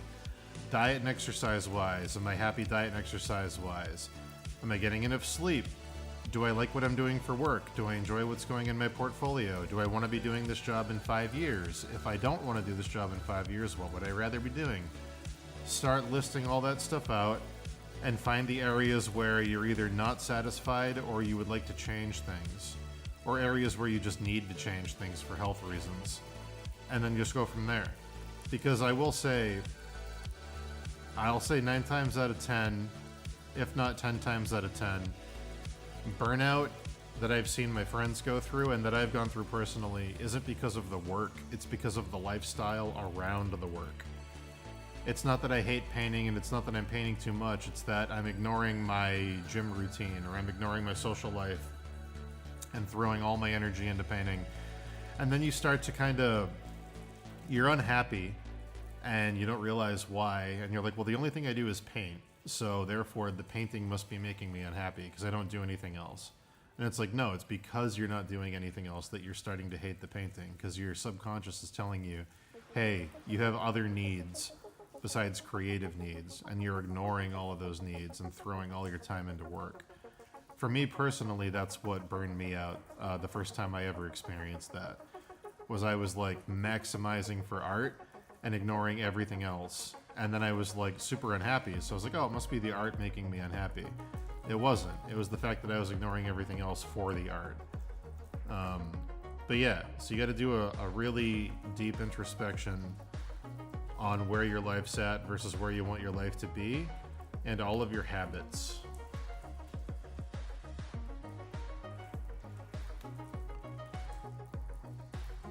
Thanks, Art.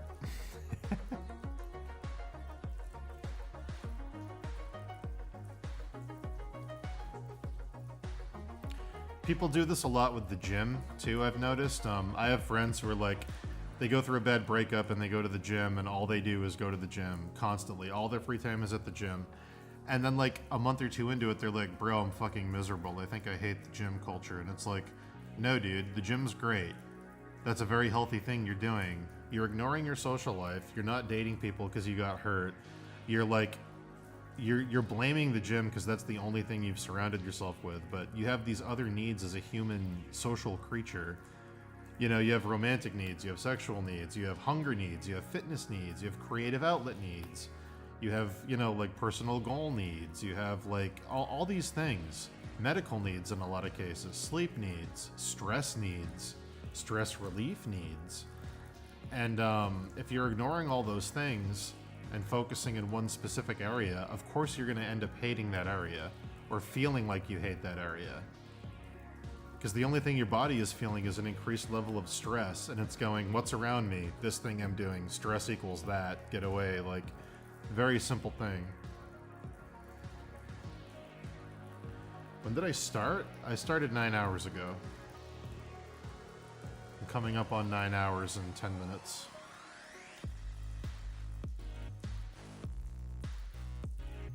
Yeah, no problem, man.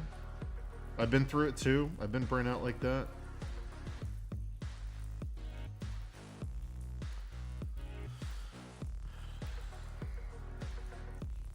I'm just saying, the burnout could be what you're talking about, 100%. It could be from the work, but I don't think enough people realize that burnout is usually a combination of multiple things and can come from multiple directions. The only thing your body knows is fight, flight, and freeze. You know, so it's like, if you're unhappy with your situation, and the situation is you're in the same office every day, your body's either going to want to fight it, quit, flight, get the hell out of, like, you know, fight it as in change things, flight as in quit, or freeze as in, oh, I don't know what to do, I'm depressed and paralyzed. Like, it knows that it's in a stressful situation and it wants things to change, but it might not be good at identifying exactly what's causing the stress, because people are smart, but they're not super smart about needs, and they're not super smart about mental health stuff. They ignore a lot of shit.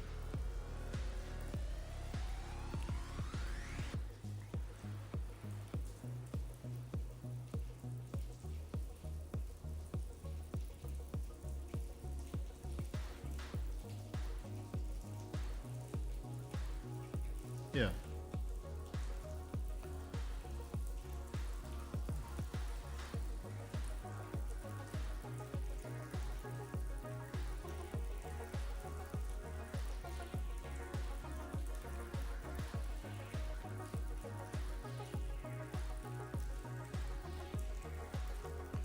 It's a weird thing of like,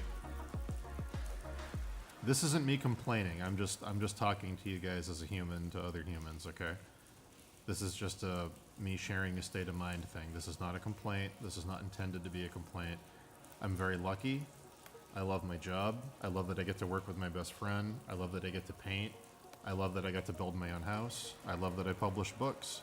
On paper, my life is really good and really privileged, and I'm very lucky to have it. It doesn't change the fact that I'm fucking miserable 90% of the time. So what you have to do is go, okay, the numbers of my life adding up to a sum doesn't necessarily equal how you feel. Brains, unfortunately, don't work that way.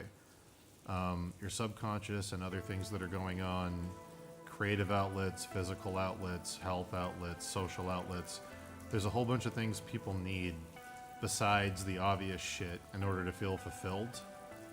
And it's like, things can look really good on paper and you can still feel completely lost. And that's like pretty normal, and I feel like enough people don't talk about that.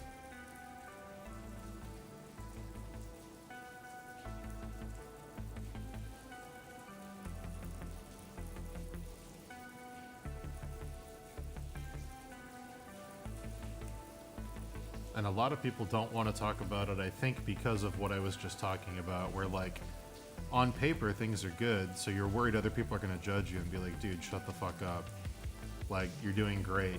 Other people are much worse off. And it's like, yeah, that's true, and I understand that. And I totally get that, I 100% understand that perspective. It doesn't change how you feel, though. It doesn't change how you feel. If you feel miserable, all those things can be true about other people, but you still feel miserable. And you gotta figure out why, and you gotta try to change it.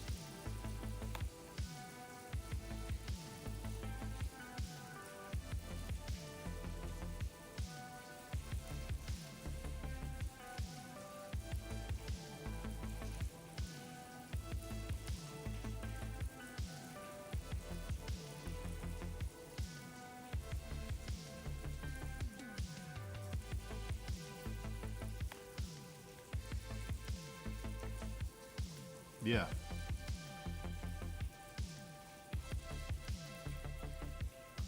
Whiplash is great. Was I edging or was I gooning? Do it again. 1, 2, 3, 1, 2, 3, Now was I edging or was I gooning? So you do know the difference.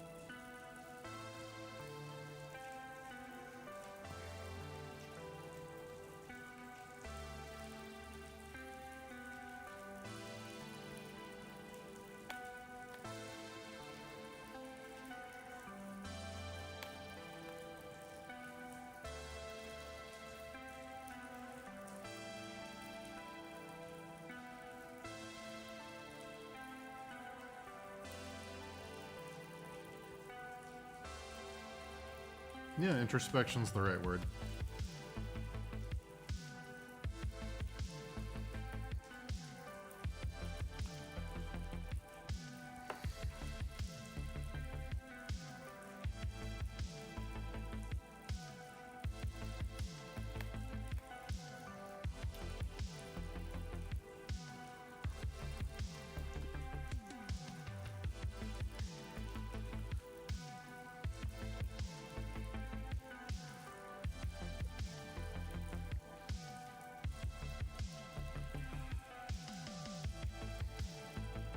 Alright, 12 minutes. I'll hit the 9-hour mark and then we'll get off of here.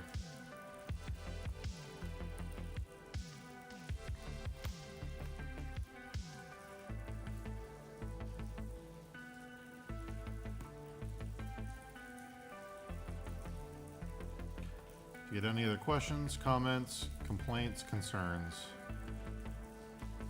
now is the time, chat.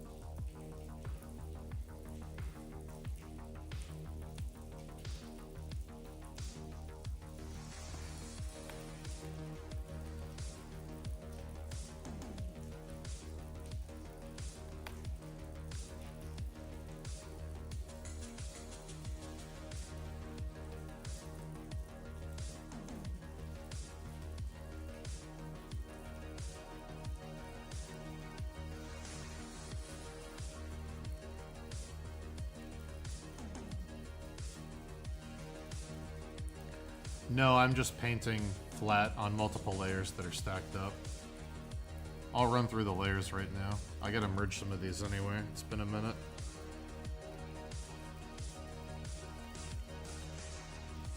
Yeah, I'm just painting on layers.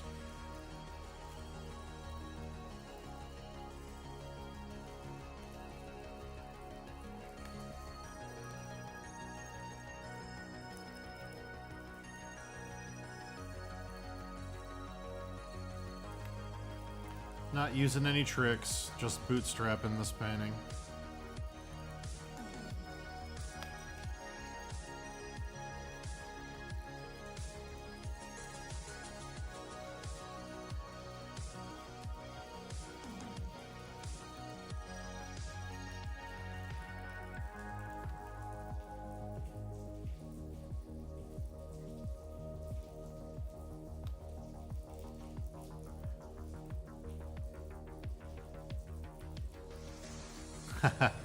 It's like this. I draw a shape,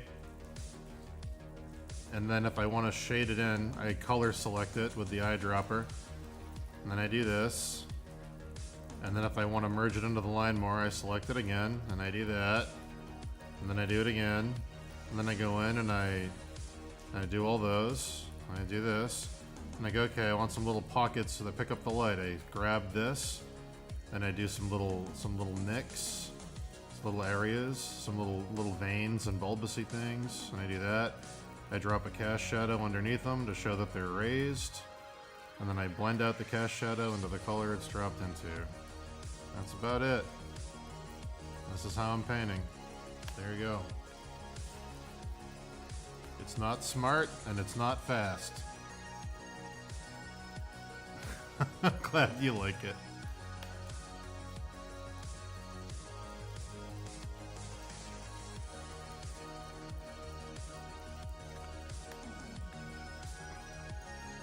I stole this from Marko Derjevic because I would see him draw. I watched him at an event drawing characters, and he would like draw a face, and then he'd just grab the line art. He called it painting out the lines to turn the lines into forms. He would select the line, and then he would just start carving the shadows into the face from the line. And then he would just grab the line again, and he would keep going until the black line wasn't there, and it was just like a form curling around a shape. And I was like, oh, that's like super easy. You're like carving it out of the white. Like, that's great. So ever since that, I've been stuck in that mode of rendering. The thing is, Marco's super fast at it because he starts with a line drawing that's incredibly accurate. So turning that into a form is super fast. Whereas I'm noodling to try and find the drawing while I'm painting, which is why it takes forever.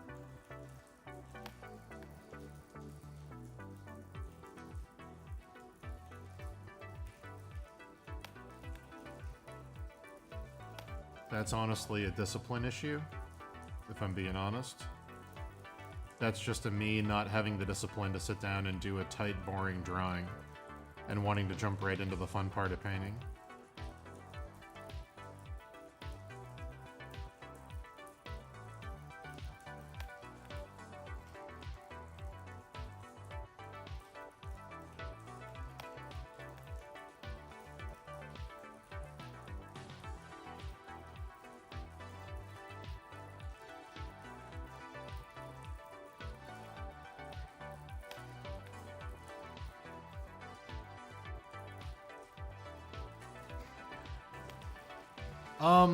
I don't know if it would be easier, but it would definitely force me to draw, though.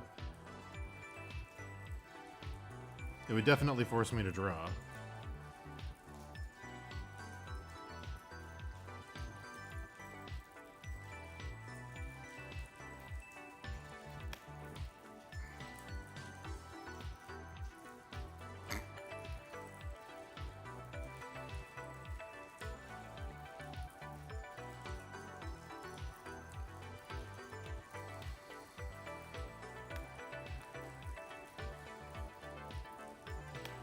Sorry, I keep zooming out and zooming in. I'm doing that to try and figure out how much detail is enough versus how much isn't enough. I want to have it look done, but I don't want to have it look like this looks unfinished, whereas this up here looks pretty done. It's about finding the relative detail.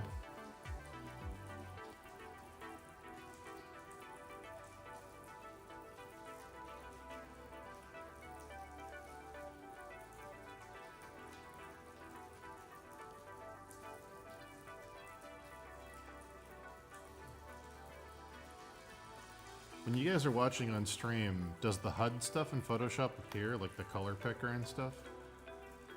The little color wheel? Or does it only show you the canvas?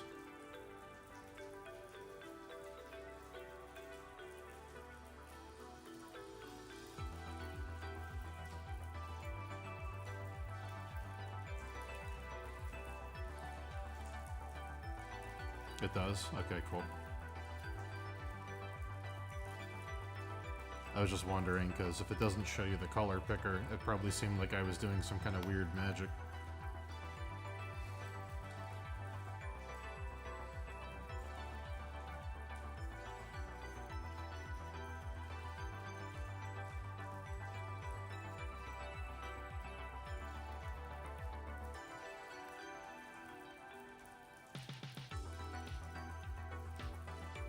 Cool. Yeah, you just set your brush to like 50% opacity, hard around, or soft round, whichever you prefer. And it blends really well. You can just...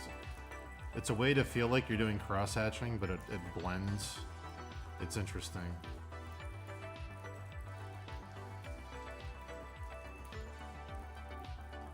It's a really good way to build up manual textures, even though manual textures are kind of a waste of time. But they are satisfying.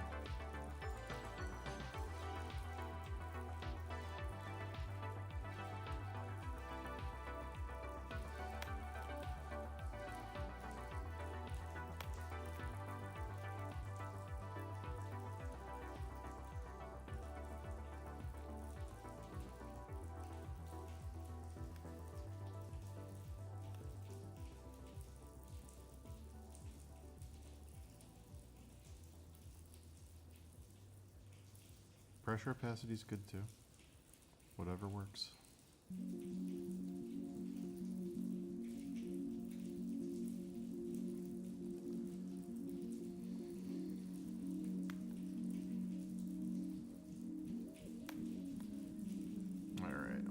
darker color, probably this one.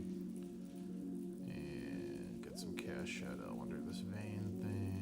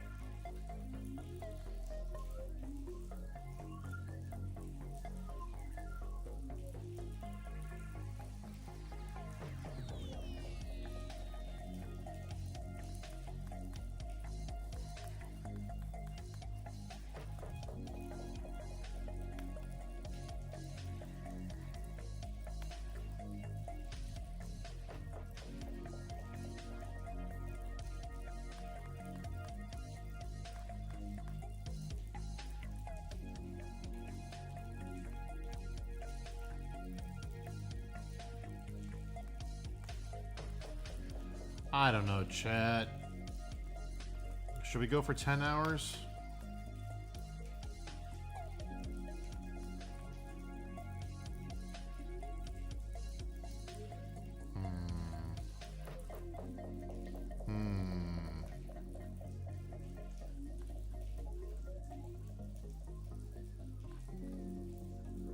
Can't decide. I'm not super tired. And even though I haven't eaten, I'm not super hungry.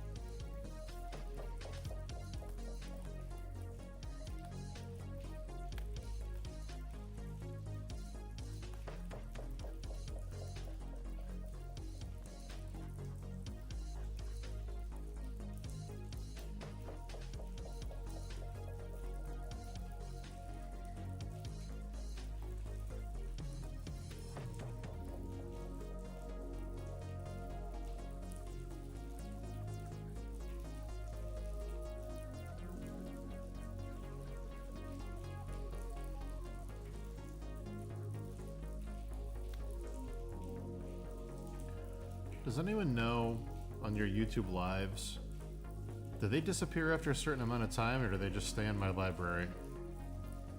Are they gonna start disappearing? Do I need to like back them up somewhere?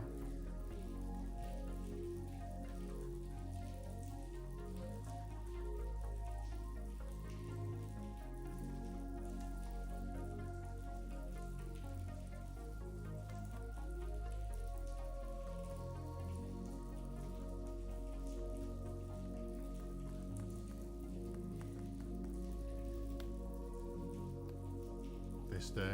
Okay.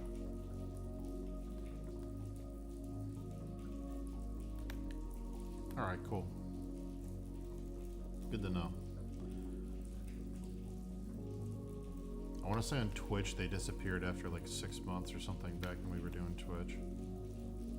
I also gotta figure out how to multi-stream. I wonder if OBS will do that by default. I never looked into that. It'd be cool if I could stream on Twitch and YouTube at the same time.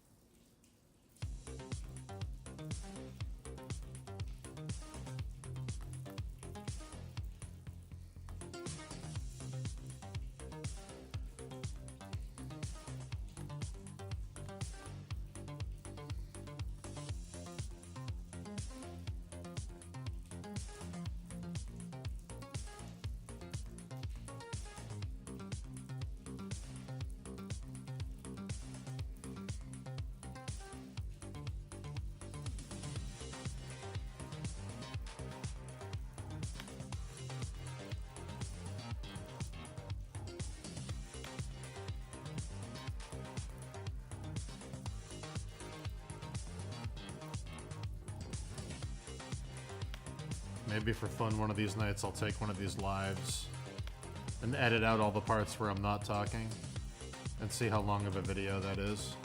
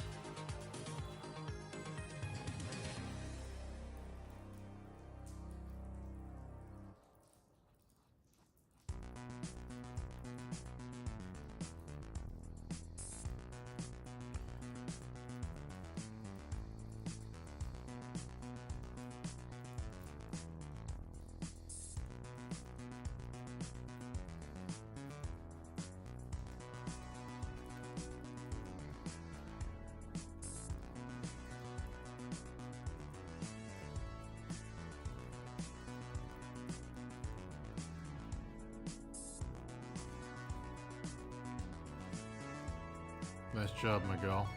Congratulations, buddy. Proud of you. What name did you go with? Out of curiosity.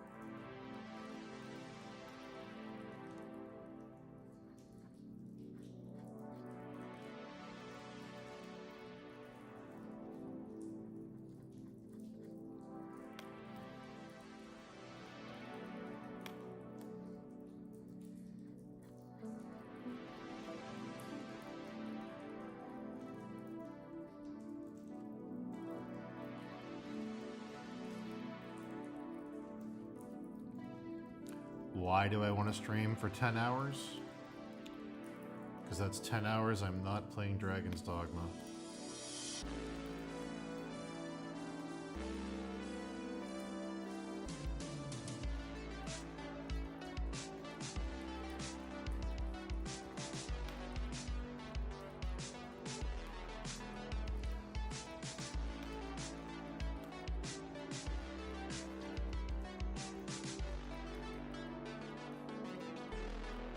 It's true, it's because I love you.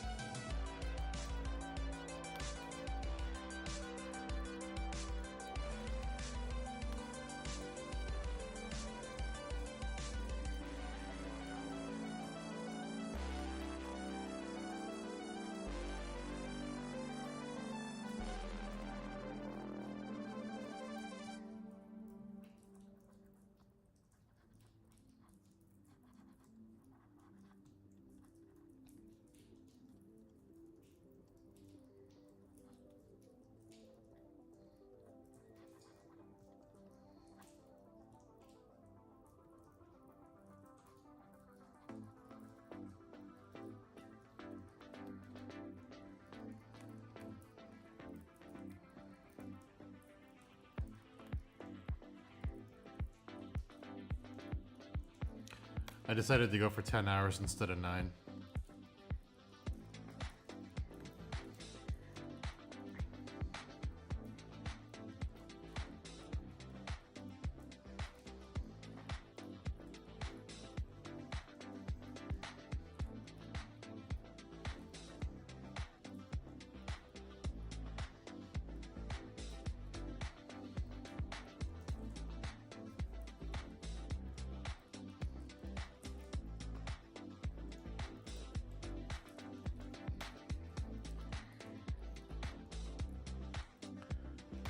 Yesterday was kind of a wash, so I want to put some extra time in to make up for it.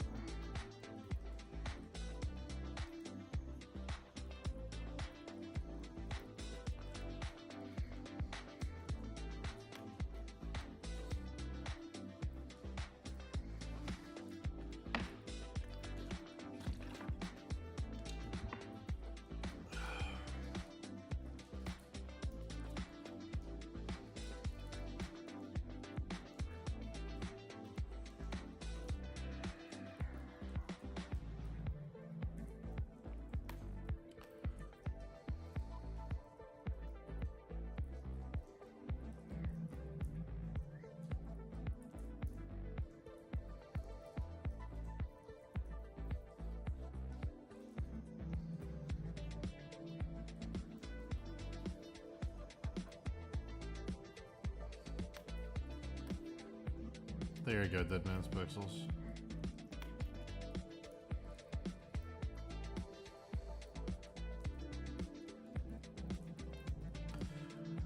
I'm gonna do this for another 45 minutes.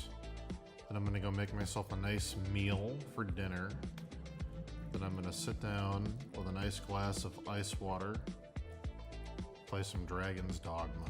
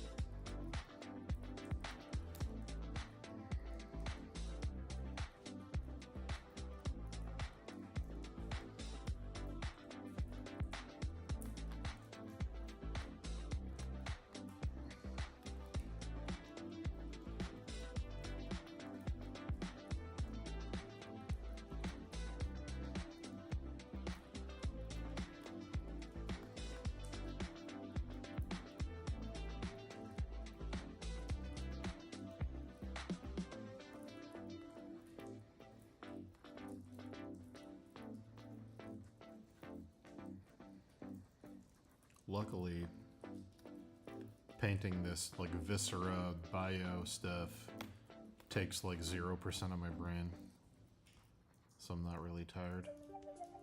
Figuring out compositions and shit and fixing problems makes me tired if I do it all day. But this shit, I can go on autopilot for literally hours and it doesn't do anything.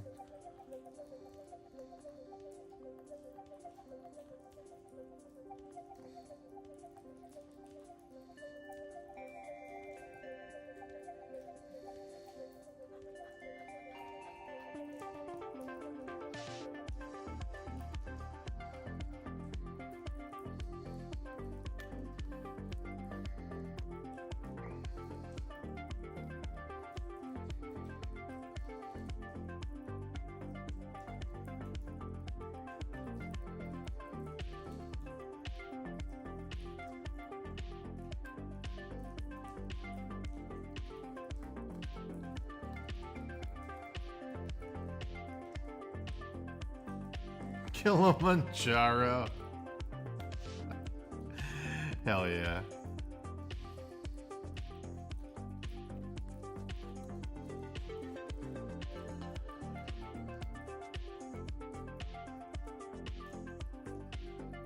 Nice. Berserk piece sounds dope.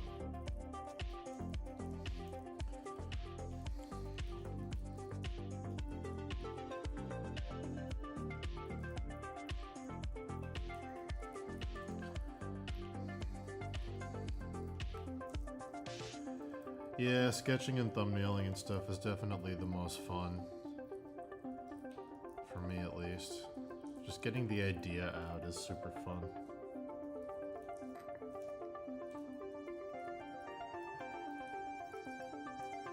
Yeah, storyboarding is a nightmare. I've only done a few storyboarding jobs.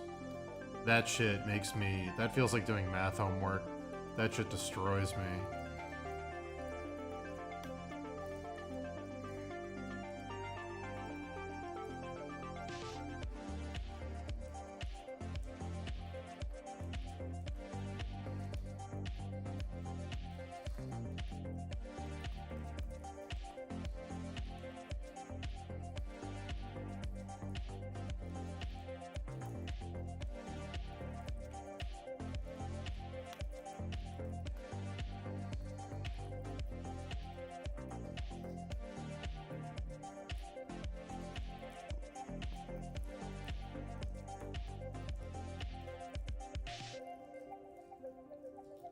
Yeah, you can send me the Berserk piece.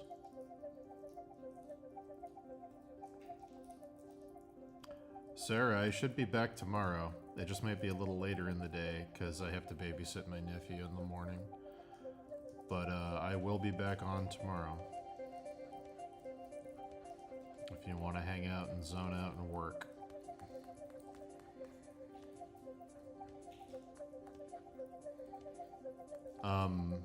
If you want me to look at your piece on stream for the Berserk thing, you'd have to send it to me on Discord. If you send it to me on Instagram, I can't pull it up, but I can talk about it.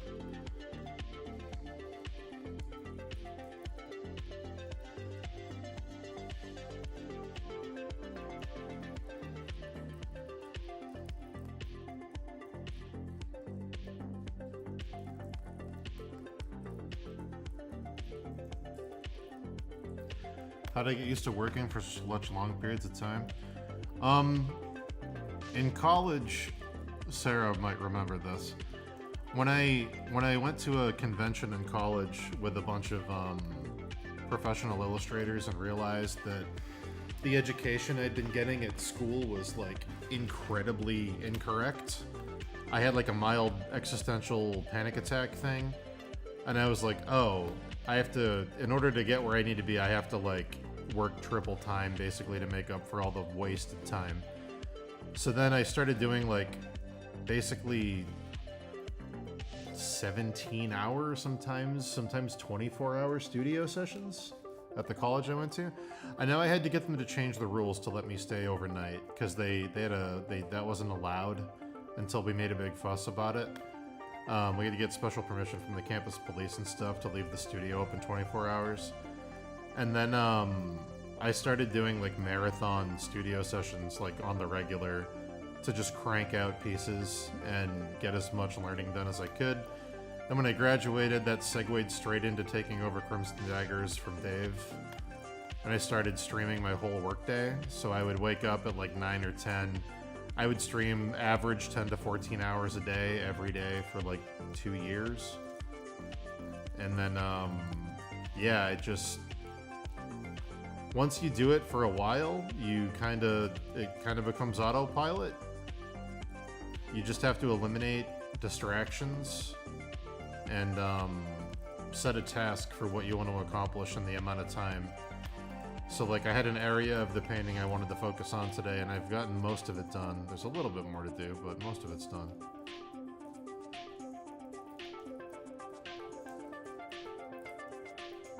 Yeah.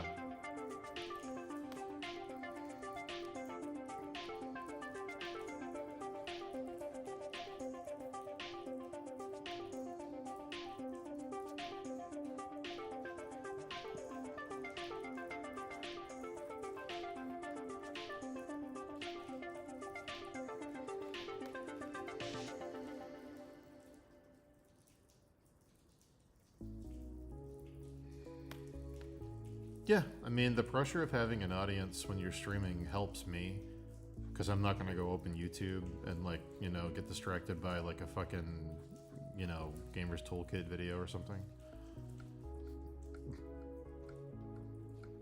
I do lose time answering questions in chat and pulling up examples of what I'm talking about to show people stuff.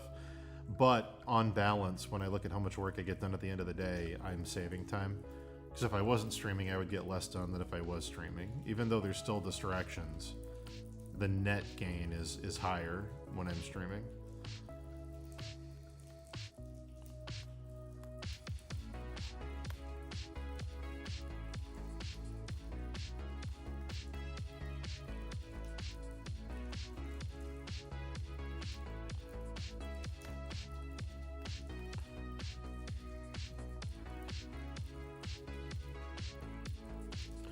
Later, man. Enjoy having company over.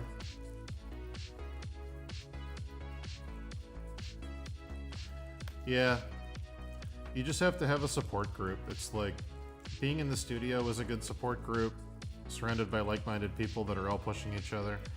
If you can supplement that online and find an online group that's like that, or a collection of people to follow, I don't know. It's easier when you're not the only one alone for hours rendering a thing. It just helps having someone else going through something similar to hold you accountable.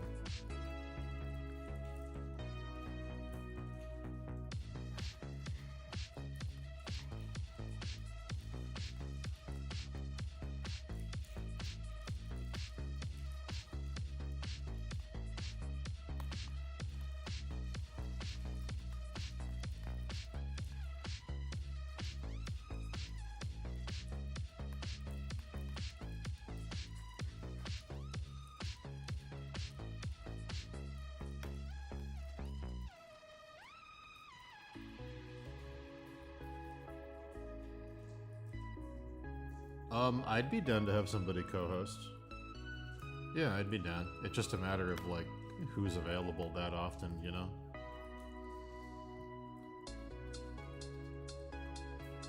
It sucks, because co-hosting usually means somebody to, like, help read chat and stuff, and most people have their own work they're trying to get done, so it's like... Having a regular co-host is basically asking somebody to sacrifice a ton of time. And that's, yeah, it works for a little while, but then it tends to peter out.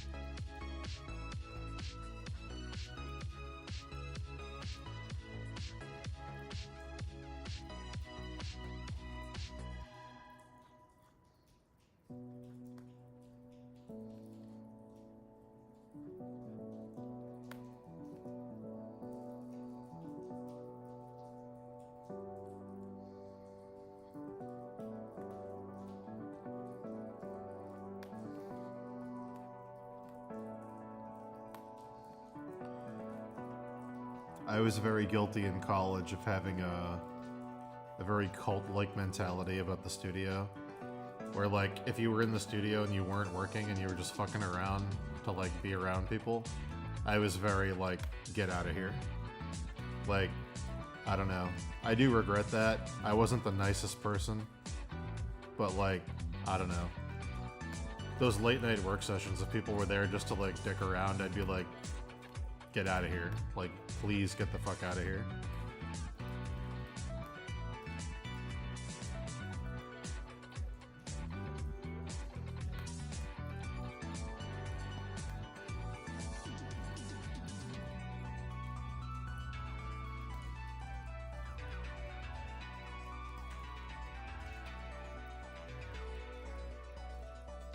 Yeah, back in the day, you couldn't monetize streaming because it was before all that shit. I want to say me and Dave consistently had a couple hundred people. Pretty much every day. When we did interviews, it would go up in the thousands. But yeah, it would have been nice to be able to monetize those. We could have kept doing them instead of quitting.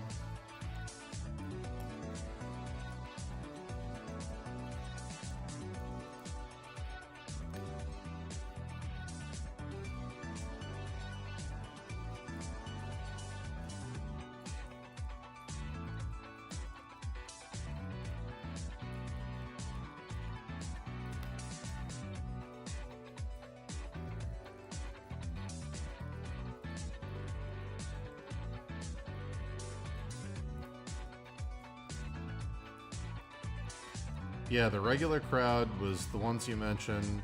Brian was almost always there. He's my roommate at the time.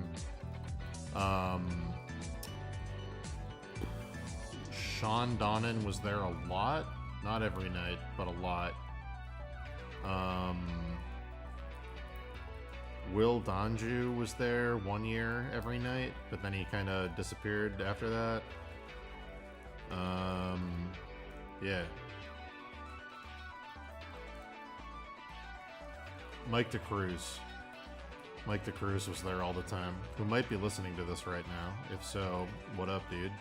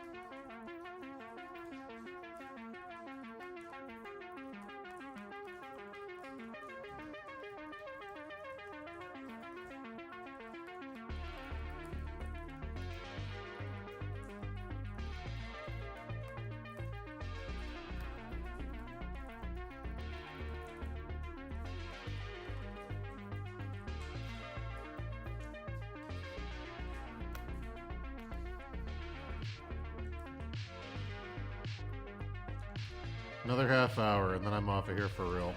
10 hours is enough. I did 2 hours of work before stream started, so it's a good 12-hour day.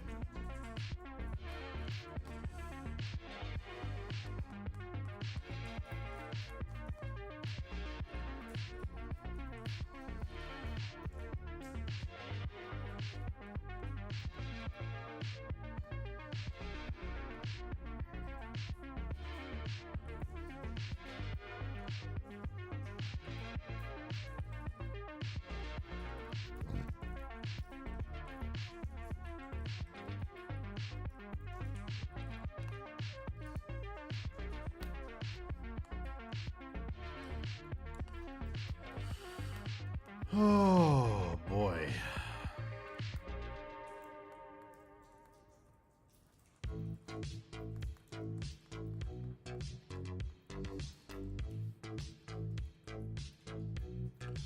Oh, maybe they do. Maybe I'll have to end it early. Sarah, you doing anything for Anime Boston next week? Okay, I found this on the web. Stop it, Siri.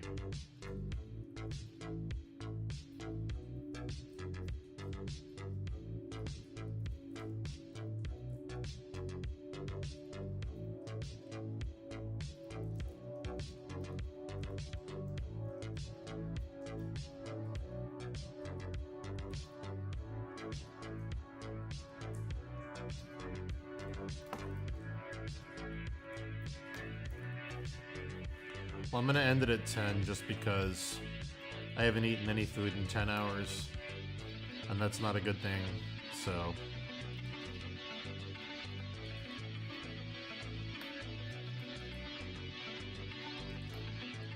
Should probably eat something. Start winding down.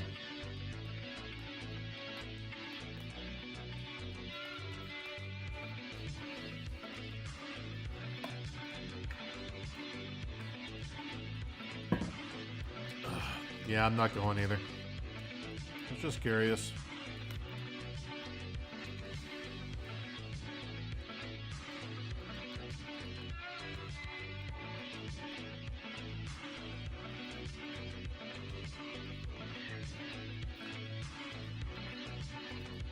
What's the...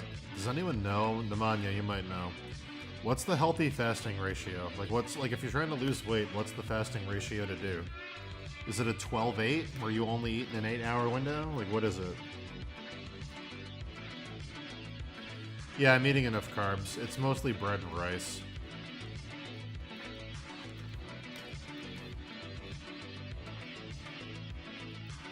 Carbs is still the one I'm struggling with the most. Protein's been easy.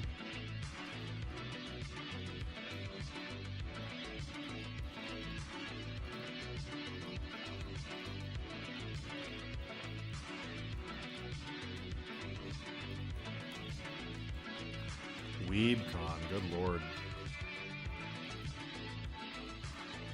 6 to 8 hours fasting as in eat within an 8-hour window? Or eat within a 12-hour window, take 8 off. Which one is it? Or, that's wrong. That would be 14, right? God, I'm bad at math. 16.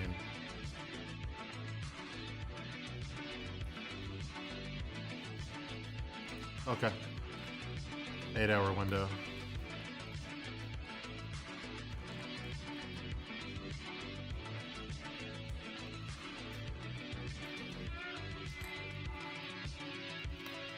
So that would be lunch at noon, dinner at 8, and then, yeah, wait till the next day. I can do that.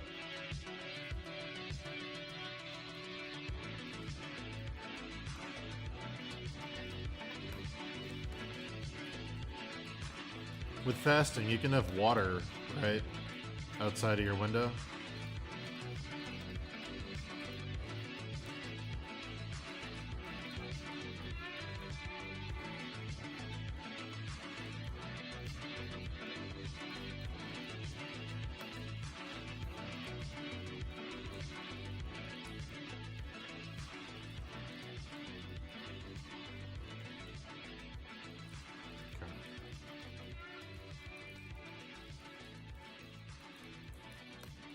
I'll try it for a couple weeks and see how it goes.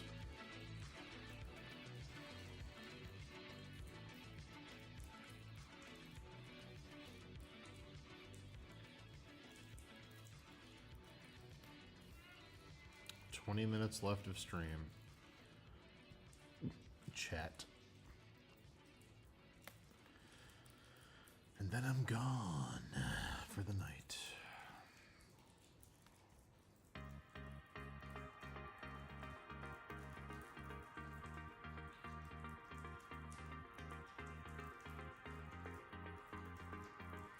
I only drink black coffee and water.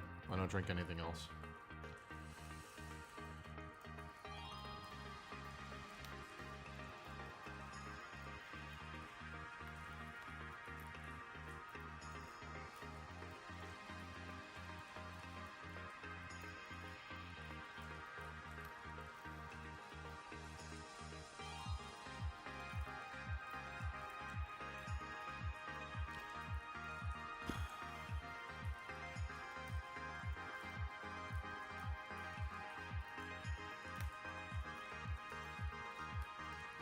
I don't drink tea.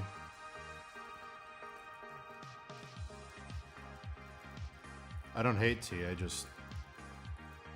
No reason for me to make it. I've got coffee and I got water. Someone offers me tea? Sure. But there's no reason for me to have it here.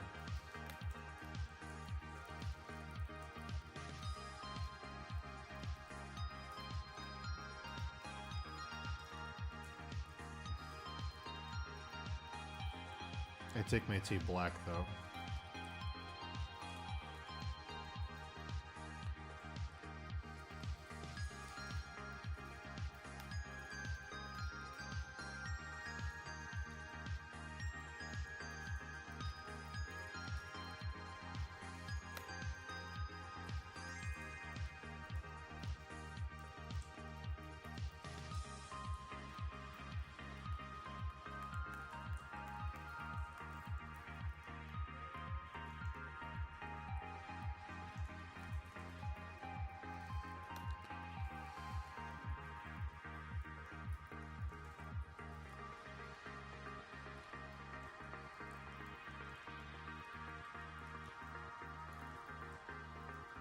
How was the gastric, Sarah? I got all the pre-operation stuff for the gastric, and then they denied me for psychological reasons. For some reason, after they did the endoscopy and the colonoscopy and all the invasive shit, they gave me a psych evaluation as a mandatory step. And I failed the psych evaluation. So it's like, why didn't you give me the fucking psych before the scopes? Like, what the fuck, guys? See, I didn't end up getting it.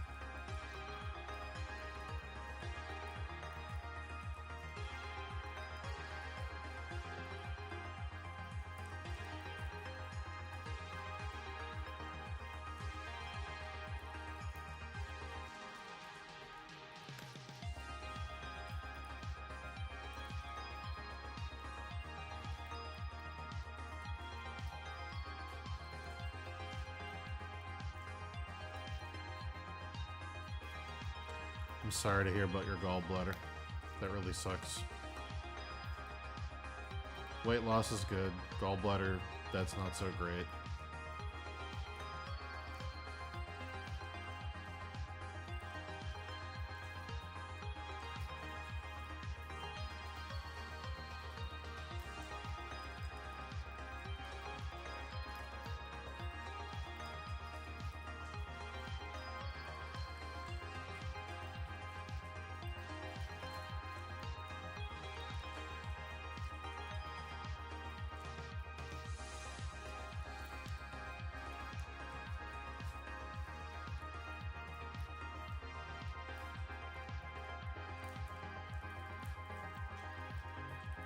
Jeez, I'm so sorry, guys. That's awful.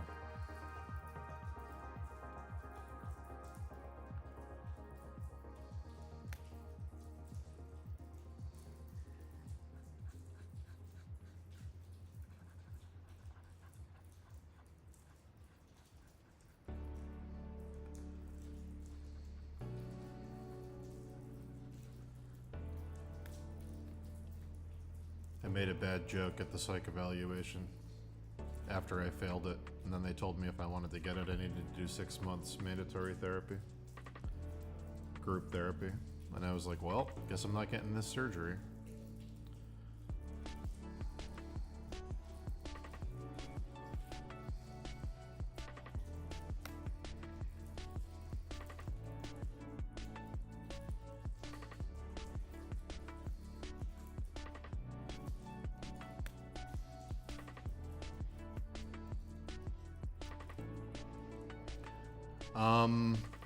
I don't know if she was a behavioral therapist or not. They just had me go through a 2-hour therapy session after they did all the scopes.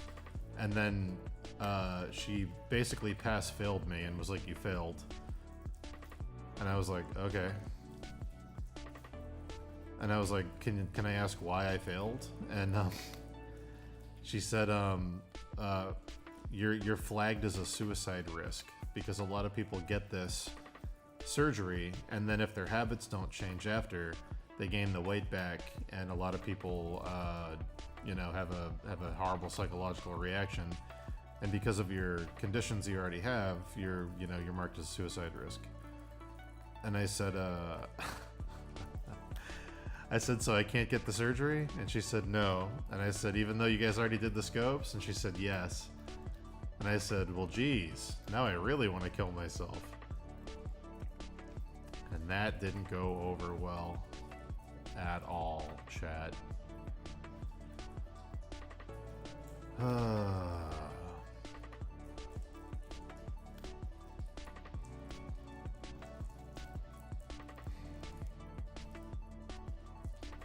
That was very annoying.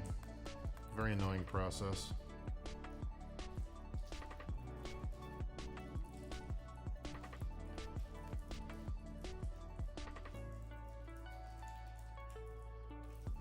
I was extremely mad. I was probably visibly angry because they wasted so much of my time.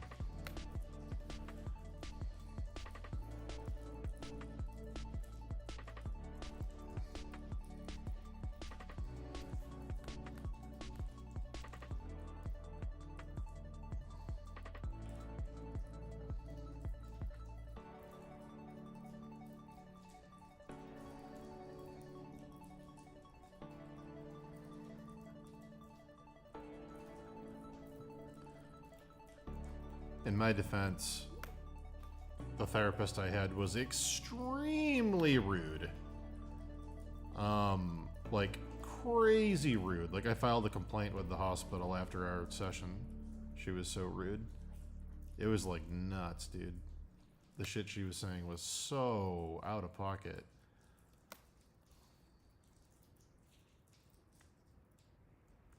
Yeah. Yeah. I'm glad it worked for you. That's good. I've heard horror stories. I'm glad yours wasn't one of them.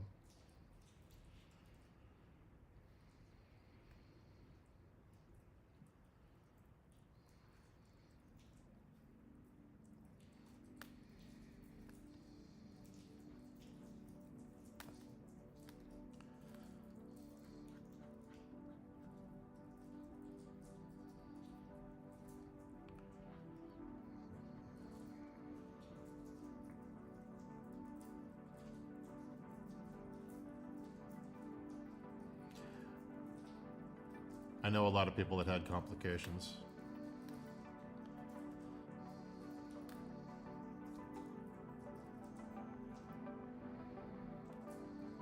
Sorry about your dad.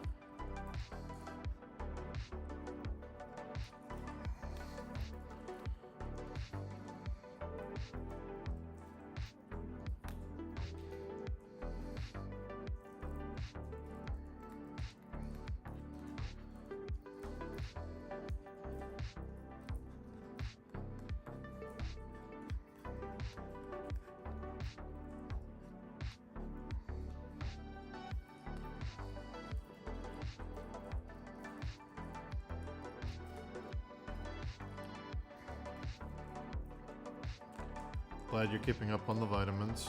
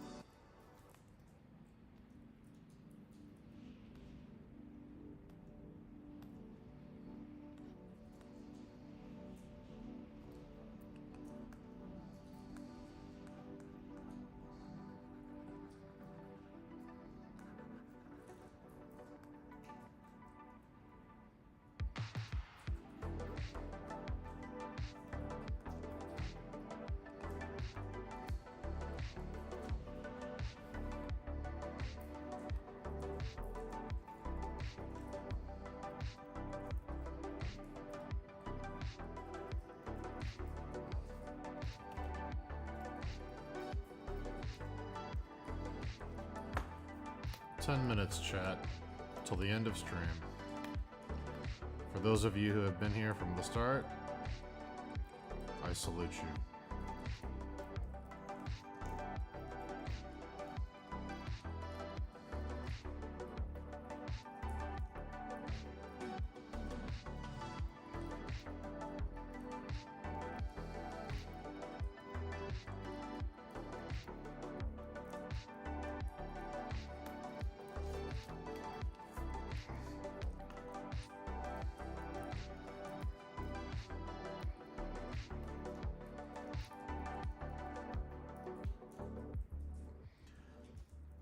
Absolutely.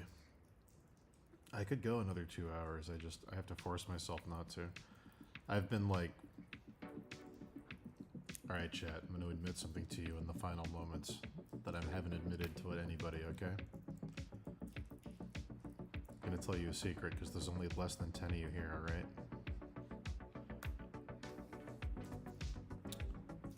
I started my diet in October after a bad personal experience that really fucked me up, okay? And I lost 60 pounds in 3 months, 4 months-ish. And then I went on a real bad weight loss plateau. And ever since then, I haven't lost or gained anything. Some days, I eat nothing. Today I've only had 400 calories. I've gone up to 5 days only drinking water just to see if it would affect the scale. And I think maybe I'm starting to develop an eating disorder. So I'm trying to force myself to eat more because my natural inclination is to just eat nothing lately because I'm so obsessed with the number on the scale. So there we go. That's my reality.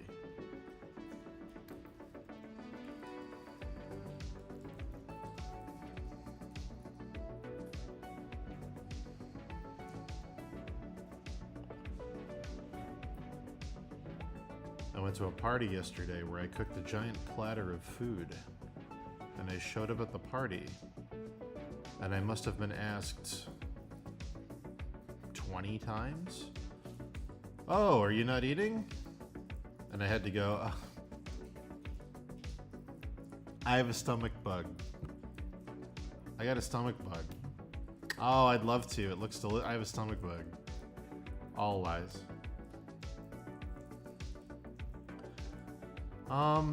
I'd be willing to see anybody who can make my weight loss resume.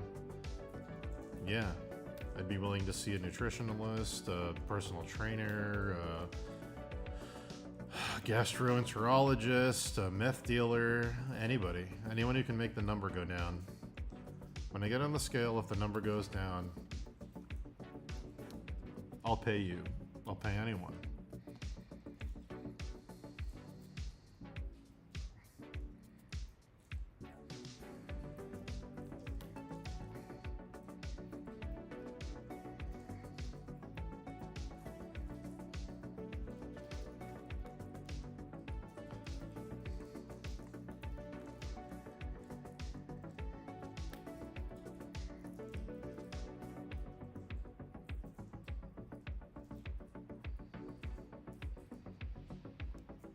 Well, it's too late for both of those, Dome. It's way too late for both of those.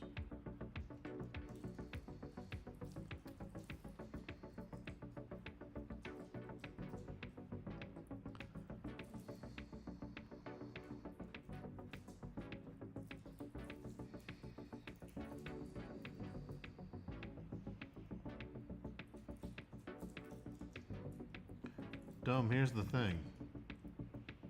Here's the funny thing, Dome. To maintain my weight, not to gain weight, to maintain my weight, I would have to eat 4,000 calories a day. For the past 3 months, consistently, without cheating, haven't cheated once, not a single cheat day. I've had under 3,000 calories up to this past week, where I started going up to 3,500 because someone recommended it. There were multiple weeks I was only eating 1,500 just to see if things would change. I've been on a deficit for so long and nothing is changing, and it's starting to drive me a little bit crazy.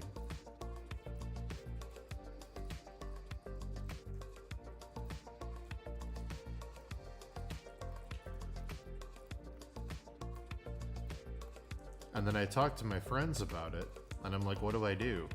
And they're like, well, you know, not to call you a liar, but clearly you're eating something, because I've heard this probably 10 times from 10 different people.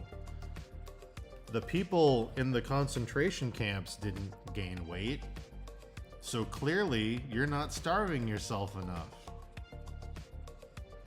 I've heard this so many times from so many people that it makes me want to jump out my window into the lake and become part of the storm and fly away into the darkness, cackling like a witch, never to be seen again.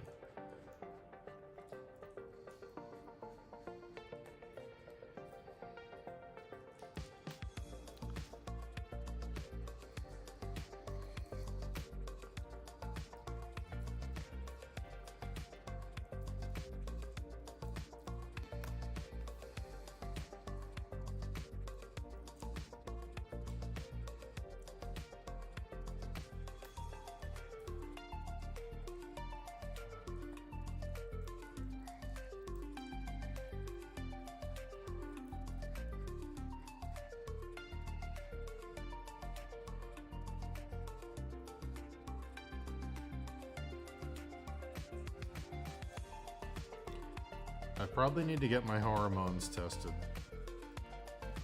Maybe my thyroid. I don't know. The real bummer is I lost the 60 pounds so fast in the beginning of this diet. It just came off so quick.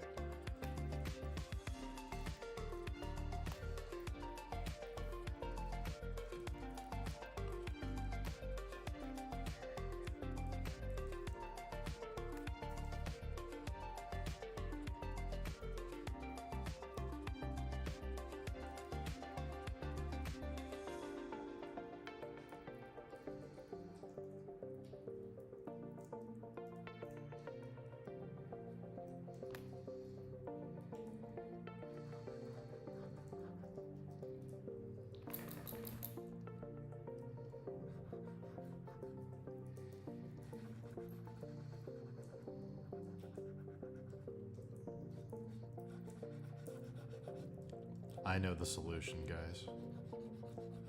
I'll do 24-hour-a-day streams, so you know I'm not eating anything I'm not supposed to. And then we'll see. I'll stream my starvation in real time. I'll do a time lapse. Oh no. The ultimate IRL stream.